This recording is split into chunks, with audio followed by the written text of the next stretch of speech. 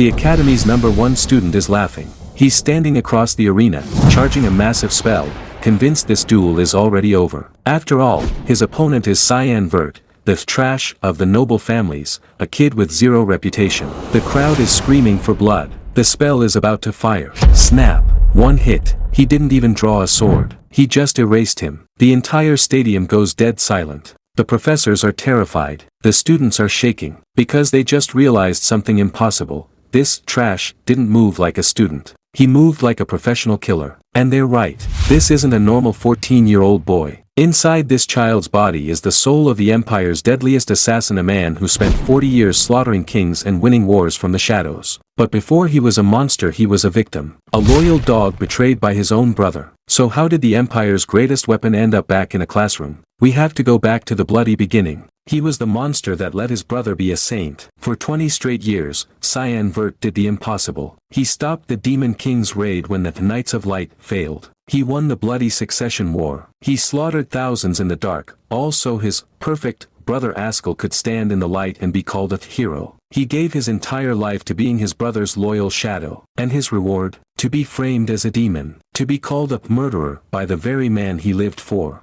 To be hunted, abandoned, and finally, to have his brother's holy sword run straight through his chest. In his final moment, the world rewinds and he regressed back 27 years ago. This time he will use these demonic powers they feared, and systematically take everything from his brother. His title, his glory, his power, and finally, his life. We're on a desolate battlefield, and our boy, Cyan Vert, is completely wrecked. He's on his knees, coughing up a lung, his body screaming in protest, but he's still trying to hold his ground. You see, his entire life, he's been fed one line by his father: live for the clan. And what did that mean? It meant, don't desire anything for yourself, and just stay by your brother's side like a good little shadow. He's surrounded by enemies. One of them, a smug bastard with a punchable face named Boris, is just standing there, soaking it all in. What a priceless sight, he sneers. He's actually impressed, rambling about how a single knight is fighting off the continent's strongest commanders all by himself. He even calls him, that man's brother, just to twist the knife. Cyan Vert, he yells, making sure everyone knows his name. Boris keeps on monologuing,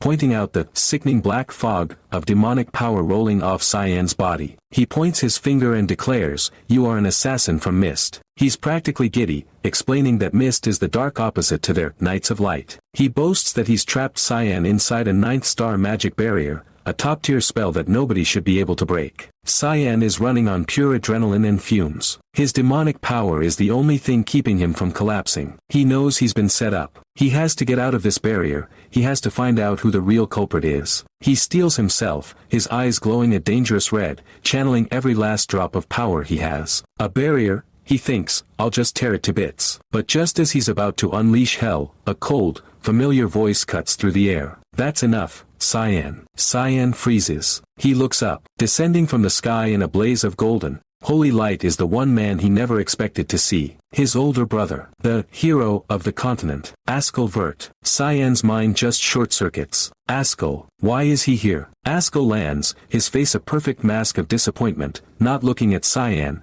but at the man, Boris. You seem confused that I'm here. He then turns his cold, dead eyes to Cyan. Cyan, you've carried out your duties well. For the clan, for the people, and... He pauses. For me. For me. Cyan is completely lost. What is he talking about? Did he do something wrong? He's been fighting for his brother this whole time. Askell's face twists in pure, unadulterated disgust. Wrong? That ominous fog. You're nothing more than a murderer. I can't even call you human anymore. And there it is. The stab in the back. The ultimate betrayal. Askell starts screaming at him, his hero persona cracking to reveal the monster underneath. You've fooled us for long enough. Can you really say that you don't know your sins? Cyan is just broken. Murderer. My sins. This is the man he dedicated his entire life to. He did all the dirty work, all the back-alley assassinations so Askell could win the succession fight for the throne. He plunged into the shadows to stop the Demon King's raid, all so Askell could get the glory for unifying the continent. Serving Askell was his life's purpose. He worked like a dog for this man for 20 years. And now, with all the enemies gone, he's just being thrown away. Something inside Cyan snaps. The confusion vanishes, replaced by a boiling,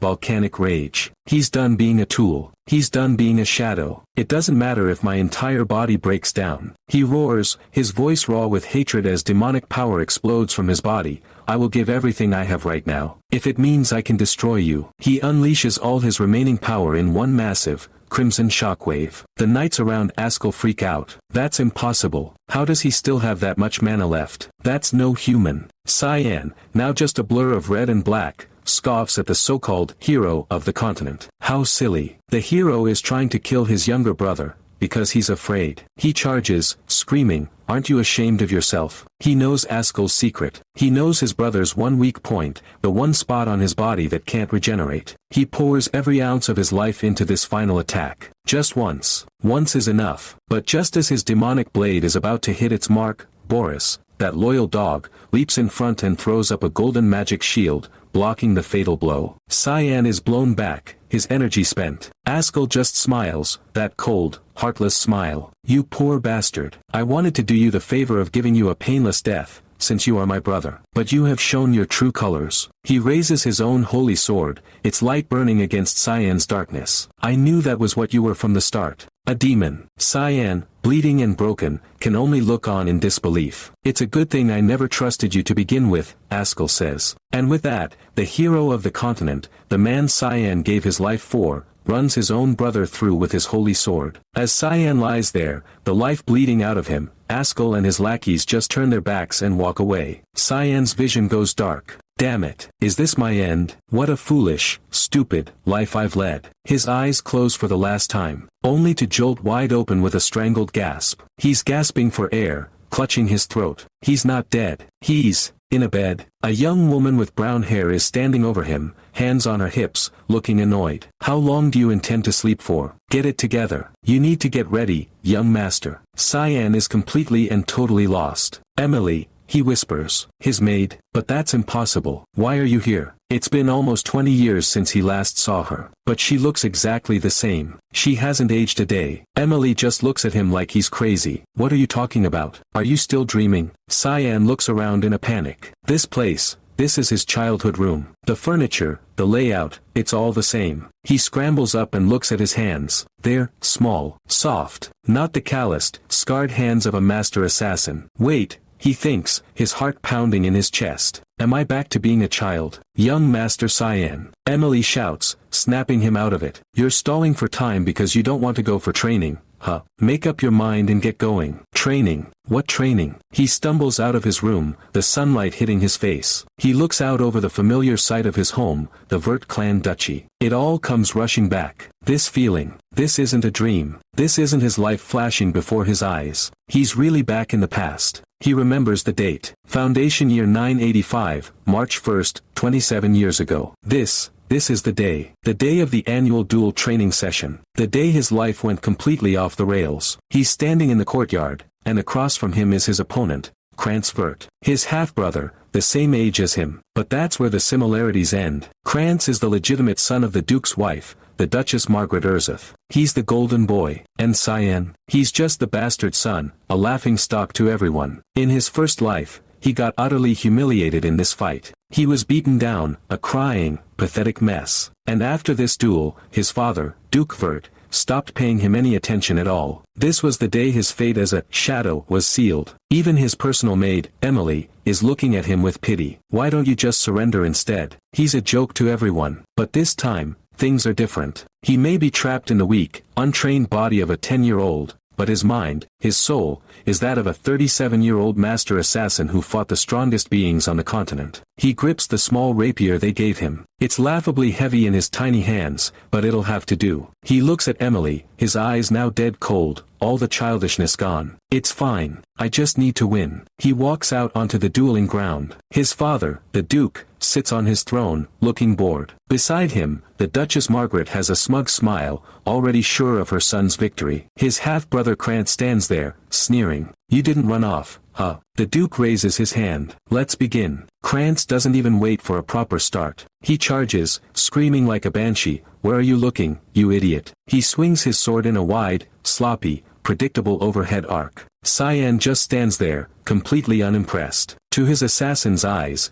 the attack is so slow it's almost comical. What? He thinks, is he a snail? With the barest minimum of movement, a tiny sidestep, he avoids the blade completely. Krantz stumbles past, furious at missing. Dodging like a coward, huh? Krantz keeps swinging wildly, and Cyan just keeps dodging. He's not even breaking a sweat. It's like an adult toying with a child. Krantz, getting more and more frustrated, abandons his sword skill entirely and just throws a desperate, sloppy punch. This is the opening. Cyan's assassin instincts take over. He blocks the punch with one hand, his other hand flashing out. But he's not aiming for the body. He's not aiming for the face. He delivers a single, brutal, calculated kick directly to Krantz's shin. The sound of the bone cracking echoes across the silent courtyard. Krantz lets out an unholy shriek of pure agony and collapses to the ground, clutching his shattered leg. The Duchess, his mother, leaps to her feet, screaming his name, her face pale with shock. The entire crowd is stunned into silence. The duel's over. Cyan is standing over his whimpering, defeated brother, his sword still at his side. All he has to do is put the sword to Krantz's throat, and it's a clean victory. But, that's not enough. He remembers. He remembers everything. All the years of relentless, soul-crushing bullying. Krantz beating him just for entertainment, just because he was a bastard. He remembers how that bullying continued, day after day, even at the academy. No, this isn't just about winning a duel. This is about setting the record straight. This is about retribution. I need to really stomp him down, Cyan thinks, his eyes glowing with a terrifying, cold fury, so that he can never try to do anything to me again. In this new life, he is paving his own path. And that path starts right here. He steps forward, grabs Krantz's outstretched arm, and with a sharp, brutal twist, he snaps it backwards at the elbow. The scream is cut short as Krantz's eyes roll back into his head. He foams at the mouth and passes out cold from the sheer, agonizing pain. The result of the duel is Krantz's absolute, humiliating loss. The entire Duke's household is in an uproar. Our boy gets summoned to see the Duke immediately, which never happened in his first life. And this time, he's being escorted by Yulkin, a high-class knight directly affiliated with the Duke. This is a massive change. On the way to the Duke's office, he runs right into the Duchess Margaret. She looks like she just stepped in a pile of shit. Is Krantz? She starts to ask, her voice trembling with rage. Madam, Yulkin says, trying to be polite. But the Duchess explodes. You have the audacity to ask a question after beating your brother like that? How thick-skinned of you. Cyan, with the 10-year-old face and 37-year-old assassin's soul, just shrugs. That's how duels are. See you. He makes to walk right past her. The disrespect is so thick you could cut it with a knife. As he goes, he hears her seething under her breath. This is why bastards shouldn't be treated like legitimate children. Like mother, like son. It's all because the mother is some dirty whore. Cyan stops dead in his tracks. His vision narrows. His blood runs cold. A switch flips in his head. She has crossed the line. The killing intent that he's been holding back just floods the hallway. It's so intense, the air itself feels heavy. Should I just kill her? Right here, right now? No. He reins it in. Death is too quick. It's a mercy. I know better than anyone how to make her suffer, he thinks, his face a cold, emotionless mask. I'm going to torture her. Slowly. Painstakingly slowly. He turns around, and the most chilling, psychopathic smile spreads across his 10-year-old face. His eyes are glowing. You know I'm going to the academy as well along with Krantz, right? He leans in, his voice a whisper. I'm sure you want your son to graduate with his limbs intact, right? Her face goes from red with rage to white with terror. She's speechless. She gets it. This isn't a child. This is a monster. I guess you're not that worried about him, huh, Duchess? She rears back her hand, you vulgar piece of shit. But before her hand can even move, Yulkin, the guard, steps between them like a stone wall. I apologize, Duchess. The Duke called for him with urgency, so I don't think we can delay anymore. He just completely stonewalls her. The Duchess is left trembling, her hand in the air, totally powerless. Cyan just smirks. The Duke's orders are absolute. A knight who won't submit even to the Duke's wife. How nice and reliable, Cyan thinks. He's going to remember this guy. He's brought into the Duke's office. He greets his father. It's been almost 15 years since they last met one-on-one like this. This is Duke Vert, the guardian of the continent, the hero who stopped the demon invasion for decades. A man who shouldered a responsibility no one asked him to, fighting to the death for peace. But in Cyan's memories, he's just a stupid man. A man who chose to utilize his free will to decide on living his whole life serving other people, instead of his own son. The Duke, his back to Cyan, cuts right to the chase. He's sharp. Your eyes precisely followed the sword and dodged it, he says, not even turning around. The moment Krantz ran at you, you looked straight at the path of the swinging sword, and turned your body to dodge it. When did you learn to wield a sword? Cyan is tense. His father isn't an idiot. He lies, saying he just practiced on his own at night. The Duke turns, his eyes like steel. From what I know, you've never had any interest in swordsmanship. Why did you hide such excellent talent? He then leans in. And, despite all that, you really went all out at taking down Krantz. Wasn't what you did after that unnecessary? He's talking about the arm break. Cyan realizes his father is testing him, trying to get a feel for what he's capable of. He can't lie. He needs to give an answer that this man, this guardian, will respect. He looks his father dead in the eye. I wanted to prove myself. The Duke raises an eyebrow. Prove? Prove what? That I'm better than Krantz, even though we share the same blood, which is also what I concluded as the meaning of the duel. The Duke stares at him for a long, tense second, and then he laughs. A deep, booming laugh. Kakik. Excellent. A clear and concise answer that shows off your level-headedness. He's delighted. I didn't know you were so talented. I'm delighted. Cyan is floored. This is good. His father is actually proud. But then, it all comes crashing down. The Duke smiles, a smile that doesn't reach his eyes, and says, you'll become a great, reliable support for the Askell one day. Cyan's world freezes. The air goes out of his lungs. What? Even now, even after he proved his own worth, after he showed his talent, it's still all about Askell. He's still just a replacement, a tool, a helper for his perfect hero brother. A cold, dark fury settles in his gut. The same rage from the battlefield. It's the same as always. He's still as obsessed as ever with Askell. Fine. If that's how it's going to be, then I'll destroy everything, he thinks, his eyes burning. Everything that Askell fucking tried to do. The Duke, completely oblivious to his son's internal declaration of war, says, I want to reward you for this duel. If you want something, you can tell me. Cyan knows exactly what he wants. This is his chance. He looks his father dead in the eye. What I want, is to go to the battlefront. The second he says it, his maid Emily bursts into his room later, absolutely freaking out. Young master, are you out of your mind? Do you have any idea what kind of place that is? It's swarming with wicked, and terrifying demonic beasts. Cyan just sits there, cleaning a dagger, completely unfazed. He knows exactly what it is. It's Lemia Valley, the only place in the entire continent that can be called a battlefront. His father, who stubbornly opposed the idea from the start, gave him one single condition: become worthy of going to Lemia Valley within 1 month. He knows he has his work cut out for him. I just gotta raise my physical strength as much as possible, he thinks. I'm still weaker than my peers. But he has an edge. He has his 37 years of combat sense, and he can feel a little bit of magic, a little bit of that demonic power, still inside him. If he can train this 10-year-old body, he can make it work. But right as he's making his new training plan, his door bursts open again. Cyan. This time, it's his older sister, Alice. And she looks pissed. She storms in, grabs him right by the collar, and lifts him clean off the ground, shaking him like a ragdoll. I heard you asked father to send you to the battlefield. It looks like defeating Krantz got to your head. She throws him onto the floor. This won't do. Come with me to the rooftop. Now. She drags him outside, onto the castle rooftop in the middle of a cold, rainy night. She is dead serious. We start when we draw our swords. I'll let you go to the battlefront, if you can endure my attacks for 3 minutes. Cyan is just exhausted. First Krantz, now his crazy,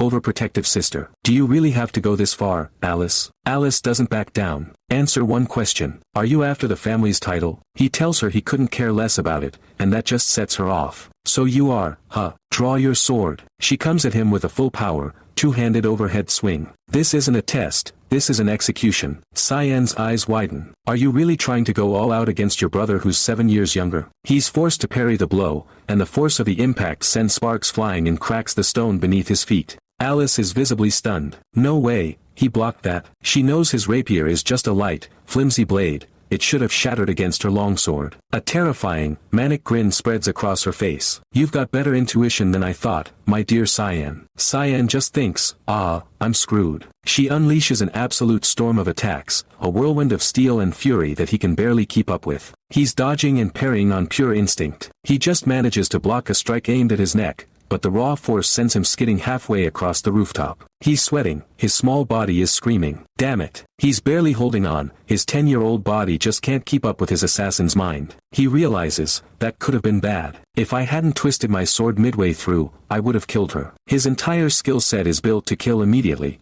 and it's taking all his concentration to not fatally wound his own sister, all while his strength is lacking. He's running out of time and mana. He can feel his limit approaching. And just then, Alice raises her sword high, and it begins to glow with an intense, bright blue aura. Cyan's eyes go wide in pure horror. 6th star magic, Aqua Blade. He knows that attack. He knows he can't block that. I'll fall off the castle even if I were to block that. He's out of options. He's cornered. In a last-ditch, desperate gamble, he screams at the top of his lungs, Yulkin. In a blinding flash of light, Yulkin appears out of thin air, his massive sword blocking Alice's magic-infused blade just inches from Cyan's face. The knight looks absolutely furious. Miss Alice, you're being too harsh against a much younger opponent. Cyan, still hanging off Yulkin's arm, just grins, wiping sweat from his brow. Phew. I was wondering when he was going to appear. Alice is in shock, but then, just like that, all the rage drains out of her. Her face crumples, and she just breaks. She tackles Cyan in a hug, sobbing uncontrollably into his shoulder. Sorry, Cyan. I must have lost my mind. I just wanted to stop you from going to the battlefield. I was so obsessed with that. Cyan is just stunned. He just holds her. This is his sister. The elite of the elites from the Royal Academy, so talented they called her God's Child. The one who was always mentioned in the same breath as the hero Askell. And in his past life, not long after joining the Knights of Light, she was killed. He hugs her back, a feeling he hasn't felt in decades. I missed you, Alice. I'll protect you this time. He realizes Yulkin is still standing there and asks him what he's doing. The stoic knight explains he's under the Duke's secret orders to protect the young master Cyan for a while. Cyan knew it. He wouldn't have shown himself if I didn't notice him. But why did father tell Yulkin to secretly protect me? He's still being tested. The next day, Alice returns to the academy. Cyan gets right back to his main problem, his laughably weak 10-year-old body. He's been doing strength training for 2 solid weeks, and he's hit a wall. He's shaking, sweating, and can't even do 10 push-ups. 10 is my limit. In his past life, he had a decent body, but now he's just a kid. I want to go back. I need a solution. He needs a cheat code. He calls his maid, Emily, and gives her a special task. Really? She asks. A little while later, she returns, gagging. Young master, what is this? It smells so disgusting. She's holding a bottle of thick, blackish red liquid. It's hellhound's blood, Cyan says calmly. He had her get it from the black market. It's a rare item from Lemia Valley. He knows that most people think it's just a poisonous, disgusting rumor. But from his past life, his 27 years of experience, he knows the truth. It permanently increases the user's mana and strength. Emily is horrified. Young master, are you really going to drink that? He just smiles. Yeah. He remembers Emily's infamous mushroom soup from his past life, a concoction so vile his heart literally stopped after one bite. Compared to that soup, he thinks, this is nothing. He takes the bowl, and without a second of hesitation, he chugs the entire thing. The bowl slams down on the table. His eyes bug out, turning blood red. He lets out a massive yell. It's good. Emily just looks on in absolute, unqualified horror. He can feel the power coursing through him, a burning sensation in his veins. He stands up. Emily, I'm gonna go for a walk. Now, it's time to see if it worked. He's been waiting 2 weeks for this exact moment. The one day when his guard, Yulkin, isn't here for his regular reports. He makes a break for the forest behind the castle, a place he used to go to be alone. This is the exact spot. This is where, in his first life, his perfect brother Askell received a so-called divine revelation from the god of light, Lumendal. But the divine revelation hasn't happened yet. He's here first. He's hijacking his brother's destiny. Askell. He grins. I bet you can't even imagine what I'm doing right now. He finds the spot where the mana is concentrated, but instead of praying for some holy power, he floods his hands with his own demonic energy,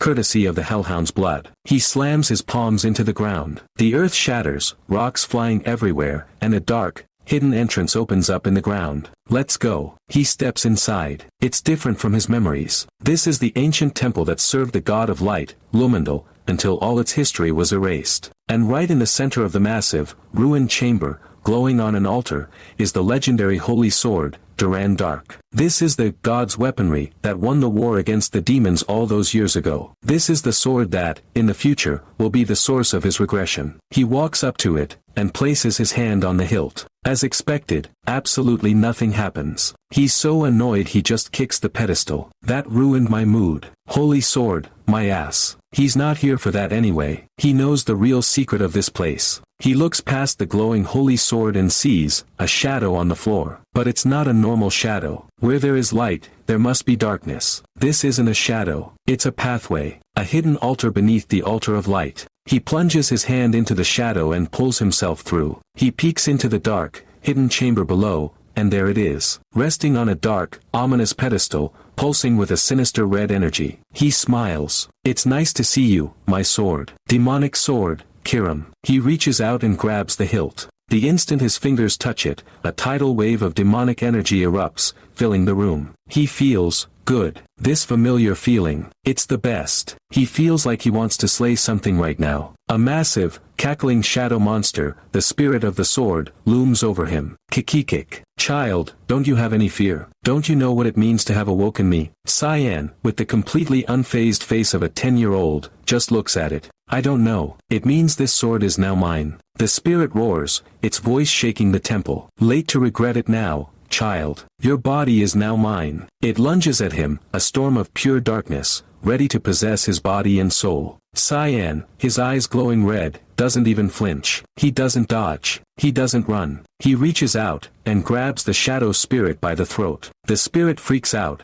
materializing into the shape of a woman. She's in pure shock. Cook, what are you? How can you touch me? Cyan just smirks, his grip like iron. I told you, this sword is mine. He throws her back. She lands in a heap, looking at him with a mix of fury and confusion. Who are you? Are you the successor? Why do I feel Eru's aura from you? That's right, Cyan says, his face twisting into a demonic, terrifying grin. I'm the successor of Eru. Your master's back. Bow down, demonic sword, Kiram. This pushes her over the edge. You're just a kid. I can't accept this. She launches herself at him, a flurry of shadowy attacks. Our boy just sighs. I guess words won't do. He knows what she's trying to do. The demonic sword's final goal is always to take over the user's body. He dodges her assault and just says the magic words, demonic sword control. Instantly, an invisible, crushing force slams Kiram face first into the stone floor. She's pinned, completely helpless. How can you use that?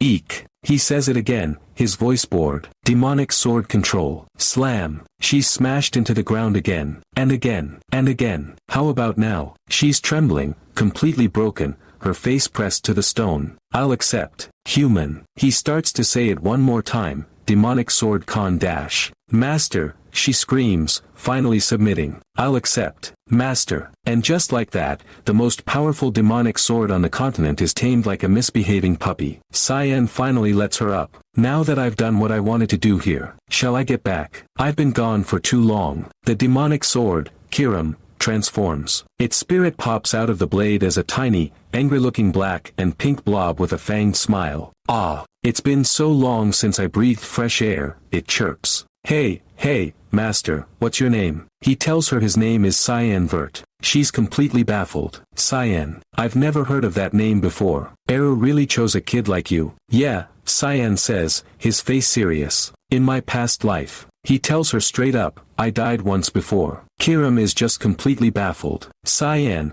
having tamed his new weapon, walks back to the main hall. He looks at the holy sword, Duran Dark, still sleeping on its pedestal. Kiram, floating next to him, asks, what are you gonna do with that? A wicked, scheming grin spreads across Cyan's face. His eyes glow red. Who knows? Maybe it'll make things a bit more interesting in the future. He places his hand on the pommel of the holy sword, and a dark, demonic aura begins to creep into it. He's corrupting the ultimate weapon of light. Time flashes forward. A carriage rolls up to the Duke's estate. Cyan, now 13 years old and dressed in light armor, stands tall. He looks completely different from the 10-year-old kid. I can't believe the day has already come. Time sure flies by. Today is the day he leaves for the battlefront. His father, the Duke, stands before him, flanked by his personal knights. He asks him one last time, are you still determined to go to the battlefront? If you want to back out now, I won't stop you. Cyan's resolve is absolute. Yes, sir. My heart already lies at the battlefront.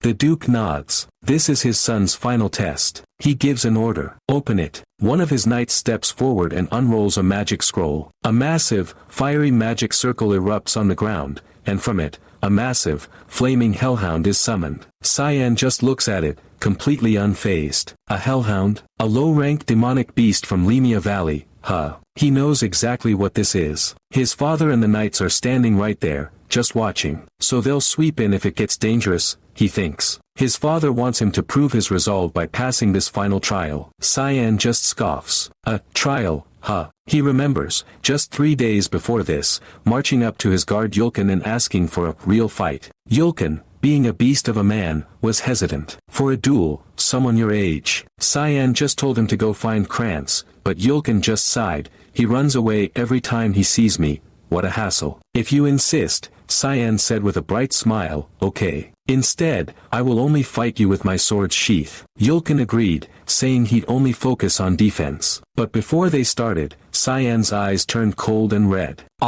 I have another favor to ask. Whatever happens from this point on, don't tell father about it. This is an order. The second the duel started, Cyan, the 10-year-old, exploded with the speed and overwhelming power of a veteran assassin. Yulkin could barely block the first hit, his arm shaking from the impact. That was heavy, he thought, his mind blown. I can't believe this. That was the sword of a 10-year-old. Cyan was just too fast. He was a blur of motion, flipping and striking with brutal precision, forcing the high-class knight to go all out on defense, just using his sheath. Yulkin was completely overwhelmed. Phew, Cyan said, landing lightly. As I thought, I can't win against you yet. Yulkin was just left standing there, sweating and in total disbelief, realizing the weak, young master had grown into a monster. And now, Cyan stands in front of this hellhound. After that spar with Yulkin, this low-rank beast is a joke. He knows his current body is still weak and can't fight a monster for long. He has to end this now. The beast lunges, its flaming jaws wide open, going for the kill. Cyan, using the enhanced senses from the hellhound blood he drank,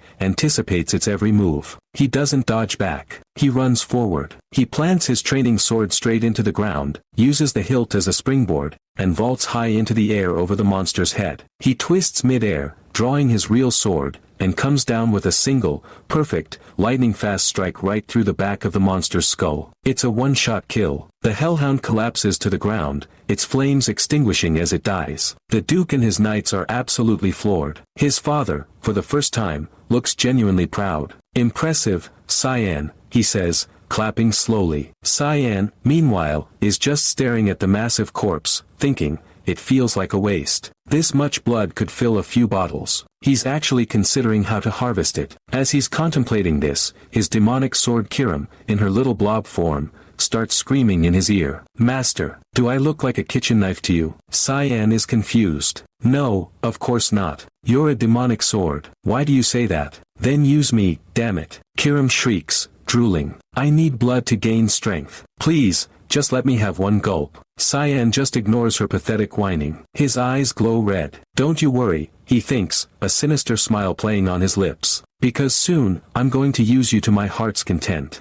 This is Limia Valley, the battlefront. And let me tell you, it is not a joke. A massive, 2-story tall ogre is roaring, its club raised high, ready to turn some poor knight into paste. A man in command, who we'll soon know as the Duke, Villiers, is screaming his head off. It's an ogre. Ogre in the northwest. Set up a line of defense and take it out right away. This guy is in full-on battle mode. Leave none alive. The troops are in a panic, but they're disciplined. A commander shouts for the restraint of salvation, and you see a whole line of paladins slam their spears into the ground. A massive, holy magic circle erupts, shining up into the blood-red sky. A horde of ogres and trolls charges right into it, and the barrier explodes in a flash of light, but it's not even close to enough to stop them. Villiers, now on horseback, draws his own sword and leads the charge. Attack! The whole scene is just a blur of steel, blood, and monster parts. Knights are getting smashed into the dirt, monsters are getting sliced in half, it's a total, brutal meat grinder. And then we cut to our boy, Cyan. He's on a pristine white horse, riding into this absolute hellscape, and he looks bored. He looks almost nostalgic. But the person with him is not having a good time. It's his maid, Emily, and she is absolutely losing her mind. She's screaming, tears and snot flying everywhere, just a total mess. Young master, why did you want to come to a place like this? Aren't you scared? Cyan just looks out at the carnage, at the dragons circling in the sky, and lets out a quiet sigh. To think I'd be back here. I feel nostalgic. It's just like hell as usual. This, of course, just makes Emily scream even louder. Villiers, the Duke, rides up to them, his armor already splattered with fresh monster blood. How does it feel to be in the front lines, Cyan? Cyan, who is now a master actor on top of being an assassin, puts on his scared 13-year-old mask. I'm a bit nervous. Villiers doesn't look like he's buying it for a second, but he gives the standard commander's speech anyway. As you can see, you will never know when you'll die in this place. So don't ever let your guard down. Cyan just smiles to himself. He knows this. He knows this place better than anyone here. In the front lines, situations like this are a dime a dozen. He thinks to himself, there are usually 3 to 4 battles a day, and every battle has its own detailed response manual. He knows the entire drill. The capable, high-level knights form the core, and they take care of all the monsters that try to cross the line. The grunts just clean up the mess. He's escorted to his new quarters. And, of course, the tent he's been assigned to is in the rearmost area of the camp, where it's the absolute safest. His father is still treating him like he's made of fragile glass. Cyan is annoyed. This is a problem. With the guards here being so disciplined, I won't even have a chance to feed Kiram. Remember Kiram? His psychopathic demonic sword that needs to feast on blood to get stronger. Do I really have to wait till dinner time? He walks into his tent and finds a shaking, terrified lump under a blanket. What are you doing, Emily? The blanket flies off, and Emily is there, her face a mask of pure, unfiltered terror. Didn't the Duke tell us that we won't know when and where we would die? Cyan is just done. He's a 37-year-old assassin's mind in a 13-year-old's body, and he has to babysit this. Ha! Unbelievable. Then why don't you pack up and return? This just makes Emily explode. Her head comically swells up as she screams right in his face. Do you think I can, when you can't even do anything without me? With the monsters all over the place, if I were to turn tail, who would take care of you, young master? And just like that, she storms off, all business. Move. It's almost time to eat. Cyan is just left there, completely baffled. Emily, what about the cape that I requested? She's already gone. He sighs. Should I just chase her away? Is this how she treats her master? Later that night, it's time for our boy to get to work. He puts his plan into action. He stuffs a dummy, complete with a crudely drawn-on face, into his bed. This should be enough, right? He's now dressed in a new, dark cloak that Emily got for him. Emily, who's in her own bed, sees him. Are you planning to go out to exercise, even in this place? Yeah, Cyan says, pulling up his hood. Did I wake you up? Emily just smiles, still half asleep. You sure are diligent. The Duke would be proud of you if he were to find out. Anyway, I'll get going, so please take care of things as usual, Cyan says, heading for the tent flap. He looks back with a serious face. I'm asleep right now. Got it. Okay, Emily mumbles, already falling back asleep. Cyan slips out of the tent and into the cold, dark night. He knows this is his only chance. Because this is the front line, night guard duties are usually strengthened. So, if I don't move at this time, moving around freely will be difficult. He melts into the shadows, his body enveloped in a dark, reddish fog. This is his assassin skill, a technique from Mist, thick fog third move, fog's descent. He becomes a literal shadow, flitting across the camp undetected. He's heading for the hunting grounds just outside the camp's perimeter. If I remember correctly, there should be tons of monsters in this place. We see a pack of massive, snarling, flaming hellhounds, and Cyan's eyes glow with a predatory light. It's the perfect place to use Kiram. Isn't that right, Kiram? His demonic sword materializes in his hand, pulsing with pure, unadulterated bloodlust. Kiram's voice echoes in his head, practically drooling. This strong scent of blood. Master, I don't think I can hold back. Quickly, let me cut something down. A hellhound roars, its eyes locking onto him, and it lunges. Cyan's face splits into a terrifying, ecstatic grin. Alright, Kiram, we'll do as you please. He becomes a crimson blur. Fog sword, rushing fog storm. He doesn't just kill them, he shreds them. He's a whirlwind of demonic energy and razor-sharp steel, slicing through the entire pack, limbs and heads flying everywhere. In a matter of seconds, the entire pack of high-level monsters is reduced to nothing but a pile of cooling corpses. Cyan stands in the middle of the carnage, his hood down. He calmly scoops some of the fresh, steaming monster blood into a wooden mug he brought, and he drinks it. He lets out a satisfied sigh, blood dripping from his lips. Cool. This is the stuff. It's my first time feeling so refreshed after waking up. This is way better than that low-grade, watered-down hellhound blood from the black market. This is the pure, high-octane stuff. He grins, his eyes glowing, his demonic sword pulsing happily in his hand. He's surrounded by the shadowy outlines of more monsters, drawn by the smell of the slaughter. Good. We'll keep training like this. Don't worry. The night is young, and there are plenty of monsters. He is thrilled. This isn't a battlefield. This is his new all-you-can-eat buffet. Meanwhile, in a completely different scene, a convoy of royal carriages is making its way through a dark forest. Inside one, a young attendant, a boy, is nervously looking out the window. I still think the front line is too dangerous. Why don't we turn back? Sitting across from him is a small girl with striking, pure white hair and piercing, ruby-red eyes. This is Princess Erin, and she is not impressed. I told you not to treat me like a child, she says, her voice as cold as ice. I'm the royal princess of the empire. How many times must I tell you that I'm bound by my duty to assist father in his tours? She glares at him. I really will get mad if you mention this again. The attendant immediately bows. Understood, princess. But then he perks up. Oh, that reminds me, there's news saying that the youngest son of the Vert family is on the front lines. He should be around the same age as you. This gets Erin's attention. That Duke Vert brought his youngest son. The attendant smiles, sharing the gossip. The Duke wasn't really going to bring him. The kid volunteered himself. You guys are about the same age, so you should try to get along. Erin just scoffs and turns her head, the very picture of a tsundere. Humph. Like I care about such a trivial thing. Forget it. I'm going to get some sleep. The attendant, knowing he's been dismissed, bows and leaves. The second the door closes, the princess's cold facade drops. She whispers to the empty room, "What's his name?" The attendant pokes his head back in. "Oh, it's, Cyan. I'm pretty sure he's called Cyan Vert." He closes the door again. Erin stares out the window into the darkness, the name echoing in her mind. Cyan Vert. Huh. She's clearly intrigued. The very next morning, the Duke, Villiers, is on patrol in the same area Cyan was training in. A soldier, his face pale, runs up to him holding a torch. "Your Grace, I think you need to see this." Villiers walks over, and his blood runs cold.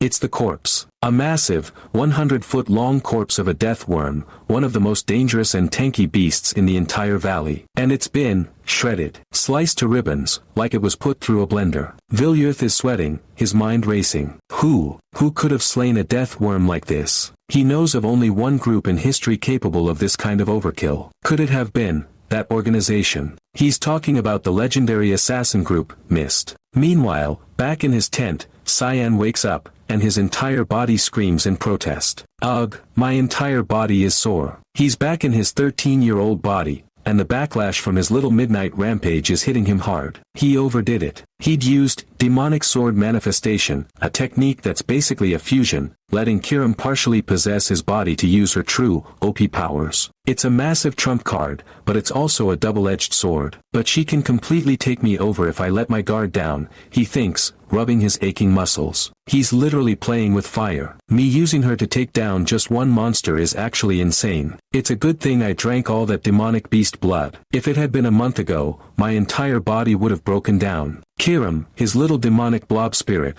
floats up to him, and she's not being playful anymore. She's been analyzing him. I get it now, she says, her voice serious and probing. It's just your outer appearance that's of a kid. You don't act or talk like 1 inch. She starts laying out the evidence like a prosecutor. 1. The level at which you handle me is too proficient for a first-timer. 2. You know the entire geography of the Limia Valley. 2. 3. Your sword techniques, they're those of Mist. And it's as if you've trained for 30 years at least. Plus, she says, getting right in his face, you said you already died once. No. She looks him dead in the eye. You're a regressor, right? Busted. Cyan just shrugs, not even bothering to deny it. Doesn't it imply that if I say that I already died before? I thought I made it obvious enough. Kiram just explodes in a puff of pink smoke, her fangs bared. How is it obvious when you haven't explained shit? Cyan, in peak our boy fashion, just turns away, stretching his sore back. I'm too lazy for that. Kiram gets serious again, her voice turning demonic. Anyway, killing someone like you must have been hard. If I were to guess, she says, as an image of Askel with his holy sword flashes in Cyan's mind, you were killed by the owner of Duran Dark. There's 2 possibilities. You were either killed in a duel, or betrayed. And I feel it was definitely the latter. Why do you think that? Cyan asks, curious. Because, Kiram says, her fanged smile spreading wide, you look at the holy sword like you stepped in shit. I'd be an idiot if I couldn't tell from that. She's 100% right. So your goal must be revenge, she growls. Either way, it's good for me. But I'm warning you, if I catch you faltering or losing, I'm going to swallow you up. Cyan just grabs a pillow and smacks her right out of the air. Quack. Know your place. I'm not an idiot. She goes flying into a pile of books. He smiles. She's still the same as she was in his previous life. A loudmouth, but ultimately, his partner. Just then, he hears a commotion outside the tent. Emily runs in, out of breath and looking excited. Young master, you're up. Apparently, a high-level monster's corpse was found near the entrance of the valley. Cyan's eyes narrow. Is she talking about the death worm? He has to play dumb. Anything else? He asks, his voice casual. Was there any talk of anything else? Like sightings of a suspicious person or... Before she can answer, the tent flap is thrown open. Young Master Cyan. It's Yulkin, his personal guard, his face like stone. Cyan is immediately annoyed. This is a pain. Because the soldiers suddenly appeared out of nowhere, my plan to enjoy a quiet life before entering the academy. Shit. He's brought to his father's command tent. He gives a formal, respectful greeting. The Duke is standing over a massive map of the valley. Yes, Cyan. Have a seat. Cyan is sweating bullets. His mind is racing a mile a minute. If he asks me about yesterday's incident, what kind of excuse can I even make? The Duke cuts straight to the chase. I'll be direct. What were you doing last night? Cyan, the 37-year-old assassin, gives the most basic, foolproof 13-year-old lie he can think of. I went to bed early as I was tired. The Duke's eyes narrow. He's not stupid. He's thinking, went to bed early. But those sword traces, they reminded me of Cyan's sword techniques. He flashes back to that duel with Krantz, the impossible skill. Was I overthinking it? He knows, logically, it's hard to believe, almost impossible, that a child could have slain a death worm all on his own. Cyan plays the part, his face a mask of pure innocence. Why do you ask? Is something bothering you, father? The Duke sighs, pushing his suspicions down. He decides to trust his son, or at least, decides there's no proof. I'm sure you've heard what happened near the camps last night. We'll have to look into it more, but, it seems like the doing of a secret assassin organization, Mist. Cyan has to fight to keep his face straight. His father is blaming Mist, the other assassin group. This is perfect. The Duke explains, Mist is an ancient organization, shadows that have existed since ancient times. They're infamous for leaving a black fog wherever they are. They worship Eru, the god of darkness, and that's the source of their power. They were last seen 300 years ago, but the corpse of the death worm from last night was shrouded in that exact same black fog. If my assumptions are correct, it was Mist that slayed the death worm and the other demonic beasts. Cyan can barely hold his composure. That's amazing. He thinks, he was able to precisely pinpoint who the culprit was. Even though the culprit was, him, using Mist techniques that his demonic sword taught him. The Duke looks at his son. It'd make no sense for Cyan to be involved with such an organization, especially when he's this young. He waves his hand. That's enough for this conversation. Were you told who's visiting today? Just then, a horn blows, echoing across the entire valley. Here come His Majesty, the Emperor. The Duke, Villiers, immediately moves outside and drops to one knee. I, the Lord of Velias, greet the Honorable Emperor, His Majesty. The Emperor, Dion Severus, rides up on a massive black warhorse. This guy is an absolute unit of a man, all white hair, bulging muscles, and pure, unfiltered authority. He swings off his horse and claps his old friend on the shoulder. Villiers, we're old friends. Don't be so polite. His gaze then falls on Cyan. Oh, is it that child? Cyan immediately drops to one knee. I greet the Honorable Emperor, His Majesty. The Emperor is impressed. For a boy this young to be residing in such a rough environment. Your children are definitely different from the ordinary ones, Villiers. Cyan is internally sweating. I was wondering what the favor was gonna be, but he just wanted me to appeal myself as his son. He remembers his past life, how he was always cooped up in the mansion, hidden away like a dirty secret, when the Emperor visited. I'm so deeply touched by father's trust. The Emperor smiles. Splendid. I wanted to introduce someone as well. A carriage door opens, and a small girl with striking, pure white hair and piercing, ruby-red eyes steps out. Her face is a mask of cold indifference. I'm the fifth princess of the Ushif Empire, Aaron Severus. Cyan recognizes her immediately. His mind flashes back to his past life. Aaron Severus, the tragic fifth princess. Later, back in the command tent, the Duke leans in and tells Cyan the real reason for this whole meeting. You'll need to escort Princess Aaron for the day. Cyan is floored. Sorry. How? His father explains, gesturing to the massive map of the continent. No need to be so surprised. You just need to keep her company. You're the same age as her. You'll see her once you enter the academy too. There's no harm in becoming acquainted with someone of the royal family. Cyan gets it instantly. This isn't a request. It's politics. His father is trying to forge an alliance, to make Cyan a friend of the royals, just like he is with the emperor. Cyan is already over it. I don't really want to do it, he thinks, but he's picked the wrong person for it. She cannot become my friend. He knows her tragic future, the one where she's framed and exiled. But I can't say that, since that's a future only I know of. It's annoying, but I'll have to be obedient for now. So, our boy is stuck on an escort date with the Ice Princess. They're walking along the edge of the infamous Blood River. Aaron, looking disgusted, asks, why is that river so red? Ah, you mean the Blood River? Cyan says casually, like he's discussing the weather. He explains that there's no complex reason. The old, injured, and weak demonic beasts instinctively jump into the river to die. Their corpses and bodily fluids melt into the water, and the sheer concentration of demonic mana turns the entire river red. The princess's face goes pale. So that's all demonic beasts' bodily fluids and corpses? Cyan nods, a tiny, evil smirk on his face. Yes, they also drink and wash in it. It's very disgusting. Don't go in it. She's horrified. Gross. What's at the end of the river? The demon realm, Cyan says simply. Where the demons live. If you keep following this river, you'll even meet the demon king. He's totally messing with her, and he knows it. Although no sane person would do that. It's amusing to make fun of her. Suddenly, a bright yellow light flashes in the sky from a distant sentry post. Cyan's face hardens instantly. The fun is over. That's the third sentry post in the west. A yellow light. It signifies incoming demonic beasts. Aaron freaks out. There are demonic beasts here. The Duke's voice roars across the camp,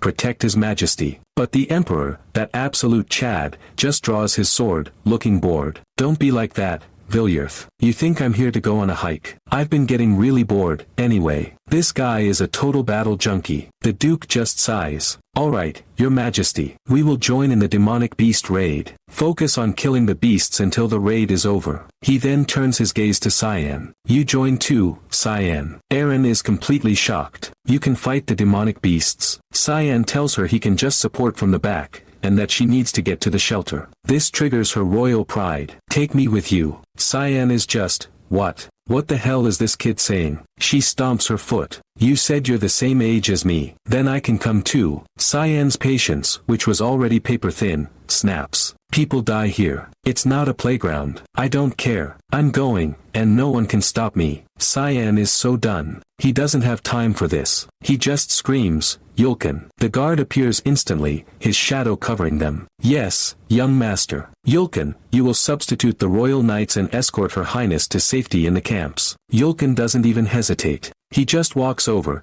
grabs the princess, and slings her over his shoulder like a sack of potatoes. She's furious, kicking and screaming. How dare you treat me, a princess, in such a manner dash. Cyan gets right in her face, his eyes glowing with that cold, red, assassin's light. That 37-year-old killer is looking right at her. Dozens of knights might die because of your stubbornness. A split-second decision can decide your fate of either dying or surviving in a war. Can you take responsibility for all those lives? He leans in closer. Go back if you're gonna cry like a child, your highness. Aaron is completely stunned into silence. Her eyes are wide, she's trembling. She just got put in her place by a 13-year-old. Yulkin carries her away as Cyan turns to face the incoming horde. The battle is on. Knights are shouting, monsters are roaring. The Duke is in the thick of it. Get back into formation. Protect his majesty and slay all the monsters. The Emperor and the Duke are tearing through monsters like they're made of paper. We cut to Cyan, who's in the middle of all this, and we get a quick history lesson on Aaron. The Emperor Dion had 2 wives. The first wife, Diana, is dead, but she had the first and second princess. The current empress, Cassandra, had the third and fourth prince. This is the political powder keg. Aaron Severus, the 5th princess, is a bastardized daughter, born to some peasant mistress. Because of this, people treated her like a scarecrow, a princess, in name only, a stain of mixed blood. But she didn't care. She fulfilled her duty, she devoted herself to her studies more than anyone. But in Cyan's first life, it was all for nothing. She was framed for treason by those who resented her, probably the second empress's faction, and she was kicked out of the royal family and the empire. The rumor was that she died alone from a disease on an island. Because of that, she was known as the tragic princess. Cyan thinks to himself, she could have lived a happy life had she not been greedy. It would have been better for her to live without any ambition. Kiram, his demonic sword, pops up in his head, her voice dripping with sarcasm.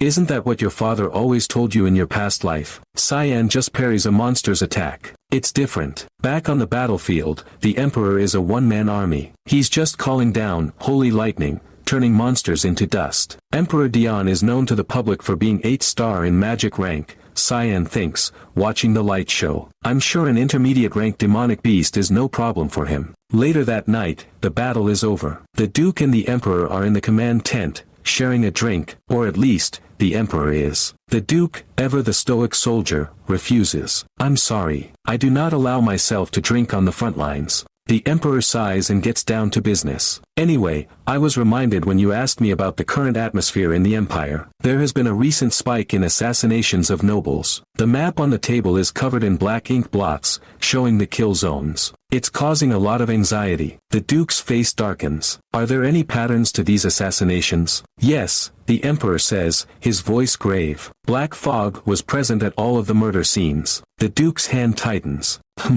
I did find traces of them here yesterday. It seems the Black Fog followers, Mist, are on the move again. The Emperor nods. It makes sense. But there's something else that concerns me. Some damn noble is blabbering that this is the 5th princess's fault. The Duke leaps to his feet. What? Are people trying to tie Princess Erin to those incidents? I've been suppressing them by shrugging it off as nonsense, the Emperor says, his eyes dark. But it seems like there is a group that wants to use her. He's talking about the second Empress's sons, the ones who stand to gain if Aaron is out of the picture. He leans in, his voice dropping. Let me ask you for a favor as a friend, and not as an emperor. If I end up dying before you, please take care of that child. The Duke looks at his friend, his king, and nods, his face set in stone. Meanwhile, Cyan returns to his tent. Emily is waiting for him. That's all. Cyan is confused. What more did you expect? Emily just throws her hands up. She's the princess. You just ended the escort there. You're never gonna get married at this rate. Cyan just explodes. I wasn't going on a date. He's about to head back out for his real training, grabbing his cloak. Anyway, I'll trust you to take care of things while I'm gone. Emily is worried. Are you going training again? It's raining so hard. Don't worry about it. Don't stay up waiting for me either. But as he turns to leave, a small, hooded figure is standing right in his tent flap. Emily yelps, "Who are you?" "It's Princess Erin." "Where were you gonna go?" she asks, her voice small. "Sorry, but can we talk if you're not busy?" Emily is instantly starstruck. Hearts in her eyes. "Why, your highness?" Cyan, seeing the rain and the guards outside, just sighs. He's trapped. He turns to his maid. "Can you excuse us for a bit? You keep staring." Emily gets the completely wrong idea and wiggles her eyebrows. "Alright, have a good time together." She closes the tent flap, leaving them alone. Cyan is just so tired. A good time with a 10-year-old? No, I'm 40. Erin is blushing, her hands clasped. I feel like I didn't act as a princess should." "You don't need to worry about that. I apologize for being rude." She's genuinely trying. "You're acknowledged by a lot of people, unlike me, and you're a lot more mature." Cyan just looks at her, his assassin's mind analyzing. So that's the kind of personality she has. She smiles, trying to find common ground. "Right, you're entering the academy too, right?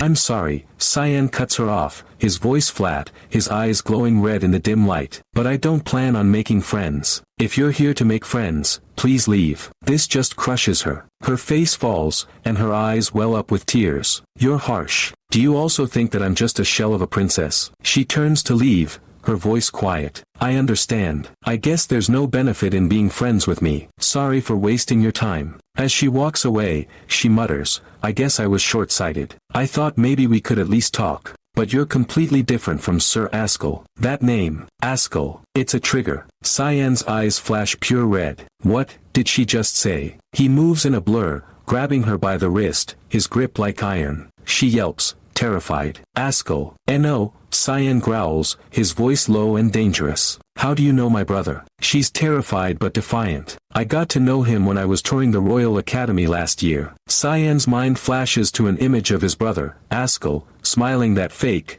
noble smile, his hands pulling puppet strings. Advised, he thinks, as if, I know that demonic bastard's personality better than anyone. It already began as soon as she met him. He knows. He knows Askell is using her, setting her up to be the tragic princess, the scapegoat. Before he can say anything else, a voice shrieks from outside. Young master, you have to run. An explosion rips his tent to shreds. A massive, hulking troll is standing right outside, its eyes glowing red. The entire camp is in chaos. Knights are shouting, damn it, that's the young master's tent. Hurry, check if the young master is okay. Emily is on the ground, screaming for him. This is it, the ambush. And it's not just trolls. Cyan sees death worms and ogres, too. This is bad. This shouldn't happen. Death worms and ogres, they should only reside in the deeper regions of the valley. He looks at Aaron and Emily, who are both trembling. But for them to be here in the rear camps, something must have changed. Is it? Is it because of me? Emily tackles him in a hug, sobbing hysterically. Young master, I thought you were really dead. I'll never leave your side again. Cyan, the cold-blooded assassin,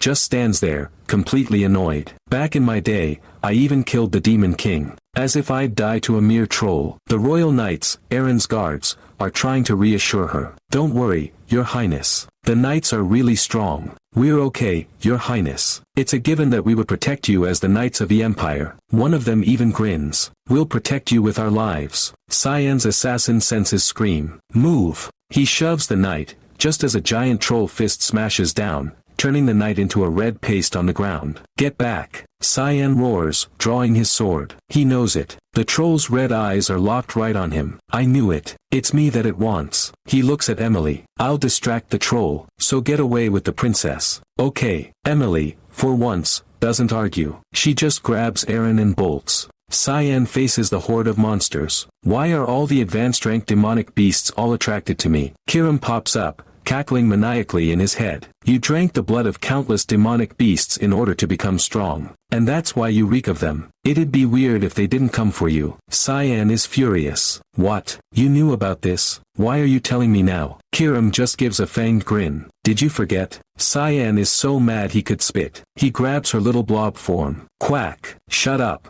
I don't care. I don't care how many monsters come at me. He leaps into the fray, a 13-year-old psycho ready to paint the camp red. Now that no one's watching, let's go sip on some advanced rank demonic beast blood. Oh, it's gonna be a feast. But as he's about to start his massacre, a massive shadow falls over him. Wait, it's a dragon. A massive, purple-scaled devil dragon, roaring down from the sky. Kiram's voice pops up again. No, it's still a baby. I guess he also smelled you. Cyan's face splits into a manic, bloodthirsty grin. It doesn't matter why the dragon is here. Demonic sword manifest. Kiram starts to say, you have to catch that drag dash. Shut up and let me borrow your strength. We cut back to the main camp. The Duke and the Emperor are standing over the massive dead troll that Cyan and Kiram shredded. The Emperor asks, is this the last one, Villiers? Villiers reports in, his face grim. I can't find their traces past the tent. I'm sorry. The Emperor puts a hand on his shoulder. It's fine. I'm sure you're worried about your son too. This is where the Duke says his ice-cold, brutal line. There's no need to worry about him. What matters right now is the princess. The Emperor is appalled. That's cold. Is he really your son? Vert, the Duke says, his voice flat, should watch out for himself. Just then, a knight runs up. Your Majesty. We found Her Highness. They rush over. Aaron is hysterical. Aaron, are you hurt? She's crying, grabbing his robes, her face stained with tears. Hurry. We need to save him. Save who? Cyan. Because of me, he's. The Duke turns to Emily, who's trembling nearby. His calm facade shatters. His eyes glow with a terrifying yellow light, and the pressure in the air drops. You're Cyan's maid, are you not? He growls. You tell me, has something happened to Cyan? Emily is terrified. I'm scared. I've never seen the Duke look so scary before. She blurts out the whole story. In order to give us time to run away, I remember where he was last. If you just give me an order, I will go with others to save the young master. The Emperor is screaming, What are you waiting for, Villiers? Hurry, go find him. But the Duke just stands there, his back to them, his cape fluttering in the wind. We are not doing that. Everyone is shocked. Aaron and the Emperor can't believe what they're hearing. Villiers, are you serious? The Duke's voice is cold, logical, and absolutely brutal. We must take care of this situation first. If these camps fall, the demonic beasts will invade the Empire. We must reconstruct the place right away. That is the only way to prevent more deaths. Emily is horrified. And what about the young master? He's your son. The Duke doesn't even turn around. He's done his duty by helping the princess evacuate. That is what it's like to be a Vert. He's abandoning him. He's sacrificing his son, just like Askell did. This is the Vert way. Erin just collapses to her knees. Why? Why? But just as the Duke is about to give the order to rebuild, a massive roaring sound rips through the air. Everyone looks up. A massive, winged, purple-scaled dragon is silhouetted against the blood-red moon. Erin squints, her eyes widening in disbelief. That's the devil dragon from the ambush. But, there's someone on it. The dragon lands with a ground-shaking thud, and a small figure in a black cloak hops off its back. Erin's jaw drops. Cyan. It is him. He lands, brushing the dust off his cloak, looking completely fine, if a little annoyed. He just tamed a baby devil dragon and rode it back to camp like it was a taxi. The look on his father's and the Emperor's faces is absolutely priceless. They're not just big lizards, they're the creatures closest to the Creator, noble and rare. Inferior beings like humans don't even dare approach them. So, you can imagine the absolute shock on everyone's faces. Princess Erin is the first to scream. The Emperor is just floored. Unbelievable. A dragon. Though, Villiers, he says, turning to the Duke, why is your son on top of the dragon? He's practically screaming. What are you doing? Aren't you going to save him? The Duke, Villiers, just stands there, sweating, completely silent. He has no idea what to do. Cyan, meanwhile, is just clinging to the dragon's back, his mind racing. Damn it, he thinks, all I wanted to do was drink his blood. I didn't expect this to happen. Let's rewind a bit to see how our boy got into this mess. He was in the middle of the battle, surrounded by monsters, when this devil dragon, a baby one, showed up, drawn to the scent of all the blood Cyan's been drinking. He'd just activated his demonic sword manifestation, letting Kiram take over. Kiram, now in control, is ecstatic. She roars, "Screw off, you mongrels. I don't have time to waste." She unleashes the rushing fog storm, and just shreds the horde of trolls and ogres in a whirlwind of red and black, clearing a path. She lands in front of the baby dragon. He's definitely not a fully grown dragon. The size speaks for itself. The dragon, not impressed, blasts her with a massive purple beam of energy. Kiram is sent flying. She's pissed. You dare spit in my face on our first meeting? Well, you can take my sword to the face then. She hurls the demonic sword, and it slices right into the dragon's neck, drawing blood. The dragon roars in pain and tries to fly away, but Kiram is relentless. I can't let you go. Stop right there. She launches herself into the air, using, swordless, 8 fluttering petals, an attack so fast it looks like she's teleporting,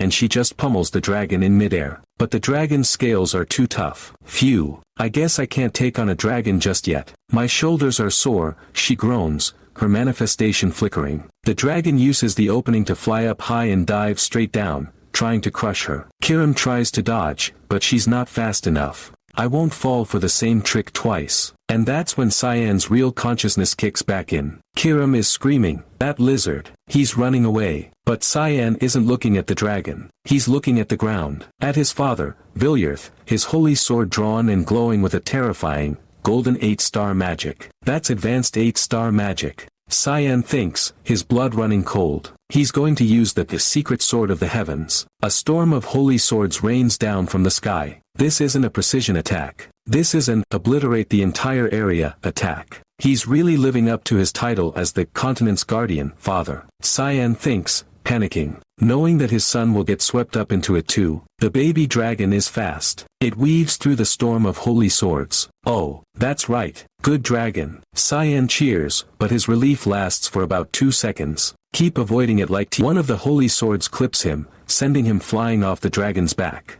He's in freefall. Damn it. I can't believe I missed the opportunity for such a special meal, he thinks, his assassin mind still pissed about the blood. Kiram is screaming in his head. What are you doing? Fly. Are you going to kiss the ground? No. If I use a mist skill, I'll be burned at the stake, he yells back. Are you just gonna let yourself die then? I don't know. Maybe I'll even stop thinking. He's falling, the ground rushing up to meet him. But then he sees it. Wait, I think there's a way. He twists his body in midair, aiming for the one thing that can break his fall. Kiram is horrified. Master, you're not gonna fall in that shit-infested water. What other choice do I have? He hits the blood river with a massive, disgusting splash. He wakes up later, coughing and gagging on the bank of the river. Fuck my life. He's soaked head to toe in monster guts and blood. Kiram, you alive? Kiram appears, fuming. I'm trying to decide how I should kill you right now. But as Cyan gets his bearings, he realizes something is very, very wrong. This isn't Lemia Valley. The sky is a dark, swirling purple. Get it together, Kiram says, this is the demon realm. Cyan knew it. That river wasn't just a monster graveyard. It was a portal. I knew it. I knew something fun would be waiting for me here. And just as he says that, he hears a voice. A voice that is so deeply embedded in his brain, he could never forget it. Are you a human? Cyan looks up. Standing on a cliff above him is a figure with large, demonic wings, white hair, and piercing red eyes. You, the Demon King, Valkyrion. In his past life, Valkyrion was the final boss. The ultimate evil, a being of such monstrous power that just looking at him felt like staring into the embodiment of evil. And that's what's standing in front of him right now. Damn it. Why now? Valkyrion looks down at him. I asked if you're human. Aren't you going to answer me? He smirks. Do you want to fight me, kid? Cyan is trembling. This is the Demon King. He grips Kiram, his body tensing for a fight he knows he can't win. He lunges, pouring all his strength into one desperate strike. And Valkyrion just dodges it. Effortlessly. The attack, a blast of pink energy, just grazes his hair. The Demon King lands, a huge, sunny smile on his face. Kohaha. I did hear you're a kid with infinite potential. You dared to cut my hair. It might be true. Cyan is just baffled. Seems like the wrong time, but who is that? This isn't the Demon King he remembers. That guy was a monster of pure, unbridled rage. This guy is a himbo. Kiram is screaming in his head. The Demon King. How the hell are you going to defeat him in the state you are in right now? It's impossible. I can only try running away. But could I survive against Valkyrion? Hey, relax. Valkyrion says, waving his hands. What am I gonna do against a little kid like you? You can calm down. He actually lies down on the ground, striking a relaxed pose. Look, I'm really not going to do anything to you. We can talk with me lying down if you're so scared. Even if I'm an asshole, I won't fight kids. Cyan is completely bewildered. What? Why is he suddenly lying down? This is the Demon King. Let me ask again, Valkyrion says, grinning from the floor. Are you human? Yes, Cyan says, still on guard. How did you get here? First time in the demon realm. A normal human. Cyan bluffs. Valkyrion just stares at him. A normal human. But it feels like you know me. We've never met before, Cyan lies. That relaxed manner. Why are you here? Valkyrion asks. I felt a strange energy while making my rounds, Valkyrion says, chilling on his back. Making your rounds? Cyan asks. Yes, as the Demon King, it's a given that I would watch over the lands I rule. He suddenly sits up, blushing. Kid, what did I just say? Cyan, deadpan, repeats, that it's a given for you to watch over the lands you rule as the Demon King. Valkyrion explodes. Aren't you shocked? I knew it. You do know me from somewhere. What kind of kid in the world would react like you did? Has your MOM never threatened you by saying the Demon King will take you away if you're not a good boy? Cyan just facepalms. This is the Demon King. There's no way he's the same Demon King. He thinks. His mind is racing. If things go like in my past life, the demon's invasion should start soon. But this guy doesn't seem like someone who would do that. The Valkyrion he fought was a monster of pure rage, wrapped in chains of divine power. This guy is a goofy, lovable idiot. If this is his true self, then what triggered him to change? This is it. This is the moment. Demon King, Cyan says, do you want to make a deal? Something will happen to you soon. Something that threatens the people you rule over. Valkyrion sits up. What are you talking about? You're not making any sense. I don't know exactly what the incident is, Cyan says, but I am certain that that incident will trigger a great war between the humans and the demons. Valkyrion's eyes narrow. You mean I'm going to want to take your lands? That's why I want to negotiate with you, Cyan says, his voice steady. Promise me that you won't start a war, no matter what happens. Valkyrion just laughs.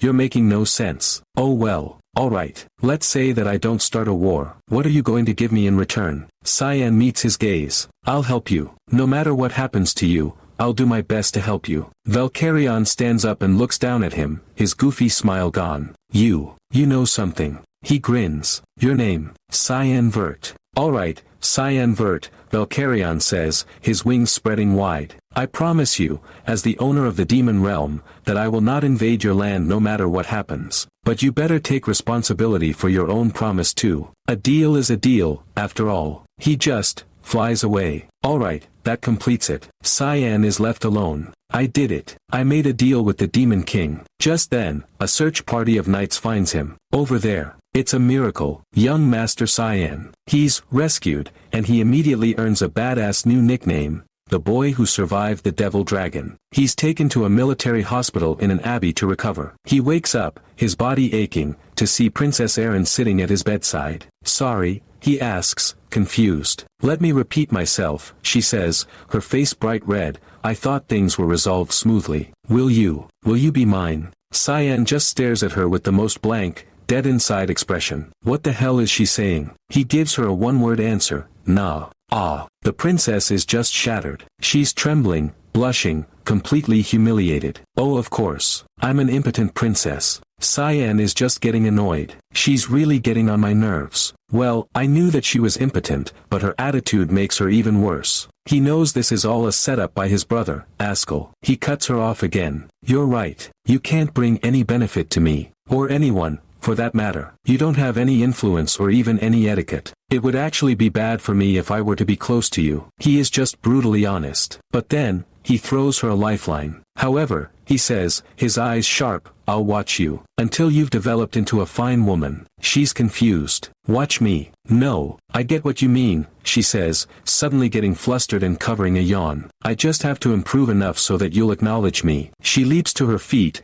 her red eyes sparkling, and points right at him. Just wait and see. I don't know when, but I'm going to become so powerful you won't be able to ignore me. Cyan just gives her a lazy, half-lidded look. I'm looking forward to it. She cheered up real fast. She's a kid, after all. As she's leaving, she stops at the door. Ah, one more thing. She turns, her face bright red, and gives him a genuine, shining smile. Thanks, for being alive. Really. And she runs off. Cyan is just left there, stunned. A few days later, we see two men in thick fur cloaks, trekking through a snowy forest. Ho. Not much left now. One of them cackles, holding a glowing magical cube. This is Renaud Crimson, a 7-star mage knight. Suddenly, he stops. My body won't move. He's frozen in place, as if by invisible chains. A figure in a black cloak, his face masked, steps out of the shadows. It's Cyan, a small dimension box. He thinks, that's an artifact imbued with dimensional realm and mana to allow infinite storage. I've been keeping an eye on it for a whole year. Renaud is panicking. Why you're Cyan Vert? Cyan just kicks him down. I assume you extracted the blood of demonic beast corpses, Cyan says, his voice cold, and brought them over in supply carriages that are allowed over the border. He holds up a fresh claw. It's fresh. I assume there's a spy helping you in the supply department, too. Renaud is terrified. What are you talking about? I don't know anything about that. You don't need to play dumb, Cyan says. Their blood is already being sold on the black market. I assume Alice was able to get the hellhound blood through him, too. He looks at the man. Who betrayed us then? Either way, I can't let him leave. Renaud, seeing he's trapped, makes a last-ditch move. He summons a fire magic circle. I don't know how he captured me, but I can move a bit now. Die. Breath fire. A massive explosion of fire erupts, engulfing Cyan. Renaud is breathing heavily. Shit. I thought I was dead. So the rumors about him were true. But as the smoke clears, Cyan is nowhere. Renaud is confused. Ha. I lost the precious dimension box. He screams as his hand is suddenly severed at the wrist by a blur of black and red. Cyan is standing behind him, his cloak swirling with that familiar black fog. What's this black fog? Renaud screams. See, could it be Ms. Dash? Before he can finish, Cyan is on him, an icy grip on his face. Choose, Cyan whispers, his eyes glowing red. Tell me about the smuggling route and the spy and then die a comfortable death, or suffer a death so tragic that even Satan would pray for you. We cut to the Velia's western border trading post. 2 smugglers are opening a crate. 2 boxes this time. We'll be able to take a bit more. One of them opens the box, and screams. Inside, wrapped in demonic energy, is the severed, screaming head of Sir Renaud. High on a cliff overlooking the post, Cyan stands, his cloak billowing. Kiram floats next to him. Are you not gonna do anything about those guys? Yeah, Cyan says. I assume the warning was enough. He knows the whole story. Renaud Crimson, a 7-star mage knight, has been smuggling beast blood to the Garum Kingdom's Mage Association. This is an organization of mages obsessed with creating new magic, aspiring to surpass the limits of humanity. In the future, they do all kinds of insane stuff with this demonic blood. I need to put a stop to it now. Kiram is annoyed. Are you changing class from assassin to problem solver? I thought you were gonna live for yourself. Isn't this a really selfless thing to do? Cyan's face hardens. I just don't want any more people using the demonic beast blood. We cut to a residence back in the Ushif Empire. We see Askell, our boy's murderous brother, shirtless, his back to a woman in a towel. He's reading a letter. Cyan Vert went to the front lines with father. The woman, his lover, asks, Cyan Vert, ah, that half-brother of yours? Askell smiles, his holy blue eyes glowing with a sinister light. Yes, he's been getting on my nerves. I'll have to go see him. Finally, the day has come. Cyan is leaving the front lines. Emily is in the carriage, practically vibrating with excitement. Finally, we're out of the front lines. I'm so excited. I bet the academy will be incomparable to this gloomy place. Cyan just leans back, a dark smile on his face. Yes, it's the beginning of hell for me. He knows the truth. The academy isn't some happy school. It's a snake pit, a place rife with politics and schemes, where envy and jealousy rule, and networking is prioritized over education. Emily, of course, is oblivious. I heard there are lots of handsome instructors. I'm so excited. Is romance finally coming into my life? Cyan just looks at her. Is she really coming to the academy for me? He arrives at the academy gates. He steps out of the carriage, and immediately hears a gasp. CCCCN. It's Krantz, his pathetic, sniveling half-brother. The second he and Cyan make eye contact, Krantz screams, turns, and bolts as fast as his legs can carry him. Kiram just says, who's that idiot? Krantz. My half-brother. Don't mind him. I feel like you're the opposite of your family members, Kiram muses. Not really, Cyan sighs, I'm not that far off from Alice. The real opposite is someone else. He walks into the academy, but the butlers and servants are bowing to him. Welcome back, young Master Cyan. Cyan is confused. He never even glanced at me before, but now he's being all polite. A lot has changed over the past year. I guess it's the reward for my hard work. He heads to his new room. He reaches for the doorknob, and freezes. His eyes narrow. His blood runs cold. I recognize this aura. It's faint, but it's there. The aura that makes me shudder. He knows exactly who's behind that door. Yes, beyond this door is that bastard. He opens the door, and there he is, standing by the window,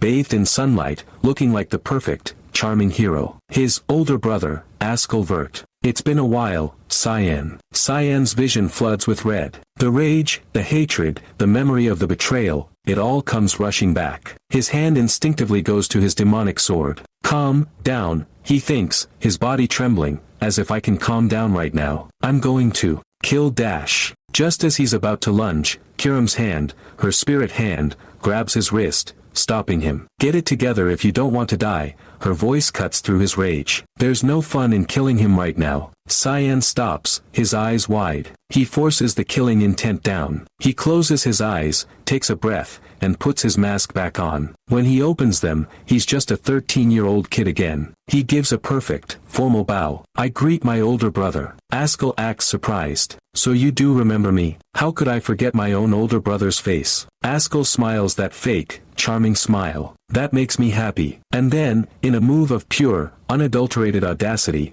he reaches out and pats Cyan on the head. I was worried that you would have forgotten me. I'm glad you haven't. Cyan is dying inside. He's letting his own murderer pat him on the head. I heard that your swordsmanship has improved. Askell continues, his back to Cyan. You'll soon be able to help the Vert F know. He stops himself. Me on the battlefield. Cyan's eyes flash red with pure, undiluted hatred. But he just smiles. Yes, I, too, am looking forward to that very much. The tension is so thick you could cut it with a knife. Askell's smile doesn't waver, but his eyes are cold. I'm glad. I came here just to see you today. He walks out. Cyan just stands there, his mind reeling. He's the kind of guy to not even spare a glance at those he deems useless. Knowing that he's here for a reason is helping me calm down, weirdly enough. He actually smiles. A real smile. I missed you too. He missed the target of his revenge. Just then, Emily bursts in, huffing and puffing as she drags two massive suitcases. Ugh. He doesn't even have any baggage. Couldn't he have helped me? Ugh, I'm wiped. She sees Cyan. Young master. How could you? First young master. She sees Askell leaving down the hall and immediately freaks out, bowing. Oh, yes, young master. Once Askell's gone, she turns on Cyan. Pooh, I was so nervous.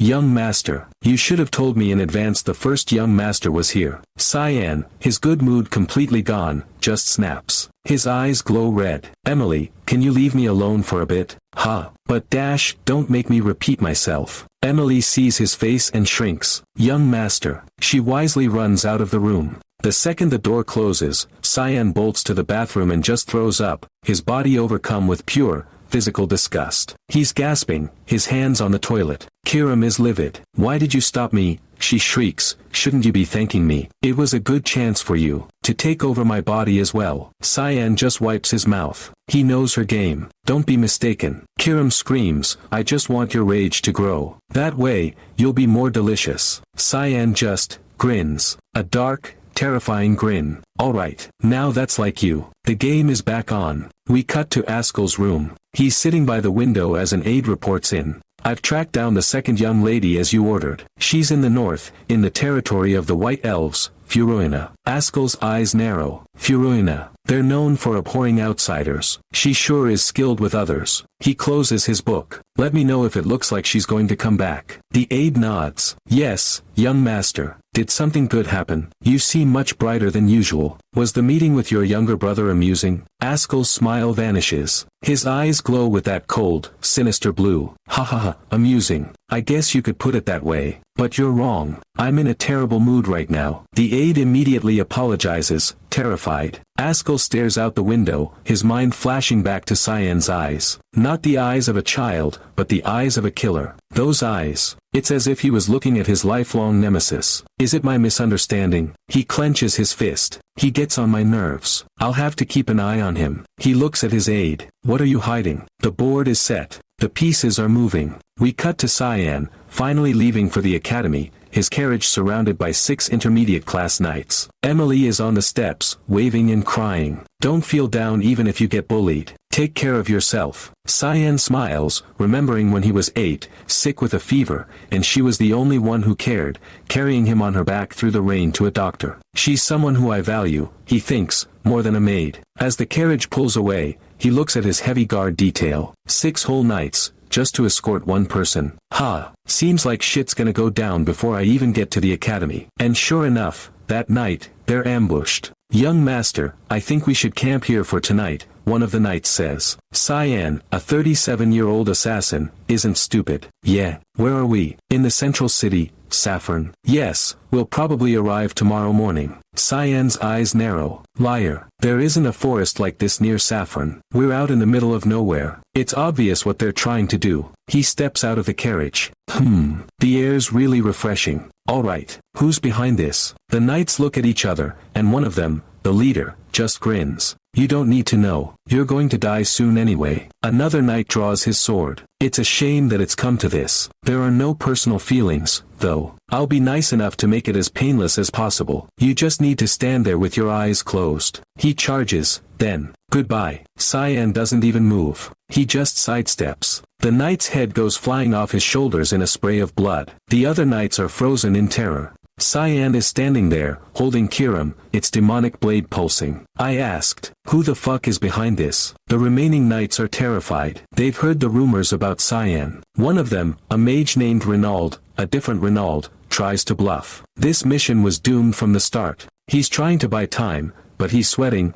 Is this really an 11-year-old? Cyan is just on him. He uses Kiram's shadow binding ability, Fog's Descent, holding the men in place. Did you not expect this to happen? He blitzes them. One of the knights, a young guy named Gideon, just watches in horror as Cyan cuts down his comrades one by one. In seconds, Gideon is the only one left, on his knees, crying. Cyan puts the tip of his demonic sword to Gideon's throat. You, tell me everything. Gideon just breaks, blubbering. Margaret was behind this. Cyan sighs. That was way too easy. He knows that's not the whole truth. It was Krantz. After his humiliation, Krantz went crying to his mommy, the Duchess, who arranged this little favor. It was Krantz. All he could do when he saw me was book it. I'll teach him a good lesson when I see him again. He looks at the last surviving assassin, Gideon, who's now just sitting in the carriage, completely broken. Young master, what's going to happen to me now? Are you going to kill me? Cyan just looks at him. You don't look that sad about it. We were the ones that tried to kill you first, Gideon says, his voice dead. I have no right to resent you if you kill me. Cyan sits on top of the carriage. Just drive then. There's a difference between being useless and having no value in being alive. You're good at driving the carriage. Gideon just gasps, tears in his eyes. He's been spared. Thank you, young master. We're here, Cyan says, as they pull up to a massive, shining castle on a hill. Central City, Saffron. But while Cyan and his new, traumatized driver are rolling into the city, his actions are already sending shockwaves back home. We cut to the Vert Duchy, to the chambers of the Duchess Margaret, Cyan's wicked stepmother. And she is livid. She's in her room, and her personal aide is on his knees, sweating bullets. One is missing, and the other 6, they were all found dead. The Duchess explodes. We underestimated the young master. How can you fail at getting rid of some little child? Her aide, knowing his life is on the line, scrambles. I think there must be someone behind the scenes that we don't know of. If you just give me one more chance, I'll send someone to the academy to. Enough, she shrieks. And right then, her mind flashes back. Not to the failed mission, but to 3 years ago. To the duel. To a 10-year-old Cyan standing over her broken, whimpering son, Krantz. She remembers those cold, dead, glowing red eyes. She remembers his whisper, the threat that has given her nightmares for 3 years. Don't you want your son to graduate in one piece? The Duchess is trembling. She's not just mad that the assassins failed. She is paralyzed with terror. She realizes, if we do that, then Cyan. He'll know she was behind it, and he'll take it out on her precious son. She slumps, defeated. It's fine. Don't do anything. Her aide is relieved, but the Duchess isn't done. She turns her back to him, her voice as cold as ice. And, no one must know about this. Eliminate anyone who knows about it. The aide's blood runs cold. Yes, madam. He bows, his fate sealed. This paranoid woman is about to assassinate her own men, just to cover her tracks, all because she is that terrified of a 13-year-old boy. The Royal Academy 10 days later. A new carriage, this one far more official, rolls up to the massive, fortress-like gates of the Royal Academy. Inside, Cyan is relaxing, his feet up, looking every bit the noble son. His driver is, of course, the sole survivor of the ambush, Gideon, who we now know is named Brian Kendrick. It has been 10 days since we left Saffron, Cyan thinks. Brian has been acting as my subordinate all this time. At this rate, I'll arrive safely. So, I'll have to think about what to do with Brian. Just then, Brian peeks in, his attitude completely changed from a terrified assassin to a loyal servant. Young master, we're here. Cyan steps out, his 37-year-old mind looking at the school he hasn't seen in decades. Brings back the old days. I can't really call them good memories, but this academy changed me in many ways. He walks up to the registration desk, a picture of calm and nobility, and presents his family crest. Cyan Vert of the Duke Vert family. The receptionist, a perky blonde, sees the crest and her eyes go wide. Yes, of course. You just need to go to the assigned dormitory and wait. You'll need to attend the entrance ceremony and the elemental test in 2 days. She hands him a sealed, wax-stamped envelope, and a single, massive, ornate golden key. Cyan just looks at it.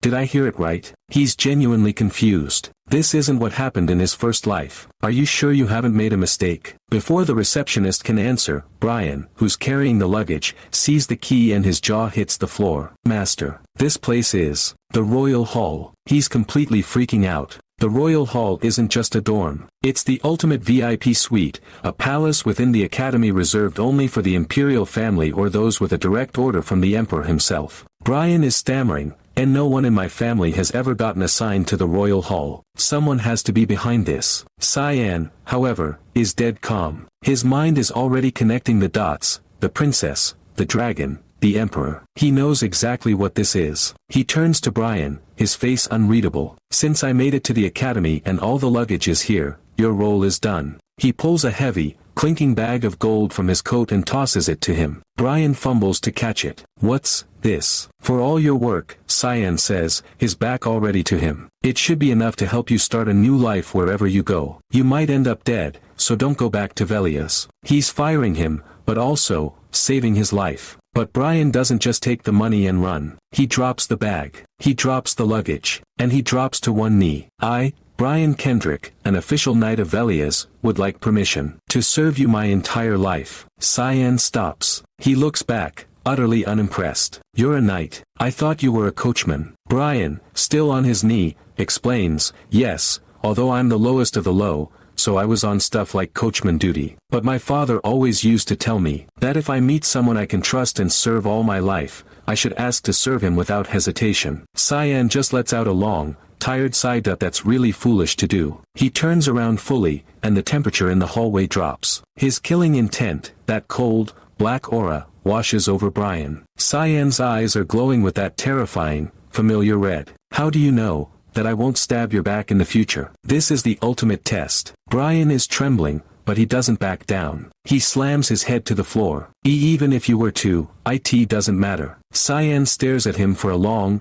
cold second, and the aura vanishes. Don't ever think about betraying me. He turns and walks away. I don't want to go to the entrance ceremony. Let's just go to the elemental test. Brian scrambles to his feet, tears in his eyes, grabbing the bags. Yes, young master. Meanwhile, in the highest tower of the academy, in the dean's office, the man himself, Dean Kundal, a mountain of a man with a beard down to his chest, is reviewing the new student files. With him is a purple-haired, glasses-wearing instructor named Sarika Nigrathi. They're impressed. These children are surprising enough, the dean says. The files show the best of the best. Aaron Severus. Mana rank, 2-star. Physical rank, B element, light 52%. Seth Chaharkan. Mana rank, 3-star. Physical rank, A element, Sand 71%. The dean grunts. But Cyan Vert, he's. The camera pans down to Cyan's file, and the stats are broken. Mana rank, 1-star, that's terrible. Physical rank, S, that's monstrous. Element, dark 92%. Instructor Sarika is shook.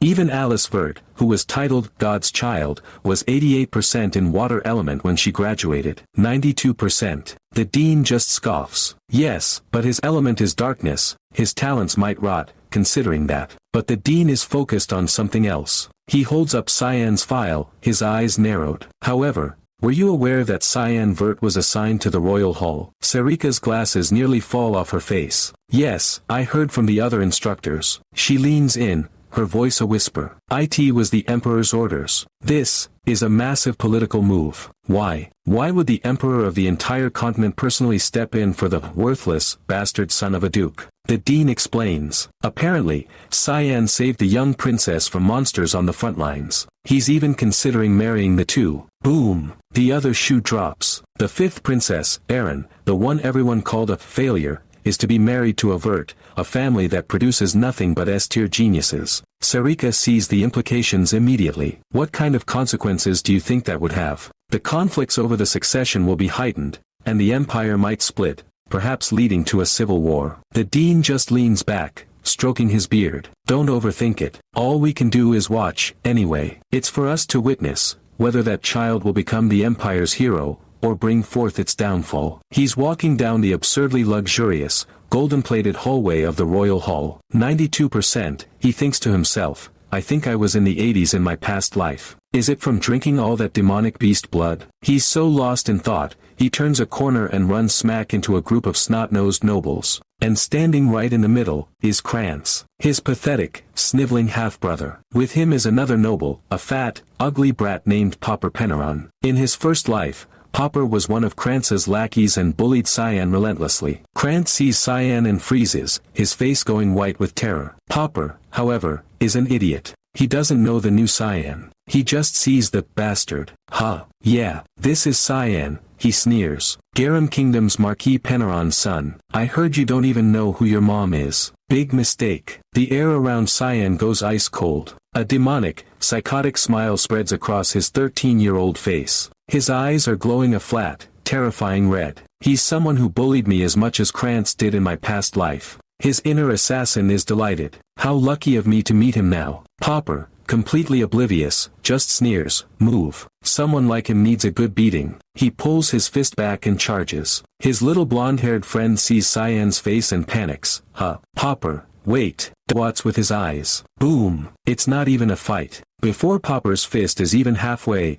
Cyan, with his S-rank physical stat, appears in front of him and drives a single punch straight into his gut. It's a brutal, sickening sound. Popper's eyes go wide, all the air explodes from his lungs, and he is launched 10 feet backward, smashing into the wall and sliding down into a boneless, unconscious heap. One shot. The blonde kid screams. Popper. Krantz is on the floor, shaking so hard he can't even stand, his face a mask of pure terror. Cyan doesn't even look at the kid he just one-shot. He just calmly straightens his uniform cuff and starts walking toward Krantz. He walks right past him, not even acknowledging his existence, then stops. He slowly turns, grabs Krantz by the collar of his expensive uniform, and yanks him up to his face. Krantz is crying, snot and tears running down his face. Cyan just smiles. That cold, twisted, empty smile. His red eyes are glowing with pure, unadulterated killing intent. He whispers, his voice terrifyingly calm. I don't care what you do behind my back, because I'm lenient. He pulls him in so close they're nose to nose. But, if I ever see you again. His smile widens, his voice dropping to a demonic promise. You will be graduating in a wheelchair. He lets go. Krantz just collapses into a weeping, terrified, piss-pants puddle. Cyan just turns and walks away, a cold, satisfied smirk on his face. I think my life here is going to be fun. The next day, Cyan isn't in class. He's not in his dorm. He's in the deepest part of the Royal Academy's massive library, the Forbidden Archives, a place no student is ever allowed to go. And he's not alone. Instructor Sarika is there, frantically searching a bookshelf. It's not here, she mutters, her clumsy persona on full display. Are you looking for this? A cold voice cuts through the silence. Sarika jumps out of her skin, spinning around. Cyan is standing right behind her, holding the exact, ancient-looking book she was searching for. She's horrified, but not for the reason you think. How did a student get in here? Students aren't allowed. But her internal monologue is one of pure, cold shock. I couldn't detect his presence. Her, a master assassin, couldn't detect a 13-year-old kid. She forces a nervous laugh, putting her mask back on. You're Mr. Cyan, am I correct? Ahaha, can you give that to me? I really need it for my research. Cyan just smiles. That polite, noble smile.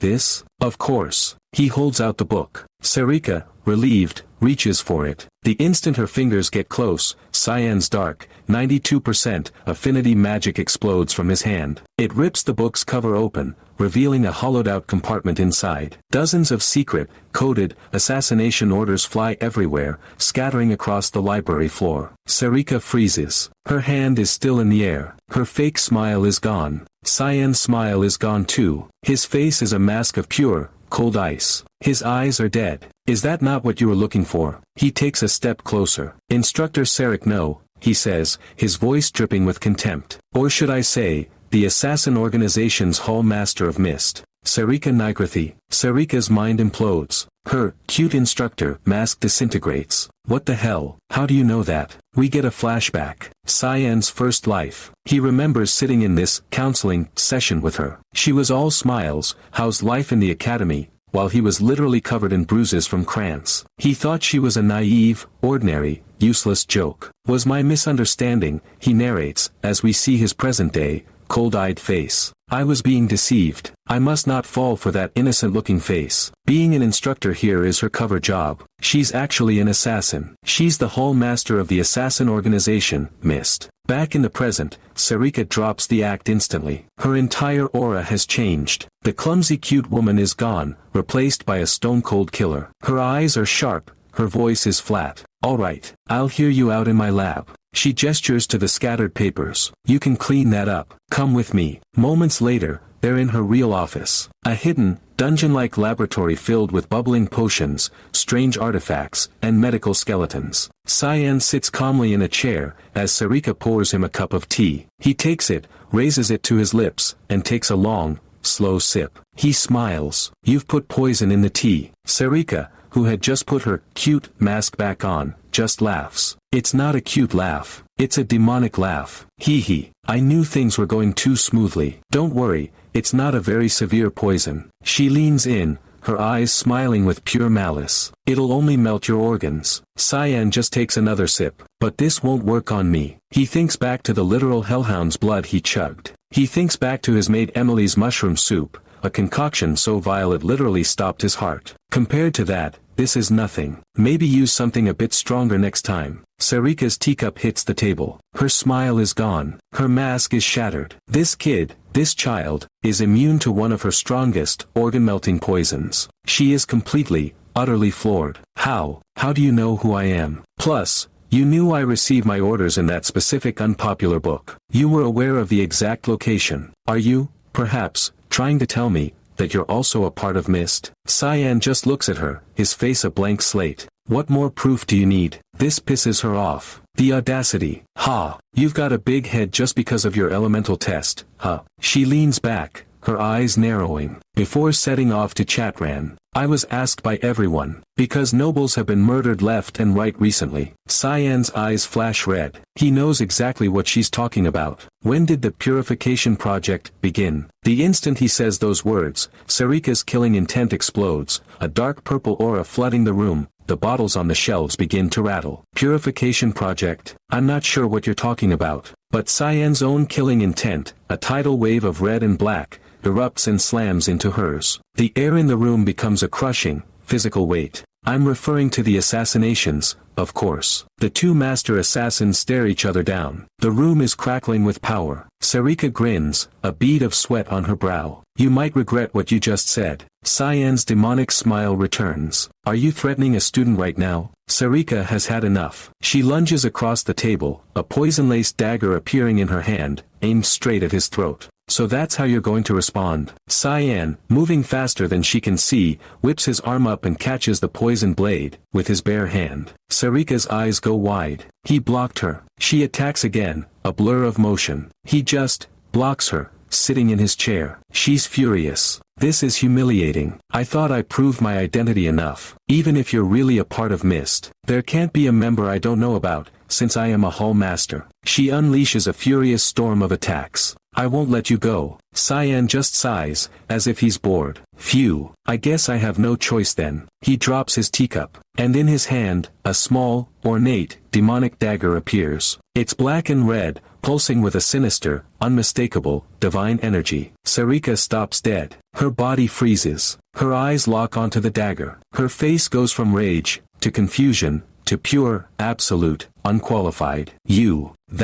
That dagger. She knows exactly what it is. Is it the demonic sword, Kiram? That only the one chosen by Eru can wield? Cyan stands up, the dark energy of the blade licking his arm. He holds it up for her to see. Do you believe me now? He slowly walks around the table, his killing intent completely overwhelming hers. She's a Hall Master, but he is a 37-year-old veteran with the blessing of a god. He is on a different level. I assume Mist is looking for the successor right now. He stops, the tip of the demonic sword just inches from her face. The very person you've been searching for, is right here. Bring me to Eru. Sarika, her mind still reeling, is now 100% obedient. She leads Cyan through the dark streets of Luwin, to a hidden, dead-end alley. She places her hand on a wall marked with a magical seal, and the world dissolves. They teleport. This is a unique realm made with the power of the god of fog, she explains, her voice now that of a subordinate. Because of that, it's much bigger than it looks from the outside. They're in a massive, dark, ancient stone temple. A mist base. It's quiet. Too quiet. Cyan walks forward, his senses on high alert. His 37 years of experience are screaming at him. Anyway, he thinks,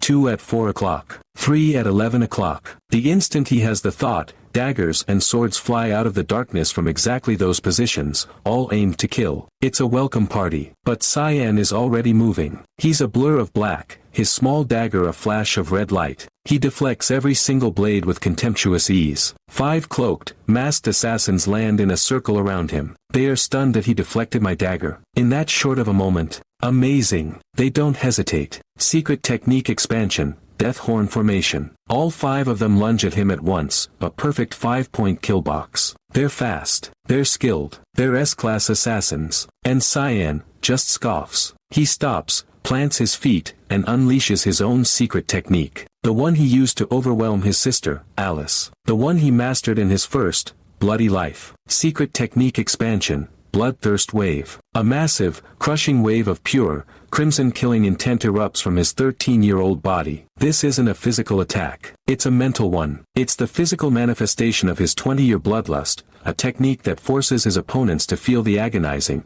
suffocating terror of their own death. The assassins immediately choke. Their attack stops. They grab their throats, their eyes wide with horror. I can't breathe. 4 of them collapse to the ground, unconscious, foam on their lips. Cyan stands in the center of them, but his eyes narrow. Though, this one, he's still standing. One assassin, the leader, in a terrifying skull mask, is on one knee, trembling, but he's resisting. He looks up, his one visible eye wide with shock. Fog's sword, unshakable roots of a great tree, he roars, and lunges, his own dagger glowing. Cyan is forced to block, and he's shocked. He managed to stop my technique midway through. The assassin lands, holding a familiar-looking curved dagger. You're adept at my main skill, the assassin says, their voice, female. I can't hold back any longer, Cyan Vert. Cyan's eyes widen. Ha! Hallmaster Sarika. The assassin rips off her skull mask, revealing Sarika's face. But this isn't the clumsy instructor. This isn't the cold-blooded leader. Her face is flushed bright red. Her eyes are wide with pure, psychotic excitement.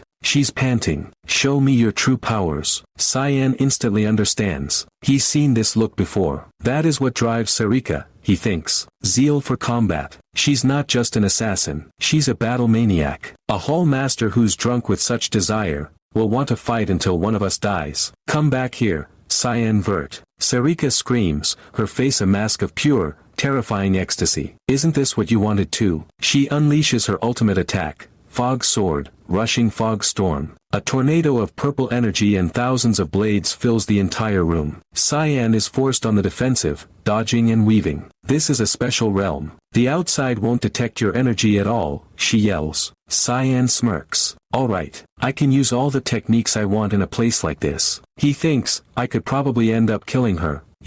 But before she can finish, a new voice, one full of feminine rage, echoes in the hall. I didn't want to intervene. You know me, right? A figure descends from the shadows. Long, flowing black hair, a regal dark outfit, and eyes glowing with demonic power. It's Kiram, the human manifestation of his demonic sword. And she is pissed. Yes, demonic sword, Kiram, Cyan says, slightly annoyed. Kiram stomps up to Sarika, completely ignoring Cyan. So what is up with this situation? She yells at the hall master. You're supposed to worship Eru, but here you are, attacking my master. Sarika is totally confused. I was just checking to make sure he was the successor or not. Kiram is furious. You could have just called for your god instead then. Sarika, the battle maniac, just smirks. And if you want to, then can I take this as a direct challenge against me? The 2 strongest women in the building are about to go at it, when Kiram suddenly spins, marches over to Cyan,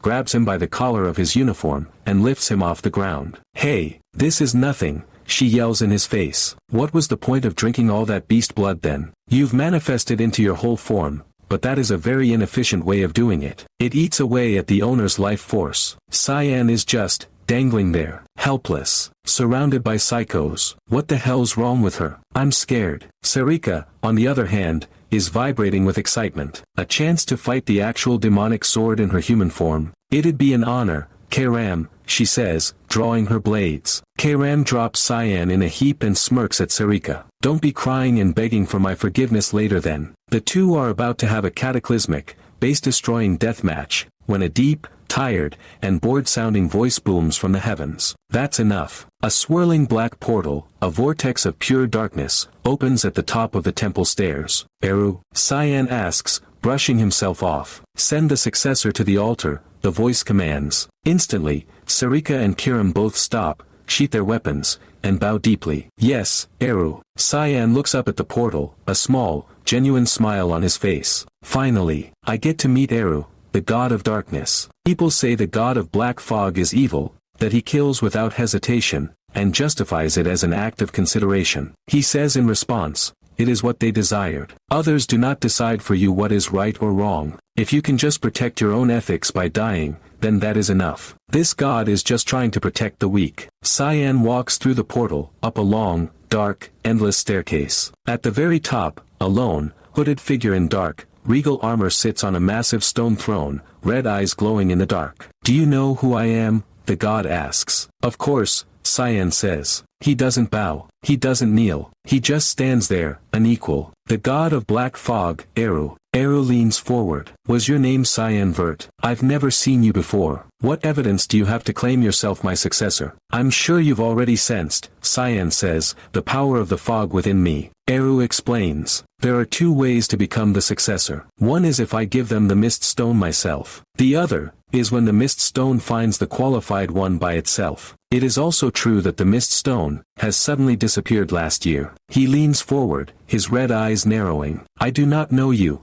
so I assume the latter applies to this situation. He pauses, and his voice drops. On top of that, it's surprising that you were able to awaken Kiram, even I was unable to track her down. You're handling her pretty well. And those eyes, the light in them surpasses your age. Eru leans back, the two red dots of his eyes staring through Cyan's very soul. I see. You're an outsider, from a timeline that I am not a part of. He knows. Eru knows Cyan is a regressor. Cyan's mind is blown. That he's not part of. I thought you were involved in me being here. Eru just scoffs. If you wanted an all-powerful and all-knowing god, you're in the wrong place. I'm not powerful. It's been a long time since my rights as a god have been taken away from me. He slumps in his throne, his voice suddenly sounding lazy. However, this is quite convenient for me. A perfect successor came on his own. There is less work for me to do now. I didn't even have to do anything. Kiram, now in her little floating blob form, zips up. You're as lazy as ever. Eru is about to retort, but then his red eyes narrow again. He spotted something else. Anyway, you've brought something rather annoying with you. Were you not satisfied with the demonic sword? You're attempting to take the power of the holy sword too. Cyan's face splits into that terrifying,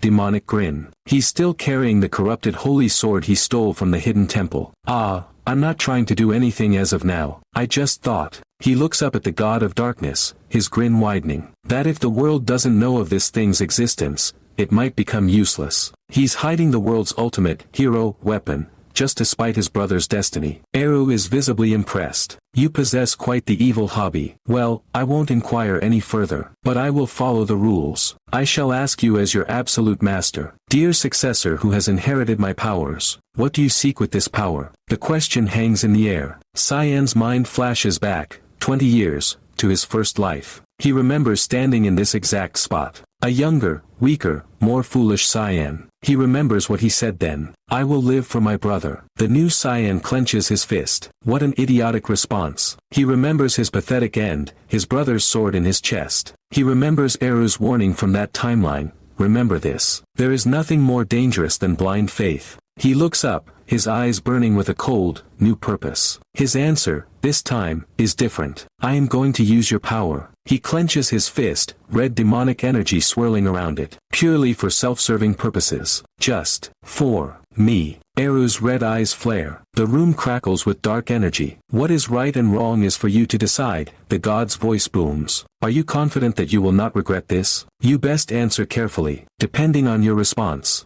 I might kill you on the spot. This is the final test. Cyan doesn't even blink. He looks the god of darkness straight in the eye. I don't care what kind of consequences my actions might have. I'm not going to follow anyone's orders. That is the path I am going to take. The crushing pressure vanishes. Eru just leans back, his posture relaxing completely. You seem to have some kind of plan. Will you tell me about it? Cyan just smirks. Nope. Eru actually chuckles.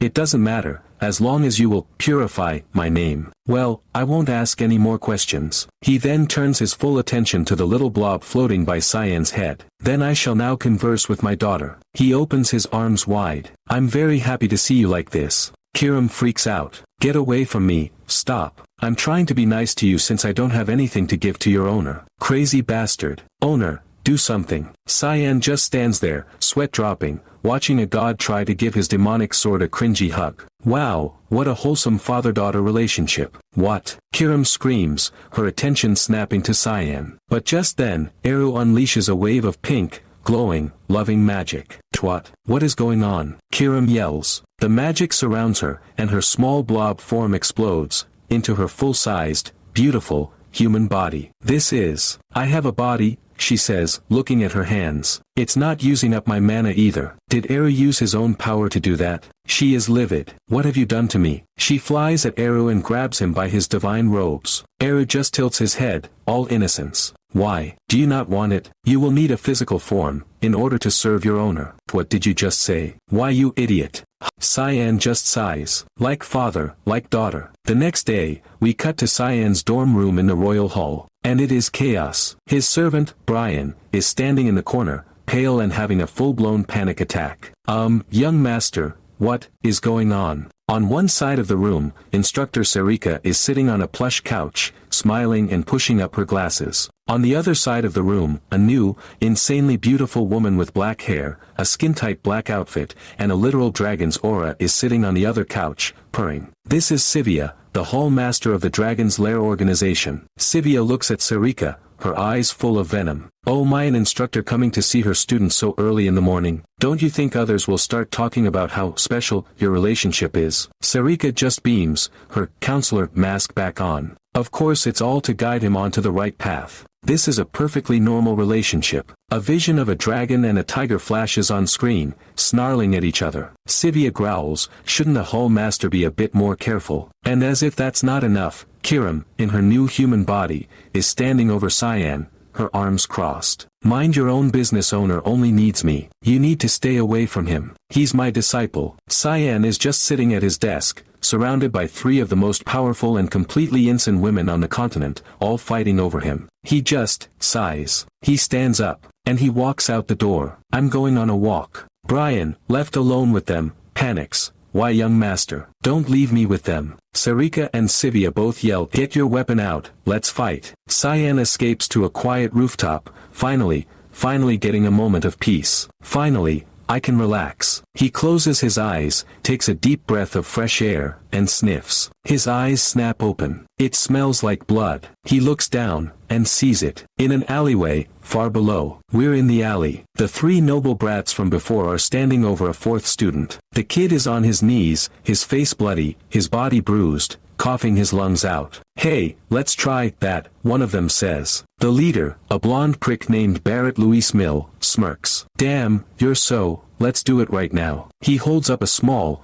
glowing mana marble. Hey, look at this. I brought you a little snack. He grabs the beaten kid, Leximus, by the face, prying his mouth open. Your friend brought a handmade snack for you. You're gonna eat it, right? Leximus is crying, trying to fight back. Stop, stop. A new voice cuts in. It's Princess Erin Severus. She storms into the alley, her arms crossed, her face a mask of pure, noble-born disgust. Doing something so cruel to a fellow student. Aren't you embarrassed to call yourself a noble? She points at Barrett. I happen to be Barrett Louis Mill, the oldest son of the Garum Kingdom's Duke Louis Mill household. Erin points at Barrett. Who are you? Barrett just sneers. I was wondering who you were. But you're just the 5th princess of the Ushif Empire. He gives her a slimy, mocking bow. It's an honor to meet you. Erin is furious. I don't feel like shaking your hand. You better explain this situation. Barrett's smile turns demonic. Kicked. I think you're misunderstanding something. He grabs the terrified Leximus by the shoulder, hauling him up. Should we ask her? Tell her. Leximus is shaking, his eyes darting between the psychotic duke's son and the angry princess. And no, they weren't bullying me. You don't need to hide it. Just look at you. Leximus, his eyes dead. It's fine. Please just leave. We're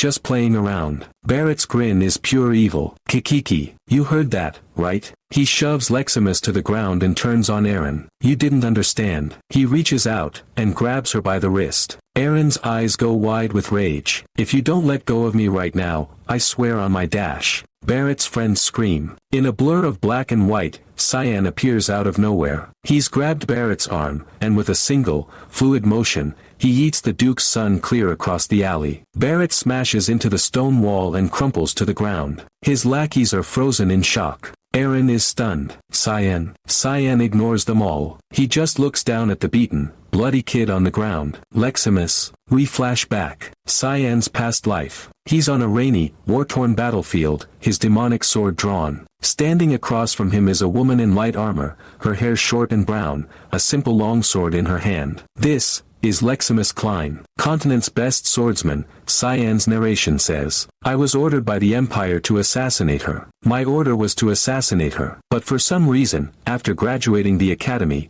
she entered the Count Klein household, and even changed her nationality. We see them clash, steel on steel. There wasn't any special reason for it. Someone who had reached the peak of swordsmanship, without mana. The flashback ends with Cyan, in his prime, standing over her defeated body. I did not want to stealthily assassinate someone who had been titled the continent's best. They had an honorable duel, and he won. Back in the present, Cyan stares at the boy on the ground. Barrett, the bully, staggers to his feet, holding his arm. Are you Cyan Vert? He sneers. I've heard about you. You came back from the front lines, huh? Did you want to join our little game?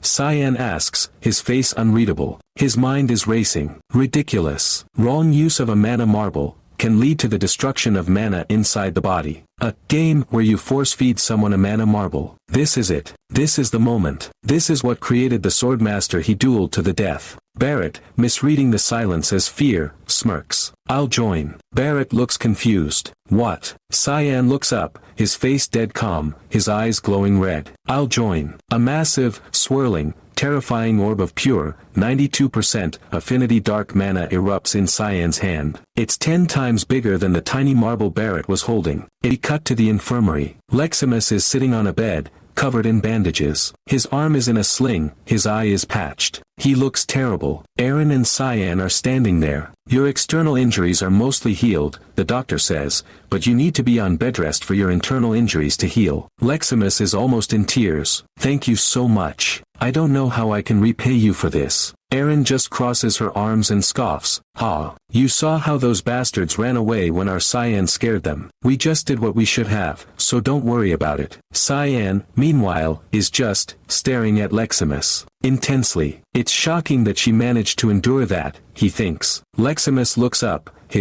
her face turning bright red. Do you perhaps know me? I feel like you keep looking at me. Aaron is confused. I thought I knew you, but I don't. Sorry if it was unpleasant. It's nothing. Aaron, ever the princess, takes charge.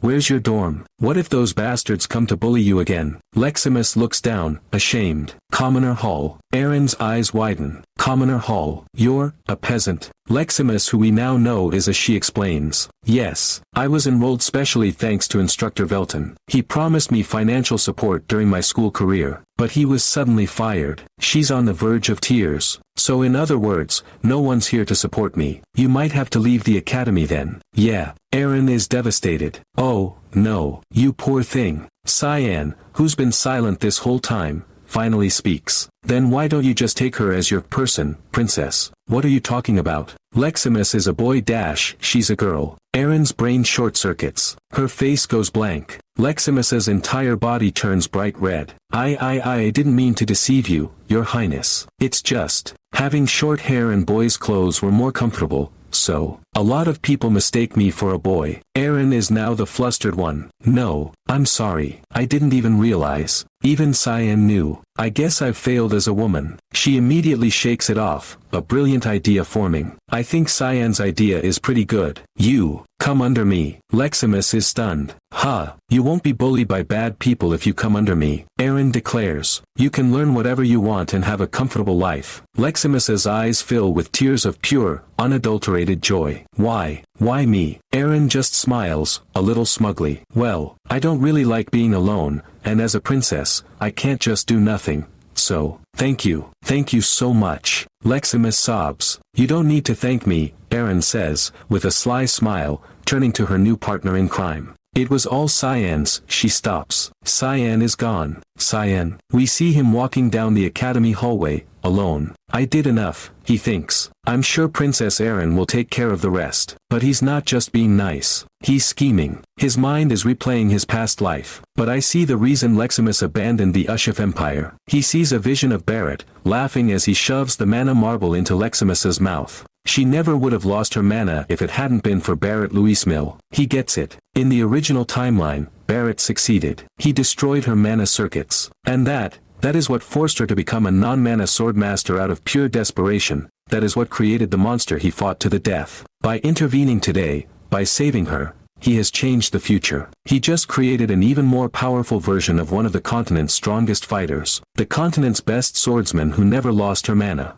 He thinks, my interest right now is elsewhere. He stops, pulling a small, black card from his jacket pocket. It's stamped with the crest of mist. The order that I received from Hall Master Sarika this morning. A demonic, bloodthirsty smile spreads across his face. It's my first purification mission. And that is where we leave our young assassin. His school life is just beginning, and he's already got his first official hit. Amidst the rumbling of a sky far above, a hand clutches a black card etched with glowing runes, the weight of a difficult mission pressing down on the holder. Cyan Vert stares at the card, his expression one of exhaustion and disbelief. He laments internally, it's my first mission, and it's this difficult. A memory surfaces of a woman giving him a thumbs up, her voice echoing, I believe in you. Cyan's face twists into a deadpan grimace as he thinks, as if, I'm worried that things are going to just get, if she's already bossing me around like this. Suddenly, a shockwave of force interrupts his thoughts. Cyan's eyes widen in alarm as he dodges a massive impact. Dust billows around him, and from the debris, a hulking silhouette with glowing orange eyes and crackling energy emerges. A deep, menacing voice booms, a demonic beast got into the academy. As the dust settles, the figure is revealed, a shirtless, muscular giant with a tattoo on his chest. He points a massive finger at Cyan. You're Cyan Vert. Cyan stares up, completely bewildered. The giant grins, introducing himself with aggressive enthusiasm. My name is Seth Chaharkin. I'm a newbie just like you. Cyan stares at the man's towering physique, his brain short-circuiting. The text box brutally contrasts the visual. Seth Chaharkin, age 11. Cyan's internal monologue screams in confusion. You're telling me this big-ass man is 11 years old? Was there a guy like that in my past life? Seth continues his boisterous introduction, clenching a fist that radiates power. I've already heard lots about you. You beat up demonic beasts and even survived a dragon attack. He flexes his bicep, veins popping. Plus, you received rank S for your physique. Even I didn't get an S. Let's fight. Cyan looks at the mark on Seth's chest, a cross within a circle. He recognizes it immediately. That mark on his chest. It symbolizes Sparnia. Cyan recalls the lore of Sparnia, a country in the middle of the desert east of the continent. Known as the Prince of the Sand, the first prince was a genius in magic and combat, making the nation so powerful even the Ushif Empire struggled to conquer it. However, the nation fell to ruins after the sudden death of the sole successor, ruled as a sickness caused by focusing too much on muscles and neglecting health. Cyan looks at the 11-year-old giant before him, realizing the rumors were true. Seth demands, decide right now. Cyan, sweating, tries to de-escalate. Right now. Seth grins maniacally, yes. You and I right now. Let's decide who's the best. I won't accept it. No, I'm sure you want to do this. No, Cyan replies flatly. Seth is shocked, his eyes going white. How come? Cyan calmly explains, sticking a thumb out, duels are not allowed in the academy. We have to put in an official request. Seth, dim-witted but eager, asks, alright, where do we do that? Cyan points him away. The third floor of the main hall. Alright. Seth screams, immediately sprinting off, smashing through the pavement with every step. I'll be fast. Wait for me, Cyan. Cyan watches him go, sighing. Another rumor about his brain being made of muscles was true after all. He's going in the opposite direction. Cyan adjusts his vest, his expression darkening. I don't know if you can actually request for duels, but I assume I won't see him for a while. I'll focus on the purification project for now. The scene shifts to a bright, clear sky over a bustling city. In a dark alleyway, a clandestine meeting is taking place. A man in a brown cloak reports to his superior, a nobleman with a goatee. Mr. Zicherman, the preparations are complete. Zicherman Albus, one of the 3 wealthiest people on the continent, sneers. Then stop loitering around and deliver it to the clients. Publicly known as a philanthropist, Albus secretly runs slave markets and breeds different species for illegal trade. He declares, "Today will be the appearance of my masterpiece." Suddenly, a voice cuts through the darkness from above. Target checked. High on the rafters, Cyan, clad in a black assassin's hood and mask, looks down with cold, glowing eyes. "I'll be able to get this done quicker than I expected." He draws a jagged, crimson dagger that hums with malevolent energy. What? I'm sensing a very complex energy, he thinks, narrowing his eyes at a specific crate below. That target, he's hiding something strange. Below, Albus senses something. Smoke. Before anyone can react, a streak of red lightning tears through the warehouse. Kukuk. A guard laughs, standing over a cage where a girl is curled up. Suddenly, a red slash bisects the air. The guard's head flies off in a spray of blood. Zicherman Albus falls back in terror, screaming, "Arg!" as his guards are dismantled in seconds. "Who is it?" a guard shouts, drawing his sword. What are you doing? Catch him. Do your pay's worth." Cyan lands silently, his eyes glowing red. "Show yourself," the guard yells, swinging his sword. Cyan parries effortlessly, his red dagger leaving trails of light. Burk. The guard gasps as Cyan's blade finds the gaps in his armor. With a fluid motion, Cyan spins and slashes, the guard collapsing with a gargle. Albus scrambles backward on the floor, terrified. "Ag, damn it, where have all the others gone?" Cyan steps out of the shadows, blood dripping from his blade. "You'll find out soon. I'll send you to them." Albus looks around at the carnage, bodies piled high. "You sure employed a whole ton of people. Wasn't worth it, really." Albus hyperventilates, realizing he is defenseless. "What do you want? Money? I have all the money in the world." Cyan doesn't answer. He lunges, a red blur. Albus screams as the blade connects. Arg! Silence falls over the warehouse. Cyan stands over the corpse of Zicherman Albus. "That's it for purification. I'll look around a bit before leaving." He walks toward the cage that drew his attention earlier. "Over here. Yeah, I can feel a combination of 2 different energies." He slashes the lock with a metallic clang. Inside, a girl lies motionless, clutching a large, scaled object. She looks dead. It's just a human. Nothing special. Cyan turns to leave, but his instincts flare. "No, look at what she's holding." He leans in closer. The object is a large, iridescent egg with purple scales. It's a dragon egg, Cyan realizes, shocked. The scene transitions to a lavish room. Cyan, now out of his assassin gear, sits on a sofa, the dragon egg placed on a cushion before him. A burly man with light brown hair stands over him, incredulous. "Where did you get this?" "I just picked it up off the street on the way here," Cyan lies smoothly. "Who picks something like this off the street?" the man yells. "I'm serious. I was just on a walk and found it," Cyan insists. The man sighs, looking at the egg. Dragon egg. He was going to sell something this dangerous. Was he going to deliver it to someone? Cyan shrugs. What if it hatches? The man asks in a panic. "It won't happen. Don't worry," Cyan assures him. "Dragons are like a big hunk of mana with different elements. Even if we continuously imbued it with the right elemental mana, it might not hatch. So dragon eggs that get separated from their mother are nothing more than just fancy rocks." Crack. A distinct sound echoes through the room. The man gasps. A crack. Cyan freezes. He stares at the egg. A fissure runs down the purple scales. Suddenly, a blinding purple light erupts from the egg. Energy swirls violently. "It hatched, young master," the man screams, clutching his head. Cyan's eyes widen in horror. "What do we do?" From the broken shell, a small figure emerges. It is not a dragon beast, but a small, naked girl with pink hair, small dragon wings, and horns. She looks up at Cyan with large, golden eyes, blushing. A draconic human, Cyan thinks, stunned. A mix between a dragon and human. The man panics even more. "This is going to be a much bigger pain in the ass than I expected." The dragon girl's eyes sparkle. She reaches out her tiny hands. "Pa!" Cyan stares. "Papa!" she chirps happily, leaping into Cyan's arms. Cyan catches her, his face a mask of sheer terror and confusion. "Does she think I'm her parent?" To his left, a female subordinate with purple hair and a mask bursts out laughing. "Ahaha! on becoming an 11-year-old dad. The burly man looks equally stunned. This is all your fault. Cyan snaps at the woman. Later, Cyan holds the girl, who is now wrapped in a white shirt.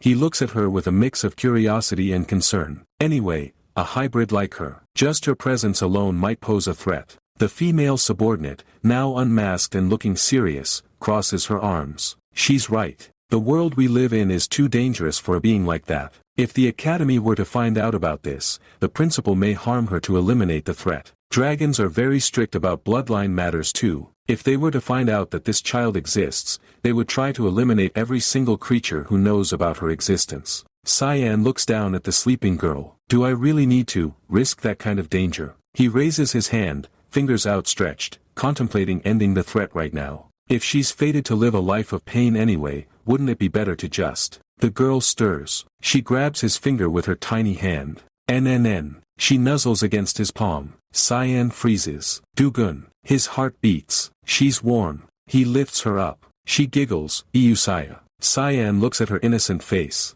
What is this emotion? He sighs, defeated. I think it'll work out somehow. Let's just raise her. Kiram. Kiram, the female subordinate, looks at him with a deadpan expression. Is he going to make her his servant or something? Lame. Suddenly, the door bursts open. You're a kid too. It's Seth Chaharkin, holding a crumpled piece of paper. He is furious. Yua, shut up. Cyan looks at him, confused. What brings you here? There aren't any classes today. Seth shoves the paper in Cyan's face. Sparring approval. It has Seth's and Cyan's photos on it, stamped approved. Kiram grabs the paper, her eyes bulging. Are you insane? Have you gone crazy for attention? Even the principal is going to be there. What were you thinking? Staying on the down low was the least you could do. Cyan looks at the paper, sweating. Seth, he really found a way to do this. So he did find the office for it. Kiram is losing her mind. What's the big deal? Cyan asks nonchalantly. It's just a couple of 11-year-olds fighting, Cyan says, dismissing the danger. Seth interrupts,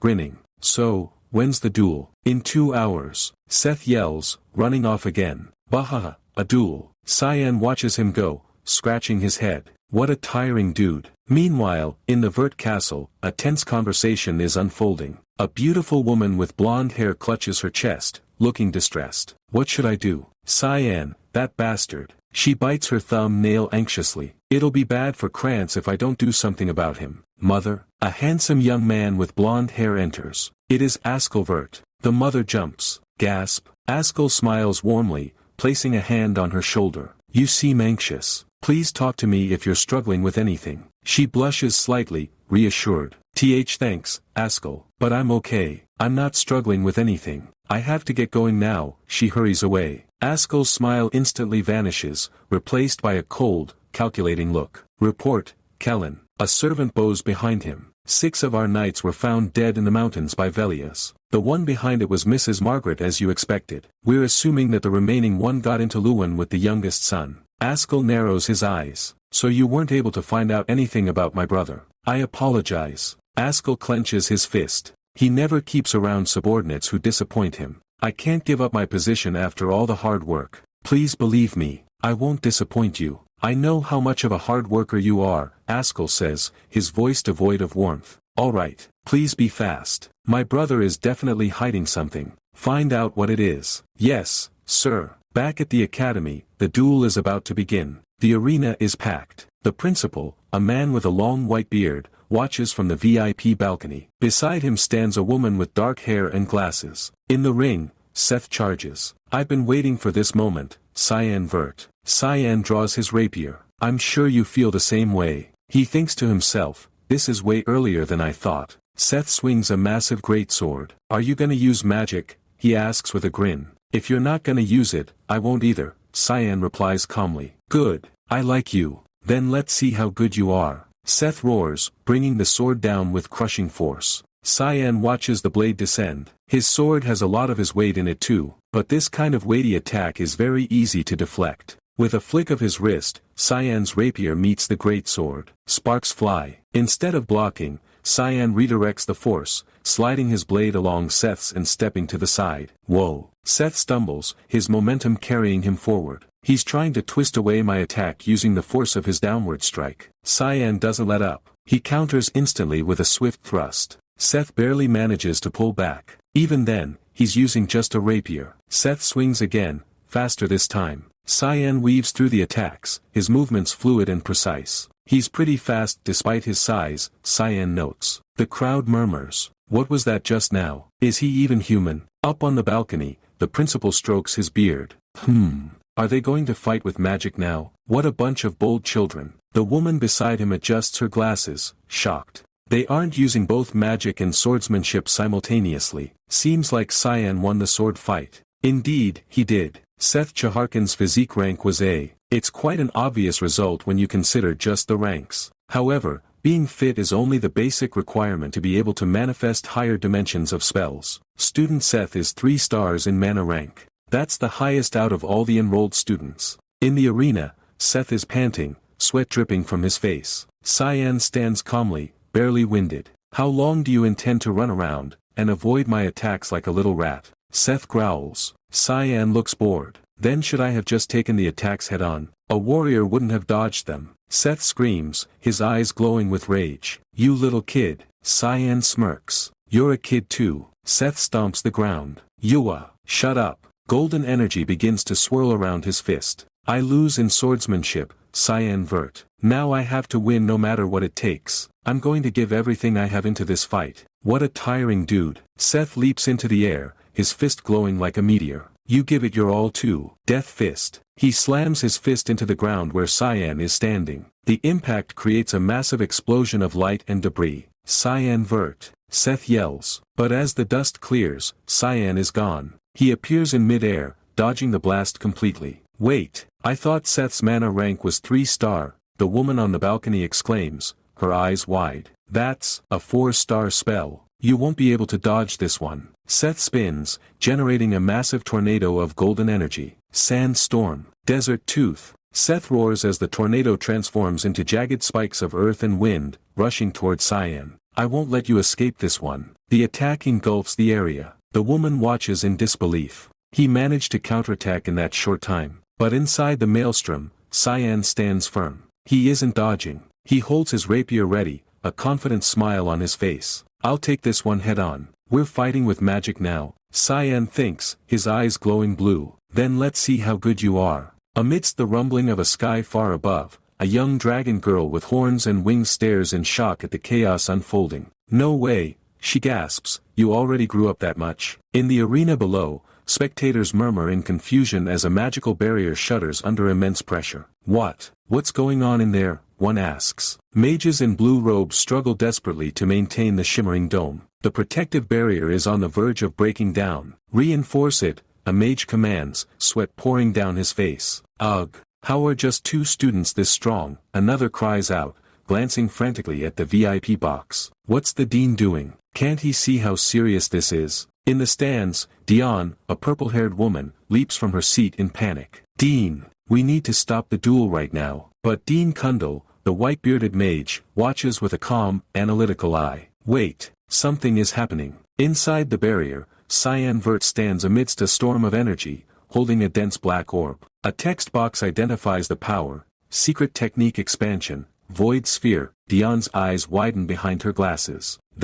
She screams, no, stop. A massive explosion of purple energy erupts, tearing through the arena. The dean laughs heartily, again and again in this fight. Ha ha ha. Dion is appalled. Why would you use that here? On the arena floor, the purple energy swirls into a vortex, accompanied by the sharp sound of tearing magic. A fist clenches, dissipating the power. Cyan stands tall, his opponent, a muscular student with white hair, kneeling before him, exhausted and defeated. Do you want to keep fighting? Cyan asks cold-bloodedly. The barrier dissolves, leaving the crowd stunned. The spell suddenly disappeared, a student whispers. Was that black sphere also magic? Another wonders. Just what is he? The muscular opponent pants heavily, his spirit broken. No, I lost, he admits, staring at the ground. I lost in both swordsmanship and magic. His eyes glow with a strange intensity. I'm depressed. Cyan scratches his cheek awkwardly. I kind of feel bad. Did I beat him too one-sidedly? Suddenly, the opponent slams the ground and looks up with a maniacal grin.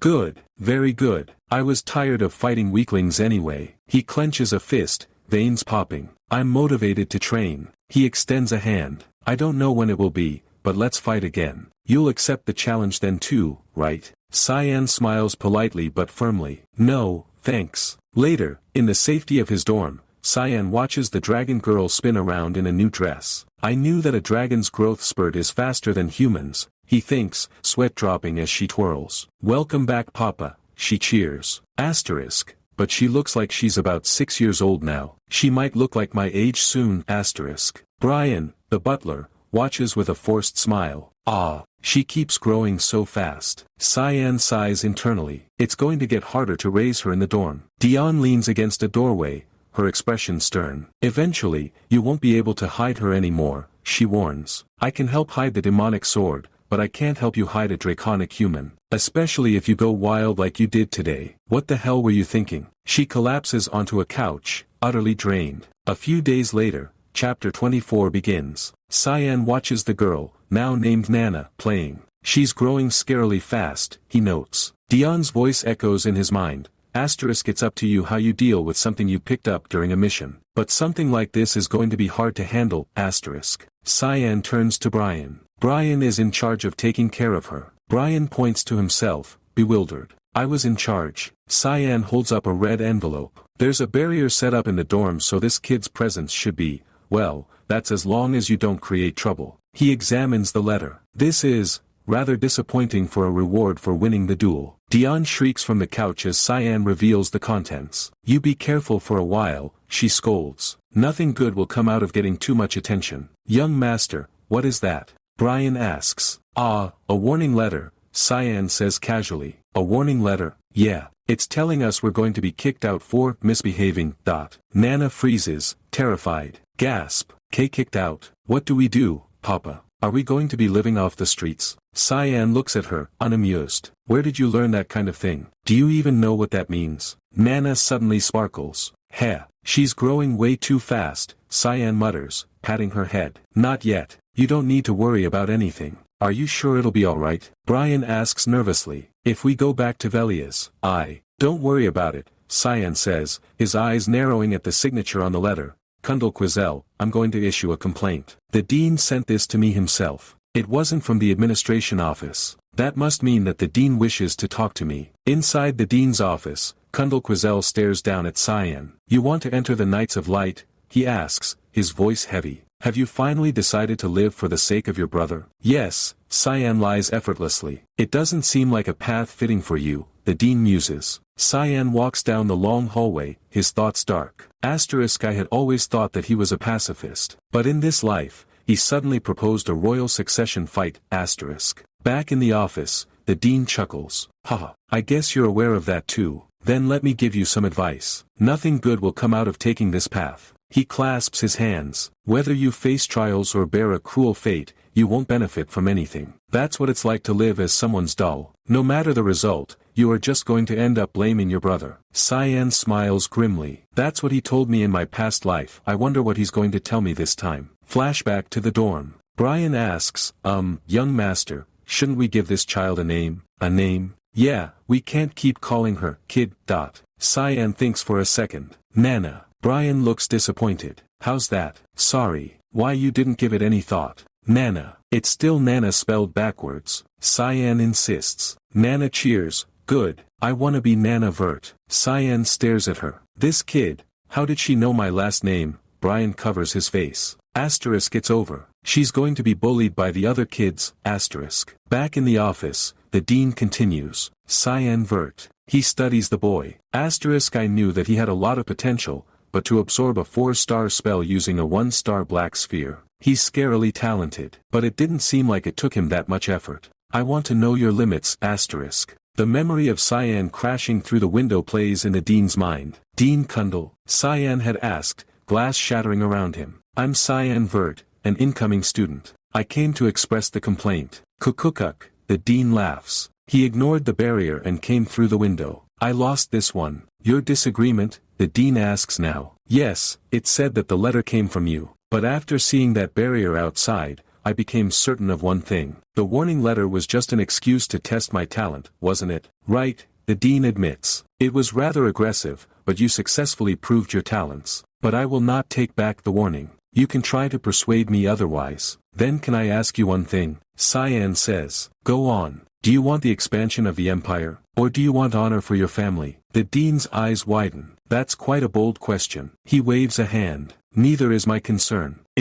Is that so? Cyan presses. If the third prince were to try and take the throne instead of the first prince, you won't take sides. The dean laughs, a dangerous edge to his voice. You're not just bold. You're arrogant. Cyan stands his ground. I was a doll for Askell. I don't think you're any different from my past self. Narrative text explains. In my past life during the throne succession fight, Kundal had a large influence in making the first prince the emperor. Luinel was a cruel and vicious man. He killed all of his siblings. And when Kundal was against this, he framed Kundal as a traitor of the empire and sentenced him to death. He had worked to brighten the future of someone else, but ended up being betrayed by this very person.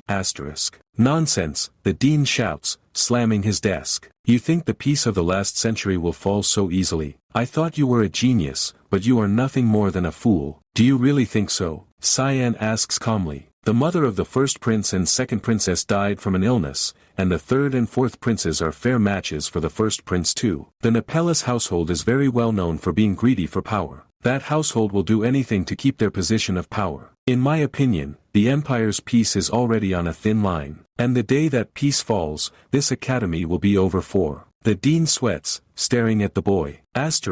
Is this really the thought process of an 11-year-old?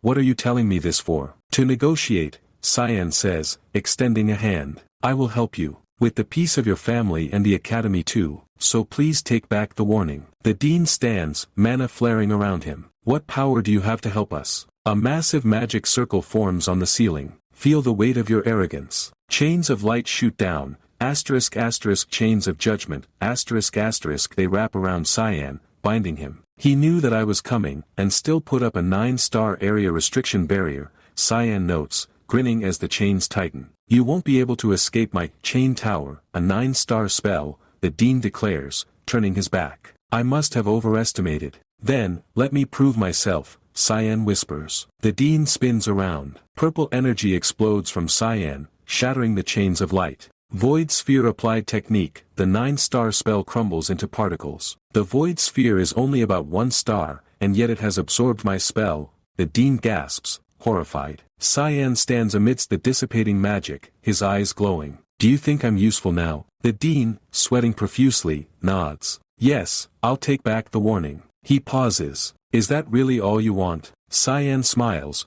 dusting off his uniform. Yes, that's all. I just want to have a peaceful student life. Let's talk more then, the dean says as Cyan leaves. I'll make sure to invite you if there's a party. Cyan calls back. Alone, the dean whispers, I don't want to see the academy collapse again. Chapter 25 begins with a sunset over the town. A man walks down the street, carrying bags of groceries. Is it because I have a kid at home? I ended up buying all kinds of sweets. But I'm just happy thinking about her eating all this. He stops. The streets are strangely quiet. Shadows loom over him. Am I making a big deal out of nothing? The bag drops from his hand, spilling bread and sweets onto the cobblestones. Back at the academy, Cyan wakes up at his desk. This is my last class of the day, but I'm so damn bored. Learning something I already did 30 years ago. It's basically torture. He leaves the classroom. I don't have any mission either. I'll just go train. In the hallway, he spots a silver-haired girl, Erin, cornered by 2 male students. Where are you going, Cyan? The lessons aren't over yet, one boy sneers. To the bathroom, Your Highness, Erin stammers. Lies. That's not the way to the bathroom, the boy yells. Miss Erin, you need to behave better as a princess. Cyan steps in.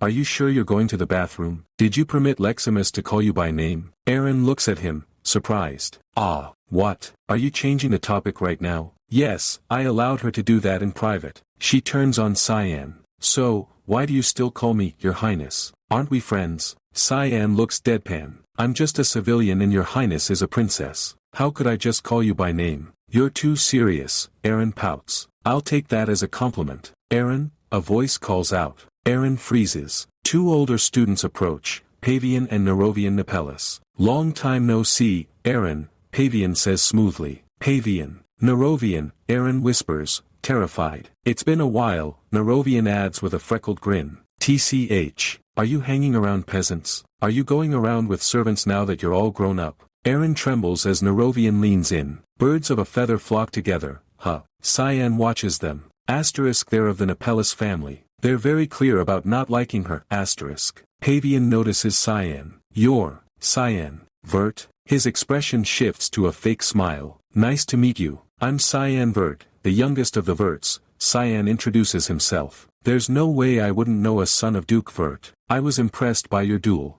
I'll make sure to invite you if there's a party. Then, see you, Pavian says, walking past. He glances back at Eren coldly. Ah, not you though. Nerovian whispers into Eren's ear, we should become friends. This is a rare opportunity, you know. Yes, thank you. Then, see you, Eren says, voice shaking. As they leave, Eren clutches Cyan's sleeve, her face flushed with shame and fear. Miss Eren, are you alright? Cyan asks. Back in the dorm room, Cyan enters to find Nana sleeping. I'm here. He looks around. What? No one's here. Brian, Kiram. A purple blob floats out. Ye's coming, I can't even get a break around here. Why are you in that form? Cyan asks. Because this is more convenient when I need to hide my presence. Why did you call me? Look for Brian. Kiram the blob stares blankly. Am I a damn dog? Why should I search for a person? Kiram yells. That's not how you ask for favors. I'm sure he'll find his way back fine. Kiram sniffs the air.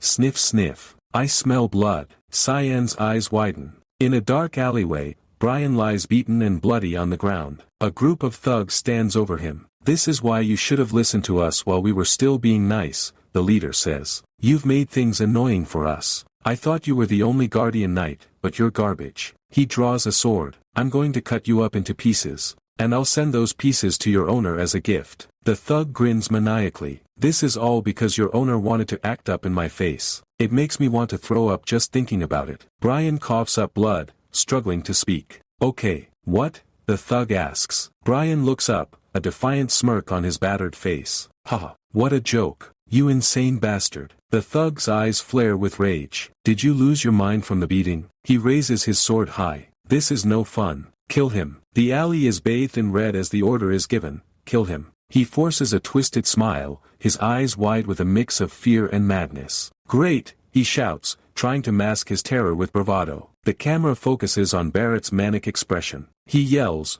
I'll first start with carving out your organs then. The protagonist is unimpressed. That's exciting, he replies, his tone flat and mocking. This is no fun. Suddenly, the protagonist moves. He vanishes from his spot, leaving only a blur of motion. A notification box appears in the air, purple and ornate, thick fog 8th form assault. The protagonist unleashes a flurry of strikes, his daggers moving faster than the eye can follow. He tears through the remaining defenses, the purple energy of his attack slicing through the air with a sharp swing sound. Barrett watches in horror as his last line of defense is obliterated. He screams internally, realizing the gap in their power. He defeated my mercenaries in a flash, he thinks, panic setting in. How is he this strong? The protagonist lands a devastating blow, sending shockwaves through the alley. Barrett is sent flying, crashing into a pile of wooden crates. He lands hard, his body broken and unresponsive. He gasps for air, looking up at the figure approaching him through the dust. He realizes who it is. Cyan Vert,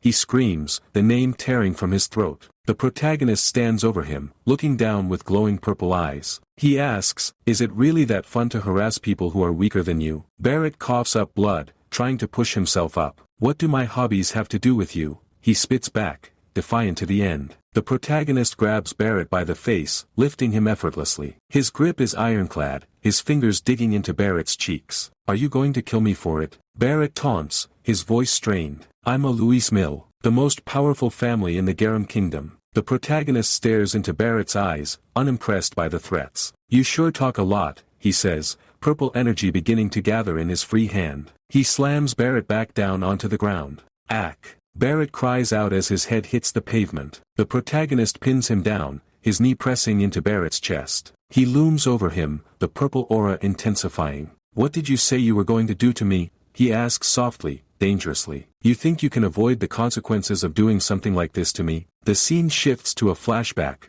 the panels turning monotone. The narration takes over. The oldest son of the Luis Mill household, which can be considered the real authority figure in the Garam Kingdom. We see a younger Barrett sitting on a throne-like chair, looking arrogant and cruel. He was pretty well known for his problematic behaviors in my past life too, the protagonist narrates. The image shifts to a gruesome scene. A girl lies dead on the floor, blood pooling around her. Barrett stands over her with a whip. Physically assaulting others was the least of the terrible things he did, the narration continues. He also burned small animals alive for his entertainment. The flashback shows the dead girl again. He murdered a fellow female classmate. His excuse was that she was practicing magic. The narration turns grim. In the end, there was an order from Mist to purify him. We see the protagonist in his past life, wearing his assassin gear, holding a glowing rune. When I infiltrated the mansion where he was staying after his expulsion, ***, the narration says. The protagonist opens a door, revealing a pile of bodies. I saw the countless corpses of the servants that had been stored in the basement. The flashback shows the protagonist sitting on a chair, staring at a bound Barrett. After torturing him, I was going to kill him in the most painful way I knew. Barrett, in the flashback, smiles maniacally despite his situation. And then, he smiled at me, telling me to just kill him instead of dragging things out. That face is still vivid in my head. The flashback ends, returning to the present. The protagonist stares down at the current Barrett. He said that he was fine dying because he had all the fun that he wanted to have. The protagonist's expression darkens. Now that I think about it, killing him like that probably wasn't a punishment he deserved. He looks at his hand, where dark, corrupt energy is swirling. As he said, he already had all his fun before dying. Just death is nowhere enough. He makes a decision to make up for the number of lives he had taken. Barrett stares up at him, trembling in pure terror. The protagonist summons a massive sphere of purple energy in his hand. It crackles with malicious intent. A text box appears, creation, shadow personality. The energy surges, transforming into a dark, ghostly visage that screams silently. Barrett's eyes widen as he realizes what is about to happen.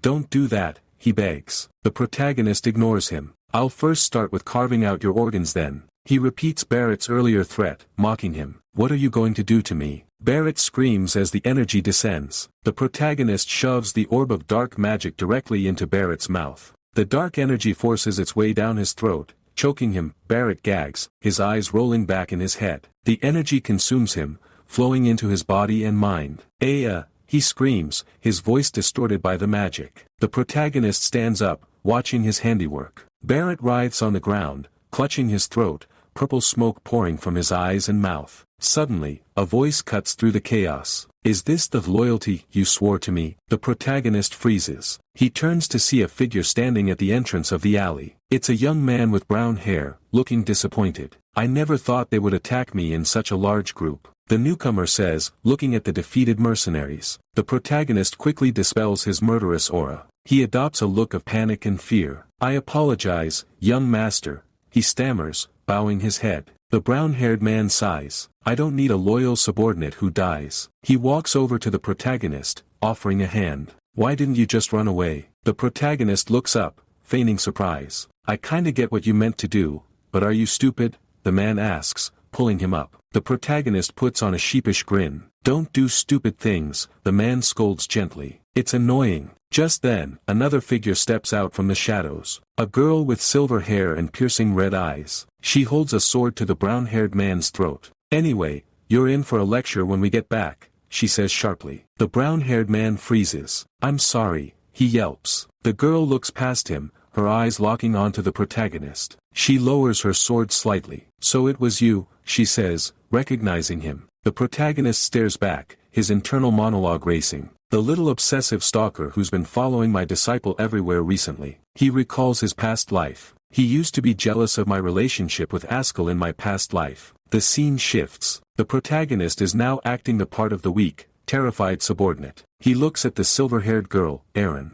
Oh, you noticed? She asks, a playful glint in her eye. She sheaths her sword. Well, yeah. Well, I do admit that you're talented. She walks closer to him. Powers surpassing that of a mist assassin, she lists off his traits. Intellect that allows you to strike a fair negotiation with the dean, a mental fortitude that allows you to handle the demonic sword perfectly. She stops right in front of him, leaning in close. You're an ideal fit for a successor. The protagonist sweats nervously, but these kinds of things cannot continue to happen. She glances back at the entrance of the alley. There will be more people who find you suspicious. I will be careful. However, as she turns back to him with a serious expression. I don't intend on living like an idiot taking shit from others. The protagonist's eyes glow purple for a split second, unseen by her. If anyone puts a hand on my people like this, he thinks, his true nature surfacing for a moment, I will crush them no matter what. Eren smiles, oblivious to the monster in front of her. Haha, I see, so he will protect his own people. She turns to leave. Well, I'm sure you'll take care of it.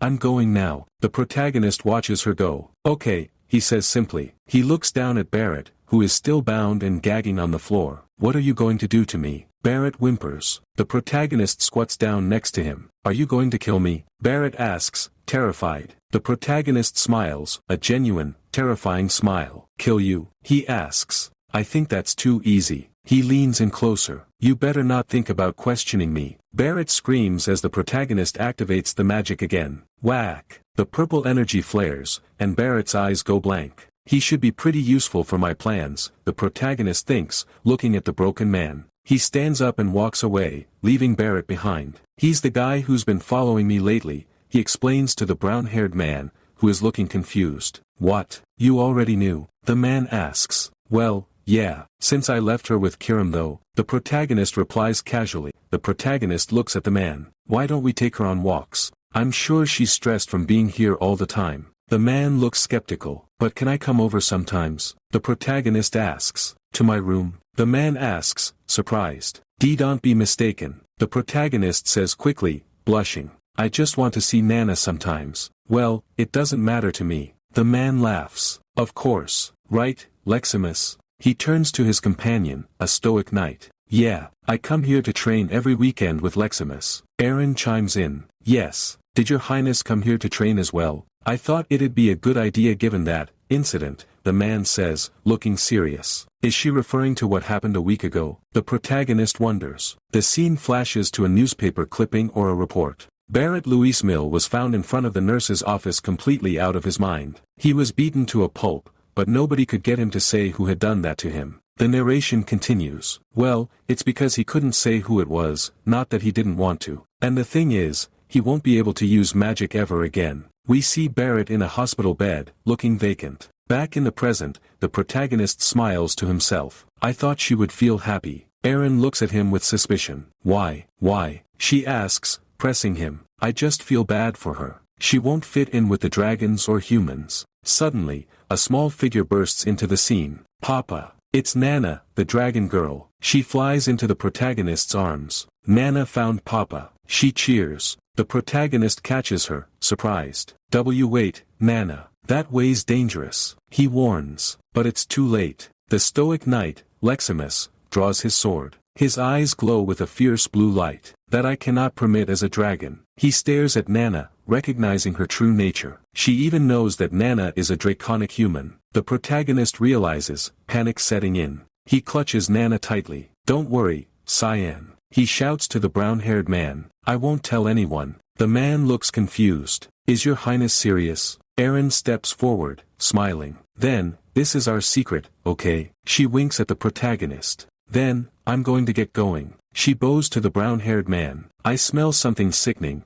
she whispers as she passes the protagonist. Where are we, Catalina? We see a brief glimpse of a demonic entity floating behind her. It's not that close, but, I smell something sickening. Eren walks away, leaving the group stunned. What's wrong, sir? The protagonist asks the knight. Leximus sheaths his sword, the blue light fading. It's dangerous, he says, looking at the protagonist with a mixture of suspicion and warning. The protagonist looks down at Nana, who is happily snuggling into his chest. She looks like she's having fun, he notes. He looks up at the sky, where Eren disappeared. This place is 10 kilometers from the center of Luwin. Outskirts of Luwin. He realizes something. Wait, something's coming, he thinks, sensing a new presence. Suddenly, a massive burst of blue energy erupts from the night. It's dangerous. He yells again, shielding the brown-haired man. The protagonist reacts instantly. Brian, what about Nana? He shouts, shielding the girl with his own body. She's okay, he reassures himself. Both of you, stay behind me. The air is thick with killing intent as the protagonist, Cyan Vert, finds himself flanked by two overwhelming presences. On one side stands a crimson-haired female dragon in human form, her eyes glowing with predatory malice. Facing her is Lucian, a high-ranking silver dragon, his expression one of utter disdain. The female dragon scoffs, her voice dripping with arrogance as she demands to know why high-ranking dragons have gathered in such a place. She wrinkles her nose, identifying a sickening stench that she describes as a disgusting mix, questioning how such a vile creature could dwell here. Her gaze locks onto Cyan, identifying him as the owner of the halfling child he protects, noting with a sneer that he even wields a demonic sword. She insults him further, calling him an inferior thing that has degraded himself to be a human slave. From the shadows of Cyan's blade, a dark, demonic spirit manifests, its jagged teeth bared in a sinister grin as it asks if she wants to die. Lucian intervenes, his tone bored and dismissive. He states he has no interest in fighting inferior beings unnecessarily but demands they hand over the halfling. In the background, Cyan's butler clutches the trembling, pink-haired girl, Nana, who is terrified by the dragon's aura. The female dragon adds a chilling incentive, promising to let the humans go if they surrender the child, claiming she is worth experimenting on. Cyan's patience snaps. He coldly orders them to shut up. Lucian pauses, disbelief washing over his face as he asks the human to repeat himself. Cyan looks up, his eyes burning with crimson energy, and calls the high-ranking dragon a lizard piece of shit. Lucian lets out a dry, incredulous laugh before unleashing a devastating wave of blue energy. The butler cries out in panic, but Cyan remains calm, ordering him to take Nana and get as far away as possible. Without hesitation, the butler obeys, fleeing the blast zone. As the dust settles, Lucian comments on Cyan's fancy technique but mocks it as proof of his inferiority. Suddenly, the air turns heavy. A red text box heralds Cyan's counterattack. Thick fog 9th form. Demonic sword manifestation. Dark, red-black energy erupts from Cyan,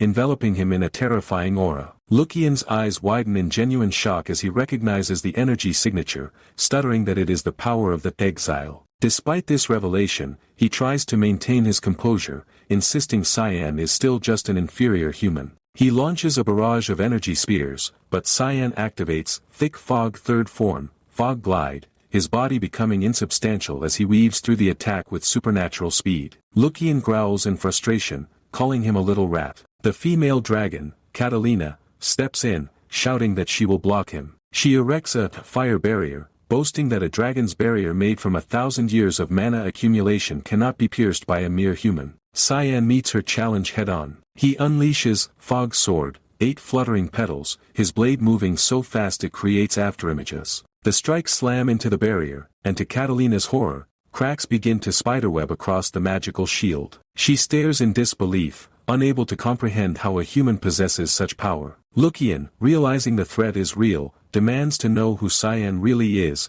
shouting that the god of fog has no authority here. He prepares a massive spell, the ground trembling beneath them. A blinding light engulfs him as he initiates polymorph, abandoning his human guise to return to his original dragon form. Cyan's eyes narrow. He knows this spell. He knows that during the transformation process, a dragon is stripped of its human form's defenses before the dragon scales fully manifest. He is at his most vulnerable right now. Seizing the split second of opportunity, Cyan leaps into the air. He executes a double serial slash, cutting deep into the forming dragon. Lucian screams internally, shocked that a human would know the weakness of polymorph. Cyan doesn't let up. He descends from the sky, his sword glowing with an ominous red light as he unleashes Fog Sword, unshakable roots of a great tree. The massive downward slash crashes into the dragon, eliciting a roar of agony that shakes the heavens. As the battle concludes, the scene shifts briefly to Nana, who is drooling over the thought of dragon meat, oblivious to the carnage. The story transitions to a quiet, dimly lit office. A blond man, Boris Lelm, sits behind a desk, his fingers steepled as he interrogates a man standing before him. The man is Cyan,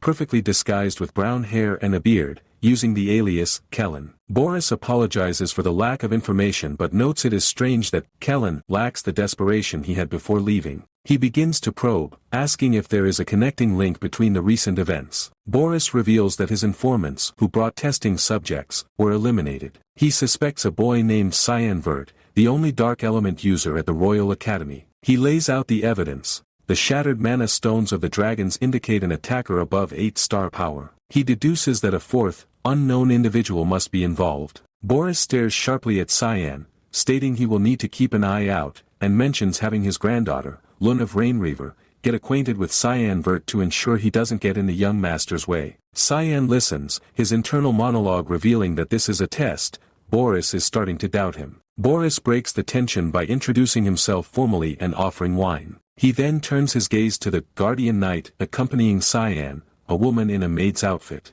Cyan quickly covers, claiming she is young master Cyan's maid, Emily, whom he called for a favor. The maid blushes, playing along. Boris smiles, saying he likes that Kellen understands him. Later, in a safe location, Cyan has shed his disguise, returning to his black hair and sharp features. He sits with the maid and Nana, who is happily devouring a cake made by the palace chefs. Cyan explains they must stay low for a while, as the dragon sense Nana's presence and might ambush them again. Nana, mouthful of cake, cheerfully declares she likes him. Cyan watches them, a rare look of contentment on his face as he notes they are having fun. 2 years pass. The scene opens on the majestic, sunlit architecture of the Royal Academy dorms. Cyan narrates that he tried to remain inconspicuous while adjusting to academy life. He stands in a grand hallway, memories flooding back. He notes ominously that he remembers this day from his past life. It was the last day he saw his sister alive. A beautiful woman with long blue hair turns to him,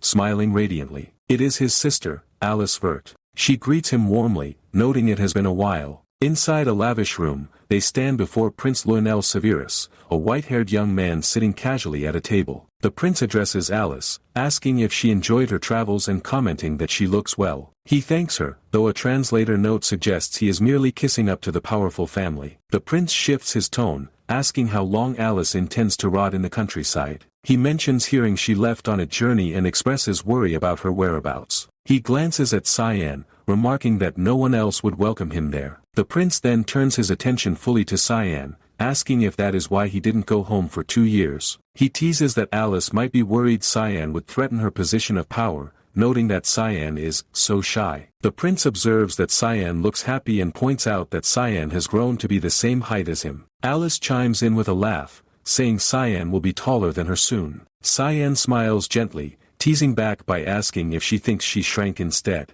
Alice playfully tells him to stop. The scene is warm, filled with laughter and family affection. But beneath the joy, a dark narration box appears, shattering the peace. July 2nd, year 988. It was the last day. I saw my sister alive. The shadows of the academy loom large as Cyan turns his back on the towering gates, his expression hardened by a grim reality. He speaks plainly to the silence, listing the lethal threats waiting for him at home, Askell, and the Duke's wife, a woman who seeks his death at every turn while his father turns a blind eye. To return now would be nothing short of suicide. Beside him, Alice struggles to comprehend the gravity of his words. She asks about Krantz, clinging to the hope of familial bonds, but Cyan's gaze is cold. He reminds her of the cruelty he endured, stating bluntly that Krantz once tried to kill him. The revelation strikes Alice like a physical blow, her eyes widening in horror. Before she can protest, a voice cuts in. Brian Kendrick, the armored guardian knight, steps forward to corroborate the story. He admits his own ignorance, having been away in Fruina, but confirms the malice of the Duke's wife and Krantz. Alice covers her mouth, trembling as the truth sinks in. Cyan stands stoic, arms crossed, absolving her of guilt, but the weight of her failure to protect him crushes her. Tears welling in her eyes, Alice asks why he never spoke of this. Cyan dismisses it as the past, noting Krantz's lack of remorse. Suddenly, Alice rushes forward, wrapping Cyan in a desperate embrace. She vows, with tearful intensity, to protect him from this moment on. Even the stoic Brian wipes a tear from his eye, moved by the resolve. Cyan, surprised but comforted, accepts the hug before pulling away. He has somewhere to be. He leaves them with a request to take care of themselves, walking off into the distance as Brian and Alice wave, the sunset casting long shadows over their farewell. The scene shifts violently to a memory, a sharp crack of wood against bone. In a sunlit training hall, a younger Cyan stands over a cowering Krantz. The bully screams for mercy, claiming the match is over, but Cyan, eyes glowing with red mana, raises his wooden sword for another strike, mocking Krantz's ceaseless babbling. Just as the blow descends, a blur of motion intercepts him. Alice, younger and fierce, blocks Cyan's strike with her own blade. She glares at him, demanding he stop and apologize to Krantz immediately. In the present, Cyan sits in a luxurious room, recalling that moment. He realizes that in his past life, Alice's blind loyalty to her family led to misery. He clenches his fist, resolving to protect her from that future by revealing the truth. A man in black interrupts his thoughts, handing over 2 letters. One is official, bearing the imperial family's seal. The other, a coded message from a janitor. Cyan's eyes scan the cipher. It's an assassination order for Drenian Nephilis, tied to a major incident involving the Empress's brother. A scantily clad assassin with dark hair and pink facial markings leans in, confirming the official letter is from Princess Erin. Cyan sighs, noting the Hall Master's annoying affection for him. He deciphers the rest of the note, demonic sword restriction. Suddenly, a pink-haired dragon girl enters, scratching her head and dragging a stuffed toy. Cyan is startled by her rapid growth but quickly refocuses, ordering preparations for a trip to the palace. The narrative moves to a grand, sun-drenched estate. The atmosphere is tense. Servants whisper as Alice walks down the hallway, her face shadowed and grim. An elderly butler stammers her name, shocked by her return. Alice ignores him, marching straight to the main parlor. Inside, a blonde woman sits elegantly on a velvet sofa, reading. She looks up, her eyes narrowing slightly as she recognizes the intruder. "Alice?" she asks, her voice dripping with feigned sweetness. She smiles, a predator's grin, asking if her daughter has been well. Alice stands frozen, whispering a denial, asking for the Duchess. The mother's expression doesn't waver, but her intent is clear. In a blur of motion, she raises her hand, swinging it violently toward Alice's face in a vicious, disciplining slap. The force of the slap reverberates through the room. Duchess Margaret Urzatha's head snaps to the side, her perfectly coiffed hair disheveled by the violence of the blow. Servants in the background recoil in horror, their mouths agape. "Why, your grace," one cries out. "Guards," another screams, pointing frantically. "What are you all doing?" The Duchess clutches her stinging cheek, her eyes wide with disbelief as she looks up from the floor. Alice stands over her, cold and imposing. "Are you out of your mind?" the Duchess screeches, her voice cracking. "You're the one who's out of your mind, Duchess Margaret," Alice retorts, her voice dropping to a chilling register. "You tried to kill Cyan." The text hangs heavy in the air. The Duchess stammers, sweat beading on her forehead. I tried to kill Cyan. Do you have any proof?" Alice's eyes narrow, glowing with a faint blue luminescence. "You just confirmed it for me," she says, leaning in. "It must be true since you're asking for evidence." The Duchess's face twists into a snarl of indignation. "You dare to put a hand on me when you don't even have any evidence. What are you all doing?" The Duchess shrieks at the hesitation of the household guards. "Drag her out of here." 6 armored guards surround Alice, weapons drawn. "My apologies, miss," one shouts as they lunge. Alice doesn't flinch. Her blue eyes flash with power. She leaps into the air, dodging a heavy sword swing with acrobatic grace, landing on a guard's shoulder before vaulting away. "Yuk!" a guard grunts as he is struck. Blue energy swirls around Alice's hands. "Elemental spirit, Undine," the text announces. Torrential streams of water materialize from thin air, slamming into the guards with the force of a tidal wave. "That's spirit magic," the Duchess thinks, stumbling back in terror as her guards are washed away like toys. How can she take down the guards so easily? Alice strides through the soaked and groaning bodies of the knights, her boots clicking on the wet floor. "Don't come any closer." "What are you doing?" the Duchess pleads, cowering near the fireplace. Cyan's guardian knight confessed everything, Alice states calmly, closing the distance. "He said that you were the one behind the assassination attempt on Cyan 2 years ago." Alice looms over the terrified woman. "Did you think you could get away with it if Cyan kept quiet? You're believing those inferior things' words over mine." The Duchess tries to regain her composure, pointing a shaking finger. "Have you truly lost your mind?" "Shut up, Margaret Urzeth," Alice commands,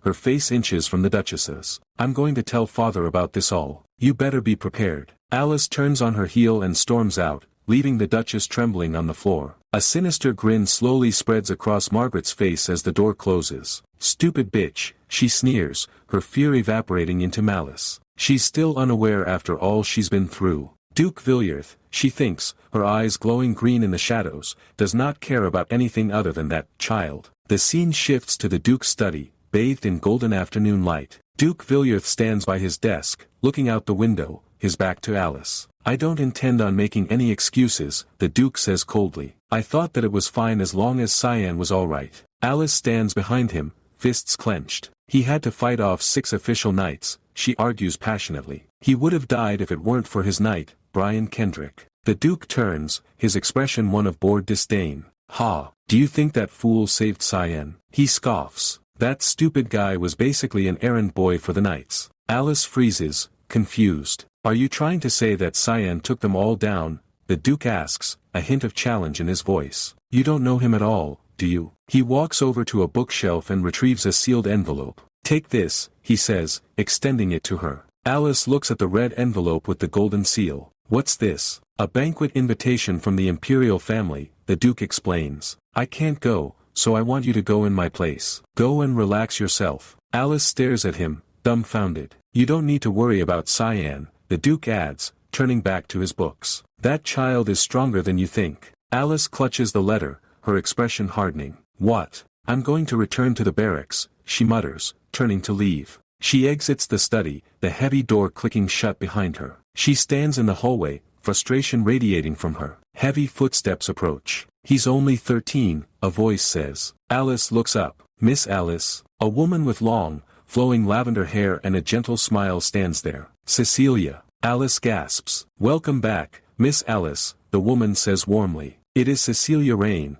a high-ranking knight of the Knights of Light. And, Cecilia pulls Alice into a tight hug. Where have you been all this time? You never sent even a letter. I'm sorry. Alice mumbles, burying her face in Cecilia's shoulder. She was my exclusive maid, teacher, and friend, Alice thinks fondly. Cecilia pulls back, gripping Alice's shoulders. All right, let's get you some change in scenery. Change in scenery? Alice asks. Yeah, let's go to the Imperial Palace. Cecilia beams. The scene cuts to a carriage rattling along a dirt road. Inside, Nana, the pink-haired dragon girl dressed in a maid outfit, presses her face against the glass. A deer, she exclaims, her dragon wings and tail popping out in excitement. Nana, Cyan says sternly from the opposite seat. Put your tail away. MMPH. Nana grunts, straining. With a poof sound effect, the wings and tail vanish. Hiya, she cheers, posing cutely. I didn't know that she could just hide her body parts in this way. Cyan thinks, watching her. Ta-da.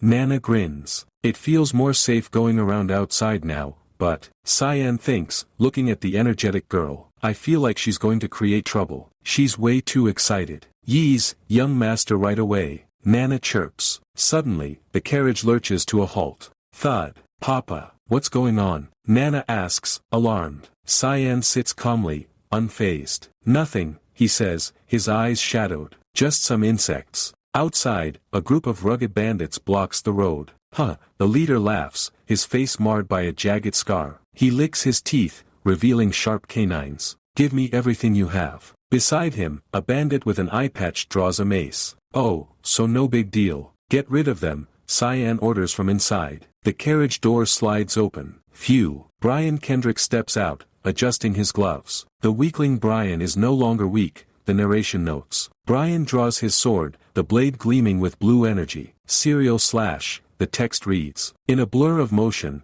Brian cuts through the air. Arcs of blue light tear through the bandit ranks. Die. This is revenge for Fernando, a bandit screams, leaping at him. Waff. The bandits are sent flying, their weapons shattered, bodies hitting the dirt hard. Sir, a bandit cries out in panic as Brian stands victorious over the unconscious bodies. Die. This. Brian sheaths his sword with a sharp click. I have grown stronger, he thinks triumphantly. He turns back to the carriage with a goofy grin. Get going right away if you're done. Cyan yells from inside. Yeez, young master right away. Brian replies, scrambling back to the driver's seat. The scene shifts to a dimly lit room filled with stacks of paper. A woman with a dark purple ponytail and glasses is reviewing a document. This is the list of people attending the banquet, a subordinate says, handing her a stack. Thanks, the glasses woman says. There are a lot more people than usual this time around. She scans the list. Shouldn't you push off the plans? The subordinate asks nervously. No, this has to happen now, she replies firmly. Her eyes stop on a name.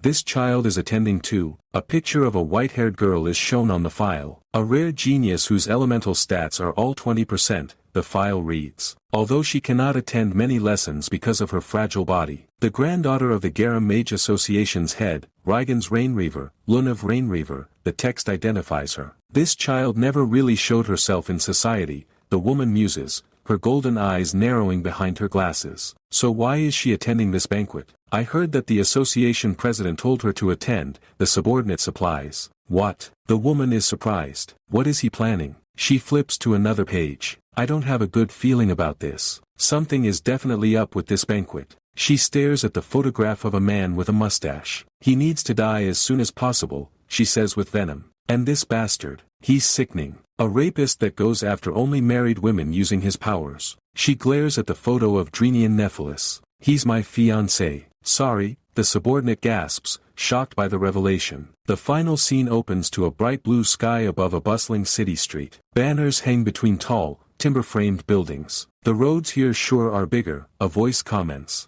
Nana, now walking in the street, is wide-eyed with wonder. Whoa, she gasps, sparkles surrounding her as she takes in the sights. She isn't looking where she is going. Bump. Nana collides with the leg of a tall man in brown clothing. Ugh, she grunts, stumbling back from the impact. Nana has just collided with a tall stranger. The impact makes a soft thud. Nana recoils, her eyes squeezed shut. Ugh, she grunts, clutching her maid uniform. The man she bumped into, a tall figure in brown commoner's clothes, looks down. Who are you? Look where you're going, he snaps initially, but his expression shifts instantly to a disarming, almost overly friendly smile. Ha, it's okay, young lady. He reaches out, his large hand patting Nana's head with a familiarity that feels out of place. Nana, flustered, bows her head. Ah, I'm sorry, she stammers. She looks up at him with wide, innocent golden eyes. What should I do to make up for it? The man leans in closer, his smile widening. From the side, Cyan Vert watches the interaction, his eyes narrowing into slits of suspicion. The man's friendly demeanor doesn't fool him for a second. Papa, the people here are all so kind. Nana chirps, gesturing to the man who scratches the back of his head sheepishly. Cyan's inner voice cuts through the facade. No, he's not. Get away from him at once. Cyan steps forward, his hand reaching out to pull Nana back. I forgot she doesn't know much about the world, he thinks, frustration evident on his face. Brian Kendrick, the knight beside him, looks confused. She needs to be more wary of people. This is bad, Cyan thinks. Suddenly, the atmosphere shifts. Nana freezes. Why, young master? Nana's eyes. Brian stammers, pointing. Cyan looks down. Her eyes? Nana's golden pupils have constricted into reptilian slits, glowing with a menacing orange light. A dark, smoky aura begins to radiate from her small frame. Papa, she whispers, her voice dropping to a low, unnatural tone. Cyan stares, sweat forming on his brow. She's emitting an aura too, he realizes. People are going to find out about her. The tension peaks as Nana turns, the dark aura swirling violently around her maid's skirt. Shoot! Cyan doesn't waste a second. He grabs Brian's shoulder. Brian, send her to a restaurant right away, he commands, pointing down the street. Yes, young master. Brian shouts, saluting as he grabs Nana and sprints off, leaving dust clouds in his wake. Cyan watches them go, his expression deadpan. All that just because of hunger. He sighs, wiping sweat from his face. This isn't good. The scene cuts to a sunlit street view of a restaurant sign featuring a piece of meat on a bone. Inside, stacks of empty plates tower over the table. Nana pats her distended belly,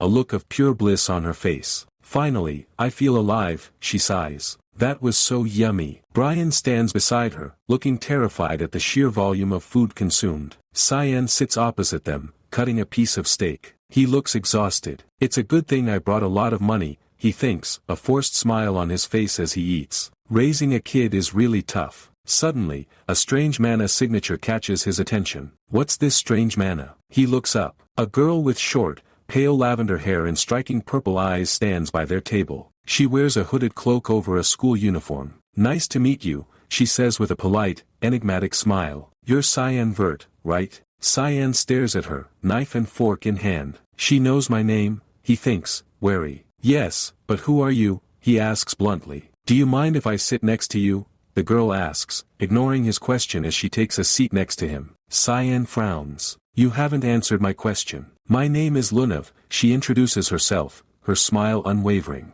I go to the same academy as you. I'm a second-year student there. Cyan searches his memory. Lunav. That sounds familiar. Why is she acting all friendly though? He wonders. Aloud, he says coldly, I didn't know. I don't really care about students who are not in my year. Lunav doesn't take offense. That's fine. I'm basically a loner compared to someone as popular as you, she chirps. Popular? Me? Cyan thinks, confused. Across the table, Brian leans in to whisper to the drowsy Nana. Brian, is that person Papa's friend? Nana mumbles, half asleep. No idea. They don't really seem like friends though. Brian whispers back. Lunav observes the trio. Your guardian knight and maid are pretty close, she notes. Plus, they're eating with you. She rests her chin on her hand, looking at Cyan with interest. Looks like you're a pretty warm person, unlike the rumors. There's no point in eating separately. Cyan scowls. Praising me out of nowhere. What's her reason for approaching me anyway? Lunav leans in closer,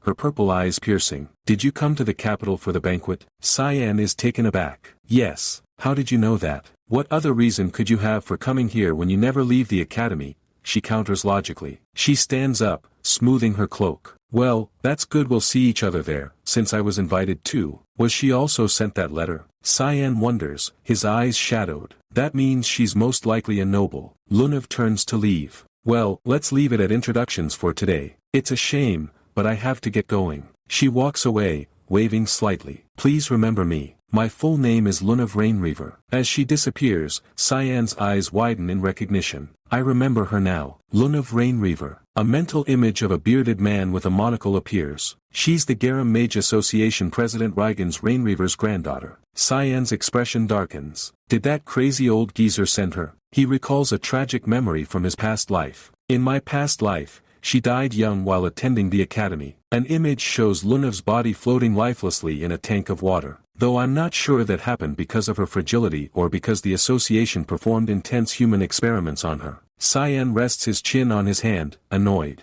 I keep getting involved with people I didn't encounter in my past life. It's so annoying. That means the future is constantly changing. The scene shifts to a foreboding shot of the capital city at sunset, bathed in ominous red light. Why did this all have to happen on the day of the banquet? Cyan thinks. That too during the banquet that'll be called the Banquet of Blood. The title card flashes, 32. To the Imperial Palace, 2, ***. The scene transitions to a lavish dressing room. A girl with long silver hair and striking red eyes is being attended to. A maid fastens a pearl accessory into her hair. How's that, Leximus? The girl asks, turning around. She wears a stunning dress with intricate lace sleeves. Do I look okay? A boy with reddish-brown hair gives her 2 thumbs up. You look super pretty, Your Highness. You're the prettiest I've ever seen you. The princess blushes furiously. Stop. You've already tried on enough outfits. It's okay. I'm sure young Master Cyan will like that look, the boy teases. The princess flinches.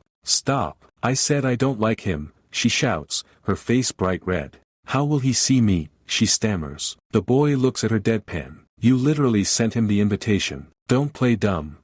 That's just. Well, she flails. A maid interrupts, holding a jewelry box. Your Highness. His Highness, Lionel, has sent a gift. She opens the box to reveal a beautiful silver necklace with a red gem. His Highness said that this might look good on Her Highness. The princess looks surprised. My brother sent me a gift. Really? It's pretty. I'm sure young Master Cyan will also. The boy starts again. Stop, the princess screams, vibrating with embarrassment. I said I don't like him. The scene jumps to the interior of a magnificent banquet hall, bathed in golden light. Chandeliers hang from the high ceiling. It sure is crowded, Cyan thinks, now dressed in a sharp, dark formal suit. He scans the room. I don't see the target yet though. He walks towards a shadowed alcove. Kellen, if you're here, then Askell must be as well. A man with brown hair steps out from the shadows. Yes, he's with Prince Lionel at the moment. But first, there's something I must tell you. Cyan looks at him. What? Would it be possible for you to leave this banquet? Kellen asks gravely. Was there a leak about the purification mission? Did something happen? Cyan asks. I don't have a good feeling about this, Kellen admits. I think many people including you may be in danger. Askell has ordered me to leave the palace before the banquet begins. Cyan's eyes narrow. Exclamation point. He said that he has prepared a small event, Kellen adds. Cyan connects the dots. The person behind the Banquet of Blood was Askell. A memory of the blonde-haired Askell smiling maniacally flashes in Cyan's mind. He was crazier than I expected. What? Cyan recalls Askell's words. A visual of a shadowy, grinning bomb creature surrounded by pink flames appears. Are you worried about innocent people dying? Nah, Cyan replies in the memory, looking down with a smirk. I just thought he was being cute. Back in the present, Cyan turns to Kellen. More importantly, I'm going to have to push off the mission. The reason being, Kellen asks. Cyan's eyes glow with purple energy as a text box appears. Psychological influence. Your dress looks good on you, Hall Master, Cyan says, his voice projecting directly into someone's mind. A woman with dark purple hair and golden eyes turns around in the crowd. It is Sarika. Ha. Psychological influence. She spots Cyan. Cyan, what is it? Cyan walks past her, not stopping. I think we'll have to push off the purification mission.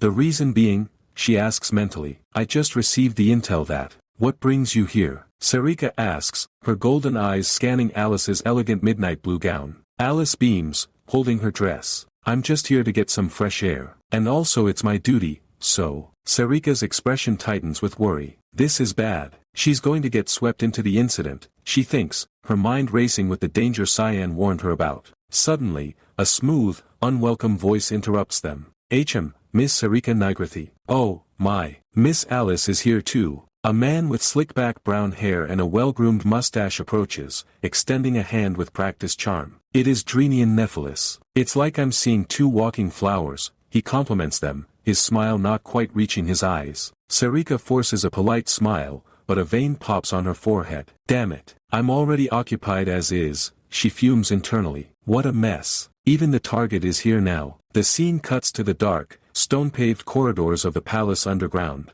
Cyan Vert walks briskly, the tails of his coat flapping. Brian, I want you to do something, Cyan says without looking back. Behind him, Brian Kendrick slams his fist against his armored chest in a dramatic salute. Yes, young master, I, Brian Kendrick, shall carry out any order. Cyan glances back, unamused. Yeah, don't do that. It's really awkward. This guy has been walking on air lately, Cyan thinks, observing his knight's excessive enthusiasm. Is it because he feels more like a proper guardian knight after taking that dragon blood? Cyan stops and turns to face him. Go inspect the underground pathways of the palace. Brian's bravado instantly evaporates. He shrinks back, sweat dropping.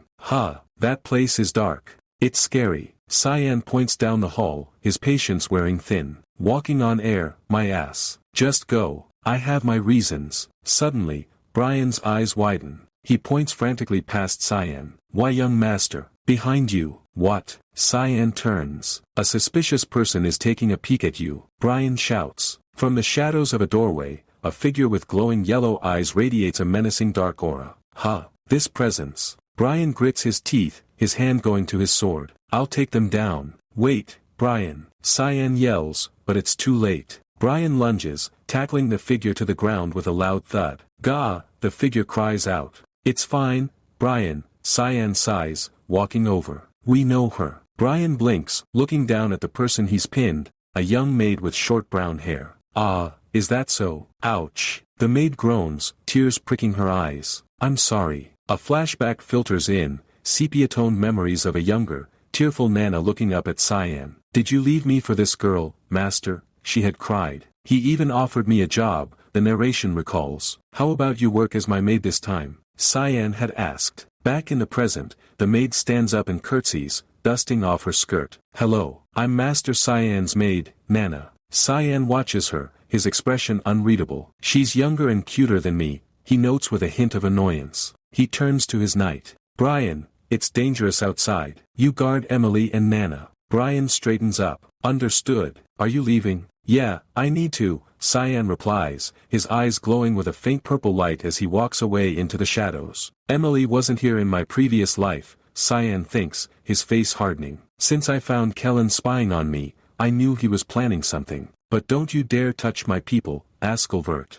The scene shifts back to the glittering banquet hall. Princess Erin, looking stunning in her white dress, stands amidst the crowd. A girl with pale blue hair approaches her. Lun of Rainreaver. Lun of Rainreaver, right? Erin asks, recognizing her. Lunav curtsies deeply, her purple eyes gleaming with mischief. A second-year student at the academy. So you remember me. I'm honored, Princess Erin. Lunav straightens, her smile turning predatory. I could never forget the genius of the Garam Kingdom. I welcome you to the banquet on behalf of the Empire. She crosses her arms, looking around dramatically. You really are very kind.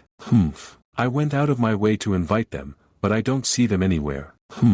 How fickle. She leans in close to Eren, her voice dropping to a whisper. Do you know Cyan? Eren flinches, sweat forming on her cheek. Of course I was just with him yesterday, Lunav continues breezily. With him? Are you too close? Eren's inner thoughts scream across the panel. Ah. My thoughts leaked out. Lunav's grin widens, her eyes narrowing like a cat playing with a mouse. As I thought. Princess Eren, you are in love with Cyan, aren't you? Eren's face erupts in a blush. Kaya, she shrieks, completely flustered. While Eren panics, the scene cuts to a balcony elsewhere in the palace. Prince Lionel, with long silver hair, stands beside the blonde-haired Askell Vert. Prince Lionel, Askell says smoothly. The day has finally come, Askell, Lionel replies, a dark smile playing on his lips. I know you've put in a lot of effort, Askell says, his gaze fixed on the banquet hall below. Our gift should have been delivered as well. That man, Boris, was quite useful. We'll use him tons from now on. Lionel's eyes glow with fanaticism. To change this empire that's drenched in peace. Indeed, Askell agrees, his face shadowed. It's time to show them just who the empire needs. Cut back to the hallway with Brian and Nana. Nana suddenly gasps, grabbing her head. Ah, how could I forget? I must be stupid. She falls to her knees, wailing. I can't believe I came all the way here to forget it. Brian looks down at her, confused. Nana holds up a red bow tie with a jeweled center. This is a bow tie Askell gave me. She looks at it with teary eyes. He told me to give it to you as a gift. Suddenly, the jewel in the center of the bow tie flashes with an ominous red light. What's? Brian starts, sensing a disturbance. A massive, reptilian yellow eye snaps open in the air above the bow tie. This smell, a monstrous voice echoes. Dark energy explodes from the bow tie, tearing a hole in reality. Above the palace, the sky turns a bruised purple as a massive portal opens. Everyone, come this way, a voice shouts as the banquet hall descends into chaos. Quickly, evacuate. In the hall, Eren stands frozen as dark, hooded figures materialize from the shadows. Leave it to the guards. Lunav shouts, shoving Eren away from a descending blade. Princess, you need to evacuate first. I'm fine. We need to take care of others first. Eren cries, regaining her composure. Lunav smiles, drawing a weapon. Then I'll help. Thanks, Lunav. The hooded assassins, monsters in disguise, tear through the royal guards. Blood sprays across the marble floor. Stop him. We need to stop him at all costs, a guard captain roars, charging a massive, cloaked figure. The monster simply swipes its hand, its claws gleaming. Whack! The guard screams as he is cut down. Help me, another guard begs, crawling backward. No. The final frame shows the guard's terrified face as the shadow of the monster looms over him, signaling the beginning of the massacre. No. A guard captain screams, his face contorted in sheer terror as a massive shadow engulfs him. Captain, his subordinate cries out, helpless. The jaws of a colossal mandrake snap shut with a sickening crunch. The wooden monstrosity, a twisted mockery of life with a gaping maw of jagged teeth, towers over the royal guards. Why are the gigantic demonic beasts you'd see at the front lines here? A guard wonders, trembling as he watches his comrades fall. Tears stream down a soldier's face as he grips his sword, paralyzed by the overwhelming despair. This is unwinnable. We're all going to die. Suddenly, a flash of teal energy slices through the air. Kvarg. The mandrake roars in agony as its wooden flesh is carved open. Dust settles to reveal two figures standing amidst the carnage, Lunav Rainreaver and Alice Vert. Use this time to evacuate the people, quickly. Lunav commands, her purple eyes sharp and focused. The weeping guard stares in disbelief. One of the academy instructors. Lunav doesn't waste a breath. She activates Quick Blade, her body becoming a blur of motion as she intercepts a hooded nightcrawler, her dagger sparking against their blade. Leave this place to us, she shouts to the guards. Behind her, Alice Vert stands ready, her expression stealing. Got it. Attention. We will guard the people evacuating. Lunav orders. The surviving guards, inspired by their arrival, find their courage. Yes, sir. But the relief is short-lived. Another mandrake looms, its branches writhing like serpents. Here it comes. Lunav warns. As she deflects an attack, a realization strikes her. The monsters and assassins aren't focusing on them. They are pushing past, their gaze fixed on a specific point in the hall. Are we not the targets? Lunav thinks, her eyes widening. But that way is. She looks toward the grand entrance where Princess Eren stands frozen. Princess Eren. Lunav screams, her voice cutting through the din of battle. You're their target. Eren gasps, turning just as a hooded assassin materializes from the shadows, a blade plunging toward her heart. Slash! Blood sprays across the pristine floor. Eren stumbles back, her eyes dilating in horror. It isn't her blood. Guard, she cries out. Her personal guard, Morris, slumps into her arms, a deep gash across his chest. Morris, wake up. Eren pleads, shaking him. His eyes are glassy, staring at nothing. Tears spill from Eren's eyes. It's my fault. I'm sorry, Morris. Grief instantly hardens into fury. Eren raises a hand, mana swirling violently around her. Aqua Blast. A concentrated torrent of high-pressure water erupts from her palm, blasting the assassin backward. Lunav watches, impressed. She just fused her spells. She's only a second year too. That's amazing. A guard approaches the grieving princess. There's no hope for him, your highness. You should evacuate to someplace safe. Eren looks down at her fallen protector one last time. I won't ever forget your sacrifice, Sir Morris. She stands, wiping her tears. Okay. Suddenly, the mandrake lunges again, its poisonous roots lashing out. Clang! A towering figure in heavy armor intercepts the blow. It is Brian Kendrick. Grim armor, he intones, a golden barrier shimmering into existence around them. I made a temporary barrier with my mana. He glances back at the princess. The mandrake's roots are made of lethal poison. Just getting into contact with it might kill you. My barrier should protect you from that poison. So please do not die. Eren nods, her regal bearing returning. This is my order. Yes, your highness, the guards roar in unison. We'll take care of this thing.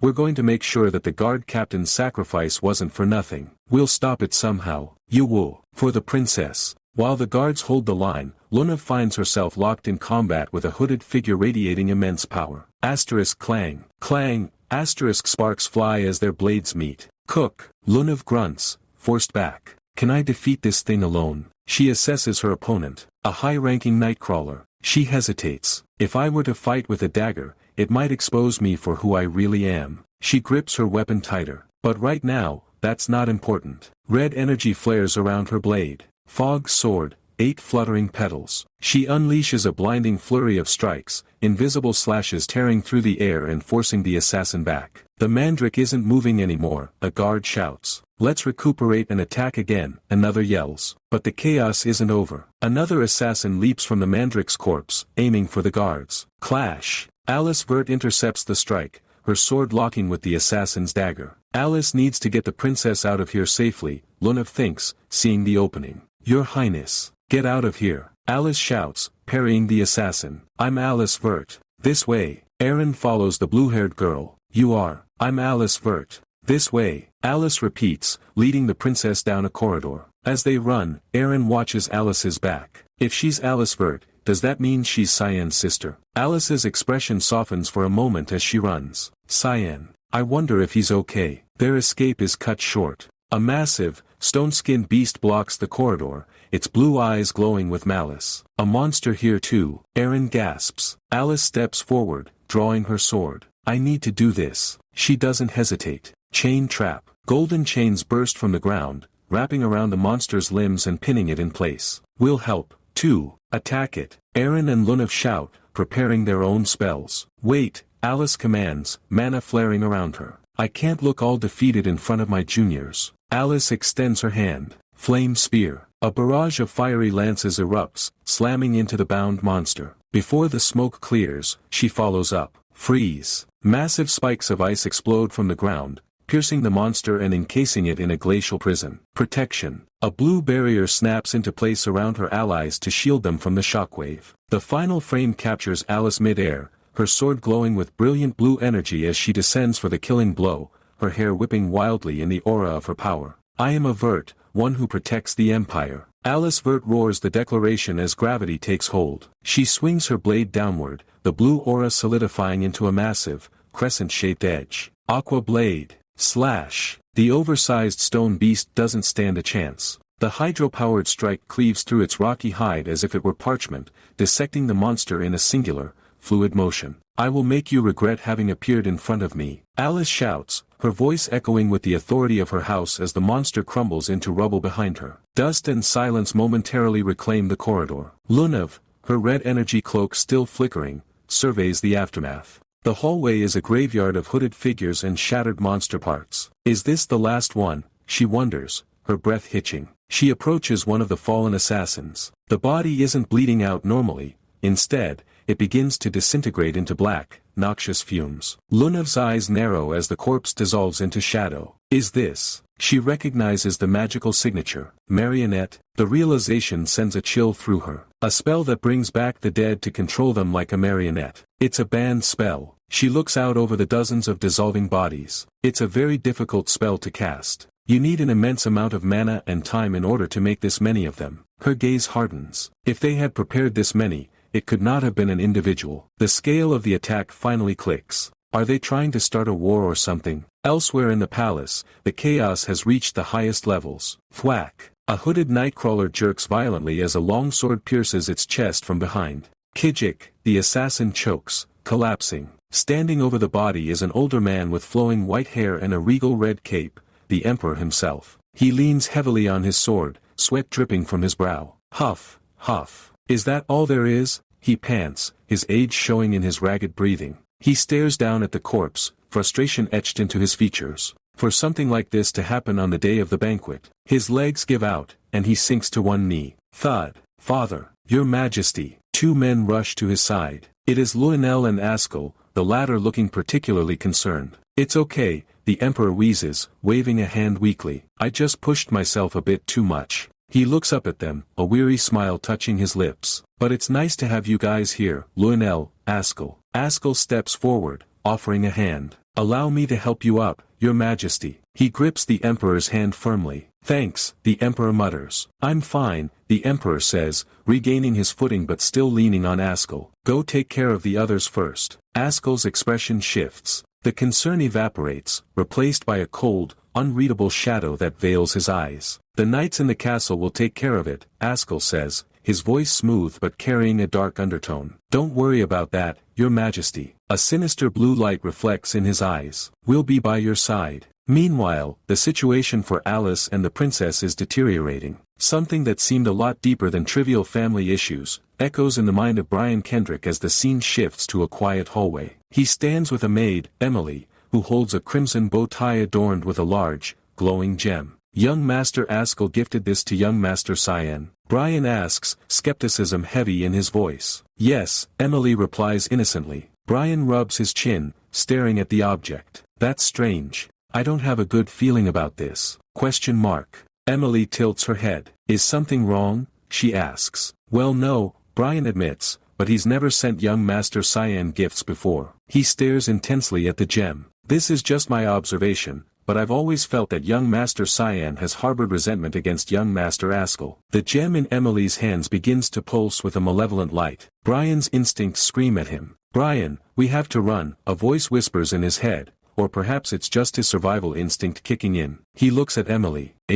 Why? Then he sees it. Something dangerous is coming this way. Emily's eyes have rolled back, glowing with a possessed yellow light. The gem in her hands flares violently. Crackle. What's that? Brian shouts, grabbing her. Kaboom. The wall beside them explodes inward. Debris flies everywhere as a massive, dark shape tears through the palace architecture. From the dust emerges a nightmare, a wolf-like demon towering over them, its fur matted and dark, blue lightning crackling from its maw. A high-ranking monster, Viamoth. Brian gasps, his face pale. The beast snarls, its blue eyes locking onto them. In the main hall, panic reigns. Shit, it's over. Marquis Drenian screams, clutching his head as he sprints past confused nobles. I'm going to die at this rate. He runs blindly, shoving past women in ball gowns. I did manage to get out of there faster than anyone else, but I never expected those monstrous things to be at the front doors too. He sees the grand exit ahead, but it is blocked by a wall of nightcrawlers slaughtering the guards. I need to make it out of here alive.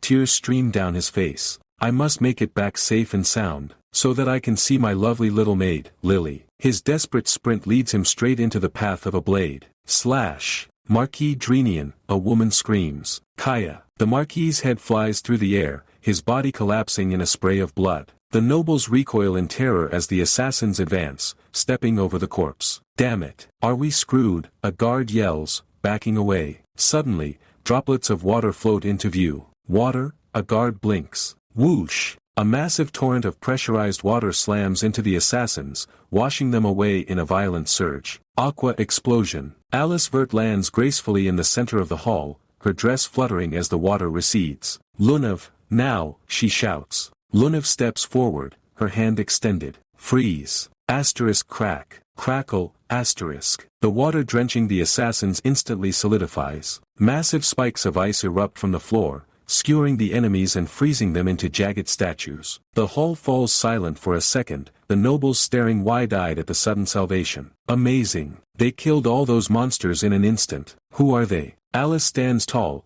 though her chest heaves with exertion. My name is Alice Vert, she announces. She raises her sword. Prepare to attack. Behind her, Lunav stumbles. Their next attack will begin soon, Lunav whispers, sweat beading on her forehead. You need to get out of here. Alice catches her. Lunav, we'll protect her highness, the guards shout, rallying around them. I'm fine. But this child, Alice says, looking at the exhausted Lunav. You don't need to worry about me. I will recover soon, Lunav assures her, though she looks ready to collapse. Alice turns to the knights. Guard knights, please use barriers to protect the nobles. You need to hold on until the battle is over. She looks at the elite royal knights. Royal knights, please protect the princess. And back me up if I go down. The lead knight nods grimly. I will do everything I can. Alice steps forward again, her eyes glowing with blue mana. Asterisk to stop these things. Even if I keep taking them down, more will just appear from elsewhere. It's as if they know where we are at all times, asterisk. Back in the shattered corridor,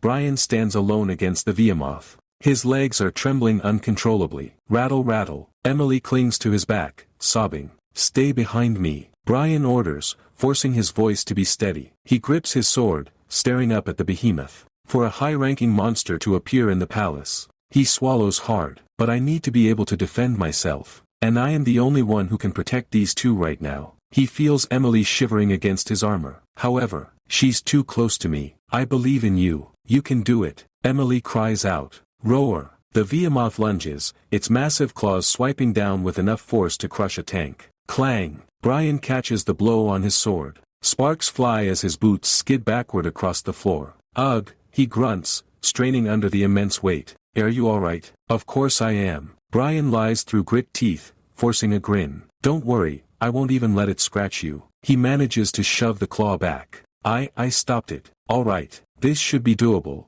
His thought is cut short. Kang, the Behemoth isn't done. It looms over him, opening its jaws wide. Blue energy gathers in its throat, crackling with lethal intensity. Brian looks up, his eyes widening in sheer terror as the monster prepares to unleash a point-blank blast. Is this it for me? He thinks, paralyzed by the imminent death glowing in the beast's maw. Is this it for me? The thought paralyzes Brian Kendrick. He stares helplessly into the maw of the Behemoth, the blue energy of its breath weapon expanding to consume his entire vision. The heat is already searing his skin, the roar deafening. He braces for the end. I'm sorry, young master. A voice screams from the void, not of fear, but of apology. Kaboom! A beam of concentrated purple energy tears through the air, slamming into the Behemoth's flank with the force of a meteor. The beast's head is knocked violently to the side, its lethal blast discharging harmlessly into the ceiling, bringing down a shower of stone and dust. Brian's eyes snap open, shielding his face from the debris. What's that? The smoke swirls in the corridor, thick and choking. Through the haze, a silhouette stands where the energy beam struck.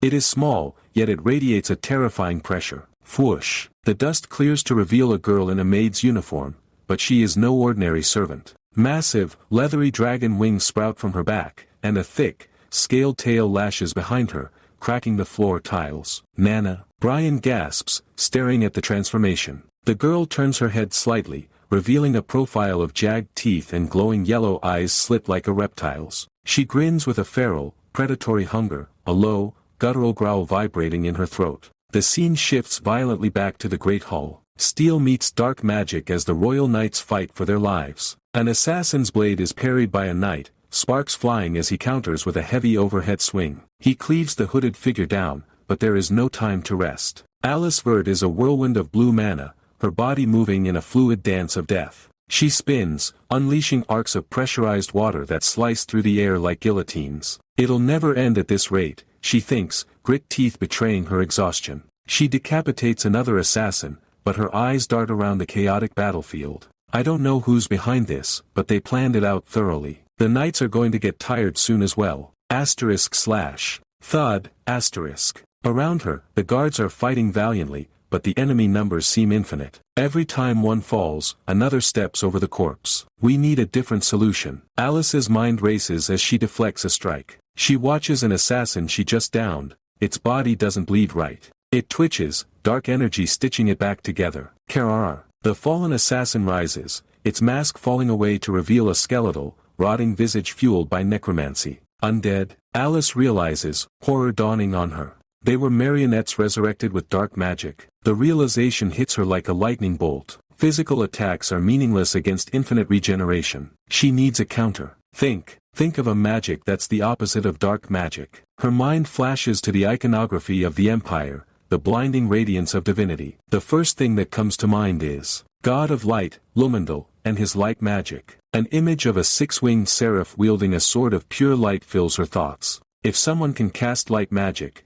there might be a chance for us to win. Alice's eyes snap toward the center of the defensive formation. Then, this is the only way. She screams over the din of battle. Princess Erin, the white-haired princess, currently maintaining the ice barriers, looks up in shock. Please imbue my sword with your mana. Alice shouts, extending her blade. Erin's eyes widen in panic. I can't. The protection spell on the knights will be broken if I do. She knows the cost. If she drops the barrier to enchant Alice's weapon, the knights protecting the nobles will be exposed to the onslaught. Don't worry, your highness. A blonde knight steps forward, bashing an assassin back with his shield. He looks back at the princess, sweat dripping down his face but his smile confident. We can hold on for a bit. Please trust us. Erin looks at him, then at Alice. She sees the resolve in their eyes. The fear in her own expression hardens into determination. All right, then. Erin raises her hands, abandoning the defensive wards. She focuses her immense mana into a singular point.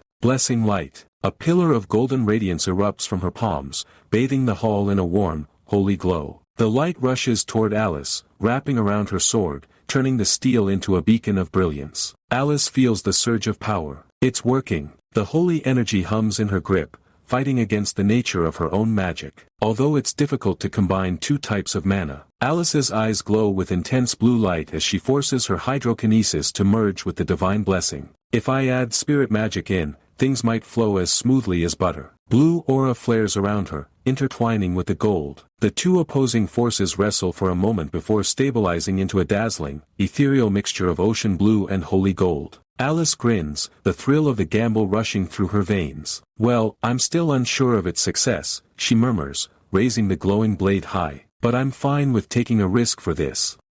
The cold stone floor of the banquet hall was hidden beneath a layer of debris and the broken remains of things that should have never been alive. Marionette and Mandrake, the protagonist whispered as he looked down at the shattered wood and bone. The fallen assassins lay in piles, their porcelain masks cracked to reveal the hollow, rotting darkness within. He could feel the lingering stench of necromancy clinging to the very air he breathed. It seems like he is already helping Askell, he thought, his eyes narrowing with a dangerous edge. So this is when Boris became the subordinate of Askell. The political landscape was shifting into something far more sinister than a simple coup. I will dismantle their plans piece by piece until there is nothing left but dust. This is necromancy-type dark magic, the spirit noted, its small pink body pulsing with a rhythmic light. A human of today is using such ancient magic. The world had forgotten the horrors of the past, but the shadows were bringing them back into the light. Yeah, there is a tactic this guy used pretty frequently. Acceleration of monster strengthening using dazed stones. He reached into the shadows and pulled out a crystal that throbbed with a sickening purple light. Apparently, the mana in that stone attracts monsters. The entire estate was now a lighthouse for every predator in the forest. I can feel those dazed stones' mana coming from there. The spirit pointed toward the heart of the palace. This entire place is a bloodbath. Let us get going. Actually, before that, I should get changed. His clothes were ruined, soaked in the blood of those who had dared to stand in his own way. A hunter must always maintain his composure. The scene shifted to the front lines where Alice Vert was gasping for breath. Her lungs burned and her mana circuits felt as though they were filled with molten lead. She looked up to see a majestic figure rising from the swirling blue energy. That is Spirit Marion. The queen of the winter spirits stood tall, her hair flowing like a river of frozen light. Did she use light-type mana to summon her temporarily? The knights behind her were trembling, their shields heavy in their hands. Mana cannot be mixed with others. The protagonist watched from the shadows, his mind calculating the risks. She will not be able to hold up for long in such an unstable state. Alice was pushing her body beyond its natural limits, forcing two incompatible energies to coexist. We need to stop her. Otherwise, her body is going to break down. Marion looked down at Alice with a gaze that was both regal and heartbreakingly tender. Why are you sacrificing yourself? The spirit asked, her voice echoing through the minds of everyone present. I could not think of any other way to defeat them, Alice replied, her voice a mere whisper. What a shame. Such cruel fate for a child that had been blessed by Fruina. The spirit raised her hand, and the temperature in the room plummeted. How unpleasant. Get away from this child. A wave of absolute zero energy blasted outward, freezing the air itself. The assassins were caught in the blast, their bodies turning into statues of ice. Just the swing of her hand has that much force. The knights watched in stunned silence. But the darkness was not finished. That is not going to cut it. They are getting back up. The frozen statues began to crack, but not from the ice. They were moving, their joints popping as the dark magic within them forced them to stand. They are getting back up, a soldier screamed in terror. That is enough. Stop. You will die if you push yourself anymore. The protagonist saw the blood trickling from Alice's nose. No, the situation will get worse if I stop here. I need to end it. She raised her sword, and the Spirit Marion merged with the blade. Spirit King's authority, Romgomiant. A pillar of blinding blue light erupted, tearing through the roof and illuminating the night sky for miles. But as the light faded, a new horror emerged from the shadows. Who is that? A figure dressed in a formal suit, wearing a simple white mask with red glowing eyes, stood where the blast had been strongest. Another marionette. No, he has a completely different aura to him. And what is with this black fog? The mist was cold and thick, swallowing the light of the torches. Alice felt the fog coiling around her throat. No, I am going to be consumed by the fog. It is goodbye, Alice. The Spirit Marion looked at her one last time before dissolving into the darkness. Marion, Alice cried out as she collapsed to the floor. I do not have any strength left in my body. Remember, Alice. Fruina will always welcome you with open arms. The masked man stepped over her broken body, his movements fluid and silent. Marion, what is going on? He blocked off the mana to nullify the manifestation of the spirit. Well, I do not know if that is a he or even human, though. The red glowing eyes of the mask fixed on Princess Erin. It is over. They are coming again. The sound of laughter echoed through the hall, a hollow and metallic sound. The fog began to solidify into physical chains. Princess Erin stood frozen as the masked man approached her. Who is this? She looked into the glowing red slits of the mask. He feels familiar. The realization was a physical blow. The man reached out and grabbed the princess by the throat, his gloved hand crushing the delicate lace of her collar. The red gem of her necklace shattered under the pressure,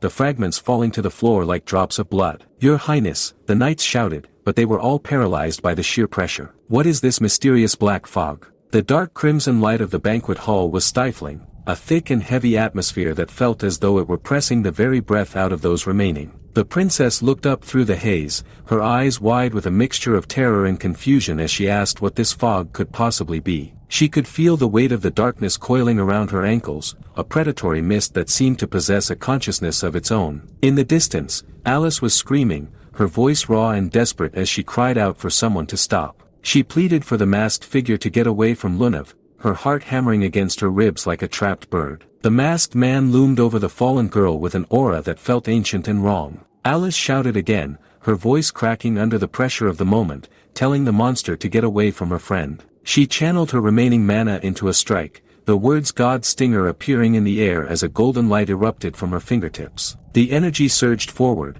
but the masked assassin did not speak, his movements fluid and unnatural. Suddenly, the princess watched in stunned silence as the source of their terror began to dissolve. He turned into the very fog he had brought with him, the physical body vanishing into thin air. The princess gasped, whispering to herself that he had turned into fog. She looked toward Cyan, who had truly saved them. Cyan stood amidst the settling dust with a cold and analytical gaze. He told the princess not to worry, for he was not there to harm her. He explained that he had destroyed the jewel upon her neck so that the monsters would no longer be attracted to her presence. The princess reached up, her fingers brushing the empty space where the red gem had once rested. She asked if the necklace her brother gave her was the reason for this. Cyan told her to go through the front gates and get out of the palace immediately, informing her that he had already cleared the path. One of the knights asked Her Highness if she were hurt anywhere. She shook her head, but her concern shifted to Alice and Lunav. Alice replied that they were okay too. The princess suggested they leave through the front gates just as the mysterious man had instructed. As they moved towards safety, Cyan looked back at them. Getting these kids to safety was his first priority right now. He thought to himself that he would think about that masked man later. He remembered the rumors from his previous life about the Banquet of Blood massacre. The rumor had been that the person behind the incident was the fifth princess of the empire,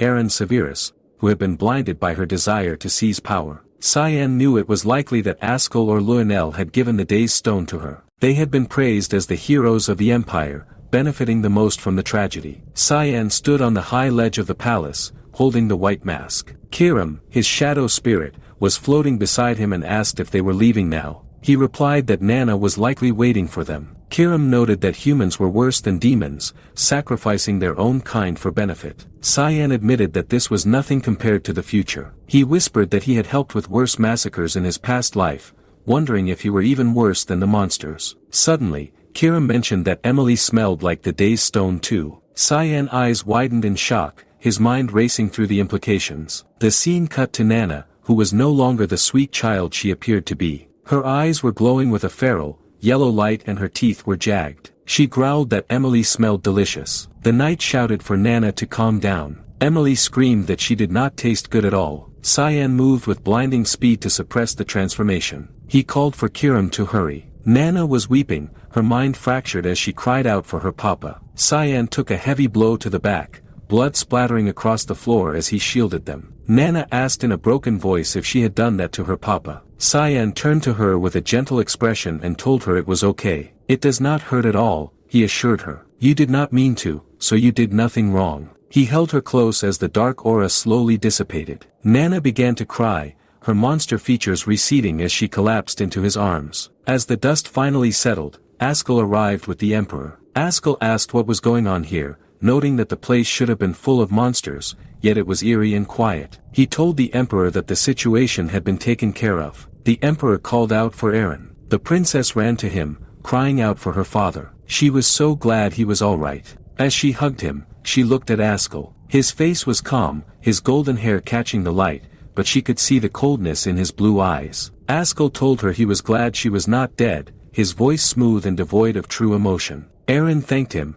saying she was glad he was all right too, but her mind was racing with the evidence of the necklace. She had a ton of questions she would like to ask him, but for now, she could only watch as the shadows deepened. She knew that her journey into the truth behind the necklace and the Day's Stone had only just begun. The silence of the hall was broken only by her heart, a steady beat that promised retribution for the lies that were told to her family. She would find every secret hidden beneath the Duke's smile. The Princess Erin looked up with eyes that were wide and trembling, her face still pale from the horrific events that had unfolded in the banquet hall. She had a ton of questions she would like to ask him, but her mind was already shifting toward the immediate safety of those remaining. I need to take care of the others first, she thought, pulling her gaze away from the Duke who stood in the shadows. The Emperor stood tall, his heavy cape cast over his shoulders as he addressed the survivors. He spoke with a voice that echoed through the silent chamber, offering a formal greeting to those who had remained loyal. He thanked them for protecting his youngest daughter during the chaos, his words carrying the heavy weight of a royal decree. He promised that he would reward them handsomely for their bravery, an assurance that seemed to do little to ease the thick tension in the room. Erin watched as Askel and Lionel stood close together,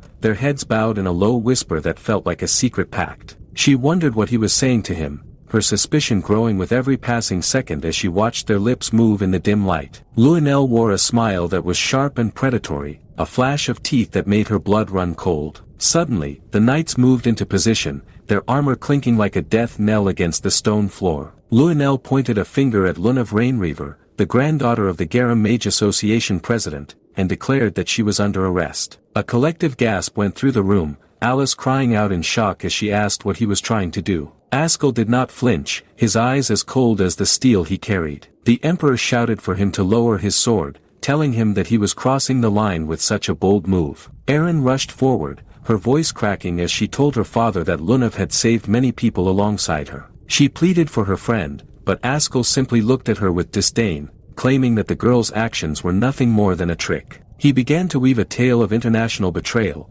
stating that the Garam Kingdom had always been waiting for a chance to strike the Ushaf Empire. I bet their goal was an assassination with the intent of creating chaos within the empire, he said, his voice smooth and convincing to the frightened nobles. Lunav stood her ground, her face a mask of calm as the blade hovered near her throat. She told him that he spoke as if he had proof of this. Askell smirked, claiming that last night a suspicious aura of mana was detected at the place where she was staying. Erin turned to her father, her eyes pleading for logic, but Askell was relentless. He told the Emperor that he had invited the guests to try and convey a desire for peace, but had kept an eye on them as a precaution. I will find evidence if you just give me time, he promised. The Emperor closed his eyes for a moment before agreeing to the request. Lunav was led away, her silhouette disappearing into the dark corridor toward the dungeons. She thought to herself that this was either a trap or something her grandfather had intended to happen. The scene shifted to the aftermath, where Leximus had finally reunited with Erin. He held her close and sobbed,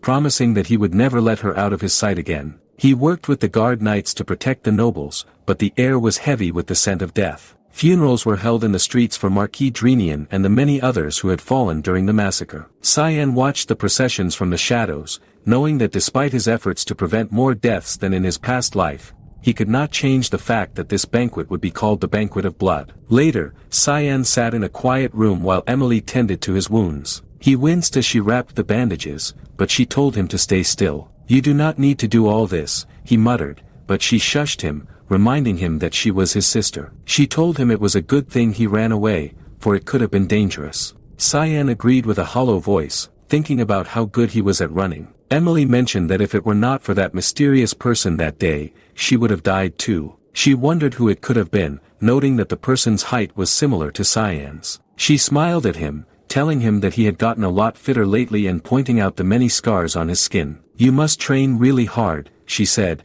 her voice full of affection. Cyan simply nodded. Emily teased him, asking if he were embarrassed and trying to touch his muscles as he dodged her hands. Suddenly, Askell entered the room, his presence like a cold draft. He noted that the two were as close as ever and said he was almost jealous. He asked if Cyan were okay now, and Cyan replied that he was, though he felt a deep sense of wariness. Askell mentioned the investigation and a bracelet with a day's stone found in Lunav's room. He said the person who gave it to her should be the prime suspect. Yes, you are clever, he said with a chilling grin. He asked Cyan if he remembered receiving anything during the banquet, mentioning that a merchant had been found dead that day. Askell leaned in, his eyes glowing with a faint blue light, asking again if he had received anything. Cyan felt a sudden spike of pain in his head, clutching his temple as he groaned. Emily immediately stepped in, telling Askell that Cyan lost a lot of blood and needed rest. Askell finally agreed to leave, but as he walked away, a dark thought crossed his mind. He had hoped the monsters would have killed Cyan and felt a sting of regret that he had failed. In a dark corner of the palace, a maid lay on the floor,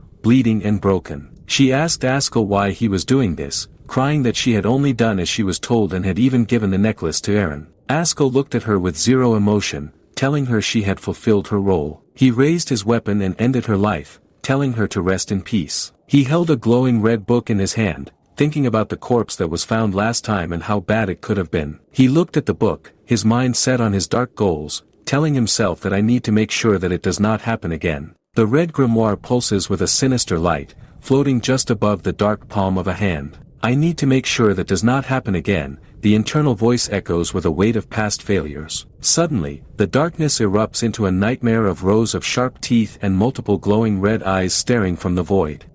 Dark boots kick against the ground as a young girl sits whistling a tune on a bench while looking out over the landscape. Clanking metal announces a companion arrival. Brian approaches from behind, his hands full with a simple paper bag. Miss Emily, he calls out, his voice warm and inviting. He offering fresh apples from the town as gesture. Emily looks up with a smile of gratitude. Oh thanks Mr. Brian, she says, telling him how nice he is. She bites the apple, breaking the silence. They sit together bound by duty to a master carrying the world. The weather feels pleasant today, she remarks, enjoying the brief moment of peace under the sky. Right, Brian agrees, but the tranquility is short-lived as the reality of their situation settles in. Emily asks how long they have to stay in this place. Brian looks away, his expression hardening. The young master said we must stay until he says otherwise. As they chew their food, the conversation turns deeper. Everything is moving so well that it cannot be predicted. a realization that brings comfort and dread. The young master stares at a red bow in his gloved palm. He muses it was a gift from Askell to congratulate his first society event. Suddenly, a dark magical flame erupts from his hand, consuming the fabric in an instant. He sure tried to make it as complicated as he could, he thinks as the embers dance. Emily gasps in shock,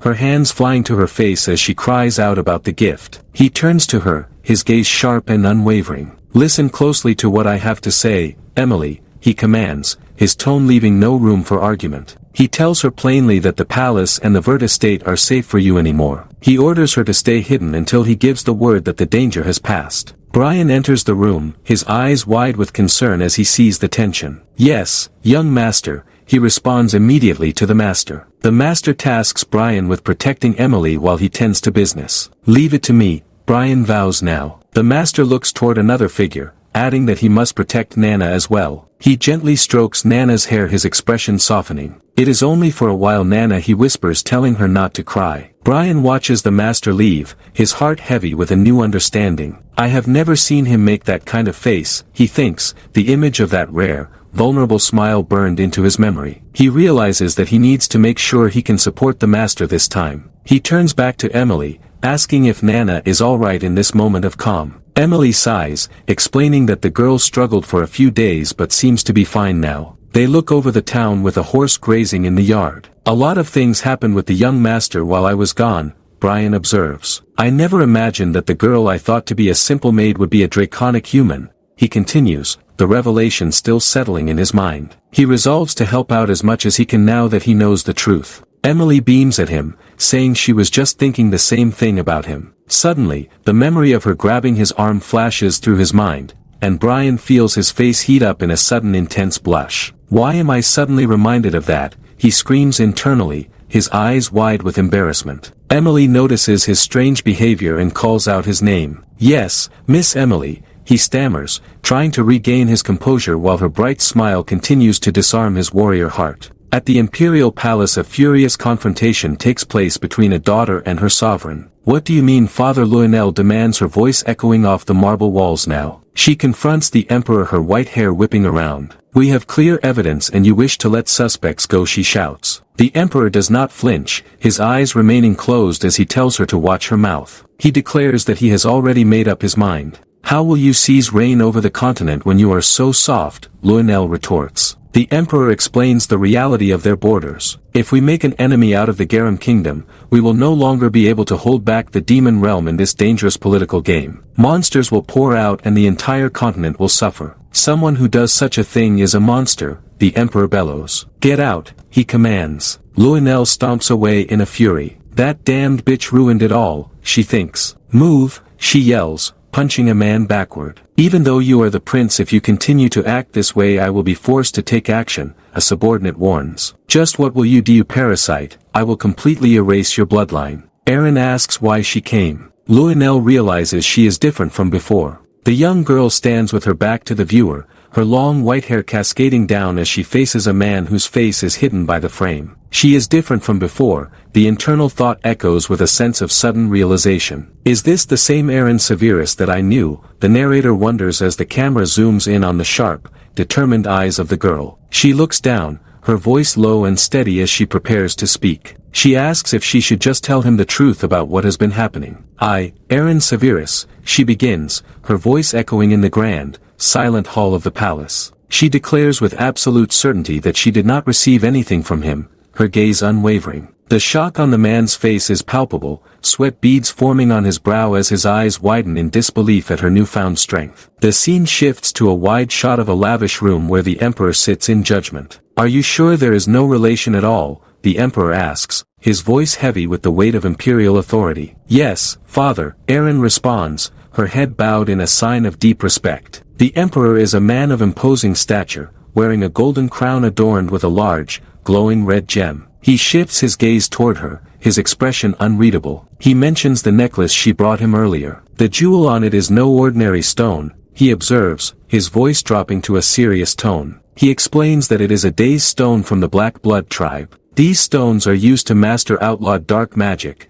a practice that is heavily disdained and feared in the current age. The red glow of the stone is shown in detail, pulsing with a sinister and dark energy that seems to swallow the light. It is said that dazed stones are used to control monsters, the Emperor continues. He reveals that there has been recent intelligence regarding someone within the palace buying these stones in secret. He names the black market merchant Gilbert and the maid Marilda as the primary suspects. They appear in a dark flashback, Gilbert with a wicked grin and Marilda with a cold, indifferent stare. It seems they have been securing deals for a long while, but both are either missing or dead right now, leaving a trail of blood behind them. Erin stands before her father, her face partially covered by a white bandage from her previous battles. The Emperor points out that those two used to get in touch with Lionel a lot. He asks Erin once more if she really received nothing from Lionel during their encounters. Has he perhaps gifted you that necklace? He inquires, his eyes searching hers for any sign of a lie. Erin grips the fabric of her skirt,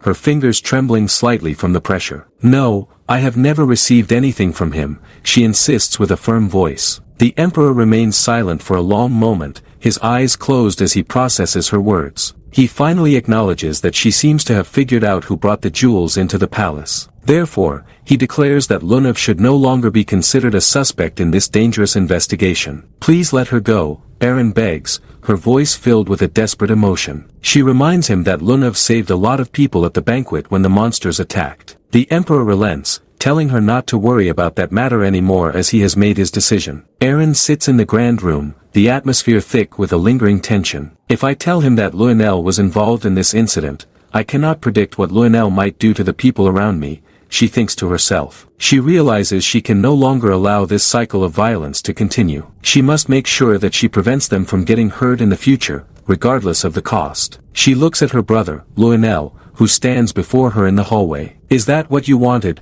brother? She asks, her voice cold. Lionel looks down at her, his eyes shadowed and filled with a hidden malice. Yes, I have never given you anything, he admits with a sneer. He tells her she acts as if he has done something wrong, his arrogance on full display. He threatens to do something about her subordinate first if she continues to defy him. Erin remains surprisingly calm, telling him that she is sorry but she has a guest right now. Lionel is taken aback, wondering who could possibly be more important than him in this palace. Suddenly, a voice comes from the deep shadows near the window. He is important to me as well, the voice says, cutting through the air like a blade. It is Cyan Vert. He stands with his arms crossed, his presence almost non-existent until he decided to speak. Lionel is shocked, his heart racing in his chest. I did not feel his presence at all, he thinks, his eyes darting toward the newcomer in a panic. What is he doing here? He demands to know, his voice cracking. Cyan looks at him with a flat, bored expression that belies his deadly skills. He tells Lionel that he heard every word of their conversation. Cyan thinks to himself that he just does not have much of a presence anymore. A status window appears in the air, identifying this as the assassin's trait no presence. Lionel is fuming with rage, asking if Cyan is kidding him right now. You have the audacity to run your mouth in my presence, he shouts, trying to regain his dominance. Cyan steps forward, a dark and heavy aura beginning to swirl around him. So what will you do? He asks, his voice devoid of fear. Are you going to do something about me too? Cyan has a terrifying, red-eyed grin on his face, his killing intent filling the room until the air feels like lead. Lionel is visibly sweating, the immense pressure from Cyan's presence overwhelming his senses. He thinks about the rumors of an engagement between Erin and Cyan that have been circulating. He realizes it would not be a good idea to make an enemy out of Cyan Vert at this moment. Cyan is the son of his father's friend, and the words of Askel continue to bother him. In a quick flashback, Askel and Lionel are seen walking through the grand palace halls. Askel states that he wants to eliminate Erin from the throne. Lionel asks why he wants to get rid of his youngest brother so badly. Askel notes that the Emperor already trusts Lionel a lot, making him the perfect candidate. Back in the present, Lionel stares at Cyan, thinking that the kid is hiding something very big. It gets on his nerves more than he can express. Cyan was once known as the insane emperor in his past life, a monster of a man. He is better now compared to that time, the narrator notes as Cyan's current form is shown. Cyan suddenly raises his hands and smiles, saying that he was just joking about the threat. Since the misunderstanding has been cleared, I will leave now, he says nonchalantly. Erin's face is bright red, her eyes wide with a mix of shock and confusion. I am so close to Cyan, she thinks, her heart pounding against her ribs. Cyan thinks that his personality isn't too bad right now, at least for someone who was nicknamed the Insane Emperor. He walks toward the door with an indifferent gait, leaving Aaron behind to deal with the aftermath. Aaron is left in a state of total confusion and deep embarrassment. She thinks he is really stupid for saying all that to the prince without any hesitation. However, she realizes that now that they have made Lionel believe they are together, the prince will not be able to do anything to her for a while. Cyan leaves the room, thinking that he just did what he needed to and left right away. Aaron watches him go, her hands covering her blushing face as she tries to breathe. The scene shifts to a dark and cold room where Askell is standing alone. He is in a state of pure, unadulterated rage, his hand gripping the stone wall so hard that it begins to crack under his strength. "How are you going to fix this?" he screams into the emptiness. His eyes are glowing with a fierce and manic light that suggests he is losing his grip on reality. He reminds an invisible foe that they said the plan was perfect. He is furious because the ones they wanted dead are all still alive and thriving. "I have lost father's trust," he realizes with a sinking feeling. This is bad, he thinks, his face contorted into a mask of pure anger. He screams that he was supposed to be the savior of the goddamned Ushaf Empire. He is shown in a dark vision sitting on a throne of human skulls, surrounded by broken swords and tattered banners, a grim image of the future he desires to create through blood. Lionel eventually meets with a mysterious man in a dark, heavy cloak. "There was a bit of success," the man says, his voice raspy. "Who are you?" Lionel asks, his hand on his sword. The man bows deeply, identifying himself as Boris Lelm. "I greet Prince Lionel," he says with a thin, sinister smile. Lionel demands to know where they have been all this time while the plans were failing. Boris explains that he had to carry out a specific order from Mr. Askell. He reports that Emily has disappeared without a trace. He asks what the success was that the man mentioned. Boris holds up a glowing purple crystal that sparkles with a strange light. "This is a crystal of the mana used by her friends during the battle," he explains. He observes that most of the mana contained within it is ordinary and unremarkable. But then, the crystal begins to react, emitting a thick and dark red smoke that curls through the air. "This specific mana is very rare," Boris says, his eyes narrowing with a dark hunger. "It can be considered something very evil and ominous," he adds. He grins as the red aura grows stronger, illuminating his face. He concludes that this must mean that one of Princess Erin's friends possesses the taboo demonic sword. The dark revelation hangs in the air like a heavy shroud as Boris Lelm concludes that one of Princess Erin's friends possesses the taboo demonic sword. The scene shifts abruptly to a sight that would turn the stomach of any ordinary man. On a pristine white plate sits a massive, segmented centipede monster, its chitinous shell gleaming with a sickening metallic sheen. Purple blood is splattered across the table, and dark, wispy smoke rises from the creature as if it were still pulsating with life. Brian stares down at the dish with his eyes wide in absolute disbelief, sweat beads forming on his forehead as his mind tries to process the horror before him. "I thought this was supposed to be crab stew," he thinks to himself as question marks literally float around his head. He is completely lost, wondering what the hell he is looking at right now. His gaze shifts to the two people sitting across from him, and his confusion turns into genuine shock. Nana, with her bright pink hair, and the young master, Cyan Vert, are both eating the monster as if it were a gourmet meal. Cyan has a bored, indifferent expression as he chews, while Nana looks like she is in absolute heaven. Why are those two not fazed by this at all? Brian wonders, his eyes darting between the steaming monster and his companions. Nana is happily munching away, her cheeks flushed with delight as she enjoys the strange meat. "Eat slowly, Nana," Brian says with a strained voice, observing how she is truly enjoying the meal. She responds with a cheerful hum, surrounded by sparkles and tiny flowers that represent her pure bliss. But Brian cannot shake the feeling of dread. "I swear that thing just moved," he thinks, catching a glimpse of the centipede twitching under the purple sauce. Cyan finally sets his fork down and lets out a long breath. "Phew, I am full now," he declares. The table is a mess of purple stains and empty plates. Nana looks up, surprised that he is finished so soon. "Already," she asks with her mouth full, "you should eat more." Cyan shakes his head, his expression becoming serious as he looks toward the window. "No, if I stay longer, Askell might catch on," he explains. He knows that the danger is far from over and that his movements must remain hidden from his brother. Nana gets angry, slamming her fist onto the table with a loud bang. "Bad Askell," she screams, her eyes welling up with tears of frustration because her young master has to leave. Cyan looks at her with a soft but firm gaze. "I only came to see if you are all right," he says, wiping a smudge of purple blood from his face with a white cloth. He tells them that it is not safe for them to come back to the palace yet, so they must send Brian if they need anything. Brian nods, still looking a bit pale from the meal. Cyan reassures them that he has people standing guard nearby too, and that this place is safer than anywhere else right now. He stands up and prepares to depart, his black cloak billowing around him. I am leaving then, he says. Nana cries out after him, telling him that he has to come back soon. Cyan pauses for a moment, looking back over his shoulder. Yeah, do not worry, he replies. He looks at Brian one last time. Take care, Brian. Brian responds with a respectful bow, acknowledging his master's orders. Yes, young master, he says,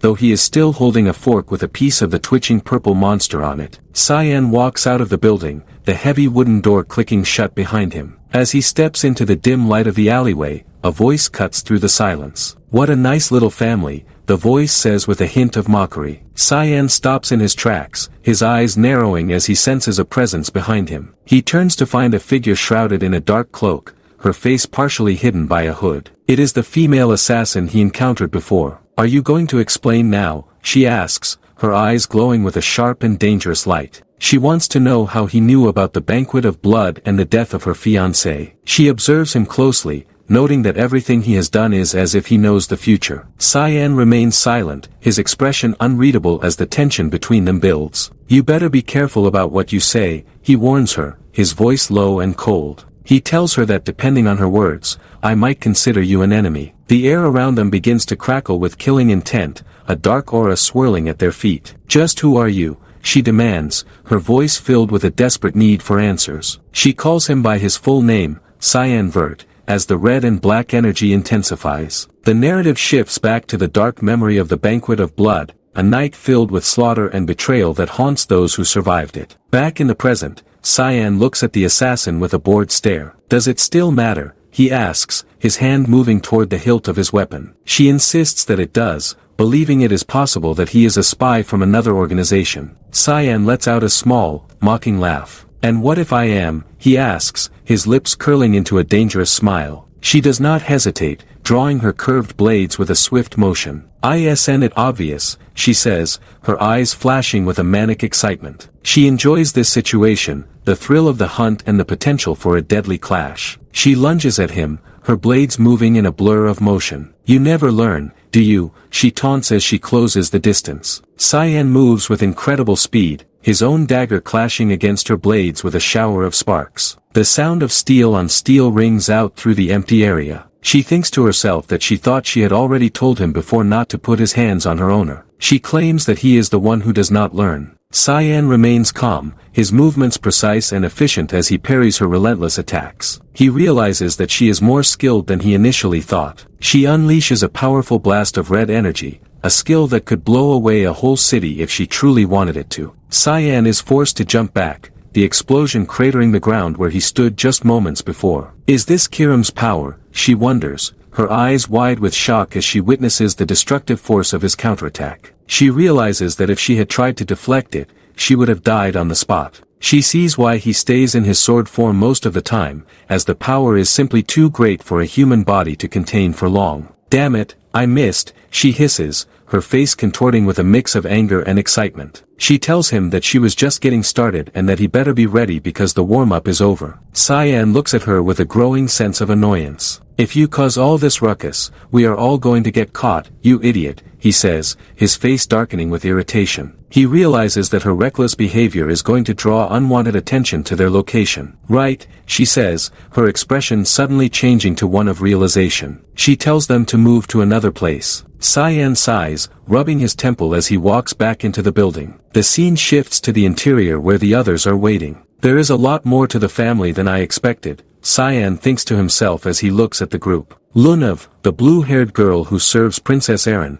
is sitting at the table. Sorry, young master, she says with a sheepish smile, explaining that she suddenly appeared after getting through the barrier and the mist's detection. Cyan is impressed by her ability to find this place, noting that it is one of her talents. Do not worry, she says, I am the only one that knows about this place. She then adds with a mischief in her eye that perhaps that is not true considering all the ruckus outside. What was that? The others ask, their faces filled with confusion. Brian and Nana are both staring at Cyan, wondering what happened during his brief absence. "Whatever, why are you here?" Cyan asks Lunav. She looks at him with a gaze that is both intense and grateful. "Thanks," she says, her voice dropping to a serious tone. "That is all I wanted to say to you." Cyan is caught off guard by her sudden display of emotion. "What did I do for you to thank me?" he asks, his brow furrowed. She smiles at him, a genuine and warm expression that reaches her eyes. "It is okay, I already know," she says. She refers back to the moment he entered her life that day. "I thought she had lost consciousness," Cyan thinks, remembering when she was broken and he had to save her. He is surprised that she remembers anything from that time. Lunav raises her hands, and a swirl of elemental magic begins to dance between her palms. "I can use all elements of magic," she explains, as fire,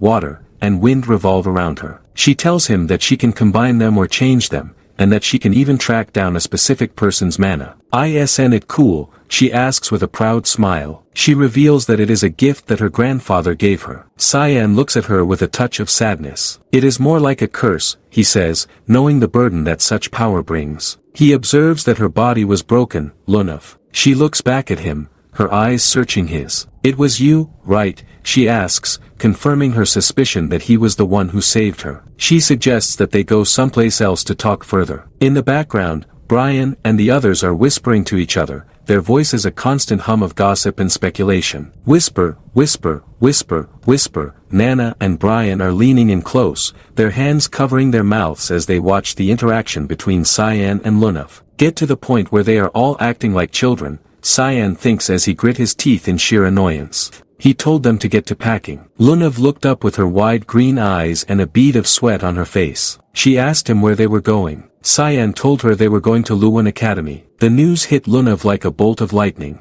Her eyes sparkled as she realized she could take care of him every day now. She began to daydream of serving the young master Brian. In her mind she was a maid holding a plate of purple bubbling soup. Brian stood there with a pale face and a look of pure dread. The pink-haired girl pointed at him and asked what was wrong with his face. Brian simply replied that he had mixed feelings. The scene shifted as Lunav began to reflect on her dark past. She spent most of her younger days in a cold and dark place. She had to endure all kinds of painful experiments there. She was kept in a glowing glass tube filled with bubbles while researchers watched her every move. She felt she had no choice but to endure them because it was her duty as the granddaughter of Reigen's Rainreaver. Back in the present they walked across a bridge. Lunav asked Cyan if he also had a duty to fulfill. Cyan replied that he did not. She asked why he saved them anonymously. Cyan said he did not want to become famous because it was a pain. Cyan mentioned her mana element. She held out her hand and a dark orb of energy formed. Cyan had collected a bit of her mana when he saw her at the restaurant. She possessed the ability to read mana information just by touching them. Cyan remembered the day he passed out and the mana he put into her. It was mana that did not belong to this world.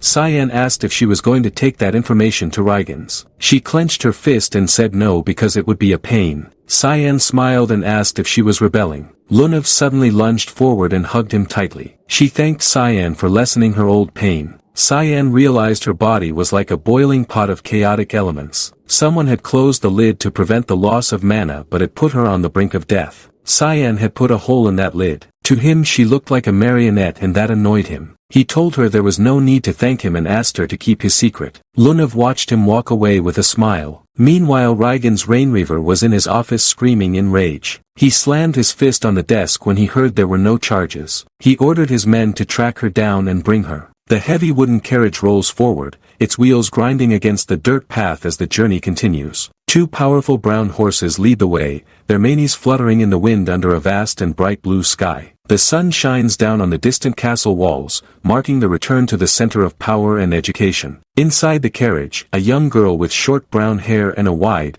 joyful expression cannot contain her excitement. She wears a dark hooded cloak over her simple attire, her eyes closed in pure bliss as sparkles surround her cheerful form. Cyan Vert watches her with a deadpan expression, his dark hair casting a shadow over his eyes as he asks if she truly likes it that much. The girl beams, her face glowing with happiness as she looks at her young master. She exclaims that she is finally able to attend to him again, her voice full of genuine devotion. However, she pauses, her expression turning curious as she asks if maids are truly not allowed to enter the academy grounds. Cyan crosses his arms, leaning back against the carriage seat with a thoughtful look as he hums to himself. He states with absolute dominance that the Chancellor will likely allow it simply because it is his personal request. Grand Office of the Academy Chancellor. A powerful voice booms through the room, demanding to know who gave such a command. The Chancellor, an old man with long white hair and a thick beard, stares forward with eyes that glow with a faint purple mana pressure. His face is etched with deep wrinkles, his expression one of stern authority as he listens to the young lord's request. He delivers a firm and absolute refusal, the word no hanging heavy in the air. The tension in the room rises as the two figures face off in a silent clash of wills. Cyan stands before him, his posture calm as he promises to be careful about the gazes of other people. He asks the old man to please allow his request, his voice steady despite the overwhelming mana pressure of the Chancellor. The Chancellor leans forward, his eyes narrowing as he demands a reason why he should make such an exception for a single student. Cyan looks down, his expression hardening as he states that he will not skip out on any of the lectures. The Chancellor slams his fist onto the desk with a loud bang, his anger flaring at the absurdity of the statement. He shouts that attending lectures is supposed to be the normal behavior for any student. He continues his tirade,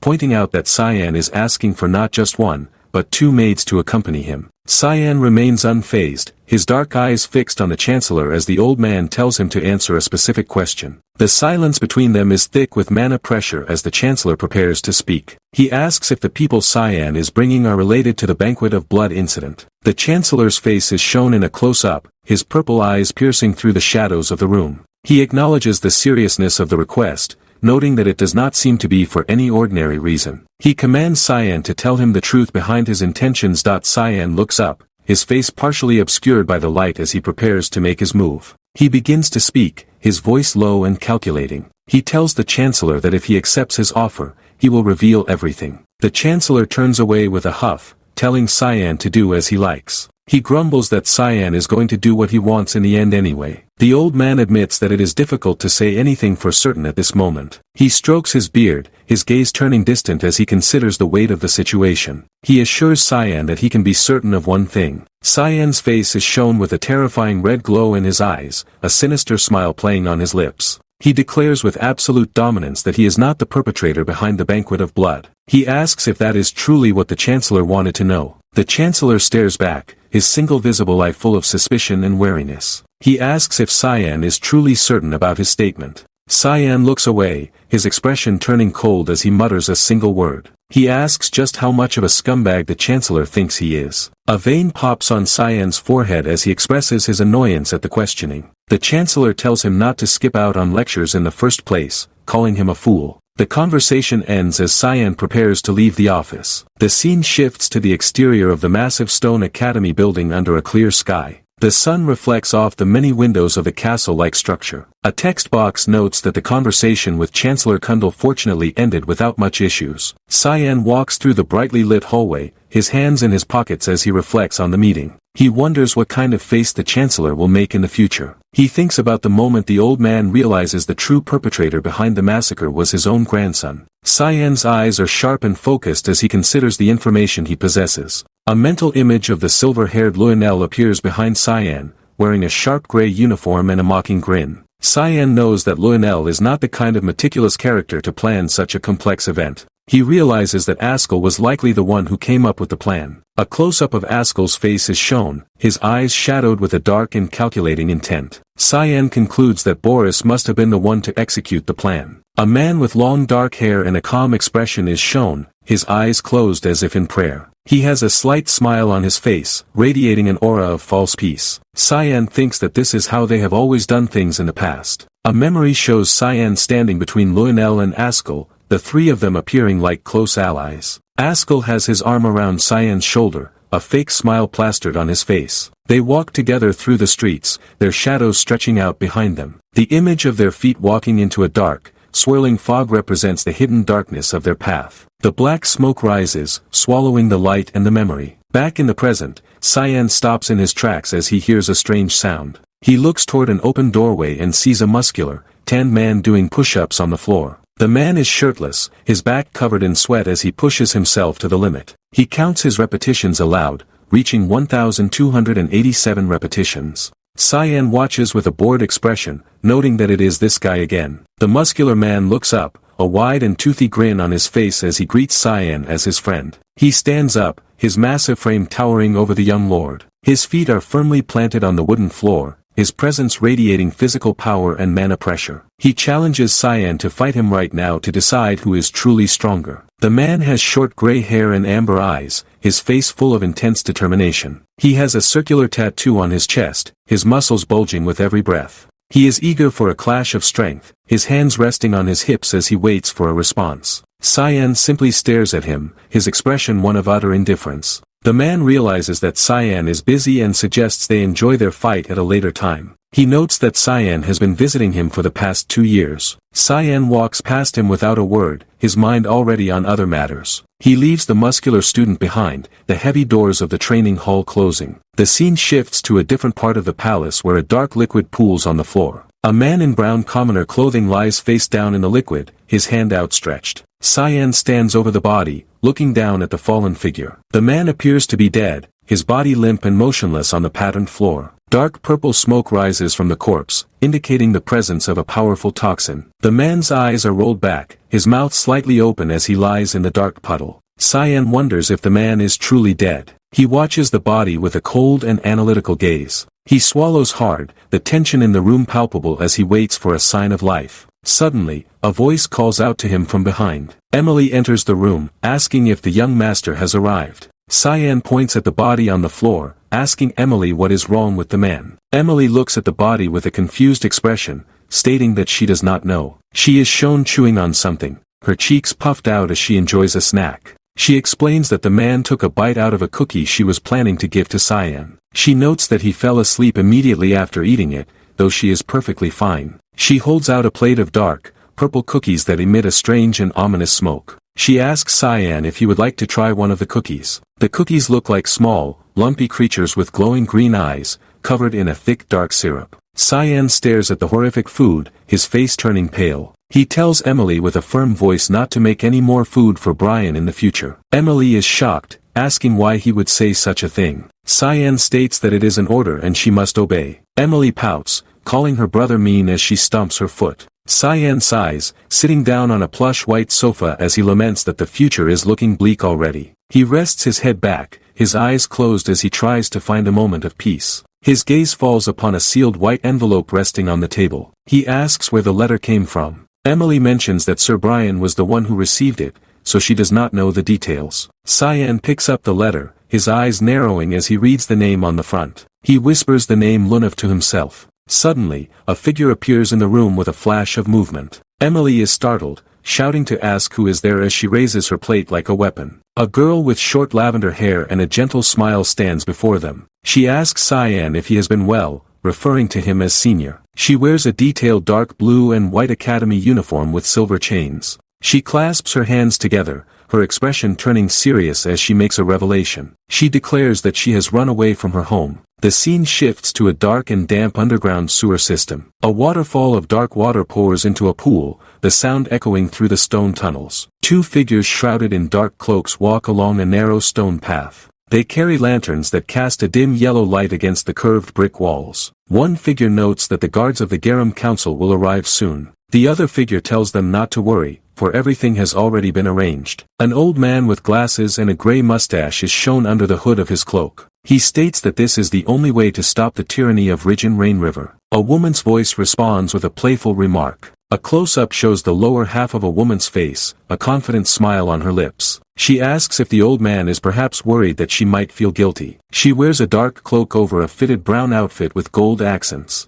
The old man asks if the girl is a student of the academy as well. He looks at his companion with a mix of curiosity and concern. He repeats the word student with a thoughtful tone. A text box identifies the woman as Nella Aronis, an instructor at the Ruin Academy. She looks back with a sharp and knowing gaze, her dark hair framing her face. She stands with one hand on her chest, her posture elegant and commanding. She carries a lantern in her other hand, the light reflecting off her gold belt. She states firmly that she is not foolish enough to feel compassion for a monster. The old man expresses his relief at her words. Nella turns to leave, informing him that she will be heading to the rendezvous point. She mentions that her colleagues should have already contacted Lunav by now. She offers a final salute, declaring glory to the Garum Kingdom. She walks away into the darkness, leaving the old man alone in the sewer. The scene transitions to a peaceful outdoor cafe at sunset. The sky is a beautiful mixture of purple and orange as the sun begins to dip below the horizon. The buildings of the town are shown in silhouette against the colorful sky. Cyan and Lunav sit at a small wooden table, a single cake resting between them. They are surrounded by empty tables, the atmosphere quiet and intimate.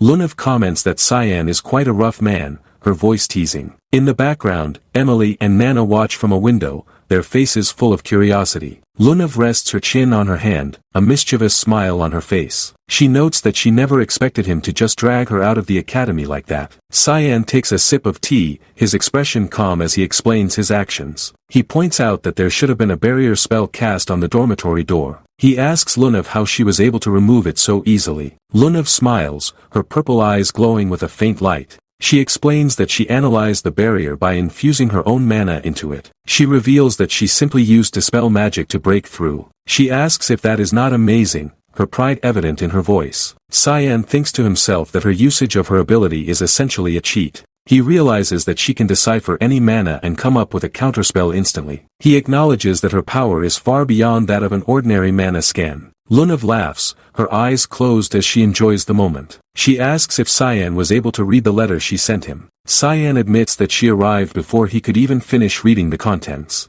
He looks at her with a slightly annoyed expression, his arms crossed. Lunav explains that it was too hard for her to wait for his response, so she had to come in person. She holds her face in her hands, her expression one of pure adoration. She continues to smile at him, her devotion clear to anyone watching. Cyan's expression turns serious as he asks a pointed question. He asks if Rijin Rainriver was the one who ordered her to approach him. Lunav's smile falters for a microsecond, her eyes turning downward. The silence between them is heavy as she considers her answer. Cyan's gaze is cold and demanding as he repeats the question. He commands her to speak the truth. Lunav remains silent for a moment, the weight of her past pressing down on her. She then looks up with a soft and genuine smile. She admits that it was like that at the very beginning. However, she states with absolute certainty that it is not like that anymore. She tells Cyan that it is up to him to decide whether to believe her words or not. They sit in silence for a moment, the orange light of the sunset bathing the cafe. Cyan states plainly that he does not trust others very easily. He asks what her true reason is for approaching him now. Lunav looks down at her cup of tea,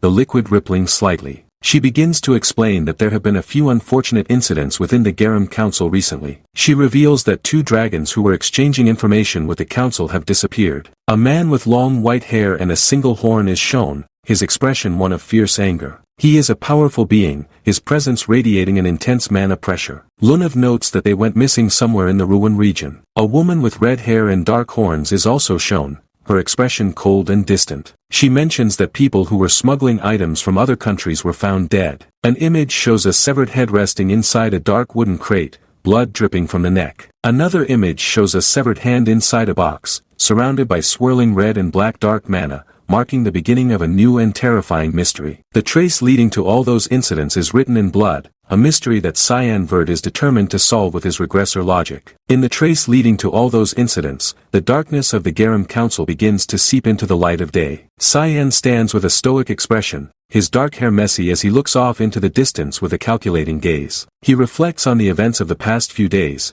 noting that a certain presence has frequently showed up in his path. It was just a conjecture up until now, a theory born from his memories of a previous life. But I am sure now, he thinks to himself, his eyes narrowing as the truth becomes undeniable. It is certainly unexpected that the dragons were related to the Garam Council, a connection that complicates his plans for absolute dominance. Cyan offers a small, knowing smile, his mind already 3 steps ahead of his enemies. Ha, fine, he mutters, asking what they are going to do with that confirmation now. Lunav stands before him, her lavender hair blowing gently in the breeze as she looks at him with a serious expression. I will be dead soon, senior, she declares with a voice that carries the weight of a death sentence. Cyan is momentarily stunned, his eyes widening as he processes the gravity of her words. He stares at her, his expression one of confusion and disbelief as he tries to find a lie in her purple eyes. Lunav continues, noting that he may have helped her a few days ago, but her fate is already sealed by the experiments of her past. But I know more about the state of my body than anyone else, she says,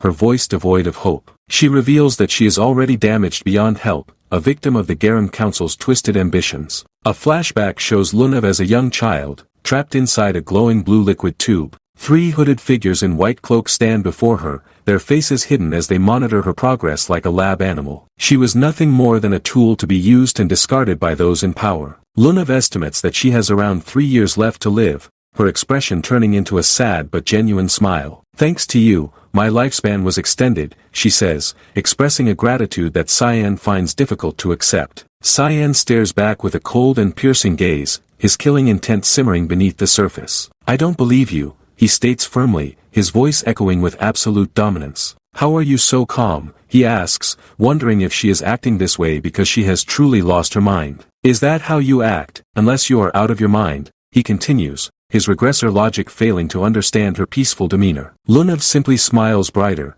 her eyes closing as she enjoys the warmth of the fading sun. I wish that was the case too, she whispers, her heart full of a longing that she can never fulfill. Cyan watches her with a mix of annoyance and curiosity, thinking to himself what an irritating woman she is. He decides to end the meeting, stating that her business is not his concern and telling her to go back to the academy. Whatever, it is not my business, go back, he commands as he stands up from the wooden table. Lunav watches him walk away, her expression turning curious as she asks if he is truly leaving her behind. Yeah, I hate annoying stuff like this, Cyan responds without looking back, his hands tucked into his pockets. Okay, see you later again then, Lunav calls out with a cheerful wave, her voice trailing off in the evening air. As Cyan walks through the quiet streets, the spirit of the demon blade Kiram manifests as a small black orb with pink flames. Is it fine to leave her like that? Kiram asks with a mocking tone, her eyes glowing with mischief. It is best to leave her for now, Cyan replies, his mind already focused on the next phase of his plan. He knows that the members of the Garam Council were waiting for her this whole time,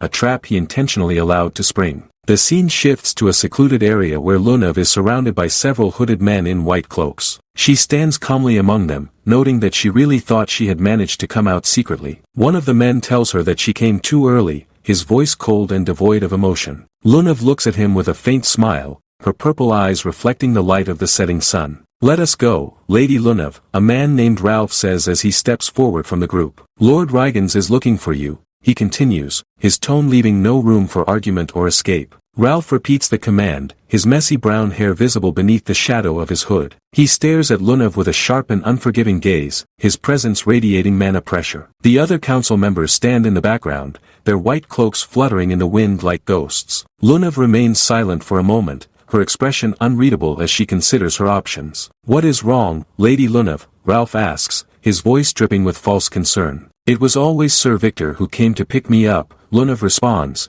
her voice tinged with suspicion. Ralph pauses, his eyes narrowing as he realizes that she has caught them in a lie. Excuse me, but who are you? He asks, his voice dropping to a dangerous growl. Another guard quickly interjects, claiming that Sir Victor is busy with other affairs and they have come in his stead. We are from the 6th Guard Division, he states, trying to maintain the facade of their disguise. Lunav offers a sinister smile, her lavender hair framing her face as she prepares to strike. Liar, there isn't anyone called Victor, she declares, her voice full of absolute dominance. She suddenly activates her windy magic, creating a massive blast of air that sends the guards flying backward. The force of the impact shatters the nearby crates and sends a cloud of dust into the air. Lunav takes advantage of the chaos, turning and running as fast as her legs can carry her. Ack, she is running away, get her, the guards shout as they scramble to their feet. Lunav pushes her body to the limit, her breath coming in short gasps as she sprints through the alleyways. Are they the extremists, she wonders, her mind racing as she tries to find an escape route.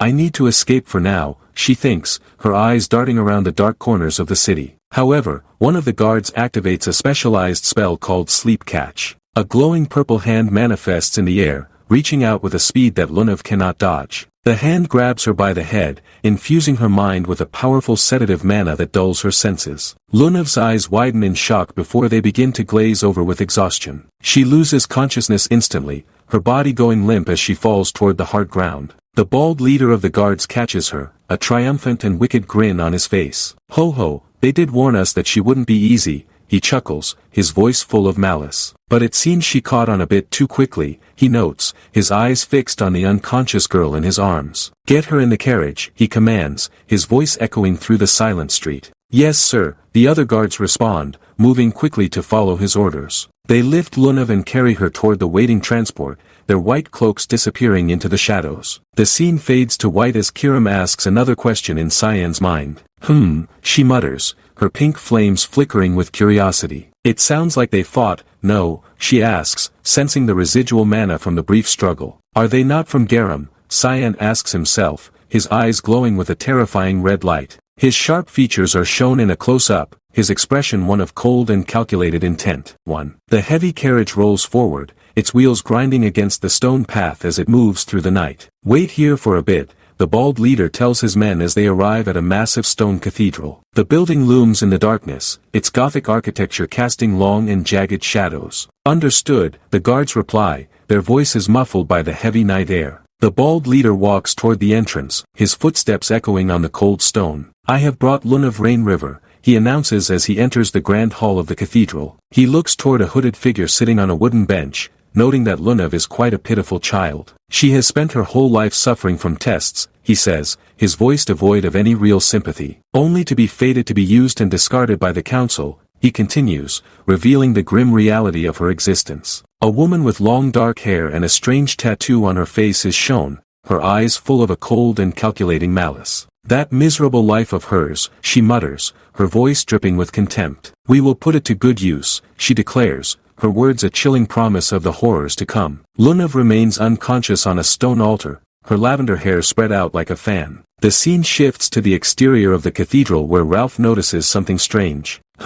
He mutters, his eyes widening as he looks at a pool of dark blood on the ground. What is this black fog? He asks, his voice trembling with fear as the mist begins to envelop the area. The fog is thick and unnatural, pulsing with a dark and malevolent energy that chills the guards to the bone. Ralph realizes with a start that they are being hunted by a master of the mist. The legendary technique of an assassin is being used against them with absolute dominance. Suddenly, a guard named Marcel is struck by a flash of red light that cuts through the darkness. He is slashed across the chest, his blood spraying into the air as he falls to the ground with a scream. Ralph shouts in terror, asking what the hell is going on as his men are cut down by an unseen foe. Stop, please, a guard begs, his voice full of pure desperation before he is silenced. High above them, a masked figure sits on the roof of the carriage, watching the slaughter with cold indifference. It is Cyan Vert, his presence radiating a terrifying killing intent that paralyzes his enemies. Ralph is frozen with fear as he looks up at the masked assassin, his mind unable to comprehend the speed of the attacks. The bald leader hears the screams and steps out of the cathedral, his expression hardening as he sees the bodies of his men. Were we meant to have another guest? He asks, his voice low and dangerous. Nella stands behind him, noting that it seems someone has finally tracked them down. The leader calls the intruder an enemy and tells Ralph to show them his power. Show them what happens to those who oppose us, Nella adds with a cruel and confident smile. The bald leader's face contorts with rage, the veins on his forehead popping as he prepares for battle. Yes, I will silence them, he declares, his blue mana flaring around his fists like a storm. Masked Cyan stands over a fallen guard, his red blade glowing with a malevolent light. Wasn't this too easy, he asks himself, his voice calm and steady despite the carnage. It is not over yet, he notes, his eyes fixed on the cathedral entrance. The real deal is in a cathedral over there, he thinks, his regressor logic already identifying the strongest opponents. The bald leader scoffs, calling Cyan a brat and noting that he is not bad for his age. Are you alone? He asks, his posture radiating a sense of false superiority. It doesn't look like you are alone though, Cyan responds, his eyes glowing red behind his mask. He observes the leader, noting that he feels similar to Lunav but far more unstable and dangerous. The leader charges forward with a roar, declaring that he is enough to deal with a child like Cyan. I am enough on my own, he shouts as he unleashes a powerful blast of blue mana. Cyan prepares for the clash, his body moving with a fluid and lethal grace that defies human limits. He utilizes his combat foresight to predict the leader's movements before they even happen. The two figures collide in a burst of energy that shakes the ground and shatters the nearby stone. Nella walks out of the cathedral, asking if Ralph is finished with the intruder yet. She stops in her tracks as she sees the unexpected outcome of the brief struggle. Ralph lies defeated on the ground, his body broken and his mana completely exhausted. The bald leader is also shown kneeling in the dirt, his pride shattered by the young assassin's overwhelming strength. An unexpected outcome, the text box notes, marking the total defeat of the Garam guards. Masked Cyan stands over them, his red blade pointed at the leader's throat with absolute dominance. Are you the last one? He asks, his voice echoing in the silent night. Why did you take Lunav? he demands, his killing intent filling the air like a physical weight. Nella laughs, her voice light and mocking despite the danger. "Oh my, you won't be popular with women if you ask too many questions," she teases. She suddenly charges a powerful fire spell in her hand, the flames roaring with an intense heat. "You should figure that out on your own," she shouts as she prepares to unleash her magic. A text box notes that she is able to freely fuse the elements, a rare and terrifying ability. She unleashes a torrent of elemental magic, but Cyan remains unfazed by her display of power. His eye glows with a terrifying red light as he mutters a final thought. "As I thought," he says, his voice full of a cold and lethal certainty that marks the end of his enemies. "As I thought," Cyan mutters, his eye glowing with a terrifying red light as he observes the enemy woman. She is the same type as Lunav, a product of the Garam Council's twisted experiments. Suddenly, she unleashes her thunder flame magic, a massive explosion of fire and lightning that consumes the entire area. Cyan utilizes his regressor logic to navigate the inferno, his body moving with absolute dominance as he dodges the lethal blasts. He notes that he has many more questions for her now, his killing intent rising as he prepares to strike back. Cyan swings his red blade with lethal precision, cutting through the flames as if they were nothing. Nella, the enemy mage, is shocked by his speed, her eyes widening as she realizes her magic is being deflected by a mere dagger. "Thighs can't be," she stammers, unable to believe that a child could possess such power. Cyan doesn't give her a moment to breathe, closing the distance instantly and grabbing her by the throat. "Got you," he whispers, his voice cold and devoid of mercy. Nella screams in terror as she is caught in his grasp. Cyan activates his air leap technique, slamming Nella into the hard ground with bone-shattering force. She tries to counter, her mind racing as she identifies him as a dangerous kid who must be eliminated immediately. She charges a powerful shot of mana, but Cyan's red aura begins to suppress her magic. The clash of blue and red energy creates a shockwave that shatters the stone beneath them. Cyan remains unmoved, his mana suppression completely overwhelming her desperate attempts to escape his absolute dominance. Kiram, the spirit of the demon blade, manifests beside Cyan with a mocking smile. "I'm here too," she chirps, enjoying the chaos of the battle. Nella is horrified to realize that the young assassin is not alone, her eyes darting between the two monsters. Cyan pins her down, his presence radiating a killing intent that paralyzes her very soul. "Ack," she grunts, her body broken and her mana exhausted. Cyan prepares a final strike, his red blade glowing with a malevolent light that promises only death. A massive beam of mana erupts from the cathedral, a display of power that levels everything in its path. Cyan stands amidst the destruction, his cloak fluttering in the wind as he observes the brutal mana output. Nella struggles beneath him, begging to be released as her body begins to dissolve into black smoke. "Stop struggling," Cyan commands, his voice echoing with absolute dominance. "It is impossible to escape with just human strength." He demands to know who ordered the kidnapping of Lunav Rain River. Cyan looks toward the cathedral, wondering how many more bastards from the Garam Council are hiding within its walls. Nella begins to laugh, a chilling sound that carries the weight of her impending death. "Hee, you're a funny kid," she wheezes, her eyes full of madness. She tells him that he will soon know the truth because the council will find him no matter where he hides. Cyan watches with cold indifference as she prepares to depart for the afterlife,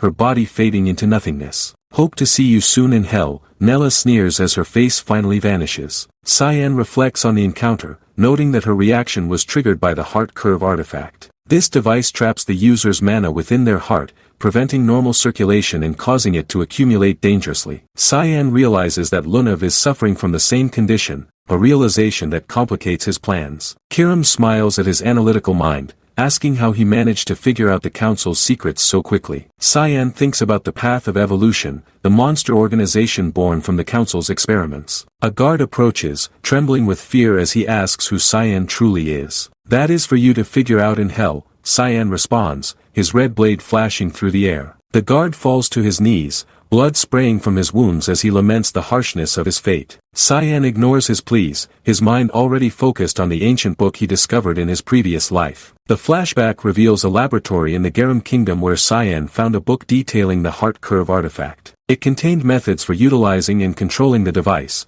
as well as a way to remove it if the user failed to master its power. Cyan holds a glowing blue orb in his hand, noting that it is fortunately still active. Kiram asks what he plans to do with it, her curiosity piqued by his regressor logic. Cyan knows that this artifact is the key to saving Lunav. Cyan orders Kirim to bring Lunav out of the carriage, but the demonic spirit initially refuses. "I don't want to, why me?" she whines, but Cyan's cold gaze quickly changes her mind. "Do you want to be controlled?" he asks, and Kirim immediately complies. They lay the unconscious girl on the ground, and Cyan prepares for his first attempt at removing the artifact. He is unsure if it will work, but he knows he must try if he wants to use her later. Cyan crushes the glowing orb, releasing a torrent of blue mana that flows directly into Lunav's chest. He reasons that if the artifact is embedded in her heart, he can destroy it using the same magical properties. The energy surges through her body, causing her to glow with a brilliant light. Lunav's eyes snap open, her pupils reflecting the intense mana as the weight of the artifact is finally lifted. Cyan watches closely, his expression stoic as the process nears its completion. The scene shifts to the main building of the Garam Mage Association where the sun is beginning to set. Lunav wakes up in a soft bed,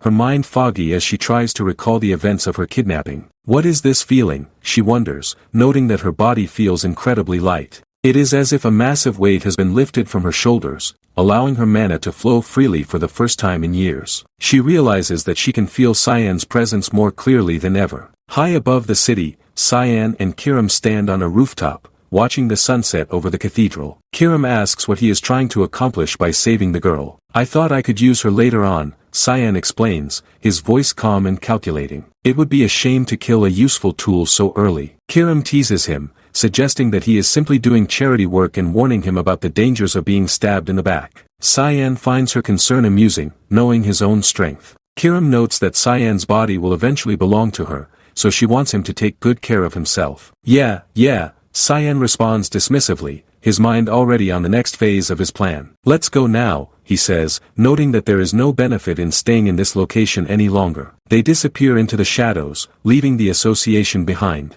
Inside a lavish office, Lunav stands before her grandfather, Lord Rygans. He questions her about the kidnapping, noting that she claims to remember nothing after being taken. "You expect me to believe that?" he roars, his anger flaring as he slams his fist onto the desk. He tells her that the entire kingdom is in an uproar because of the banquet of blood, and he cannot tolerate her lackadaisical attitude. Rygans is a man of absolute dominance, his presence filling the room with mana pressure. Rygans' assistant steps forward, taking the blame for the incident and apologizing for not finding Lunav sooner. "I should have sought her out earlier," he says, bowing his head in shame. Rygans dismisses his apology, stating that it was not his fault and that Lunav acted on her own. He thanks the man for his consideration and acknowledges his hard work in serving the family. "I am just fulfilling my duties," the assistant responds, trying to maintain his composure under Rygans' sharp gaze. Rygans places a hand on the assistant's shoulder, telling him that he has done well until now. Suddenly, his hand erupts into flames, and the assistant screams in agony. "I knew long ago that you had betrayed us," Rygans sneers, his eyes glowing with a purple light. He asks the traitor if he truly thought he could get away with harming his granddaughter. The assistant begs for a chance to explain, claiming it is all a misunderstanding, but Rygans tells him to shut it. "Listening to you talk is sickening," Rygans declares as the fire consumes the traitor's body. The man's screams echo through the office before he is reduced to ash. Lunav watches in horror, her face pale as she realizes the extent of her grandfather's ruthlessness. "That was too harsh," she whispers, covering her mouth to keep from crying out. Rygans turns his attention back to her, his killing intent still simmering beneath the surface as he prepares to ask the real questions. Rygans tells Lunav that the man he just killed was one of the people who ordered her kidnapping. He asks her if she found out anything about Cyan Vert during their meeting. Lunav realizes that he already knows the answer and is testing her loyalty. "Nothing special," she lies, her eyes downcast to hide her fear. Rygans warns her that an obvious lie will not work on him, his posture radiating a sense of absolute dominance that makes it difficult for her to breathe. Lunav tries to maintain her facade, claiming that she only returned late because she was meeting with the young duke's son. "I couldn't find anything special in our first meeting," she insists, but Rygans is not satisfied. "That's not the answer I wanted," he growls, stepping closer to her. He demands to know what the boy is hiding, stating that as a member of House Vert, Cyan must possess some hidden power. The chapter ends with Rygans looming over Lunav, determined to uncover the truth. Rygans stands tall, his presence filling the lavish office with an absolute domain of authority. He looks down at Luna Rain River, his purple eye glowing with a sharp, calculating light. He is a Vert, Reigen's muses, his voice low and dangerous as he considers Cyan. I am sure he has got something hidden beneath that calm facade, or perhaps someone is helping him from the shadows. He notes that Cyan only has a guardian knight and a useless maid to his name, making his recent achievements even more suspicious. There was not anything linking him to the incident, Luna thinks, her face a mask of stoic indifference. Why are you so obsessed with him, she wonders internally, her mind racing with the implications of her grandfather's intense interest. You are asking questions, Reigen's growls, his mana suppression causing the air to grow heavy and difficult to breathe. So there is something about the boy, he concludes, his gaze piercing through Luna's defenses like a blade. You should not ask questions, he warns her sternly, his posture radiating absolute dominance. You were born a Rain Reaver, and your loyalty to the family must be absolute. Luna remains silent, her purple eyes reflecting her inner turmoil as she stares at the floor. All you need to do is do what I tell you, he commands, his voice leaving no room for argument or hesitation. Leave if you don't have a response, he says, turning his back on her with cold indifference. You are not allowed to go outside for a while, he declares, effectively placing her under house arrest within the estate. The scene shifts to the aftermath of Reigen's ruthless wrath. The charred remains of his assistant lie on the floor, reduced to a blackened husk by magical flames that still flicker. I am sick and tired of this household, Luna thinks, her expression darkening as she looks at the ashes of the man who betrayed them. The fire of the Rain River family is a cruel master that consumes everything in its path. The sun rises over Luan Academy, its white stone walls shining brightly in the afternoon light. A massive, muscular man named Zaber leans against a wall, his arms crossed over his bare, scarred chest. He is fast asleep, his loud snores echoing through the quiet corridor like thunder. An annoying bastard, a passing student mutters, his face pale with annoyance at the giant's presence. He doesn't even attend his classes, the boy thinks, glancing at the heavy wooden door of Cyan's dormitory. TCH, I will have to come back later, he decides, turning to leave the hallway. Suddenly, Instructor Sarika appears, her long purple hair caught in the breeze as she adjusts her glasses. What is going on here, she asks, her eyes glinting with authority and a hint of suspicion. Apparently, an instructor called Nella Aronis went missing recently, the student explains, his voice trembling slightly under her gaze. Instructor Sarika, the boy notes, feeling the weight of her sharp intellect. It is you, she says, pointing a gloved finger at him with a knowing look. What do you mean, the student asks, his regressor instinct on high alert as he senses a trap. Why did you kill the magic instructor, Sarika demands, her eyes narrowing behind her spectacles. It wasn't me, he protests, raising his hands to show he has nothing to hide. I don't even know that instructor, he claims, trying to maintain his cover as a simple student. Of course you don't, she retorts sharply, her voice echoing in the hall. You skip all your damn lessons, so you wouldn't know anyone in the faculty. The boy lets out a nervous ah, his mind searching for a way to deflect her pointed questions. Sarika thinks back to the missing woman, her expression turning serious. She was a very talented mage from the Garum Kingdom, she explains to the boy. It is common for mages to come to Luan, which is a neutral area for study and research. But there were rumors that she was against Reigen's Rain Reaver, she continues, her voice dropping to a low whisper. So we have been keeping an eye on her for some time to see where her loyalties lie. But kidnapping Luna wasn't something I had ever expected from someone of her caliber, she admits. We were going to jump into action soon to investigate her further, she says, looking directly at the boy. But you took care of things for us before we could even start, she notes. Ah, so that's why she looked so familiar, the student thinks, recalling the face of the woman he encountered. Are you listening to me? Sarika snaps, her patience finally reaching its limit. Who am I even talking to, she sighs, shaking her head at the boy's apparent lack of focus. Anyway, I am the only one who knows the truth about what happened, so don't worry about being caught. I am going to give you a mission, so stay outside the academy for a bit to avoid any unwanted attention. Who is going to substitute for that instructor then? The boy asks, curious about the academy's next move. I assume the other instructors will take turns covering her classes until a replacement is found, she replies. We need a new mage to fill her in though, as her skills were quite unique and hard to replace. I assume the advertisements are already out in the city to find a suitable candidate, she concludes. The scene changes to a dusty road where a wooden carriage is making its way toward the horizon. A large trunk sits in the back, buried in a pile of golden straw that rattles with every bump. Man, I love this view, a voice says, full of false wonder and appreciation for the countryside. A man in a brown fedora and a dark suit sits beside an old farmer driving the wagon.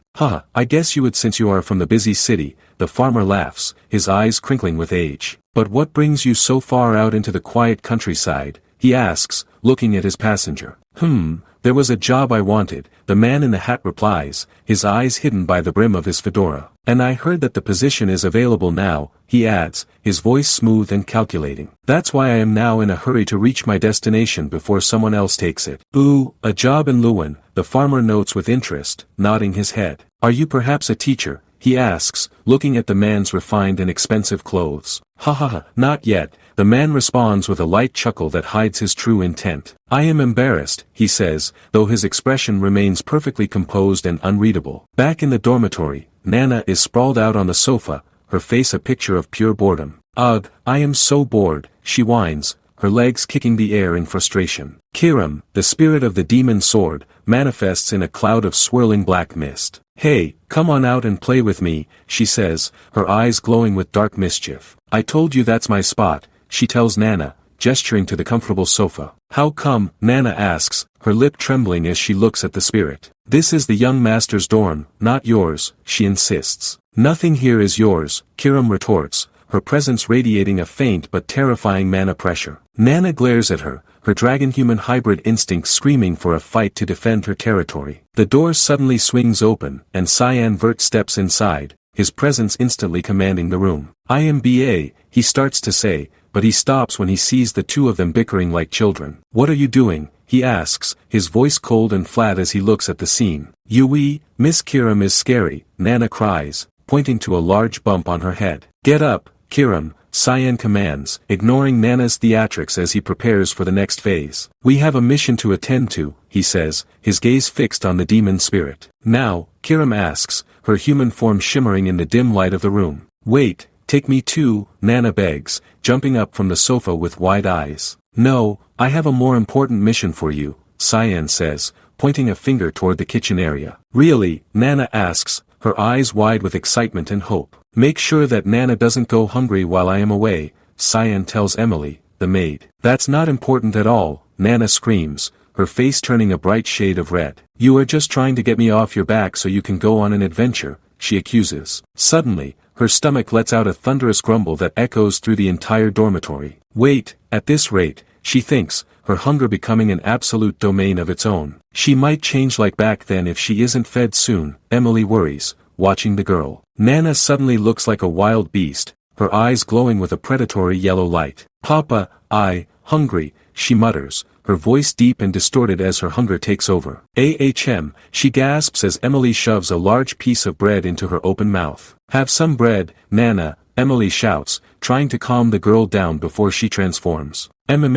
Yum, Nana responds, her eyes turning back to normal as she chews happily. I will take care of things here while you are gone, Emily promises Cyan with a smile. Don't worry about anything, just focus on your mission and stay safe. Good, I believe in you, Emily, Cyan says, giving her a brief nod of approval. Hoo, don't worry, I am confident in my cooking skills to keep her satisfied, Emily smiles. But don't feed Brian though, Cyan adds, looking toward the bedroom door. Brian lies in bed, his body covered in thick white bandages and his face pale from blood loss. Ugh, Grandma, why are you across the river? He deliriously moans in his sleep. He is still recovering from his injuries, Cyan notes, turning to leave the dormitory. Where are we going this time? Kiram asks, floating beside him as they exit the academy. Southwest of the Ushif Empire, Cyan answers, his mind already on the next target. Lambaster, he says, the name of the lawless city hanging in the air like a curse. The scene shifts to a dark, fog-shrouded city where the buildings are crumbling. It is a city of crime ruled by money and violence, a place where the weak are devoured. Inside a massive underground arena, the crowd is screaming for blood and entertainment. Hey, I bet all my money on you, a man yells, his face twisted with greed. Don't disappoint us, another spectator bellows, his fist raised in the air. The announcer steps into the center of the pit to announce the next match. Zelbert versus Zaber, he shouts, his voice amplified by magic to reach the back rows. Zelbert is a terrifying sight,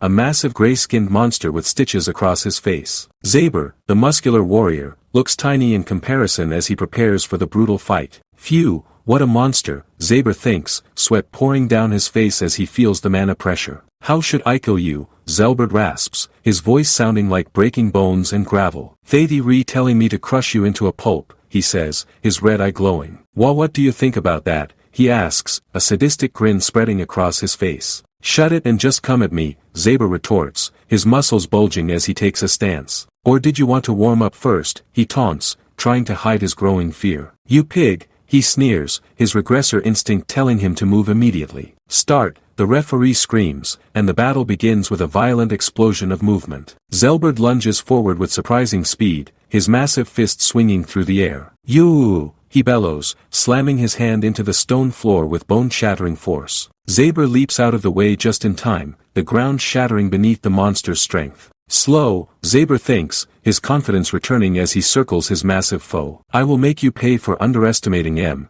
he starts to say, but his words are cut short. Zelbert has caught him by the waist mid-leap, his grip like an iron vice. "Two chose to kill you this way," hee, the monster giggles with insane delight. "Cook," Zaber grunts, his breath leaving him as his ribs begin to snap under the pressure. "Gonna crush you now," Zelbert whispers, his grip tightening with bone-shattering force. Zaber screams in agony as his body is twisted like a wet rag in the monster's hands. Zaber's down, the crowd roars, their bloodlust reaching a fever pitch in the arena. Blood sprays from Zaber's mouth as his neck is snapped with a sickening crack. "Cook," he lets out one final gasp before his body goes limp and lifeless. Zelbert wins, the announcer screams, his voice barely audible over the cheering fans. The monster stands over his fallen opponent, his yellow eyes shining with a dark triumph. He lets out a guttural laugh that echoes through the arena, a sound of pure madness. Back in the dark, narrow alleys of Lambaster, the air is thick with the smell of rot. Drunkards lie in the shadows, their bodies slumped against the damp stone walls. "What a dirty place," Kira mutters, her human form drawing the eyes of every lowlife. She walks beside Cyan,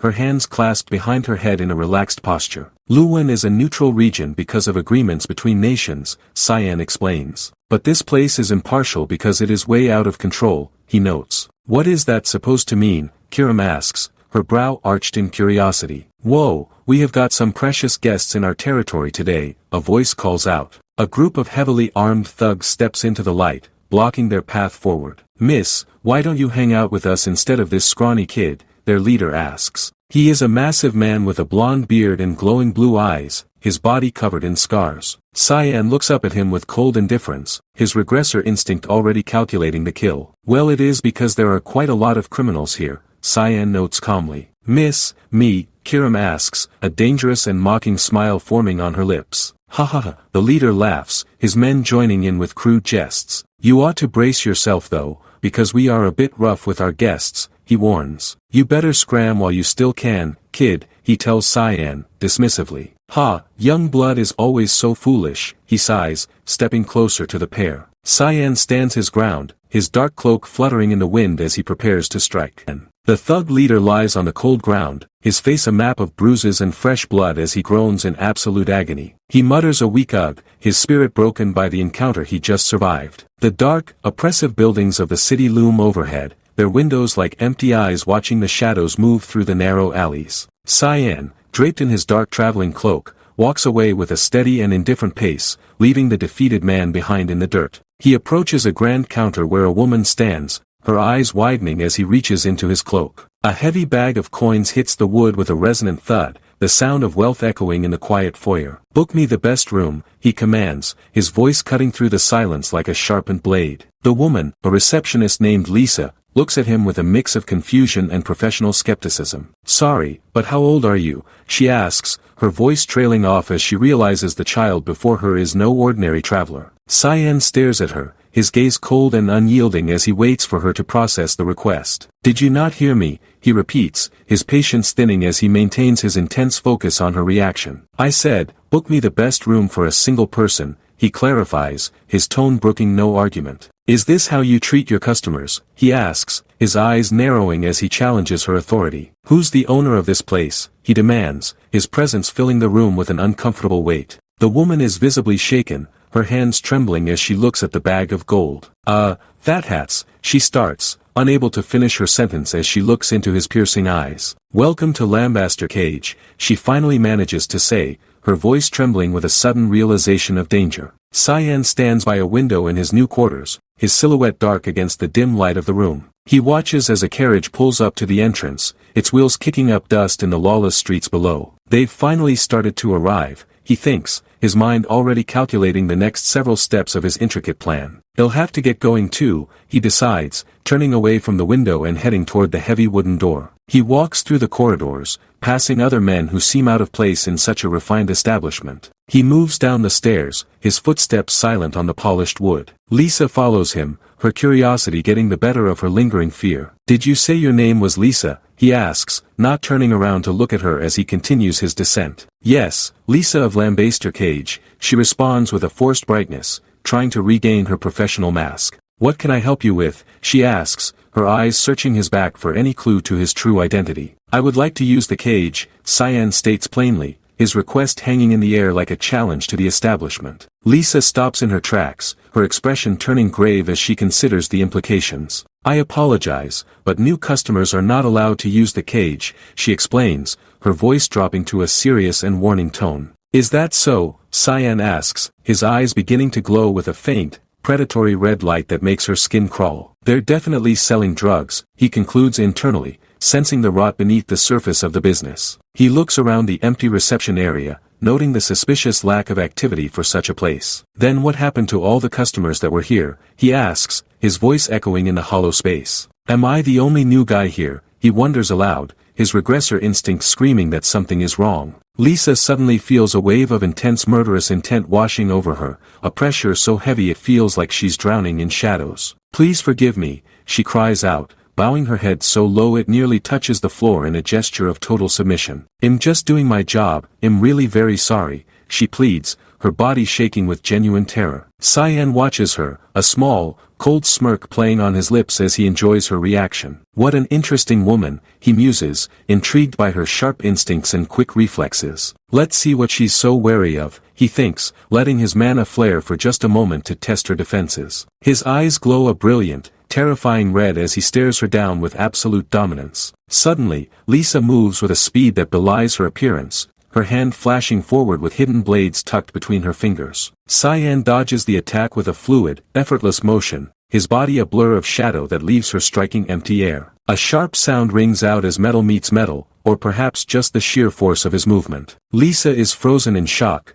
her eyes wide as she sees a golden coin spinning through the air after being flicked from his hand. "That's," she gasps, her mind racing to process what just happened in the blink of an eye. "A golden coin," she whispers, recognizing the symbol of extreme wealth and high status. "I reacted instinctively because of the intense murderous intent coming from somewhere," she thinks, her heart hammering against her ribs. "No way, is it emitting from this kid?" she wonders, looking at the young boy with newfound horror and respect. Cyan catches the coin as it falls, his expression unreadable and calm. "Man, the precious golden coin," he says, his voice devoid of any warmth or emotion. "Ah, sir, I'm sorry," Lisa screams, her professional facade completely shattered by the display of power. "Did you just try to attack me?" Cyan asks, his voice low and dangerous like a growling beast. "It's a misunderstanding," she stammers, her hands raised in a gesture of peace and desperation. "I didn't mean to harm you at all," she promises, her eyes pleading for mercy from the small monster before her. "I'm very displeased right now,"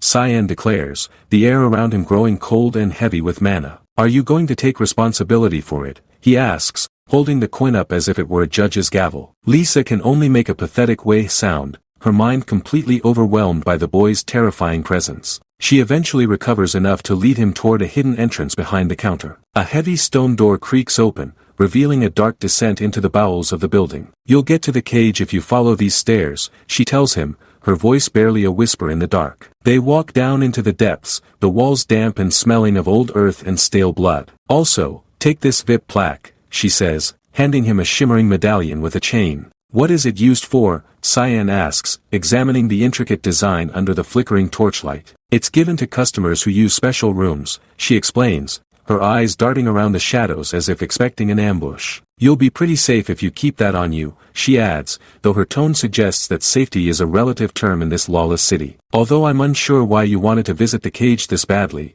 it's best you don't go there unless you have multiple lives," she warns him. "Anyway, good luck," she says, turning to leave him to his fate in the darkness. "I prefer to do my own thing," Cyan thinks, his resolve unshakable as he continues forward. Lisa watches him go, her face a mask of frustration and lingering fear. "He'll take that as a threat and never forget it," Cyan notes, his memory as sharp as the blades he carries. Whatever, I won't worry about you then, Lisa yells after him, her voice echoing up the stairs as she retreats. Cyan continues his descent, his dark cloak billowing behind him like a funeral shroud. Kiram, the spirit of the demon sword, manifests in a swirl of pink and black energy beside him. Then, shall we get going, she asks, her eyes glowing with dark excitement for the coming conflict. Why don't you just ask that woman to bring the owner, she suggests, her voice a playful contrast to the grim surroundings. The order was to bring out the lambaster cage's owner anyway, right? Cyan thinks, his mind focused on the mission instructor Sarika gave him. He recalls the name of his target,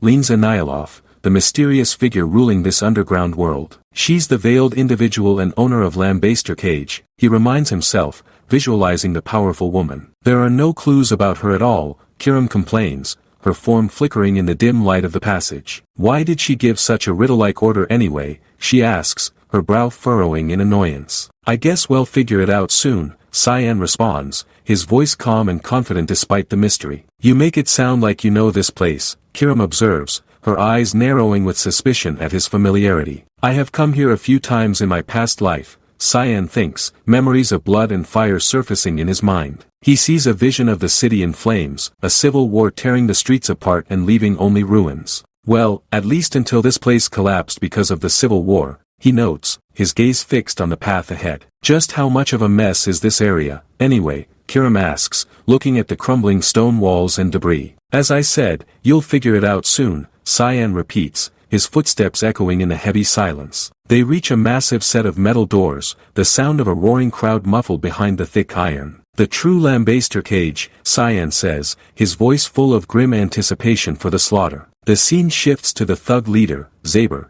who is now kneeling before a new figure in a dark room. Gunther, a man with wild white hair and a scarred face, exhales a cloud of smoke from his cigarette. Phew, a young boy did this to you, he asks, his voice raspy and full of disbelief at the sight of his subordinate. Yes, near the entrance of the city, Zaber answers, his head bowed in deep shame. He was no ordinary kid, he adds, his voice trembling as he remembers the speed and power of the boy's strikes. Gunther sits on a wooden stool, his eyes sharp and calculating as he listens to the report. I see, so a kid like that is in the Lambaster Cage, he muses, his interest piqued by the unusual visitor. That's right, we tried to do everything we could, Zaber explains, his hands clenched into fists on his knees. But he booked a VIP room, and we couldn't do anything about that, so we came to you, he says, looking up at Gunther with desperation.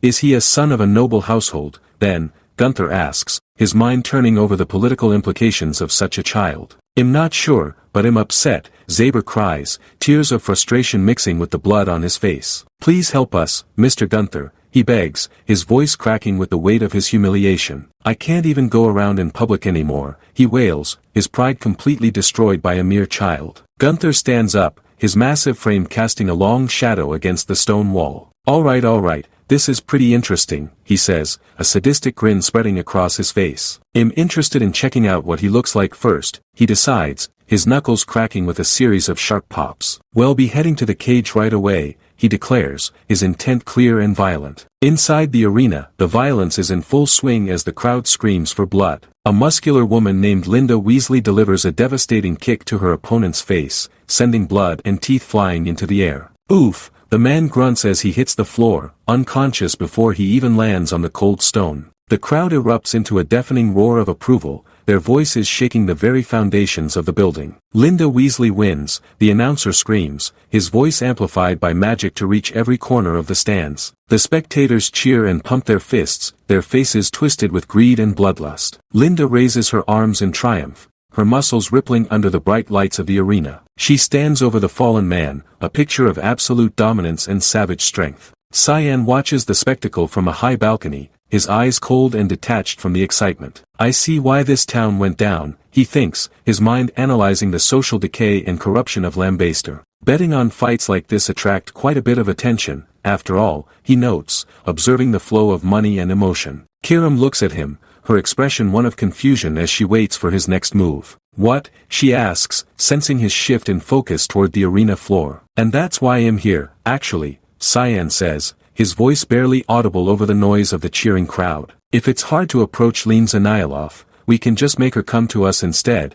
he explains, his plan finally coming together. Kirim tilts her head, a question mark appearing over her head in her stylized form. Suddenly, a large man with braided hair approaches Cyan, his expression one of pure arrogance and malice. "Hey, you over there," he barks, his voice full of disdain for the small boy. "This is not a place for kids," he sneers, stepping into Cyan's personal space to intimidate him. "Ha, nice timing," Cyan thinks, his eyes glowing with a sudden, violent light that signals the end of the conversation. Before the man can even react, Cyan strikes with the speed of a viper. A powerful blow lands with a sickening thud, sending the man reeling back in shock. "Jason," another thug yells, his eyes wide with disbelief at the sight. "You brat, just what the hell are you doing to him?" he demands, charging forward with his fist raised in anger. Cyan stands his ground, his expression one of bored indifference as the first man falls to his knees. "Ag," the man screams, his voice full of pain and surprise at the sudden reversal. Cyan moves with blinding speed,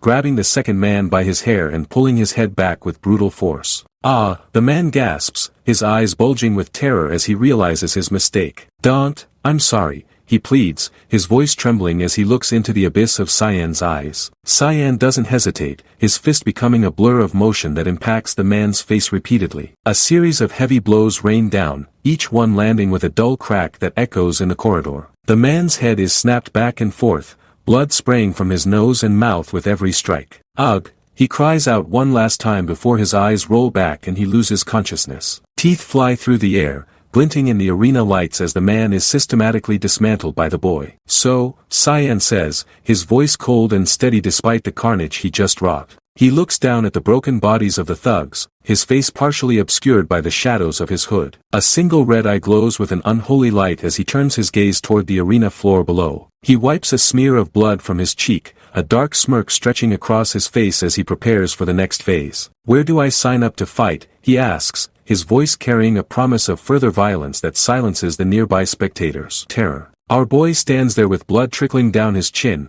a terrifying red glow in his eyes that tells you he is not here to play games. He looks at the camera with a smirk that would make a demon sweat, asking if he should just watch or start betting on the carnage. The scene cuts to the rowdy crowd in the arena, a sea of angry faces and clenched fists. One simpleton screams out, asking if the cage is doomed now because they are running out of real fighters. Another bastard yells about the lack of combatants, his face twisted in pure outrage. They cannot believe their eyes when they see our guy standing in the center of the ring, looking like a lost child in a den of wolves. "Who the hell puts a kid as a combatant?" they scream, their voices echoing through the massive stone walls of the lambaster cage. But our boy is calm, his expression as cold as a winter grave as he slowly wraps his hands in white bandages. He is preparing for a slaughter, and the simpletons in the stands have no idea what is coming. His eyes narrow, a close-up revealing the absolute lack of fear in his gaze. Then, the monster appears. Gelbard, the half-blood ogre, looms over our boy like a mountain of scarred flesh and bad intentions. He has wild gray hair and eyes that glow with a sickly green light, his mouth full of jagged teeth that look like they were designed to crush bone. I did not know there was an event like this," the bastard stammers, his voice a raspy mess of excitement. He asks our boy how he wants to be killed, calling him a little kid with a condescending sneer. The crowd is losing it, thinking the organizers have finally lost their minds. They think this is going to be a slaughter, not a fight, and they are right, but they have the roles reversed. Gelbard is a monster, a beast known for his cruelty, and he lets out a deafening roar that shakes the very air. "I will smash you," he screams, his massive fist clenched and ready to turn our boy into a red smear on the stone floor. But as he lunges forward, our boy moves like a ghost. A sharp crack rings out as metal meets bone, or perhaps it is just the sheer force of our guy's movement. Gelbard's eyes bulge in shock, a single word escaping his lips as he realizes he just missed. "Ha!" he gasps, but it is already too late. Our boy's eyes flare with a brilliant, murderous red light as he delivers a strike so powerful it creates a shockwave. The impact is massive, frames of white and orange light filling the screen as the half-blood ogre is sent flying across the arena. He crashes into the ground with a sickening thud, his massive body bouncing off the stone as dust and debris explode into the air. The crowd goes silent, their mouths hanging open in absolute disbelief. "It is an unbelievable situation,"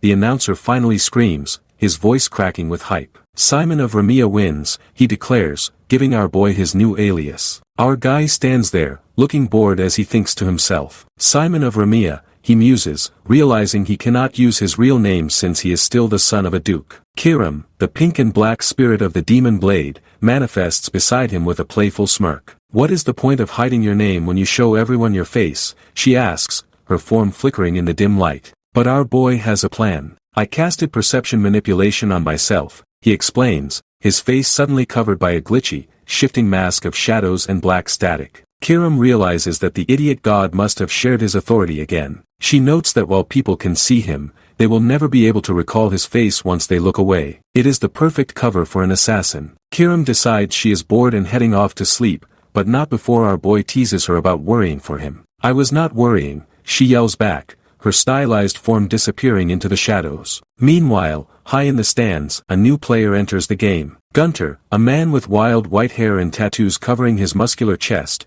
watches our boy with a predatory grin. "Simon of Ramia," he whispers, his red eyes locked on our guy. "I have chosen you as my opponent," he decides, his voice full of dark anticipation. "Do not let me down, Simon." The scene shifts to the quiet reception area of the cage. Lisa, the receptionist we met before, is standing behind the counter looking like she wants to be anywhere else. "What brings you here?" she asks with a sigh, but her boredom is short-lived. Delkia, the manager of the nightlife district, struts into the room with the confidence of a queen. She has long blonde hair and a dress that leaves very little to the imagination, her eyes sharp and calculating. "I do not want to stay here long," she says, getting straight to the point. She is looking for the little twerp who caused a commotion in her streets. Lisa tries to play it cool, telling her to leave and claiming she knows nothing about it. But Delkia is not buying it. "It happened in my territory, so it is my problem," she snaps, her face twisting in anger. She threatens to unleash her boys, a group of men in suits standing behind her with grim expressions. Lisa does not flinch, her hands moving behind her back to grip a set of long, lethal needles. "I will not allow any more misconduct here," she warns, especially if it involves her guest. She realizes our boy is a magnet for trouble and wonders what she should do. Suddenly, our boy appears right behind the thugs, his presence so silent they do not even notice him until he speaks. "Hey there, are you looking for me?" he asks, his voice calm and steady. The thugs jump out of their skins, wondering when the hell he got there. Lisa is shocked too, calling him her esteemed guest. Our boy explains he has been there since Delkia started claiming he was her problem. He tells them not to make a fuss and suggests they settle it with him directly. But as soon as Delkia lays eyes on him, her anger vanishes. She is hit by a wave of sparkles and flowers, her face flushing red as she looks at our guy. "I am sorry if my actions made you upset," she stammers, her voice suddenly soft and sweet. She asks for his name, and when he tells her it is Simon, she swoons. "What a dashing name," she cries, claiming it is unfitting for such a handsome face. Lisa is losing her mind in the background, screaming that he is a minor and telling him to stay away from that dangerous woman. But our boy just waves her off, saying he is dealing with her just fine. Delkia reaches into her cleavage and pulls out a name card, pressing it into our boy's hand. "Let us have deeper conversations later,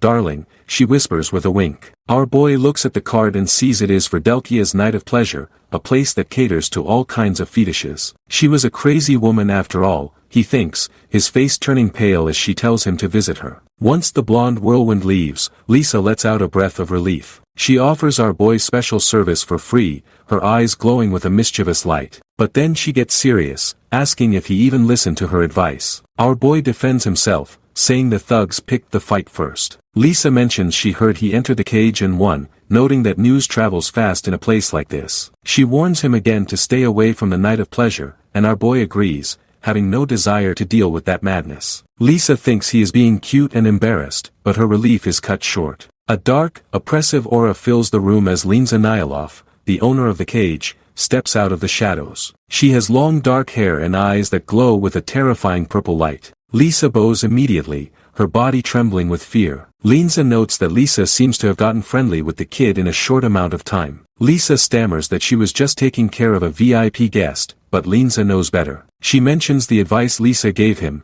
her voice cold and unyielding. Then, Gunter appears behind her, his massive frame filling the doorway. "Still a kid, eh?" he asks with a smirk. He tells Lisa she is underestimating our boy too much. Linza is furious that Gunter crawled back into her domain, but he does not care. He tells her the place is falling apart and suggests a remodel. Linza reveals she was the one who called him there, much to Lisa's confusion. Gunter was expelled long ago, so Lisa wonders who he could possibly be fighting. Gunter looks toward the arena, his red eyes burning with bloodlust. Simon of Ramia, he says, his grin widening to show his sharp teeth. I want to fight him. How about it? He asks, the challenge hanging in the air like a death sentence as the screen fades to black. Gunter Rictus is leaning in with that terrifying, jagged grin of his red eyes glowing like embers in the dark as he asks our boy how about it. He can practically taste the profit, his thumb pointing at himself as he tells the room he can already smell the money pouring in. The background is a blur of speed lines, emphasizing the sheer weight of his presence as he stares down our guy. The scene shifts away from the arena to the dark, quiet streets outside where the buildings loom like silent giants under a heavy, clouded sky. But the silence is shattered by a desperate scream of F no echoing from inside one of the lavish rooms. Someone is losing their mind, screaming that this isn't it either as the sound of paper tearing and furniture being shoved around fills the air. In the hallway, two of the staff are just standing there, looking completely exhausted by the drama. The blue-haired guy leans against the wall, his hands in his pockets as he mutters that Lady Delkia is being awfully fussy this time around. His companion, a guy with messy gray hair and a sharp smirk, laughs and reminds him that she was talking about making our boy into a eunuch before they even left the street. But now, the tables have turned. It looks like she is smitten real good by that kid now, he chuckles, his eyes full of amusement at the absurdity of it all. The blue-haired man just sighs, his expression darkening as he notes that she will probably use whatever means necessary to bring him here. Yeah, the other one agrees, since she is the sort to not rest until she gets what she wants. They both look toward the door where the screaming is coming from, the blue-haired guy admitting he actually feels bad for the kid. What a fortune that we look ordinary, he mutters, thankful that they aren't the ones caught in her crosshairs. Inside the room, Delkia is a total mess. She slams her hands down, screaming that this isn't correct either as she stares at a pile of crumpled sketches on the floor. She is surrounded by drawings, but none of them are right. Ah, it is so strange, she wails, her long blonde hair falling over her shoulders as she hunches over her bed. I just can't remember him, she cries out, her voice cracking with pure frustration. I had seen him moments ago, she reminds herself, looking at a sketch of a generic handsome man that just doesn't capture the spark she felt. Why, she screams, the word filling the frame with jagged energy. Why can't I recall his face, she demands of the empty room, her hands clutching her head so hard her knuckles are turning white. She is hyperventilating, her red eyes wide and bloodshot as tears stream down her face. That beautiful face, she gasps, the memory slipping through her fingers like sand. She tries to focus, but all she sees in her mind is a dark silhouette. Why is it all so hazy, she wonders, the image of our boy appearing as a shadow with no features. It is as if there is a fog around his face, she realizes, and we know that is our boy's perception manipulation working its magic. But instead of being deterred, this mystery is driving her off the deep end. But that makes me, she starts, her voice dropping to a low, dangerous whisper. She falls back onto the bed, her body tensing as a twisted smile spreads across her lips. Want him even more, she moans, a literal heart appearing in her speech bubble as her obsession reaches a fever pitch. She is panting now, her face flushed and her tongue darting out to lick her lips as she whispers his name. Sir Simon of Ramia, she coos, the name tasting like honey and poison on her tongue. She is completely gone, her mind consumed by the need to possess the boy she can't even remember. The screen fades into a thick. The Lamberstar Entertainment District is a cesspool of human vice, a place where the air is thick with the stench of cheap ale and the desperate sweat of losers. Men and women lose themselves in drinking and debauchery, their faces flushed with a temporary, hollow joy that only the bottom of a bottle can provide. In the corners of dimly lit parlors, the clatter of dice and the shuffling of cards serve as the heartbeat of the district, where fortunes are made and lives are ruined in the blink of an eye. It is a place for all sorts of pleasures, a neon-lit trap designed to drain the pockets and souls of anyone foolish enough to enter its borders. Cyan walks through the narrow, oppressive alleys, his cloak fluttering behind him like a shadow. He looks back at the glowing lights of the main strip, his eyes cold and calculating. He knows he should avoid that area at all costs, it's a distraction he can't afford. He expected as much from this city, but the woman called Delkia is a variable he hadn't fully accounted for. She apparently has a taste he finds very difficult to talk about, a brand of obsession that borders on the pathological. He shakes his head, deciding he should go look for any clues about Linza somewhere else, away from the prying eyes of the district's elite. As he turns a corner, a sudden collision jars him. A young girl with wild, chestnut hair and a tattered dress slams into him, her small frame no match for his solid build. She lets out a sharp cry of pain as she tumbles backward, her hands losing their grip on a woven basket. The basket hits the ground with a heavy thud, and several dark, rectangular boxes spill out onto the dirty cobblestones. Cyan stands perfectly still, his hood obscuring his expression as he looks down at the mess. The girl is already on her knees, her face pale with terror as she looks up at the hooded figure before her. She gasps out an apology, her voice trembling with a fear that seems far too intense for a simple accident. "Please forgive me, my lord," she begs, her eyes wide and shimmering with unshed tears. Cyan stares at her, his mind racing to process why a child would be this terrified of a stranger in the street. He looks at her small, shaking hands as she reaches for the spilled items, her movements frantic and desperate. Cyan tilts his head slightly, his voice calm but laced with genuine confusion. "Why are you apologizing?" he asks, his tone lacking any of the malice she clearly expects. The title of his journey looms over the scene: The regressed youngest son of the Duke is an assassin. This is chapter 46, and the Lamberstar cage is proving to be more than just a den of gamblers. Cyan reaches down and picks up one of the fallen boxes, his gloved fingers tracing the elegant silver crest on the lid. He realizes these aren't just random items, they are high-end cigarettes, the kind favored by the wealthy and the corrupt. "Aren't these cigarettes?" he asks, his eyes narrowing as he notices the logo of the Grey Merchant Group. The girl flinches at his voice but nods quickly, her breath coming in short, ragged gasps. She tells him she isn't hurt, but her eyes remain fixed on the basket, as if her entire life depends on its contents. "I should be the one to apologize," Cyan mutters, though the words feel foreign on his tongue. He watches as she scrambles to gather the remaining boxes, her small body hunched over in a defensive posture. She thanks him for his generosity, her voice a mere whisper as she bows her head so low it nearly touches the ground. Cyan tells her to stop it, his patience wearing thin at the display of extreme subservience. He gestures to the overflowing basket, noting that she has a significant amount of stock. "You've got a lot there," he observes, asking if she is selling them in this dangerous part of town. The girl's eyes light up with a flicker of pride as she confirms they are luxurious Grey Merchant Group cigarettes. She asks if he would like to buy one, her voice hopeful for the first time since they collided. Cyan looks at the box and then back at her, his expression unreadable. "I don't smoke," he says simply, his mind already moving to the next piece of the puzzle. He wonders to himself if there was always a merchant group called the Grey Merchant Group, or if this is a new player in the city's underworld. The girl's face falls, and she quickly apologizes again, her fear returning like a physical weight. Cyan ignores the apology and asks where she plans to sell all of those cigarettes. She tells him she's heading to the western alley of the entertainment district, hoping that if she wanders there all night, she might get lucky and sell them all. "If I do, I can go home before the sun rises," she adds, a small, tired smile touching her lips. Cyan realizes the grim reality of her situation. She has to sell every single one just to earn the right to sleep. He looks at her, seeing the exhaustion etched into her young features,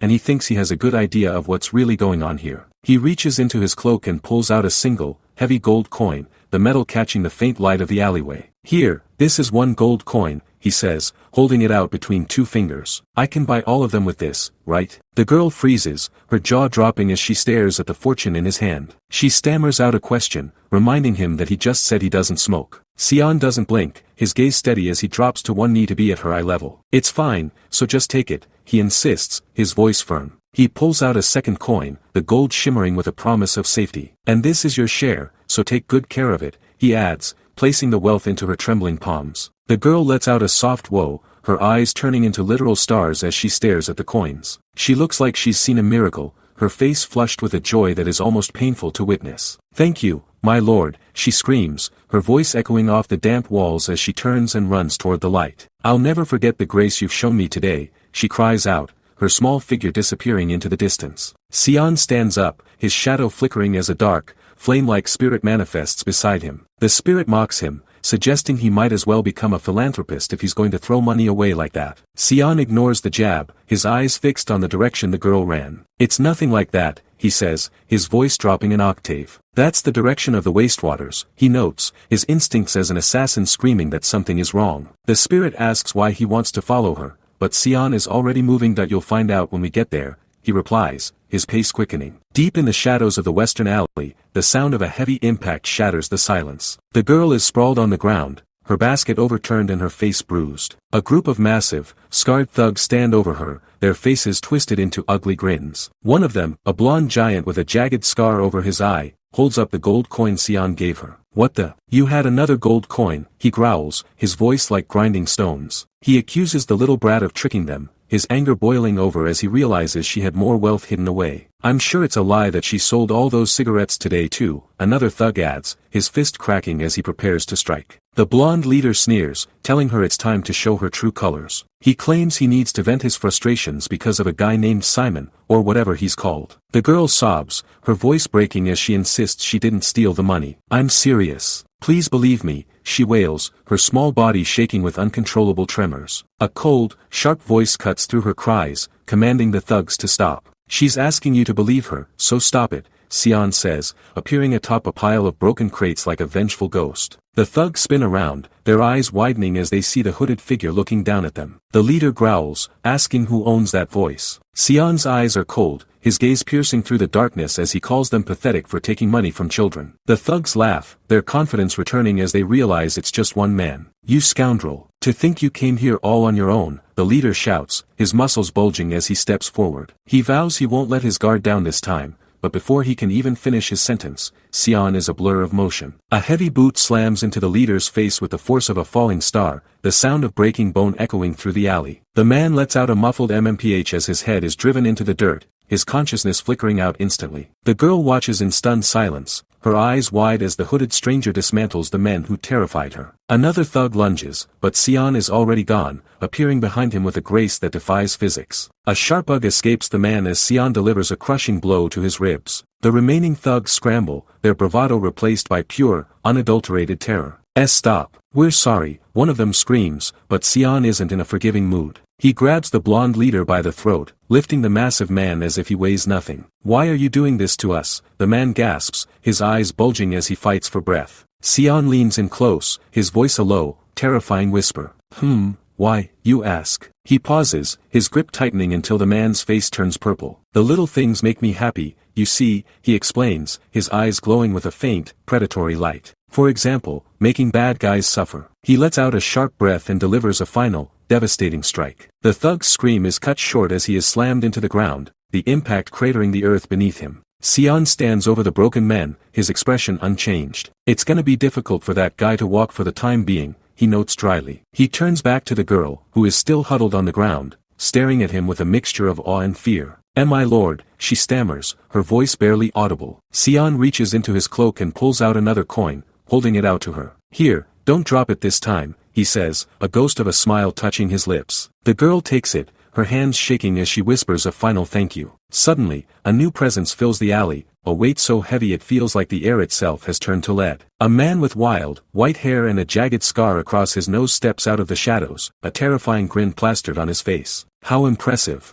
Excellent," he shouts, his voice booming with a manic energy. Cyan narrows his eyes, his hand moving toward his blade. "Who are you? Do you know me?" he asks, his voice cold. He thinks to himself that the man shouldn't be able to recognize him because of his perception manipulation. The white-haired man laughs, his eyes glowing with a dangerous light. "I was uncertain about you," he admits, crossing his arms over his heavily tattooed chest. "But there's only one person who's capable of the same touch as you," he adds, his grin widening. "You're Simon of Remia, aren't you?" Cyan remains silent, his body tensed for a fight. The man introduces himself as Gunter Rictus, the one who takes care of the landfill. He looks down at the broken thug at his feet and sneers. "Good timing. There was something I wanted to ask the guy laying down over there," he says, but then he looks back at Cyan. "I can just ask you instead." He looks at the unconscious thug and decides he's useless now. Without a second thought, Gunter raises his heavy boot and slams it down on the man's head, the sound of the impact sickeningly loud. "Lord Gunter, it's that man." "That man," the thug gasps out with his final breath. Gunter's face is a mask of pure malice as he declares that since the man is useless, he should dispose of him. The girl lets out a horrified scream,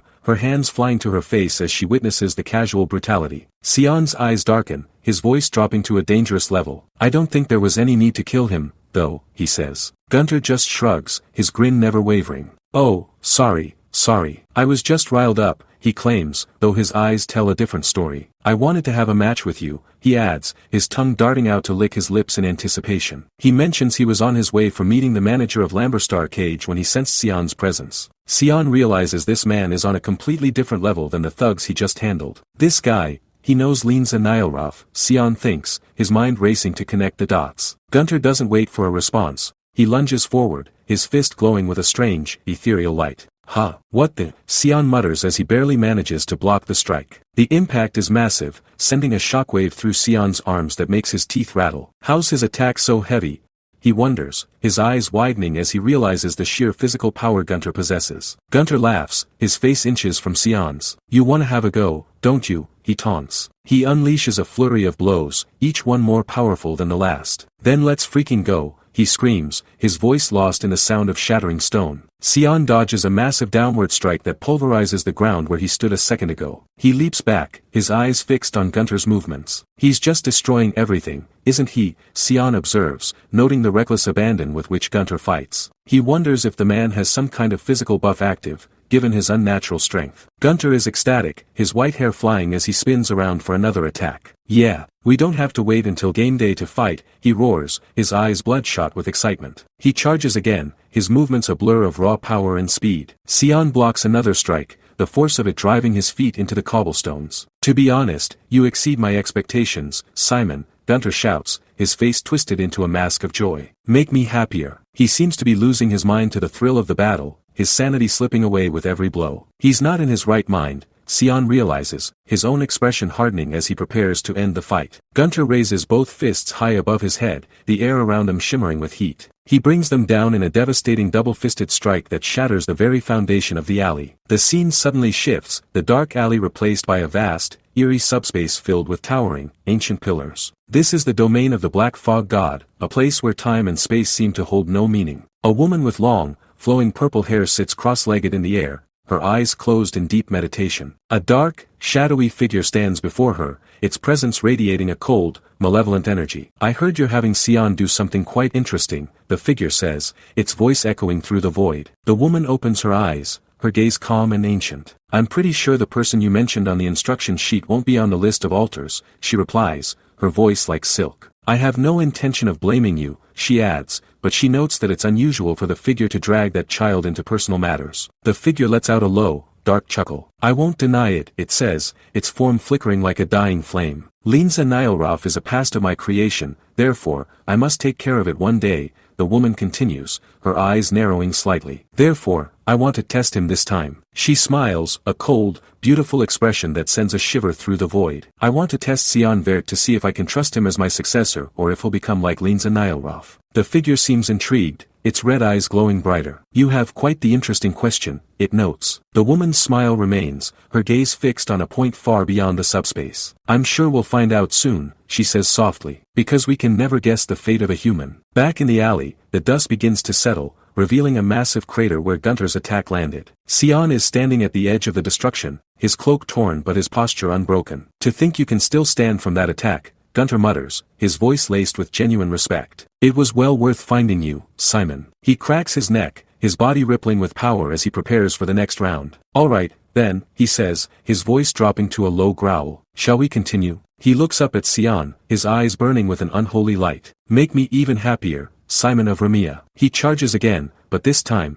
Cyan is ready. He demands to know where Linza Nilroff is, his voice cutting through Gunter's laughter like a blade. "Talk," he commands, his own power beginning to flare. Gunter just sneers, his fists glowing again. "Still focused on that woman, huh? Enough underestimating me." He unleashes a massive shockwave that levels the remaining structures in the alley. Cyan leaps onto a high wooden beam, his eyes scanning the area. He looks at Gunter's arm, noting the strange, metallic sheen it has taken on. "That arm, it won't receive much damage from any ordinary attack, will it?" he muses. Gunter looks up at him, his face a mask of pure rage. "Try dodging this," he screams, launching a final, desperate attack that lights up the entire district. Cyan stands his ground, his eyes cold as he senses a new presence approaching. "Hold it, I think someone's here," he mutters. A voice booms from the shadows, commanding Gunter to stop. Gunter freezes, his attack dissipating as several sharp daggers thud into the ground between him and Cyan. "What? Are you going to get in my way?" Gunter growls, looking toward the newcomer as the final embers of his rage flicker out.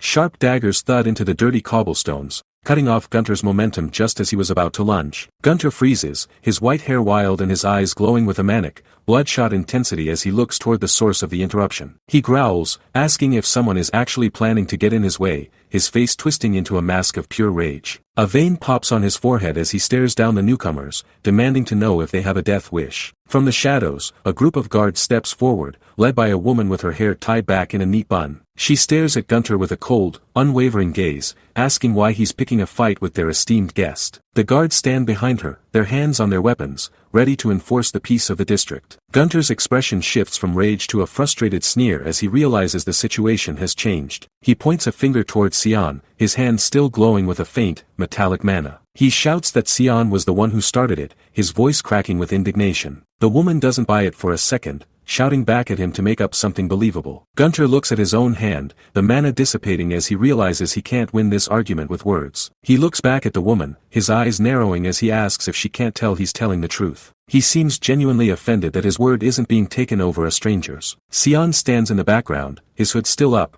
watching the exchange with a bored, detached expression. He wonders to himself if these people actually know each other, given the familiar way they are bickering. The woman tells Gunter to speak for himself and to consider his usual behavior before making accusations. Gunter lets out a huff of pure annoyance, declaring that he's just going to leave this stinking place. He turns his back on the group, his cloak fluttering as he stomps away. Over his shoulder, he throws a final warning, telling Cyan that he better prepare for their actual match. Cyan watches him go, noting that for a man who looks like a wild beast, Gunter is surprisingly obedient when the authorities show up. The woman turns towards Cyan, her expression softening into one of professional concern. She asks if he is hurt anywhere, her eyes scanning him for any signs of the brutal exchange that just took place. Cyan adjusts his cloak, his face remaining a mask of indifference. He tells her he's fine, but internally, he's incredibly upset. He didn't come here to be coddled by the district's security. The woman bows slightly, her voice trembling as she apologizes. She notes that as a VIP, he should be under their best care,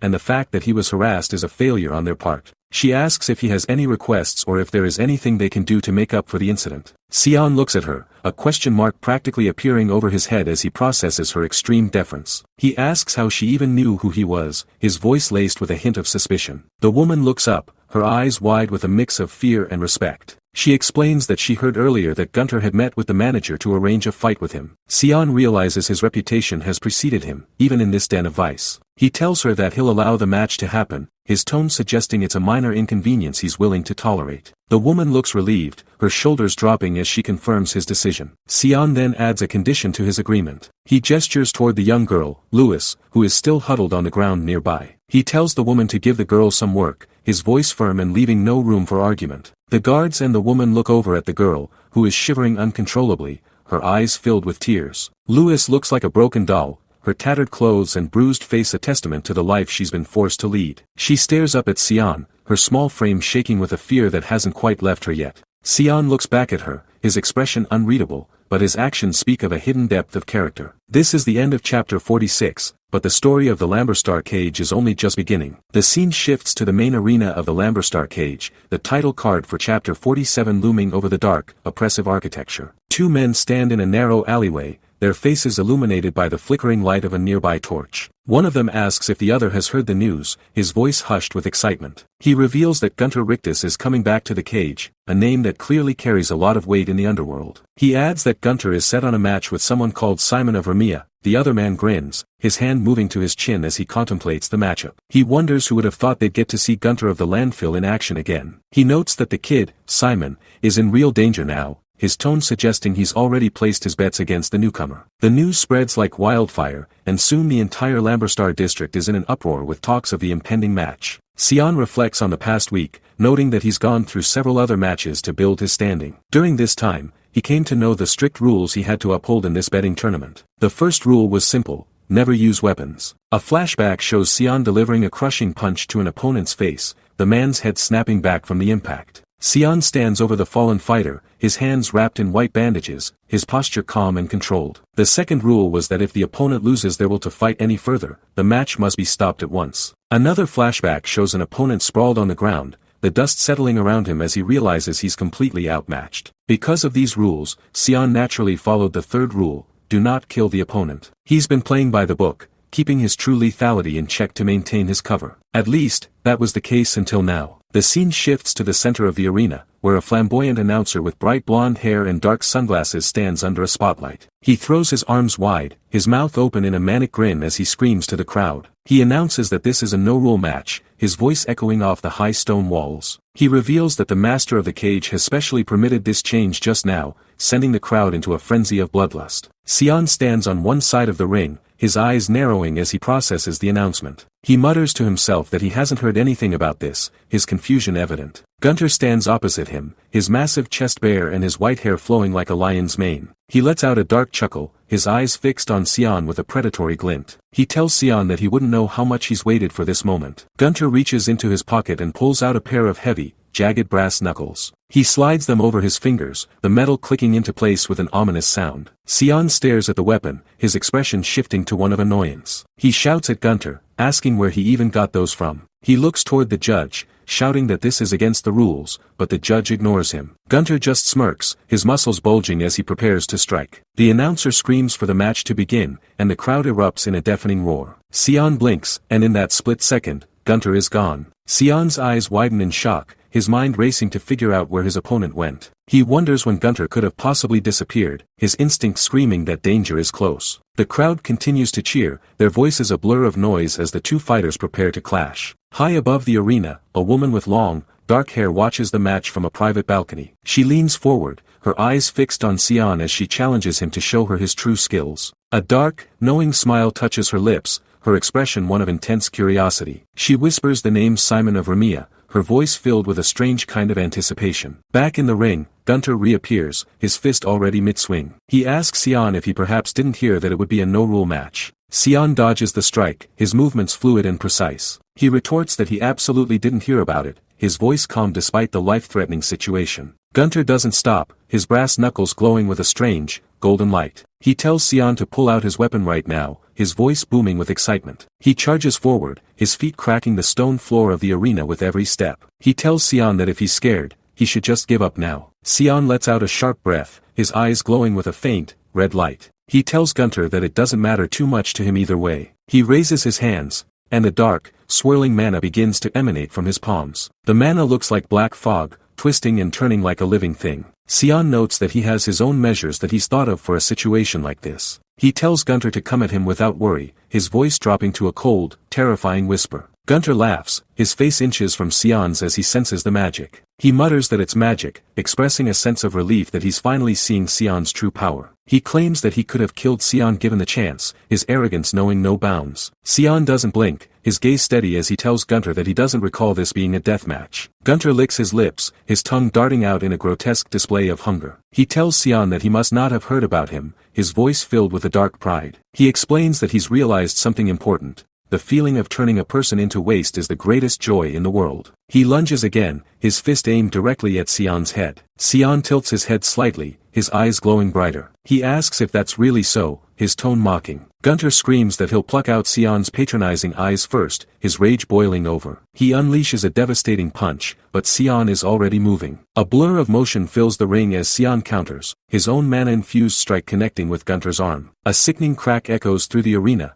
followed by a spray of blood. Gunter lets out a horrified gasp, his eyes widening in shock. Cyan stands behind him, his hand glowing with a dark, red energy. He's holding a small, jagged blade that seems to have appeared out of nowhere. The crowd goes silent, the only sound being the ragged breathing of the two fighters. Gunter looks down at his arm, his face pale with pain. He lets out a blood-curdling scream, the sound echoing through the rafters. The spectators in the stands look at each other in confusion, asking if anyone saw what actually happened. Gunter clutches his arm, his body shaking as he growls that he'll destroy Cyan. Cyan doesn't move, his voice a low, terrifying command. He tells Gunter not to move, or else he'll really die. The black fog around Cyan intensifies, his eyes glowing like embers in the dark. Gunter freezes, the killing intent coming from Cyan being so overwhelming that he can't even breathe. The announcer's voice breaks the silence, his tone one of pure shock. He stammers that Gunter has gone silent and that Simon of Remia wins. The crowd erupts again, but this time it's a mix of cheers and stunned silence. They've never seen a match like this, where a powerhouse like Gunter was defeated so hopelessly. In the stands, a man with a thick mustache and expensive rings watches the scene with wide eyes. He mutters about the black fog and the mysterious mana, his voice trembling with a mix of fear and greed. He declares that he's certain of what he's seeing,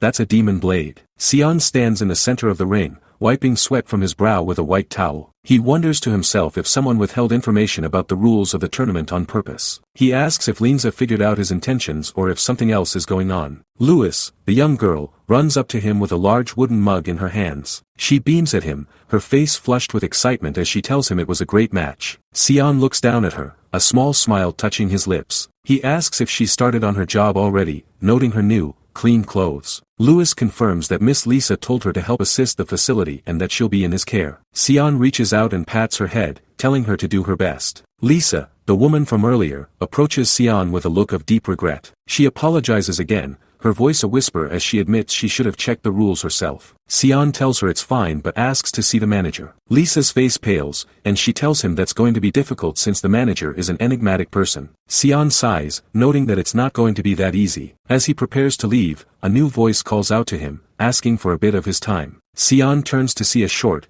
portly man with a large mustache and a green coat. Cyan asks who he is, noting that there's no chance the man would know who he is. The man introduces himself as Morris of the Grey Merchant Group. He bows deeply, his eyes twinkling with a hidden agenda. He tells Cyan that he's come to make an offer for the demon blade he happens to possess. Morris's expression turns greedy, his eyes glowing with a strange, purple light as he asks Cyan to sell it to him. This is the start of chapter 48, and the stakes are rising. Cyan asks what exactly Morris is talking about, his eyes glowing red with a dangerous light. Morris doesn't seem deterred, telling Cyan that he doesn't need to hide it from him. He claims he's probably the only one who recognized the blade for what it truly is. He explains that he used to work in the Albus Guild, a name that clearly means something to Cyan. A logo of a camel in a desert appears, the symbol of the Albus Guild. Morris notes that he worked there until 2 years ago when the leader of the guild, Lord Zykerman Albus, was murdered. A portrait of the murdered lord appears, splattered with blood. Morris says he's left that place and is now acting as the manager of the Grey Guild. He boasts that his specialties are various weapons and that he supplied ancient weapons to the Garum Council in the past. He claims there's probably no one as well versed as him in terms of weapons in the entire continent. He tells Cyan that he's finally come to witness the demon blade of the Black Fog. He screams that it must have been waiting for its master for eons. He tells Cyan to name his price, no matter how expensive it may be. Cyan looks at him coldly, asking if Morris said that no one knows about the blade except for him. Morris confirms this, his face twisted into a mask of pure greed. Cyan's hand moves like a flash, grabbing Morris by the throat and lifting him off the ground. Morris gasps for air, his eyes bulging as Cyan tells him that's wonderful. He notes that there would be nobody left who would know if he eliminated Morris right now. Morris struggles, his hands clawing at Cyan's arm as he gasps out Cyan's name. Suddenly, several figures in dark cloaks and masks appear from the shadows,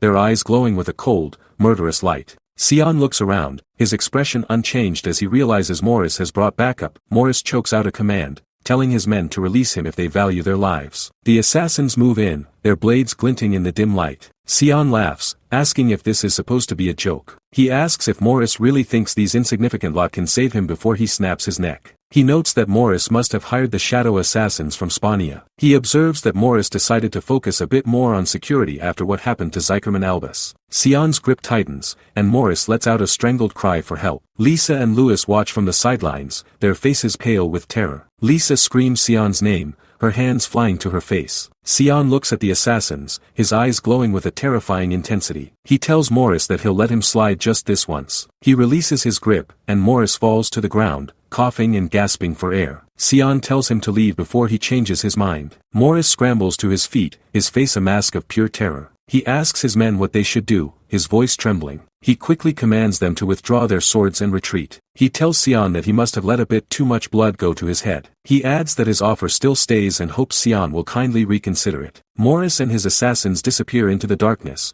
leaving Cyan alone with Lisa and us. Cyan reflects on the Grey Guild, noting that it was a turning point created after he killed Zykerman Albus. Lisa asks if he is okay, her voice filled with concern. Cyan tells her he's fine and turns back to her. He reaches out and pats Louis's head again, telling her there's no need to worry. He then turns his full attention to Lisa, his eyes glowing red once more. He tells her that aside from that, he has something to ask her. Lisa looks at him, her expression one of pure dread. Cyan tells her that he wants to meet her, the manager of Lamberstar Cage. Lisa freezes, her eyes wide with shock. A massive explosion suddenly rocks the cobblestones, sending a pillar of white light and debris flying into the dark sky. The impact is deafening, a roar of power that shakes the very foundations of the surrounding buildings. The guards scramble back, their faces pale with terror as they shout, "Calm down, Sir Gunter," but their voices are drowned out by the manic energy radiating from the man. They warn him that if he doesn't stop, his wounds will reopen, but Gunter is far beyond the point of listening to reason. Gunter stands amidst the rising dust, his white hair matted and wild, his eyes glowing with a manic,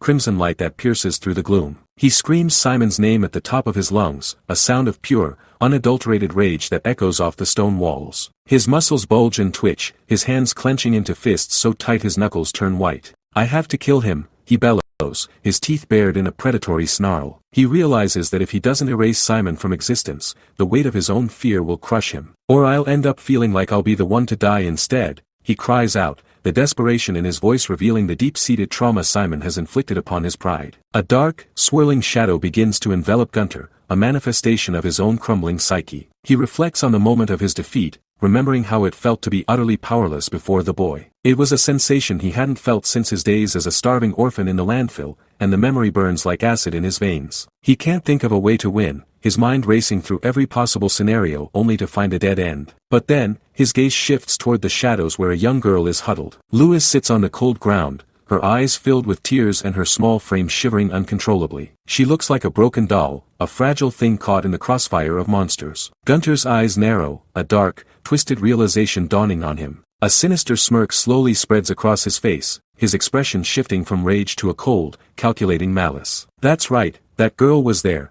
he mutters, his voice dropping to a terrifying whisper. He realizes that Simon showed a rare moment of concern for the brat, a weakness he can exploit. I can shake up that bastard Simon with that girl, he declares, his laughter bubbling up from his chest like a foul liquid. He's figured out a solution, a way to drag Simon down into the dirt with him. He reaches into his pocket, his fingers brushing against a small, ornate package bearing the seal of the Grey Merchant Group. He holds it up, the moonlight catching the dark emblem of the guild. This is his trump card, the price for a power he was never meant to possess. The scene shifts away from the chaos of the arena to the quiet, oppressive architecture of the Lamberstar district. A large, three-story building stands tall against the cloudy night sky, its windows glowing with a warm, deceptive light. Inside, the lobby is grand and silent, the polished wooden floors reflecting the flickering candlelight of the chandeliers. A young maid with long, orange hair scurries across the room, a stack of fresh white towels balanced in her arms. She hears a heavy thud at the door and pauses, her head tilting in confusion. Ah, a guest this late, she wonders aloud, her voice echoing in the empty hall. She turns toward the entrance, a professional smile ready on her lips. Welcome to the Lamberstar cage, she chirps, but the words die in her throat as she sees who has entered. A dark, scarred face looms over her, a terrifying grin stretching across the man's features. It's Gunter, his presence like a physical weight in the room. He looks down at the girl, his eyes burning with a predatory hunger. Hey kid, he growls, his voice like grinding stones. The maid's eyes widen in absolute terror, a cold sweat breaking out on her forehead as she realizes she is staring into the face of a monster. She drops the towels, the white fabric fluttering to the floor like falling snow. Gunter reaches out, his massive hand grabbing the girl by the top of her head, his fingers digging into her scalp. You remember me? He asks, his grin widening as she whimpers in pain. She can only manage a terrified, why yes. As her legs give out beneath her, Gunter leans in close, his breath hot against her ear. Then, could you help me for a bit? He asks, the mock politeness of his words making her blood run cold. Back in the upper halls, Cyan stands with Lisa, his expression one of bored impatience. He asks why he can't meet the manager, his voice flat and demanding. He wonders if he has to officially file a complaint to get some service in this place. Lisa stands with her arms crossed, her expression one of professional regret. She tells him that the manager isn't the kind of person one can meet so easily, even for a VIP like him. Cyan narrows his eyes, asking why she is covering for Linza Nilroff so much. Lisa freezes, her composure momentarily slipping as she realizes Cyan knows the manager's true name. She notes that he really isn't just an ordinary person, her suspicion of him growing by the second. She warns him to listen closely, explaining that the manager is paying attention to him as well. She reveals that it was the manager who set up the match against Gunter and who suddenly changed the rules to a no-rule deathmatch. So let me warn you with due respect, she says, her voice dropping to a serious tone. Leave this place at once, or else, you might really die. Cyan stares at her, wondering whose side she is actually on. Is this simple work ethic, or is she trying to protect him from something far worse? Suddenly, a blood-curdling scream rips through the air, coming from the lobby below. Kya, the voice cries out, filled with a terror that makes Lisa's heart skip a beat. She recognizes the voice instantly. That voice. It's from the lobby. It's Louis, she screams, her professional mask shattering. Cyan is already moving, his body a blur as he sprints toward the stairs. They reach the lobby only to find it in shambles. A massive hole has been punched through the heavy wooden doors, the stone walls around the entrance cracked and crumbling. Cyan scans the room, his eyes landing on something small and metallic glinting on the floor amidst the debris. He kneels down, his gloved hand picking up the object. It's Louis's name tag, the gold plating stained with fresh, dark blood. Cyan's expression goes cold, a terrifying killing intent beginning to radiate from his body. Lisa watches him,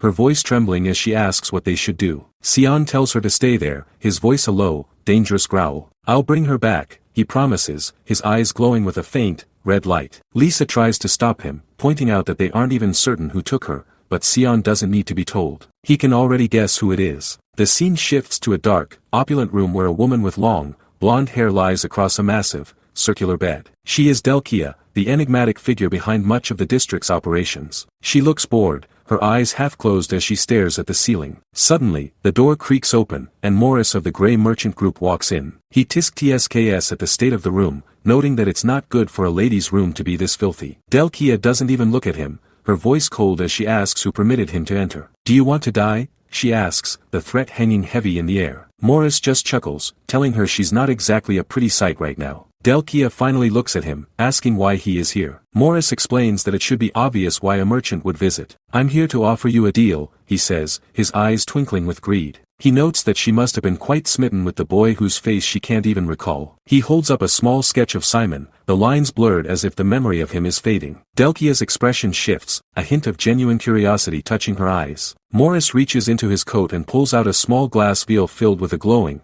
pink liquid. "This is a powerful paralysis potion I've purchased from the Garum Kingdom," he explains, his voice filled with pride. He tells her that she should be able to obtain the boy with this. He tosses the vial onto the bed, and Delkia catches it, her fingers tracing the glass. She asks what he wants in return. Morris grins, his mustache twitching. "All I need is just one item that boy happens to possess," he says. He tells her she can have his body all to herself once he has what he wants. Delkia looks at the potion, asking if that's really it. Morris confirms it, his role being to simply provide the proper tools. He leaves the room, hoping that Gunter takes care of the kid well. The scene shifts to the outskirts of the district, a desolate junkyard filled with the rusted remains of machines and the bones of the forgotten. Gunter sits on a stack of wooden crates, his white hair glowing in the moonlight. He lets out a dark chuckle, muttering that he's been waiting for Simon. Simon walks into the clearing, his posture calm and controlled despite the oppressive atmosphere. He looks at Gunter and asks one simple question: "Where's the kid?" Gunter doesn't answer immediately, instead reaching down and picking something up from the dirt. "Here's a souvenir," he says, tossing a heavy object toward Simon. It thuds into the ground at Simon's feet. Simon looks down, his eyes widening as he sees a human skull,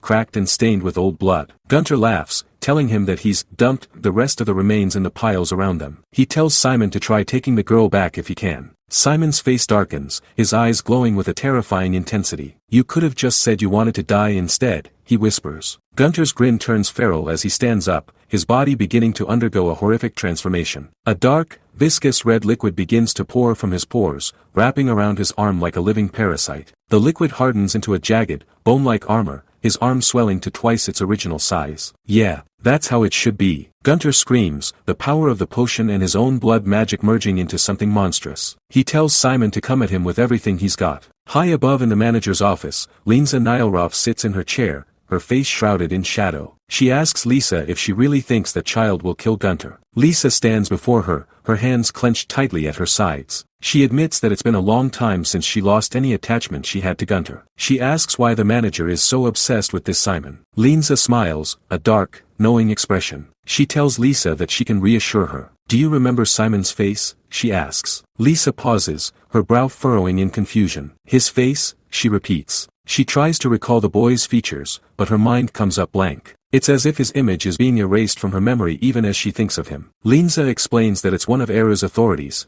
the ability to make people forget your face. She realizes that her past has finally found her, and she calls Lisa by her full name, Lisa Lictus. The scene returns to the junkyard as the battle begins. Gunter lunges forward, his massive blood arm swinging with enough force to shatter stone. Simon dodges the strike, his movements fluid and precise as he slides across the dirt. Gunter doesn't stop, his attacks coming in a relentless barrage of gore and steel. He asks Simon why he isn't using that demon blade skill from before. He tells him to try harder, his voice booming across the wasteland. Simon remains silent, his eyes scanning Gunter's movements for an opening. Gunter mocks him, pointing out that he's digging up all the human remains with his dodging. He asks if Simon knows why these things are here. "It's because they were useless," Gunter says, his voice filled with a cold nihilism. "This place is a junkyard. Lambaster was full of trash." He crushes a skull in his hand, the bone splintering into dust. Gunter begins to reflect on his own past, a flashback showing a young, white-haired boy standing protectively in front of a young Lisa. They grew up amongst the garbage,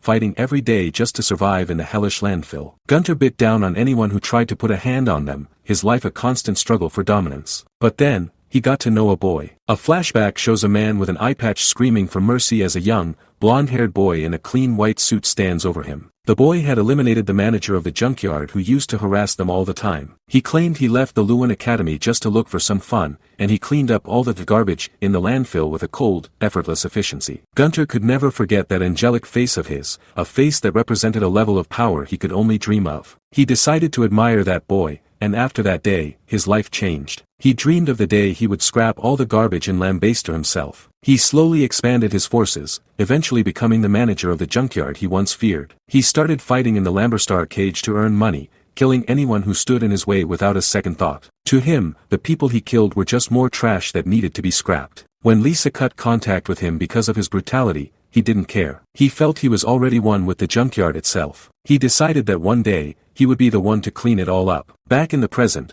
Gunter's transformation reaches its peak, his entire upper body covered in the dark, pulsating blood armor. Chains and gears seem to manifest within the gore, a mechanical nightmare fueled by magic. Simon looks at him with a bored expression, telling him that's enough nonsense. He notes that Gunter seems perfectly fine despite the strain on his body. Simon's eyes glow red once more as he prepares to end the fight. "Try harder, Gunter Lictus," he says, his voice cold and mocking. Gunter laughs, his eye glowing with a final, desperate light. "Haha, I like that," he screams. "I'll give everything I've got." He charges forward, his massive form a blur of red and black as he prepares to deliver a final, world-shattering blow. Simon stands his ground, his face a mask of absolute calm as the monster closes in. Cyan's eyes narrow as he catches a glimpse of a strange, pulsating object in Gunter's hand. It is an ancient relic, a violet cube that hums with a malevolent, crushing energy. Gunter's face is a mask of twisted, manic glee as he holds the artifact aloft, his fingers trembling with the power it contains. He calls it the gravity chamber, a name that carries a weight as heavy as the mana it emits. The cube suddenly clicks, its geometric faces shifting and expanding into a translucent, shimmering mana field that anchors itself firmly to the cobblestones. In an instant, the very air within the field turns into lead, a physical manifestation of a trap designed to break the strongest of warriors. Cyan is trapped inside a literal box of crushing force, the violet light reflecting in his calm, unblinking eyes. Gunter bellows with laughter, boasting that the gravitational pull within the chamber has been multiplied by 20 times. The ground beneath Cyan's boots begins to crack and splinter, the stone unable to withstand the artificial weight pressing down on it. Cyan's knees buckle slightly, his body adjusting to the sudden, overwhelming pressure that would have flattened a lesser man instantly. Gunter is genuinely impressed that the boy is still standing, his own white hair wild and matted as he looms over the edge of the mana field. He looks down at Cyan with eyes glowing with a predatory bloodlust, his muscles twitching with the strain of his own blood magic. He tells Cyan to see if he can endure the weight from above as well, his voice a guttural roar that echoes through the ruins. Gunter's massive blood arm, a horrific, jagged construct of gore, bone, and dark magic, begins to swell and pulse. It swings down with the force of a falling mountain, a red blur of destruction aimed directly at Cyan's head. Cyan looks up, his face partially hidden in the deep shadows cast by the violet mana field. He calmly declines any help, his voice steady and devoid of fear despite the crushing pressure and the impending strike. His eyes suddenly flare with a piercing, crimson light that cuts through the gloom like a blade. The blood arm slams into the earth with a deafening impact, creating a shockwave that shatters the surrounding cobblestones and sends a cloud of dust and debris into the air. But as the dust settles, it becomes clear that Cyan is no longer there. Cyan has become a blur of impossible motion, defying the 20-fold gravity as if the laws of physics were merely a suggestion. He slides past Gunter's guard with a fluid, precise grace that leaves the giant grasping at empty air. Gunter's jaw drops in absolute disbelief, his eyes wide as he tries to track the boy's movement. He realizes with a jolt of terror that it should be physically impossible for anyone to move, let alone dodge with such speed, within the confines of the gravity chamber. Debris and dark blood spray into the air as Cyan launches his counterattack. He springs upward, a dark silhouette framed against the pale, indifferent moonlight. Gunter can only watch in slow-motion horror as Cyan's boot connects squarely with his chest. The impact is a sickening thud that resonates through the arena, sending the white-haired giant skidding backward through the ruins of the lambaster cage. Cyan stands over the fallen warrior, his expression cold, detached, and utterly unforgiving. He promises to crush every single part of Gunter except for his ears, a terrifying threat delivered in a low, dangerous whisper. He wants the man to hear the sound of his own bones breaking, to feel the full weight of his defeat. Cyan's eyes burn with a terrifying intensity as he prepares the final blow. He delivers a kick so powerful it creates a visible vacuum in the air, a testament to the raw strength he has been holding back. Gunter is sent flying once more, his body a ragdoll tossed against the backdrop of the destroyed arena. He coughs up a thick spray of dark blood, his blood armor shattered into useless fragments. He crashes into a pile of rubble with a final, heavy thud, pinned down by jagged shards of stone and twisted metal. The fight is over, and the predator of the junkyard has finally become the prey. Gunter lies broken amidst the wreckage, blood trickling from the corner of his mouth and staining his white hair. He stares up at the dark sky, a strange sense of peace settling over his battered features as he realizes he was destined to die from the very beginning. He looks up at Cyan, his voice a raspy whisper as he says he has no regrets. His mind drifts to Louis, the fragile child born into the filth and violence of the Lambaster district. Gunter warns Cyan that the girl will grow up to be nothing but garbage, just like he and Lisa were forced to become. He claims it is the immutable rule of this city, a law written in blood by its unseen owners. With his final breath, he begs Cyan to make sure that doesn't happen, to break the cycle that claimed his own soul. His voice fails him, his eyes glaze over, and his head lolls to the side. The manager of the junkyard is dead, leaving only silence in his wake. Cyan turns away from the corpse without a word, his gaze landing on a weathered wooden coffin tucked away in the shadows of the ruins. He walks toward it, his footsteps heavy and deliberate in the oppressive silence of the arena. He pries the heavy lid open, his eyes widening slightly at the sight of what lies within. Lisa and her guards finally arrive at the scene, their faces pale and their breath coming in ragged gasps. They look out over the crater, their eyes taking in the sheer scale of the devastation Cyan has left behind. Lisa's heart sinks into her stomach as she spots Gunter's lifeless body lying in the center of the wreckage. She whispers his name, a flicker of grief crossing her face, but her professional training quickly takes over. She orders the guards to move out and ensure the VIP is safe, her voice sharp and commanding. They move through the debris with their swords drawn, their eyes scanning the shadows for any remaining threats. Lisa looks around, her eyes searching for the boy who single-handedly dismantled the strongest fighter in the district. She finds Cyan sitting on the ground near the coffin, cradling a small, orange-haired figure in his arms. It is Louis, looking small and fragile against Cyan's dark coat. The girl is pale and still, but a quick check confirms she is breathing. Lisa rushes over to them, her professional mask slipping for a brief moment as she sees the child is safe. Cyan looks up at her, his expression unreadable, and tells her that the girl isn't hurt, she is merely sleeping. Lisa asks if he is alright, her concern genuine, but Cyan is already pushing himself to his feet. He tells her to take care of Louis and hand her over to the guards. He has other, more pressing business to attend to in the city. Lisa asks where he could possibly be going at this hour. Cyan looks back over his shoulder, his eyes glowing with a sinister, pulsating red light that makes the guards flinch. He says he is going to clean up, a simple statement that carries a terrifying weight. The word Lambaster hangs in the air between them like a curse. He walks away into the darkness, leaving the ruins and the dead behind him. A map of Lambaster appears on the screen, detailing the 4 distinct districts that make up this lawless city. The cage sits at the very center, a hub of violence surrounded by the junkyard to the west, the commercial district to the east, and the entertainment district to the south. There is no official security or law here, only the arbitrary rules enforced by the managers of each district. These managers are shown in shadow, a collection of individuals driven by greed, lust, and a thirst for power. Cyan and Cyan are seen walking through a sunlit, opulent corridor, discussing the inevitable fate of the city. Cyan notes that if Lambaster were a normal country, they could simply wage a conventional war, but the city's unique structure makes that impossible. Cyan suggests that he should go in alone to take care of the managers one by one. Cyan disagrees, a confident, knowing smirk playing on his lips. He explains that they don't need to lift a finger, the city is so fundamentally broken that it will destroy itself from within. They simply need to be there to pick up the pieces and take over when the final collapse occurs. Cyan's expression hardens into one of absolute certainty. He is sure of the city's impending doom because he has seen firsthand how rotten it is to the core. He vows that he is going to dig up its roots today,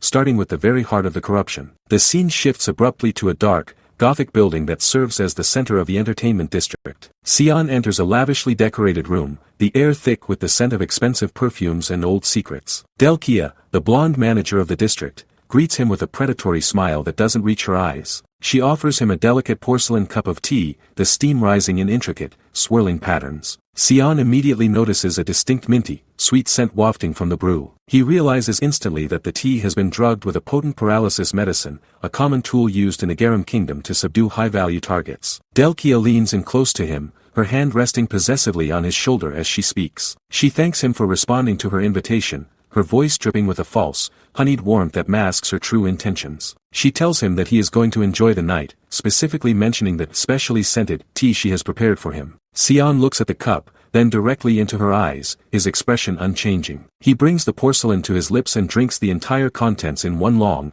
deliberate gulp. Delkia's eyes widen in genuine surprise, her smile faltering for a split second. Something feels off to her, a nagging doubt that she can't quite place. She wonders if he noticed the spike and drank it anyway, or if he is truly as arrogant as he seems. Cyan's eyes suddenly glow with a fierce red light as he tells her he is looking forward to what comes next. Without warning, the cup slips from his fingers and shatters into 100 pieces on the floor. He slumps forward, his head coming to rest on her chest as if he has lost all motor control. Delkia lets out a sharp, triumphant laugh that rings through the silent room. She believes she has finally won, claiming that the boy is now her property to do with as she pleases. She looks down at his seemingly unconscious form, her face twisted into a mask of dark, obsessive joy. The scene shifts to the commercial district, where Morris, the leader of the Grey Merchant Group, is indulging in a massive feast. A messenger bursts into the room with urgent news from the entertainment district. Delkia has successfully captured Cyan. Morris is overcome with joy, shouting at the top of his lungs that God is finally on his side. He expresses a brief moment of regret for wasting the gravity chamber on Gunter, but he quickly dismisses it. He reminds himself of how hard he worked to acquire that relic from the Garum Association. He bites into a large, greasy piece of meat, his mustache stained with the juices of his celebration. He declares with absolute confidence that the demonic sword will soon be in his possession. A shadow assassin manifests in the corner of the room, his voice a low warning that things are going far too smoothly to be trusted. Morris scoffs at the suggestion, telling the assassin not to jinx their success. He boasts that his instincts have never led him astray in all his years as a merchant. They begin making preparations to scout the location and secure their prize. Morris warns the assassin not to do anything unnecessary that might complicate the deal. He wonders aloud if the other managers are after his sword, his own greed making him paranoid even in his moment of triumph. He orders his carriage to move at top speed through the rain-slicked streets. The carriage thunders through the dark alleys of Lambaster, the horse's hooves striking the stones with a rhythmic, frantic beat. Morris is in a desperate hurry to claim his reward. He arrives at the entertainment district building and bursts through the ornate doors of the bedroom, his arms spread wide in a gesture of victory. He calls out to Delkia, his face flushed with the heat of his excitement. Delkia is waiting for him,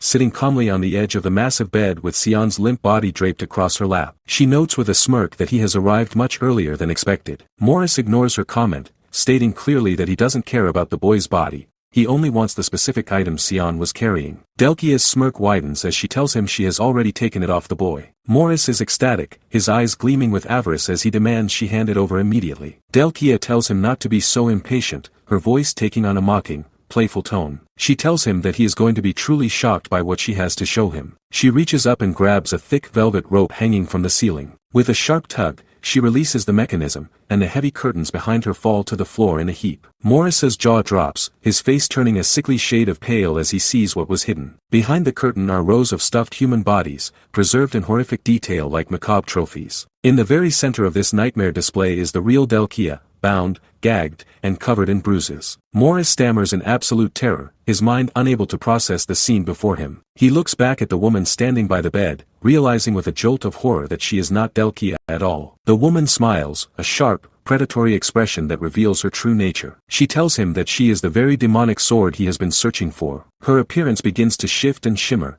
her blonde hair darkening to a deep black and her eyes glowing with a malevolent purple light. She is Eru, the spirit of the blade, and she mocks Morris for his incredible rudeness. Cyan suddenly sits up behind her, his eyes clear and alert, showing no signs of the paralysis drug. Cyan looks at Morris with a bored, tired expression and tells him that he simply knows too much for his own good. Morris realizes he has walked into a trap of his own making. He screams at the top of his lungs for his shadow assassin squad to come and save him. Cyan just sighs and covers his ears, complaining about how incredibly loud and annoying the man is. Cyan stands up, his presence alone filling the room with a suffocating, heavy killing intent that makes the air feel thick. He tells Morris that if he wants to see his assassins that badly, he will be more than happy to send him to meet them in the afterlife. He raises his hand, dark mana beginning to swirl and condense around his palm in a terrifying display of power. Morris continues to scream in a blind panic as Cyan prepares to activate a high-level skill. He calls out the name of the technique, Creation, Space. A dark, viscous red and black energy begins to pour from Cyan's body like a living shadow, flooding the floor of the room. The skill is revealed to be Fog Swamp, a spatial manipulation that warps the environment around them. The shadows in the corners of the room begin to twist, liquefy, and dissolve into a thick, unnatural mist. Morris watches in paralyzed horror as his elite shadow assassins are swallowed whole by the rising darkness. The shadows themselves turn into a thick, oppressive fog that obscures everything in the room. Morris falls to his knees, clutching his throat as he finds he can no longer breathe the tainted air. Morris collapses to his knees as the shadows around him begin to liquefy, swirling into a thick, unnatural mist. He gasps in pure terror, realizing the very darkness he used to hide his assassins is now turning into a suffocating fog. The merchant's eyes bulge as he realizes his elite squad has already been erased by the rising gloom. Cyan looms over the pathetic man like a god of death, his eyes burning with a cold, crimson light that pierces through the shadows. He calmly connects the dots, noting that Morris was the one who supplied Gunter's gravity relic and Delkia's paralysis poison. The merchant blubbers for mercy, his face twisted in a mask of sweat and snot as he promises he'll never scheme again. Cyan isn't interested in empty promises, he simply tells the man he'll make sure he never has the physical capacity to try. A jagged, predatory grin spreads across Cyan's face, revealing teeth that look more like a monster's than a human's. He delivers a final, chilling goodbye that seals the merchant's fate once and for all. Morris's screams of "no" and "please" are cut short as the red and black mana erupts from the floor, dragging him down into a spatial void. The room dissolves into a swamp of dark energy, filled with rising bubbles of mana that swallow the merchant's body whole. Morris's face is a mask of pure agony as he sinks further into the abyss, his eyes bulging in a final, silent plea for a life he doesn't deserve. The fog swamp doesn't just kill, it erases, pulling him into a dimension where even his screams are consumed by the pressure. The spatial manipulation reaches its peak, turning the lavish room into a swirling vortex of blood-red mist and crushing mana. Morris is reduced to a mere silhouette, a tiny speck of garbage being discarded by the universe itself as the swamp closes over his head. With the merchant gone, Cyan turns his attention to the last manager standing, noting that only Delkia remains to be dealt with. Eru steps forward from the shadows, her dark hair flowing as she offers to handle the blonde manager personally. Cyan gives a half-hearted warning for her not to go too overboard with the cleanup. Eru just smirks, her eyes glinting with a sadistic joy as she makes it clear she has every intention of being as brutal as possible. Eru stands over the real Delkia, who is bound and trembling on the floor of her own bedroom. The sword spirit's voice drops to a lethal whisper, asking how a mere human dared to lay her filthy hands on her master. Eru's features shift into a terrifying shadow of pure malice as she tells the manager to prepare for the end. She promises to divide Delkia's body into exactly 1,000 pieces, savoring every second of the woman's mounting horror. Delkia breaks down into hysterical tears, sobbing out apologies for her arrogance and begging for a quick death. Eru ignores the pleas entirely, her mana flaring into jagged red strikes that tear through the air and the manager's remaining hope. Cyan stands motionless before the heavy double doors, listening to the sound of someone's world ending. He knows Eru is in there, and he's fairly certain she's beating her target to a pulp. It's just another Tuesday for his shadow companion, but as he waits, the atmosphere shifts. His eyes narrow, his gaze fixed on the empty air as a cold shiver runs down his spine. He's sensing a familiar mana, something he hasn't felt in a long time. His pupils dilate in genuine shock. This is, he mutters, his breath hitching as the reality of the situation sets in. The lavish interior of the mansion begins to bleed away,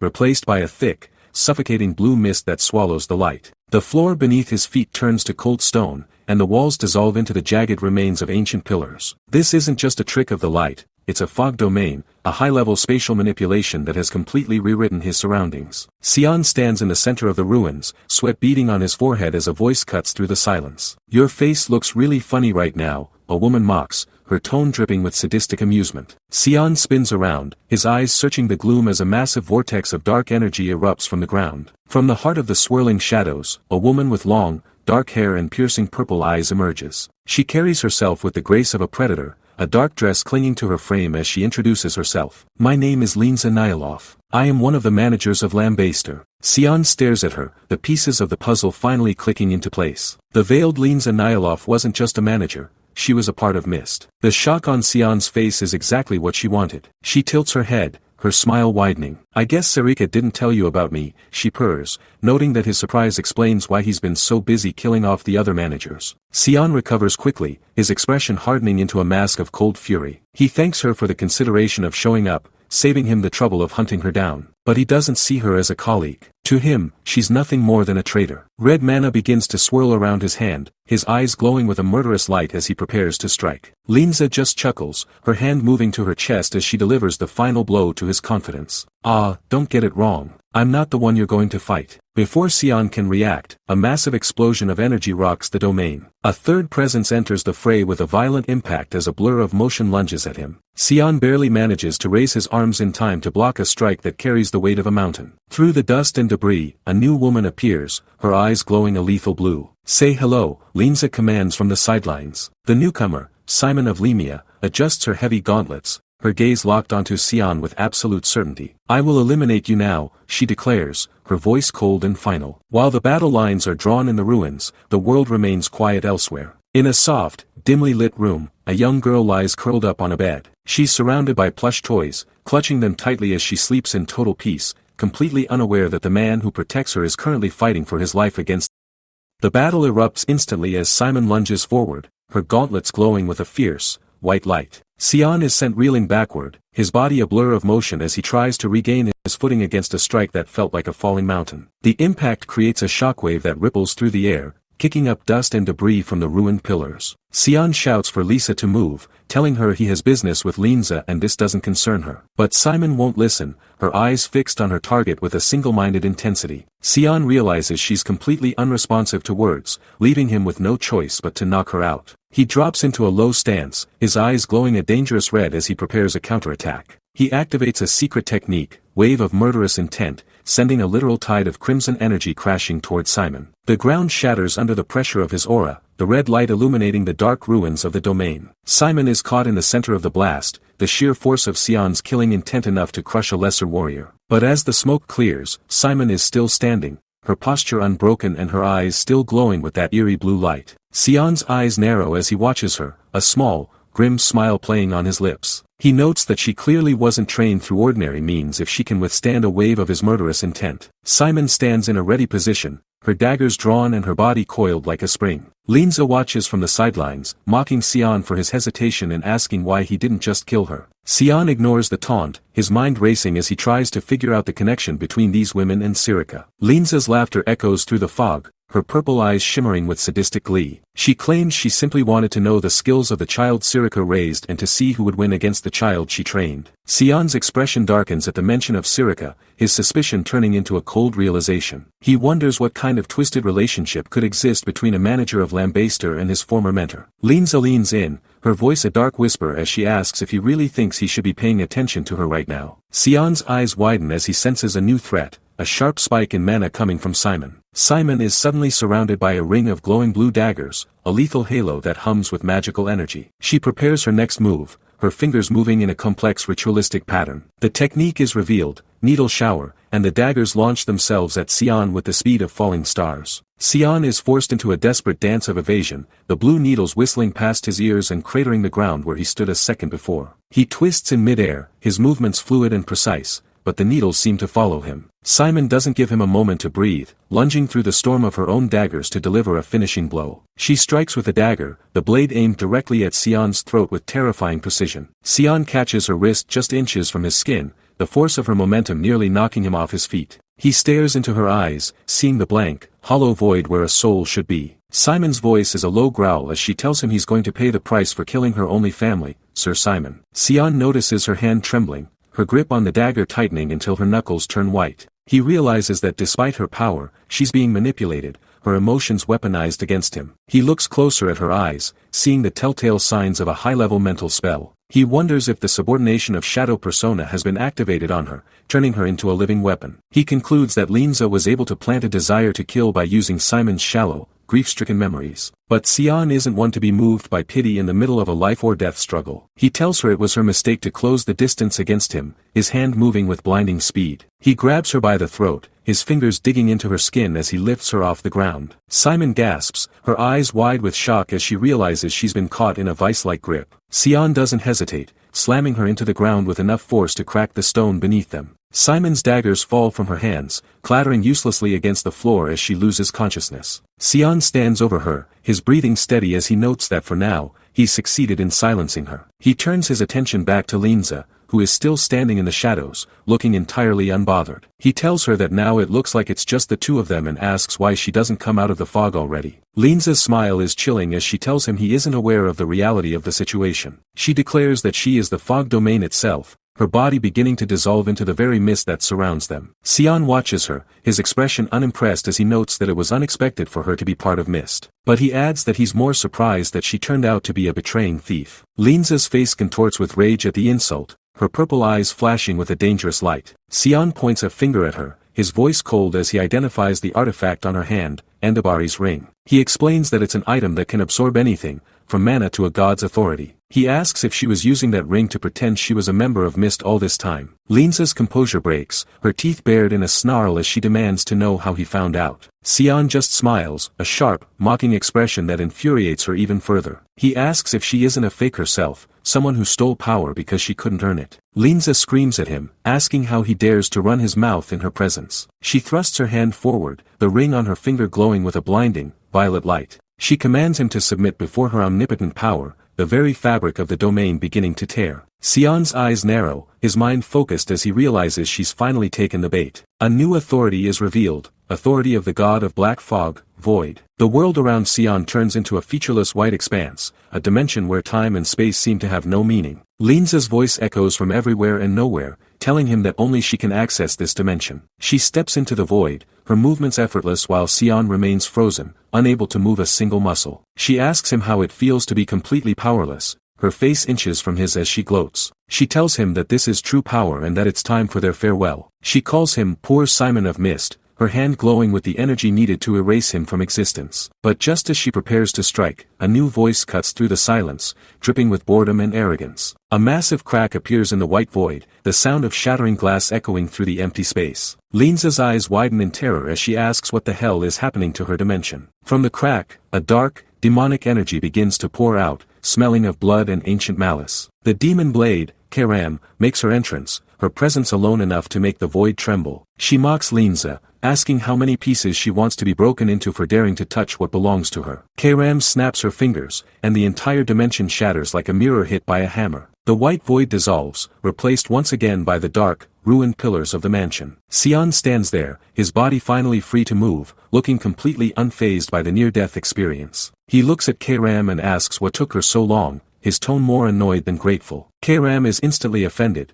shouting that she saved him and he's still chewing her out. She calls him rude, reminding him that his master was in serious danger just a moment ago. Linza is on her knees, her breath coming in ragged gasps as she stares at the shattered remains of her ultimate technique. She screams that it can't be possible, that her dimension couldn't have been broken so easily. Cyan ignores her, his focus entirely on the battle that's about to reach its conclusion. He tells Linza to cut the nonsense, his voice cold and devoid of any mercy. Linza lunges at him one last time, her face a mask of desperation and hatred. She screams that there's no way he's the heir, a title that hasn't been held by anyone for 300 years. She calls him a brat and a liar, her movements frantic and uncoordinated. Cyan easily sidesteps her attack, his eyes tracking her every move with clinical precision. Karam watches from the side, asking Cyan what the deal is with this woman. Cyan simply replies that he pissed her off a bit earlier, his tone as casual as if they were discussing the weather. Linza's eyes are bloodshot, her mind clearly snapping under the weight of her defeat. She charges again, but Cyan is already moving, his blade a blur of red light. He tells her she's a failure as an assassin, his voice a final judgment. He activates his own technique, Fog Blade, Raging Fog Storm, a whirlwind of red energy that shreds the remaining mist. The attack is a masterpiece of violence, a series of rapid-fire slashes that leave Linza covered in deep wounds. She falls to the ground,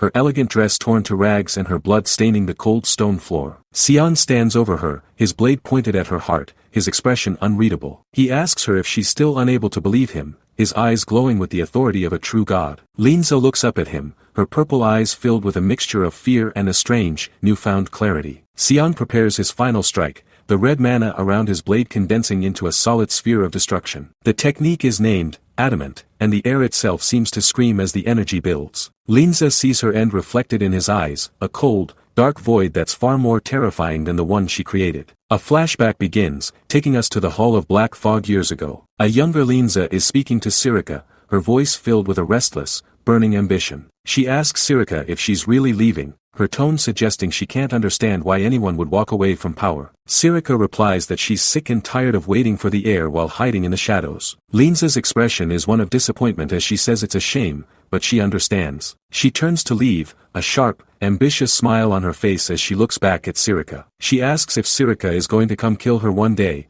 her voice full of a challenge. Sirika just looks at her with pity, asking why she would when there are so many other miscreants to deal with. She tells Linza not to worry about it, but her eyes hold a warning that Linza is too arrogant to heed. Sirika's final words to her are a plea, "Don't get corrupted, Linza." Back in the present, Linza's eyes fill with tears as she realizes how far she's fallen from that moment. She whispers that she was wrong, her voice barely audible over the crackling of Cyan's mana. She tells Cyan that it's painful and asks him to end her now, her pride finally broken. Cyan doesn't say a word, his hand moving forward to deliver the final, merciful blow. A massive pillar of red flame erupts from the ground, consuming Linza and erasing the last traces of the fog domain. Cyan stands in the center of the inferno, his silhouette dark against the raging fire. He thinks to himself that no one can predict their own corruption, because he was once the same. The flames die down, leaving nothing but ash and the cold, night air of the mansion grounds. Cyan finds himself standing in front of a hotel, the domain having been connected to its entrance all along. He notes that he won't have to go through the hassle of going back now that the fight is over. He hears a voice behind him, a weak, trembling question asking why he spared her. He turns to see Simon, or Louis as she was known, leaning against a wall,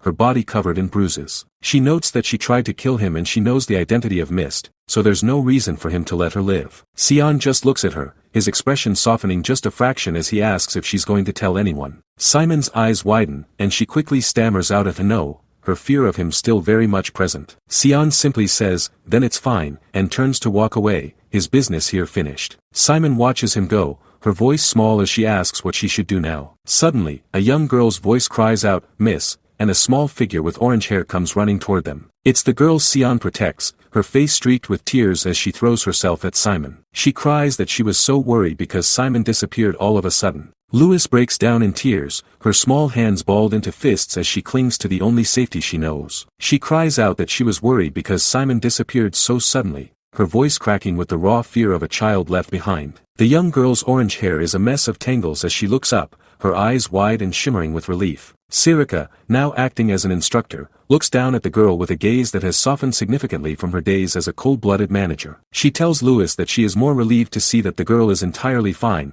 asking gently if she is hurting anywhere. Louis doesn't care about the bruises or the exhaustion. She throws herself into a hug, declaring that she is never leaving Sirika's side ever again. To Louis, this woman was the kindest person she had ever known, and the thought of her vanishing again is a nightmare she can't endure. She begs Sirika never to go anywhere else again, her small frame trembling against the dark fabric of the instructor's cloak. Cyan steps into the light of the courtyard, his expression unreadable as he watches the emotional display. He asks what all the fuss is about, noting that he was only gone for a brief moment. He looks at Sirika and remarks that it seems she has finally found her true calling. With the previous managers of the estate now vacated, Cyan gives her a new directive. She is to take care of the traffic and security for the time being. His reasoning is simple yet profound. He wants to ensure that Louis doesn't grow up in the same brutal, shadow-filled circumstances that Sirika or Gunter had to endure. Sirika bows her head, her eyes reflecting a newfound sense of purpose as she quietly agrees to the task. Cyan reaches out and places a hand on Louis's head, his touch surprisingly gentle for a man whose hands are stained with so much blood. He tells the girl to listen well to what the miss has to say,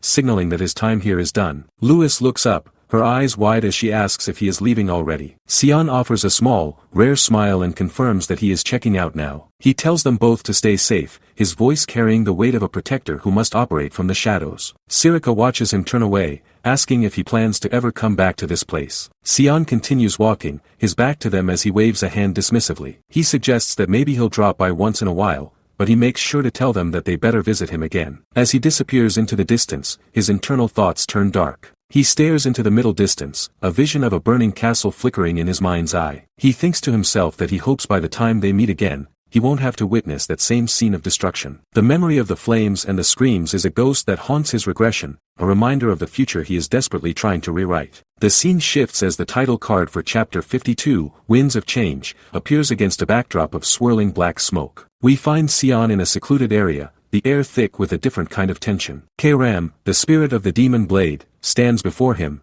her purple hair catching the dim light. She holds a jagged, glowing blue dagger, the blade pulsing with an eerie, rhythmic light. She notes that Cyan has succeeded in purifying Linza Nylroth, acknowledging that it must have been a grueling ordeal for him. Cyan isn't in the mood for pleasantries. He asks if she didn't send him on that mission knowing exactly how difficult it would be. Keiram smirks, her eyes glinting with a mix of pride and mischief. She admits that he's right, then asks if he has any questions now that the dust has settled. Cyan's first question is about the connection between Keiram and the woman he just defeated. He asks what her relationship was with Linza and if that woman was also a part of the mist. Keiram's expression turns nostalgic for a fleeting second. She confirms that Linza was indeed once a part of the mist, a colleague she had trained alongside in the dark pits of their organization. However, Linza had eventually gone against the collective will of the mist and fled. She didn't leave empty-handed. She stole a ring that was traditionally passed down only to the leader of their order. Cyan pulls a small, silver band from his pocket, the metal gleaming with a cold, unnatural light. He asks if she is referring to Andabari's ring. Keiram confirms it, explaining that it was an accessory that was originally meant to be in her hands. To Cyan's surprise,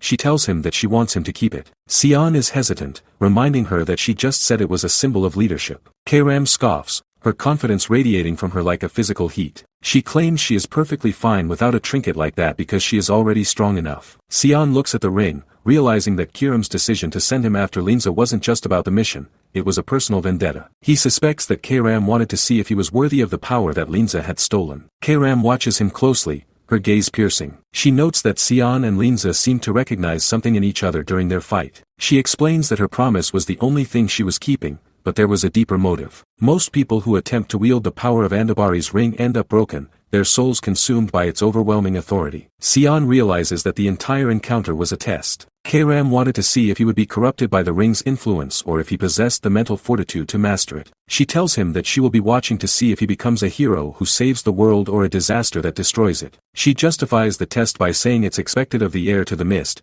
especially since there's always a possibility that Lady Keiram made a mistake in choosing him. A dark, monstrous shadow looms behind her as she speaks, her voice dropping to a threatening register as she asks what he just said. Cyan, unfazed by the demonic pressure, simply says he'll take her words as a positive sign. The scene transitions to the grand, sun-drenched halls of Ruin Academy. Inside the Chancellor's office, the air is still and formal. Chancellor Kundal, a man with long, flowing white hair and a beard that speaks of centuries of wisdom, sits behind a massive desk covered in astronomical tools. He speaks to a man standing before him, noting that since the disappearance of Instructor Nella, the students have been on edge. He tells the new arrival that while it might be overwhelming for a newly appointed staff member, he expects him to take good care of the situation. The man, Boris Wilhelm, bows with a practiced, polite grace. He has dark hair and a smile that seems almost too perfect, promising the Chancellor that he will do his absolute best to empathize with the students. He humbles himself, saying he might be lacking but will strive to give his all. Kundal thanks him for his dedication, and Boris takes his leave.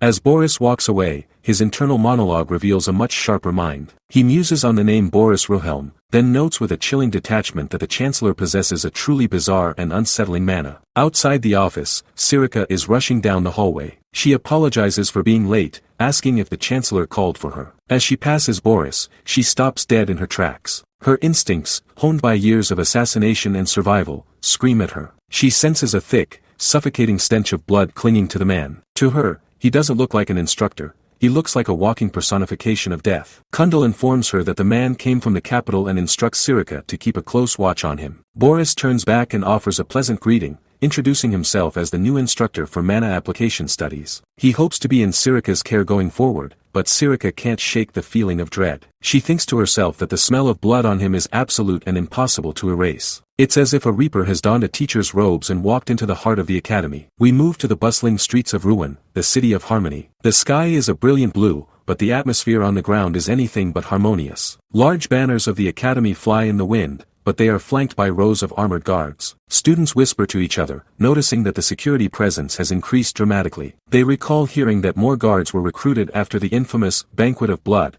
but the current level of surveillance feels like too much. It's intimidating, turning a place of learning into a fortress. Amidst the tension, Princess Erin is walking with her friends. She is surprised to see Lunav and another classmate, Reshmas. Lunav introduces Reshmas, and the group exchanges polite greetings. Reshmas is struck by the princess's beauty, calling her mystical. Their conversation is interrupted by the arrival of Boris Wilhelm. He approaches with a bow, asking if he is speaking to Princess Erin. Erin confirms it, mentioning that she's heard he is the new instructor for mana application. Boris acts honored that she knows of him, then asks for a moment of her time. He claims he is going around assessing the magic grades of the most talented students and asks if he can see her mana orb. Erin, unsuspecting, conjures a brilliant sphere of golden light in her palm. She asks if that will suffice, and Boris's smile widens into something predatory. He says it's more than enough. Lunav, however, senses the shift in the air. She tells the princess to wait, sensing that something is fundamentally wrong with the man. Erin is confused, pointing out that he's just gauging her mana. Boris reassures her that it will be over in a moment. Just as Boris reaches out to touch the mana orb,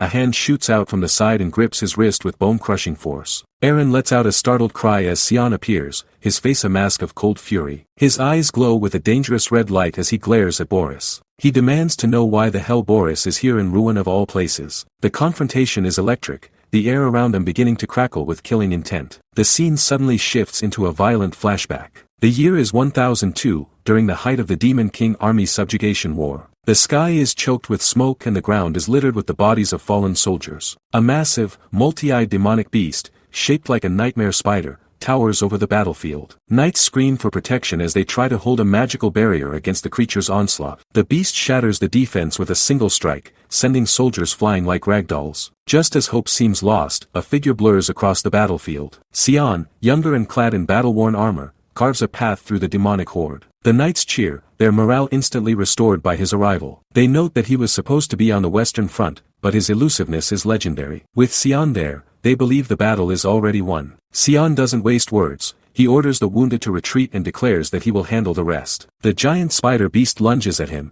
its mandibles dripping with venom. Cyan stands his ground, his hand glowing with a dark, violet energy. He activates a high-level technique, Sphere of Nothingness. A small orb of absolute darkness forms in his hand and then expands into a massive pillar of erasing energy. The beast is caught in the center of the void, its body disintegrating into ash before it can even let out a final scream. The explosion of power levels the surrounding area, leaving nothing but a crater and the silence of the dead. Back in the past, after the battle, Cyan sits by a crackling campfire. Boris is there, looking at Cyan with genuine awe. He praises Cyan's skills, remarking that it's no wonder Lord Eshel treasures him so much. Cyan looks at him with a tired, cynical gaze, asking why Boris isn't at the Backlands with his brother. Boris explains that he came to provide support for the Northern Front, though he admits Cyan had already annihilated the threat before he could do much. Cyan stares into the flames, his mind heavy with the weight of the conflict. He thinks about how there is simply no end to the violence. It has been a year since Emperor Ruinal was crowned, and the war has only escalated. The elite knights of House Vert have been bled dry on the front lines, and the demonic beasts have taken every advantage of their exhaustion. He realizes that the war is continuing endlessly, fueled entirely by the Emperor's insatiable greed. Cyan reflects on his own motivations, admitting to himself that if it hadn't been for Eshel's personal request, he wouldn't have even bothered to pick up a sword for this cause. The orange glow of the campfire illuminates his battle-worn armor, a stark contrast to the darkness pressing in from the edges of the camp. Boris stands behind him, a tall figure draped in white and black robes, a small, knowing smile playing on his lips. Boris remarks that it's a rather dangerous statement to say, but admits he is in the same position, so he has nothing to say. Cyan doesn't turn around, his gaze fixed on the embers. He asks Boris if he wasn't brought in by Emperor Ruinal himself. Boris's smile widens, his eyes crinkling in a way that feels practiced and hollow. He humbles himself, claiming he was chosen only thanks to his lowly talent, but suggests that perhaps his temperament suits Lord Eshel a bit more. Cyan finally looks up, his expression unreadable. He asks with a dry curiosity exactly what that talent is. Boris doesn't answer with words at first. He raises his hand, and the air begins to shimmer with a dark, violet energy.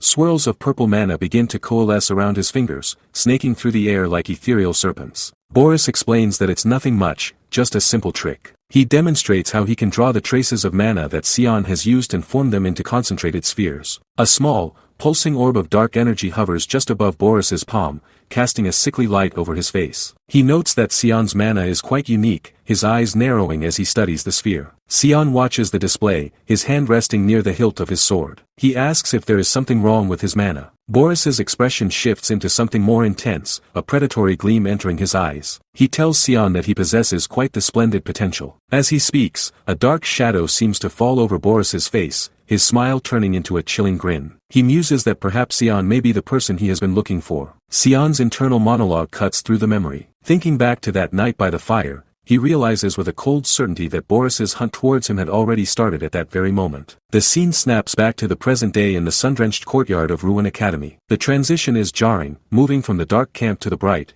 blue-tinted stone of the academy. Cyan is no longer the tired soldier, he is a student, but the fury in his eyes is even more potent. He has Boris's wrist gripped in a bone-crushing hold. Erin stands nearby, her eyes wide with shock as she calls out Cyan's name. Cyan's face is a mask of cold rage, his eyes glowing with a dangerous red light as he glares at the man. He thinks to himself that he won't make the same mistake this time. He cannot let this bastard get a hold of any mana under any circumstances. Boris looks down at the boy, his expression one of feigned surprise. He thinks to himself, questioning if this boy is truly Cyan Vert. The tension in the air is electric, the surrounding students frozen in place by the sudden outburst of hostility. One of the male students shouts at Cyan, demanding to know what this display of disrespect to Her Highness is all about. Boris quickly adopts a submissive posture, raising his free hand in a gesture of peace. He claims there must have been a misunderstanding and that he was simply assessing the capabilities of a student in his capacity as an instructor. Cyan doesn't loosen his grip. He tells Boris that he's never heard of such a procedure being allowed. He stares Boris down, his voice low and threatening as he asks if Boris was truly appointed as an instructor of the academy. Boris offers a strained smile, his eyes never leaving Cyan's. He says he wouldn't force it if Cyan is that uncomfortable with it and offers an apology if the encounter was unpleasant. Cyan finally releases his hold, his expression remaining guarded. Erin is blushing furiously, her hand over her mouth as she watches the exchange. She accepts the apology on Cyan's behalf, but the atmosphere remains thick with unease. Cyan tells Boris to leave before it gets any more uncomfortable. Boris bows his head, his internal thoughts revealing that Cyan's hostility is almost bewildering to him. He agrees to leave, promising to be in their care going forward. As Boris walks away, his back to the group, Cyan watches him with a gaze that could cut through steel. Lunav stands beside Cyan, her purple eyes fixed on the departing instructor. She thinks to herself, repeating the name Boris Wilhelm and wondering if there was ever a mage with that name in the records she's studied. The male student from before continues to berate Cyan, asking why he won't let the princess go. Cyan realizes he is still holding Erin's hand and quickly lets go, offering a curt apology. Erin is still flustered, her face a deep shade of red. She stammers that it's nothing and that Cyan must have had his reasons. She looks at him with a mix of confusion and a strange, budding affection, thinking to herself that it's okay since he is hers. Cyan is already moving on, his mind focused on the threat Boris poses. He turns to Lunav and asks if she knows the instructor called Boris. Lunav admits it's her first time hearing about him. Cyan's expression turns grim. He gives her a stern warning, don't ever try to know about him or approach him. He turns and begins to walk away, leaving Lunav standing there in the middle of the path. She watches his retreating back, noting that he's been agitated since the moment Boris appeared. She wonders if Cyan is hiding something. The scene shifts to a more peaceful setting, the bright blue sky filled with soft, white clouds. Cyan is back with his inner circle, and the mood lightens significantly. He holds out his hand, and a swirl of red energy manifests, but instead of a weapon, a mountain of colorful candies begins to pour out. Louis lets out a cry of pure joy, her eyes sparkling as she sees the pile of sweets. Cyan tells them that both of them did a good job while he was away. Brian is there, but he looks completely out of place, wearing a frilly pink apron over his clothes. He tells Cyan not to mention it and says good work to him as well. Sirika is standing nearby, looking annoyed. She complains that Sir Brian kept stopping her from cooking. Cyan looks at her with a deadpan expression, reminding her that she once said she liked eating food cooked by someone else. Sirika huffs, crossing her arms and saying it still feels like she had her job taken away. Cyan smirks and tells Brian it's time to go train. Brian's face goes pale, his eyes wide with dread as he asks, "What, now?" Cyan's smile is mischievous as he tells him to take off the apron. Brian can only offer a weak, "Yes, sir," as he prepares for the grueling session ahead. We move to the academy training grounds as evening begins to fall, the sky turning a deep shade of indigo. Cyan and Brian arrive to find someone still practicing. It's Reshmis, the pink-haired girl. She is drenched in sweat, her breath coming in heavy gasps as she swings a massive claymore. The blade is nearly as big as she is, but she moves it with a surprising fluidity. Cyan watches her, noting that she's easily swinging the heavy weapon. He remarks to Brian that it's pretty amazing. He thinks to himself that of course she's amazing, since she's the one destined to receive the title of the continent's strongest sword in the future. Reshmis stops her training, her eyes widening as she sees Cyan. She asks what he means by a while. Cyan doesn't explain, he simply grabs a wooden training sword from a nearby rack. He tells her to forget it and to come at him. Reshmis is taken aback, pointing out that she is using a real sword while he only has a wooden one. She suggests he should switch to a real blade, but Cyan just smiles. He tells her to just come at him as if she's trying to kill him. Reshma's competitive spirit ignites. She lunges forward, her claymore whistling through the air. Cyan moves with a grace that makes her look like she's standing still. He parries her heavy strikes with the wooden sword, the sound of wood hitting steel echoing through the training grounds. Reshma is frustrated, thinking to herself that she's the one attacking, but she can't seem to reach him. She refuses to give up, her eyes glowing with determination as she shouts that she will definitely reach him. She unleashes a powerful overhead strike, her mana flaring around her. Cyan simply sidesteps and taps her on the shoulder with his wooden blade, telling her that's enough. He notes that her movements get exaggerated when she's excited and tells her she should keep note of that. Reshma drops to one knee, exhausted. She mutters that she's not even a match for him and that it must be nice to be so strong. Cyan looks down at her, his expression softening. He tells her she's skilled enough and not to be disheartened. He points out that she's wielding a sword that even adults find difficult to use and predicts that if she continues to grow at this rate, no one will be able to best her. Reshma blushes at the praise, stammering for him not to mess with her. Cyan thinks to himself that she probably doesn't know her own potential yet. He decides he doesn't need to step up personally given her current skills and tells Brian to train with her from now on. Brian is shocked, pointing at himself and asking, "What, me?" Cyan confirms it and tells Reshma he's leaving her in Brian's care. Brian asks where Cyan is headed, and Cyan simply says he has someplace to be. As Cyan walks away, Reshma stands up, a literal fire of determination burning in her eyes. She looks ready to tear through whatever training Brian has prepared. Brian watches her, a cold sweat breaking out on his forehead as he thinks to himself that she's terrifying. The scene shifts to the dead of night, the academy buildings cast in deep shadows under a crescent moon. Cyan is walking through the quiet hallways, his footsteps echoing softly. He thinks to himself that he's been sensing a familiar presence for a while now. He stops and asks the empty air what someone is doing at this hour. Lunav steps out from the shadows, her blue hair shimmering in the moonlight. She is standing near a large, imposing building. Cyan asks if she is thinking about entering. Lunav looks at the building and asks Cyan if he's asking her if she wants to go in there. She asks how he knew. Cyan simply says he was only looking. Lunav looks at him with a mix of curiosity and suspicion, asking why he's really thinking about it. Cyan's expression is serious as he explains that he's curious because it was his first time hearing the name Boris Wilhelm. He notes that Boris is a figure who has never been the topic of discussion in the Garum Council. He finds it strange that the man has no records despite being an 8-star grade mage. Lunav agrees, noting that Boris is a handful. She asks Cyan if he is going to help her as well. Cyan is confused, asking how the conversation came to this.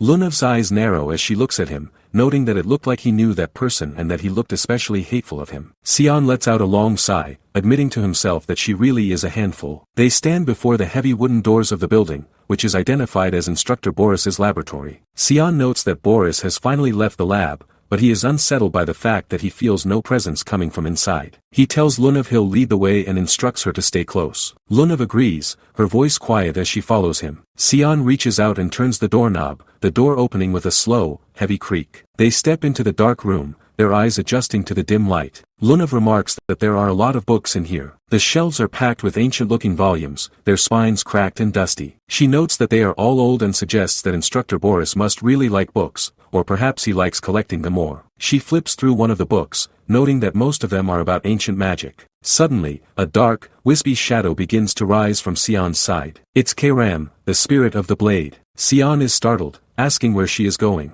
Kairam doesn't answer with words, her form drifting toward the ceiling. She tells him she's going to the roof for a bit and tells him not to worry and to focus on what he's doing. Cyan watches her go, wondering why she's heading to the roof all of a sudden. He turns back to the room, his brow furrowed in thought. Lunav calls out to him, her voice filled with a sudden excitement. She tells him that it looks like she's found something. Cyan stands nearby, his expression shifting from his usual stoic mask to one of sharp alertness. He leans in, his eyes narrowing as he focuses on the object Lunav has uncovered. He mutters, "That's," the weight of the discovery hitting him instantly. Lunav holds up a thick, ornate volume resting on a wooden stand. The cover is a deep blue, decorated with intricate silver filigree and glowing red gems. She remarks that it looks like quite the ancient book, but Cyan knows better. His gaze is fixed on the tome, his mind racing. This isn't just some dusty relic of the past. He thinks to himself that it's not just a simple book, it's Boris's weapon, a cursed object known as Hiskria. The name alone carries a weight of dread that fills the room. Cyan realizes that the very presence of this book means the hunt has already begun. Suddenly, the air in the lab shifts, growing heavy and cold. Wisps of dark, crimson energy begin to swirl around Cyan's side, coalescing into a familiar, menacing form. Kram, the spirit of the demon blade, manifests with a snarl. Her eyes glow with a predatory orange light, and pink markings flare on her cheeks as she grits her teeth in visible agitation. She senses something foul in the air, her voice dripping with venom as she mutters, "Ever the disgusting scent." She stands on the edge of a rooftop, looking out into the night, demanding that whatever is hiding come out already. From the darkness above, white feathers begin to drift down like snow, glowing with a soft, ethereal light. Kram looks up, her expression hardening. A figure descends, draped in white robes with massive, multi-layered wings spreading out behind him. It's Air, or perhaps the one known as Rumendel. He looks down at Kram with a calm, almost mocking smile. He remarks, "It's been a while, Kram." He asks her how it feels to wake up after 3 centuries of slumber. Kiram's fury only grows, her mana flaring as she glares at the winged being. Air lands gracefully, his presence radiating a divine authority that Kram clearly finds repulsive. He notes that her choice of master explains a lot, his eyes fixed on her. Kram doesn't hesitate. She lunges forward, her hand transforming into a dark, clawed limb as she snarls, "Don't push your luck." Air remains unfazed, his smile never wavering as he tells her to calm down. He claims he isn't here to fight today, but Kram isn't buying it. She demands to know what he's plotting this time, her teeth bared in a silent threat. Back inside the laboratory, Cyan and Lunav continue their investigation of the tome. Lunav flips through the pages, her brow furrowed in concentration. She admits it's her first time seeing a magic tome of this kind. The pages are filled with ancient text, arranged in complex patterns that look more like a cipher than a language. She notes that it's as if the book is narrating history itself, but the code will take a long time to decipher. The only thing that makes sense is a single illustration, a bright sun being slowly engulfed by a swirling mass of black fog. Cyan reaches out, his hand trembling slightly as he places it on the cover of the book. The moment his skin touches the surface, a jolt of recognition flashes through him. He realizes with a cold horror that everything, the tragedies of his past life, the banquet of blood,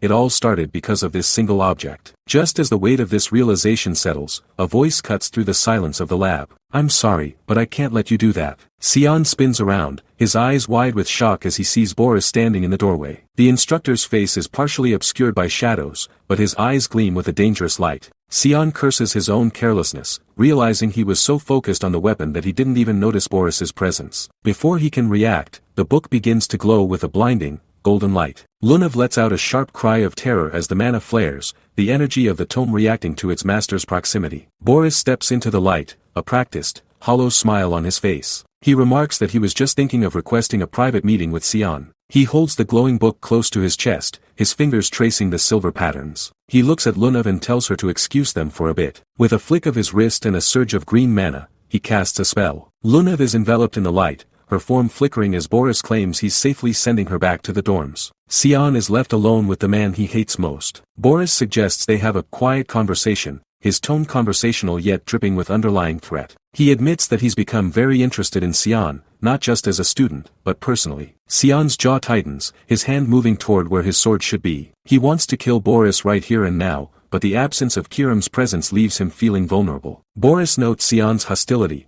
finding it almost bewildering that a student would look at an instructor with such murderous intent. On the rooftop, the confrontation between Kram and Air reaches a boiling point. Air stands tall, his wings casting long shadows over the demon blade spirit. He tells her that she has no choice but to lose, his voice filled with a terrifying certainty. He speaks of fate and the divine plan, things that Kram has always despised. She stands her ground, her eyes burning with a defiance that 3 centuries of sleep couldn't dim. Kram scoffs at Air's words, asking if he really expects a demon blade to side with the likes of Rumendel and betray her master. Air's smile widens, a predatory gleam entering his eyes. He suggests that she has other options, for example, taking over her master's body for herself. Kiram's expression shifts to one of pure disgust. The very idea of betraying Cyan in such a way is an insult to her existence. She realizes that Air is trying to sow discord, his words a poison meant to weaken her resolve. A vision of the past flickers through the air, showing a battlefield where light and darkness clash in an endless cycle. The narration speaks of the war between gods and demons, a conflict that shaped the world. In the end, light always triumphs,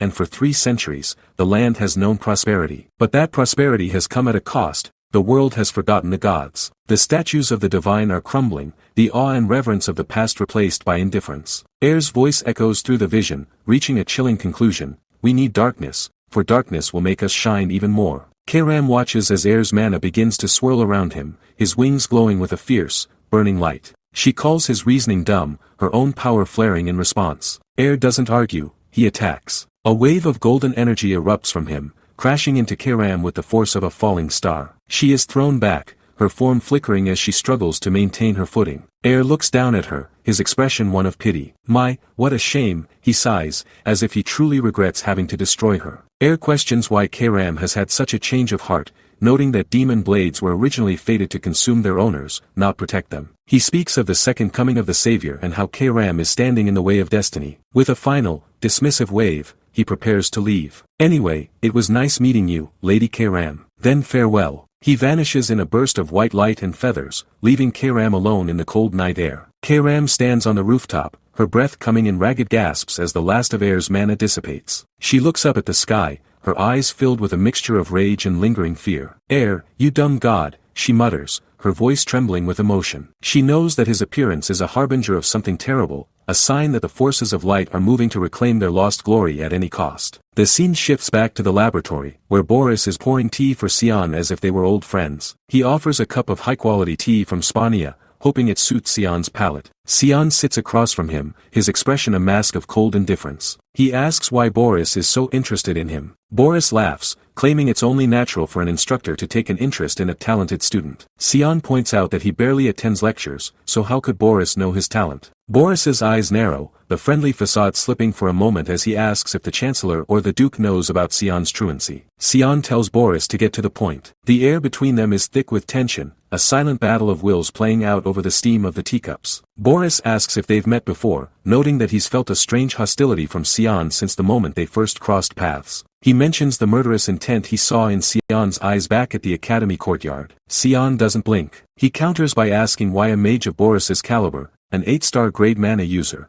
has absolutely no records in the Garum Council. Boris leans back, his smile returning. He claims he simply prefers quiet places and has avoided the spotlight. Cyan knows he's lying. In his previous life, Boris was just as secretive, hiding his true nature until the very end. Boris stands up, noting that it's getting late and they should get to know each other more later. He walks toward the window, his silhouette framed against the moonlit sky. Cyan watches him go, his mind already calculating his next move. Boris stands by the window, looking out at the academy grounds. He thinks back to Cyan's level-headedness, finding it unsettling to a degree. He can see why Lord Eshel felt so threatened by the boy. Boris turns his attention back to the book, Hiskria, which is now resting in his hands. He muses that Cyan might be the very darkness they've been searching for. He looks at the illustration of the sun and the fog, thinking of the prophecy where a black fog covers the sun to make it shine brighter. The prophecy of the second coming of the Savior weighs heavily on Boris's mind. He believes that for a true Savior to arise, there must first be a darkness great enough to overcome. He closes the book with a heavy thud, his eyes glowing with a fanatical light. The pieces are falling into place, and the tragedy that Cyan remembers from his past life is beginning to repeat itself, though with new, unpredictable variables. Cyan finds herself in a vast, dark chamber known as the Hall of the Black Fog. The floor is polished stone, reflecting the swirling mists that cling to the ground. At the far end of the hall, a massive throne sits atop a flight of stairs. A figure draped in dark, tattered robes sits upon it, his face hidden by a deep hood. Only his glowing red eyes are visible in the gloom. He calls out Kiram's name, his voice a low rumble that vibrates through the very air. The hooded figure asks if Cyan has troubled Cyan in some way. Cyan grits her teeth, her anger at air still fresh. She mutters that she knew the figure would know what happened. She speaks of her exile and the betrayal of the gods, her voice filled with a bitter resentment. The figure on the throne leans forward, his gaze piercing. He asks if it is her wish to protect Cyan, even if it means defying the heavens themselves. Cyan doesn't hesitate. Her resolve is absolute, her loyalty to her master the only thing that matters in this world of shadows and lies. A massive, hooded figure looms over her from a throne of shadows, his eyes glowing with a malevolent red light. He doesn't just offer power, he offers a contract written in blood and mist. He declares that he shall grant her wish to protect Cyan. Cyan watches as a dark tablet inscribed with glowing red runes floats before her. The figure commands her to take this order, promising that all of the mist will aid her and Cyan in the coming storm. It's a dark blessing, but for Cyan, any price is worth paying if it means keeping her master alive. Suddenly, the scene shifts to a cold rooftop under a moonlit sky. Cyan is no longer in the Hall of Shadows, but face to face with a being of blinding white light. Air, the one they call Rumendel, looks down at her with a smile that's more of a sneer. He mocks her choice to protect a human, suggesting she should just take over Cyan's body instead. Kiram's mana flares, her hand transforming into a jagged, demonic claw. She isn't interested in his divine plans or his talk of fate. She calls him a coward, her fury boiling over as the god prepares to vanish in a flurry of mocking white feathers. He leaves her with a warning that the savior is coming, and she's just a speed bump on the road to destiny. As he disappears, Keiram is left alone, her breath hitching in the cold air. She mutters that he's a dumb god, but the fear in her eyes tells a different story. The vision shifts again, moving away from the demonic and toward the supposedly holy. A massive statue of Rumendel towers over a cathedral, its stone eyes indifferent to the mortals below. The sun shines through stained glass, casting long shadows across the polished floor. A high priest, draped in ornate white and gold robes, stands before a kneeling figure. He speaks on behalf of the omnipotent God of light, preparing to bestow a sublime blessing. The kneeling figure is Cyan Vert, a girl born into nobility and crushing expectations. She is being ordained as a ray of light, a warrior meant to save a cruel and dark world. The priest asks if she is willing to become the ray that saves them all. Elise remains silent, her head bowed as the weight of the vow settles on her shoulders. The priest continues, asking if she vows to live at the front lines. He holds a silver sword, the symbol of her new life and her eventual death. Elise finally speaks, her voice steady as she accepts her fate. She vows to live and die at the front lines, a promise that sounds more like a death sentence than a blessing. As the crown is placed on her head, Elise's mind wanders to the reality outside these white walls. She thinks about the path she has chosen and wonders if it is truly the correct one. The Empire has been aggressively recruiting anyone with talent, branding them Knights of Light and shipping them off to die in the mud. We see the ranks of armored soldiers, their faces hidden behind steel visors, marching toward a conflict they don't understand. The regular Imperial army has become a joke, completely helpless when faced with true horrors. A vision of the banquet of blood flashes through her mind, monsters with glowing red eyes tearing through the ranks while the holy knights are nowhere to be found. It's a bloodbath that the propaganda ignores, but Elise can't forget the screams. She stares at the statue of her god, wondering if she's truly a savior or just another piece of meat for the grinder. Her dark thoughts are interrupted by a cheerful voice calling her name. Cecilia, a senior knight with a smile far too bright for this place, runs up to congratulate her. Elise immediately drops into a deep, formal bow, her forehead nearly touching the stone tiles. It's a display of respect that borders on the absurd, catching Cecilia completely off guard. Cecilia laughs, telling her she finally achieved her dream and that she should start calling her Dame Cecilia now. Elise remains in her bow, her long blue hair spilling over the floor. She insists that she is just a new recruit and must show proper respect. Cecilia sighs, telling her she can treat her as before when it's just the two of them. Elise finally stands, but her expression is still clouded with doubt. They move to a quiet bench by a fountain, the sound of splashing water a sharp contrast to the screams Elise still hears in her nightmares. She admits to Cecilia that she feels lost, the weight of the front lines pressing down on her before she's even seen a battlefield. She can still hear the screams of the people asking for help, a chorus of ghosts that follows her everywhere. Cecilia's expression softens, but only for a moment. She tells Elise there's only one way to find out if she's suited for this life. She reveals that Duke Wallace, the Supreme Commander and Elise's own father, has issued a direct order. He has given a specific task to both of them. Elise's eyes widen in shock, a cold sweat breaking out on her forehead. She asks if her father truly has a task for her, realizing that her time in the sun is over.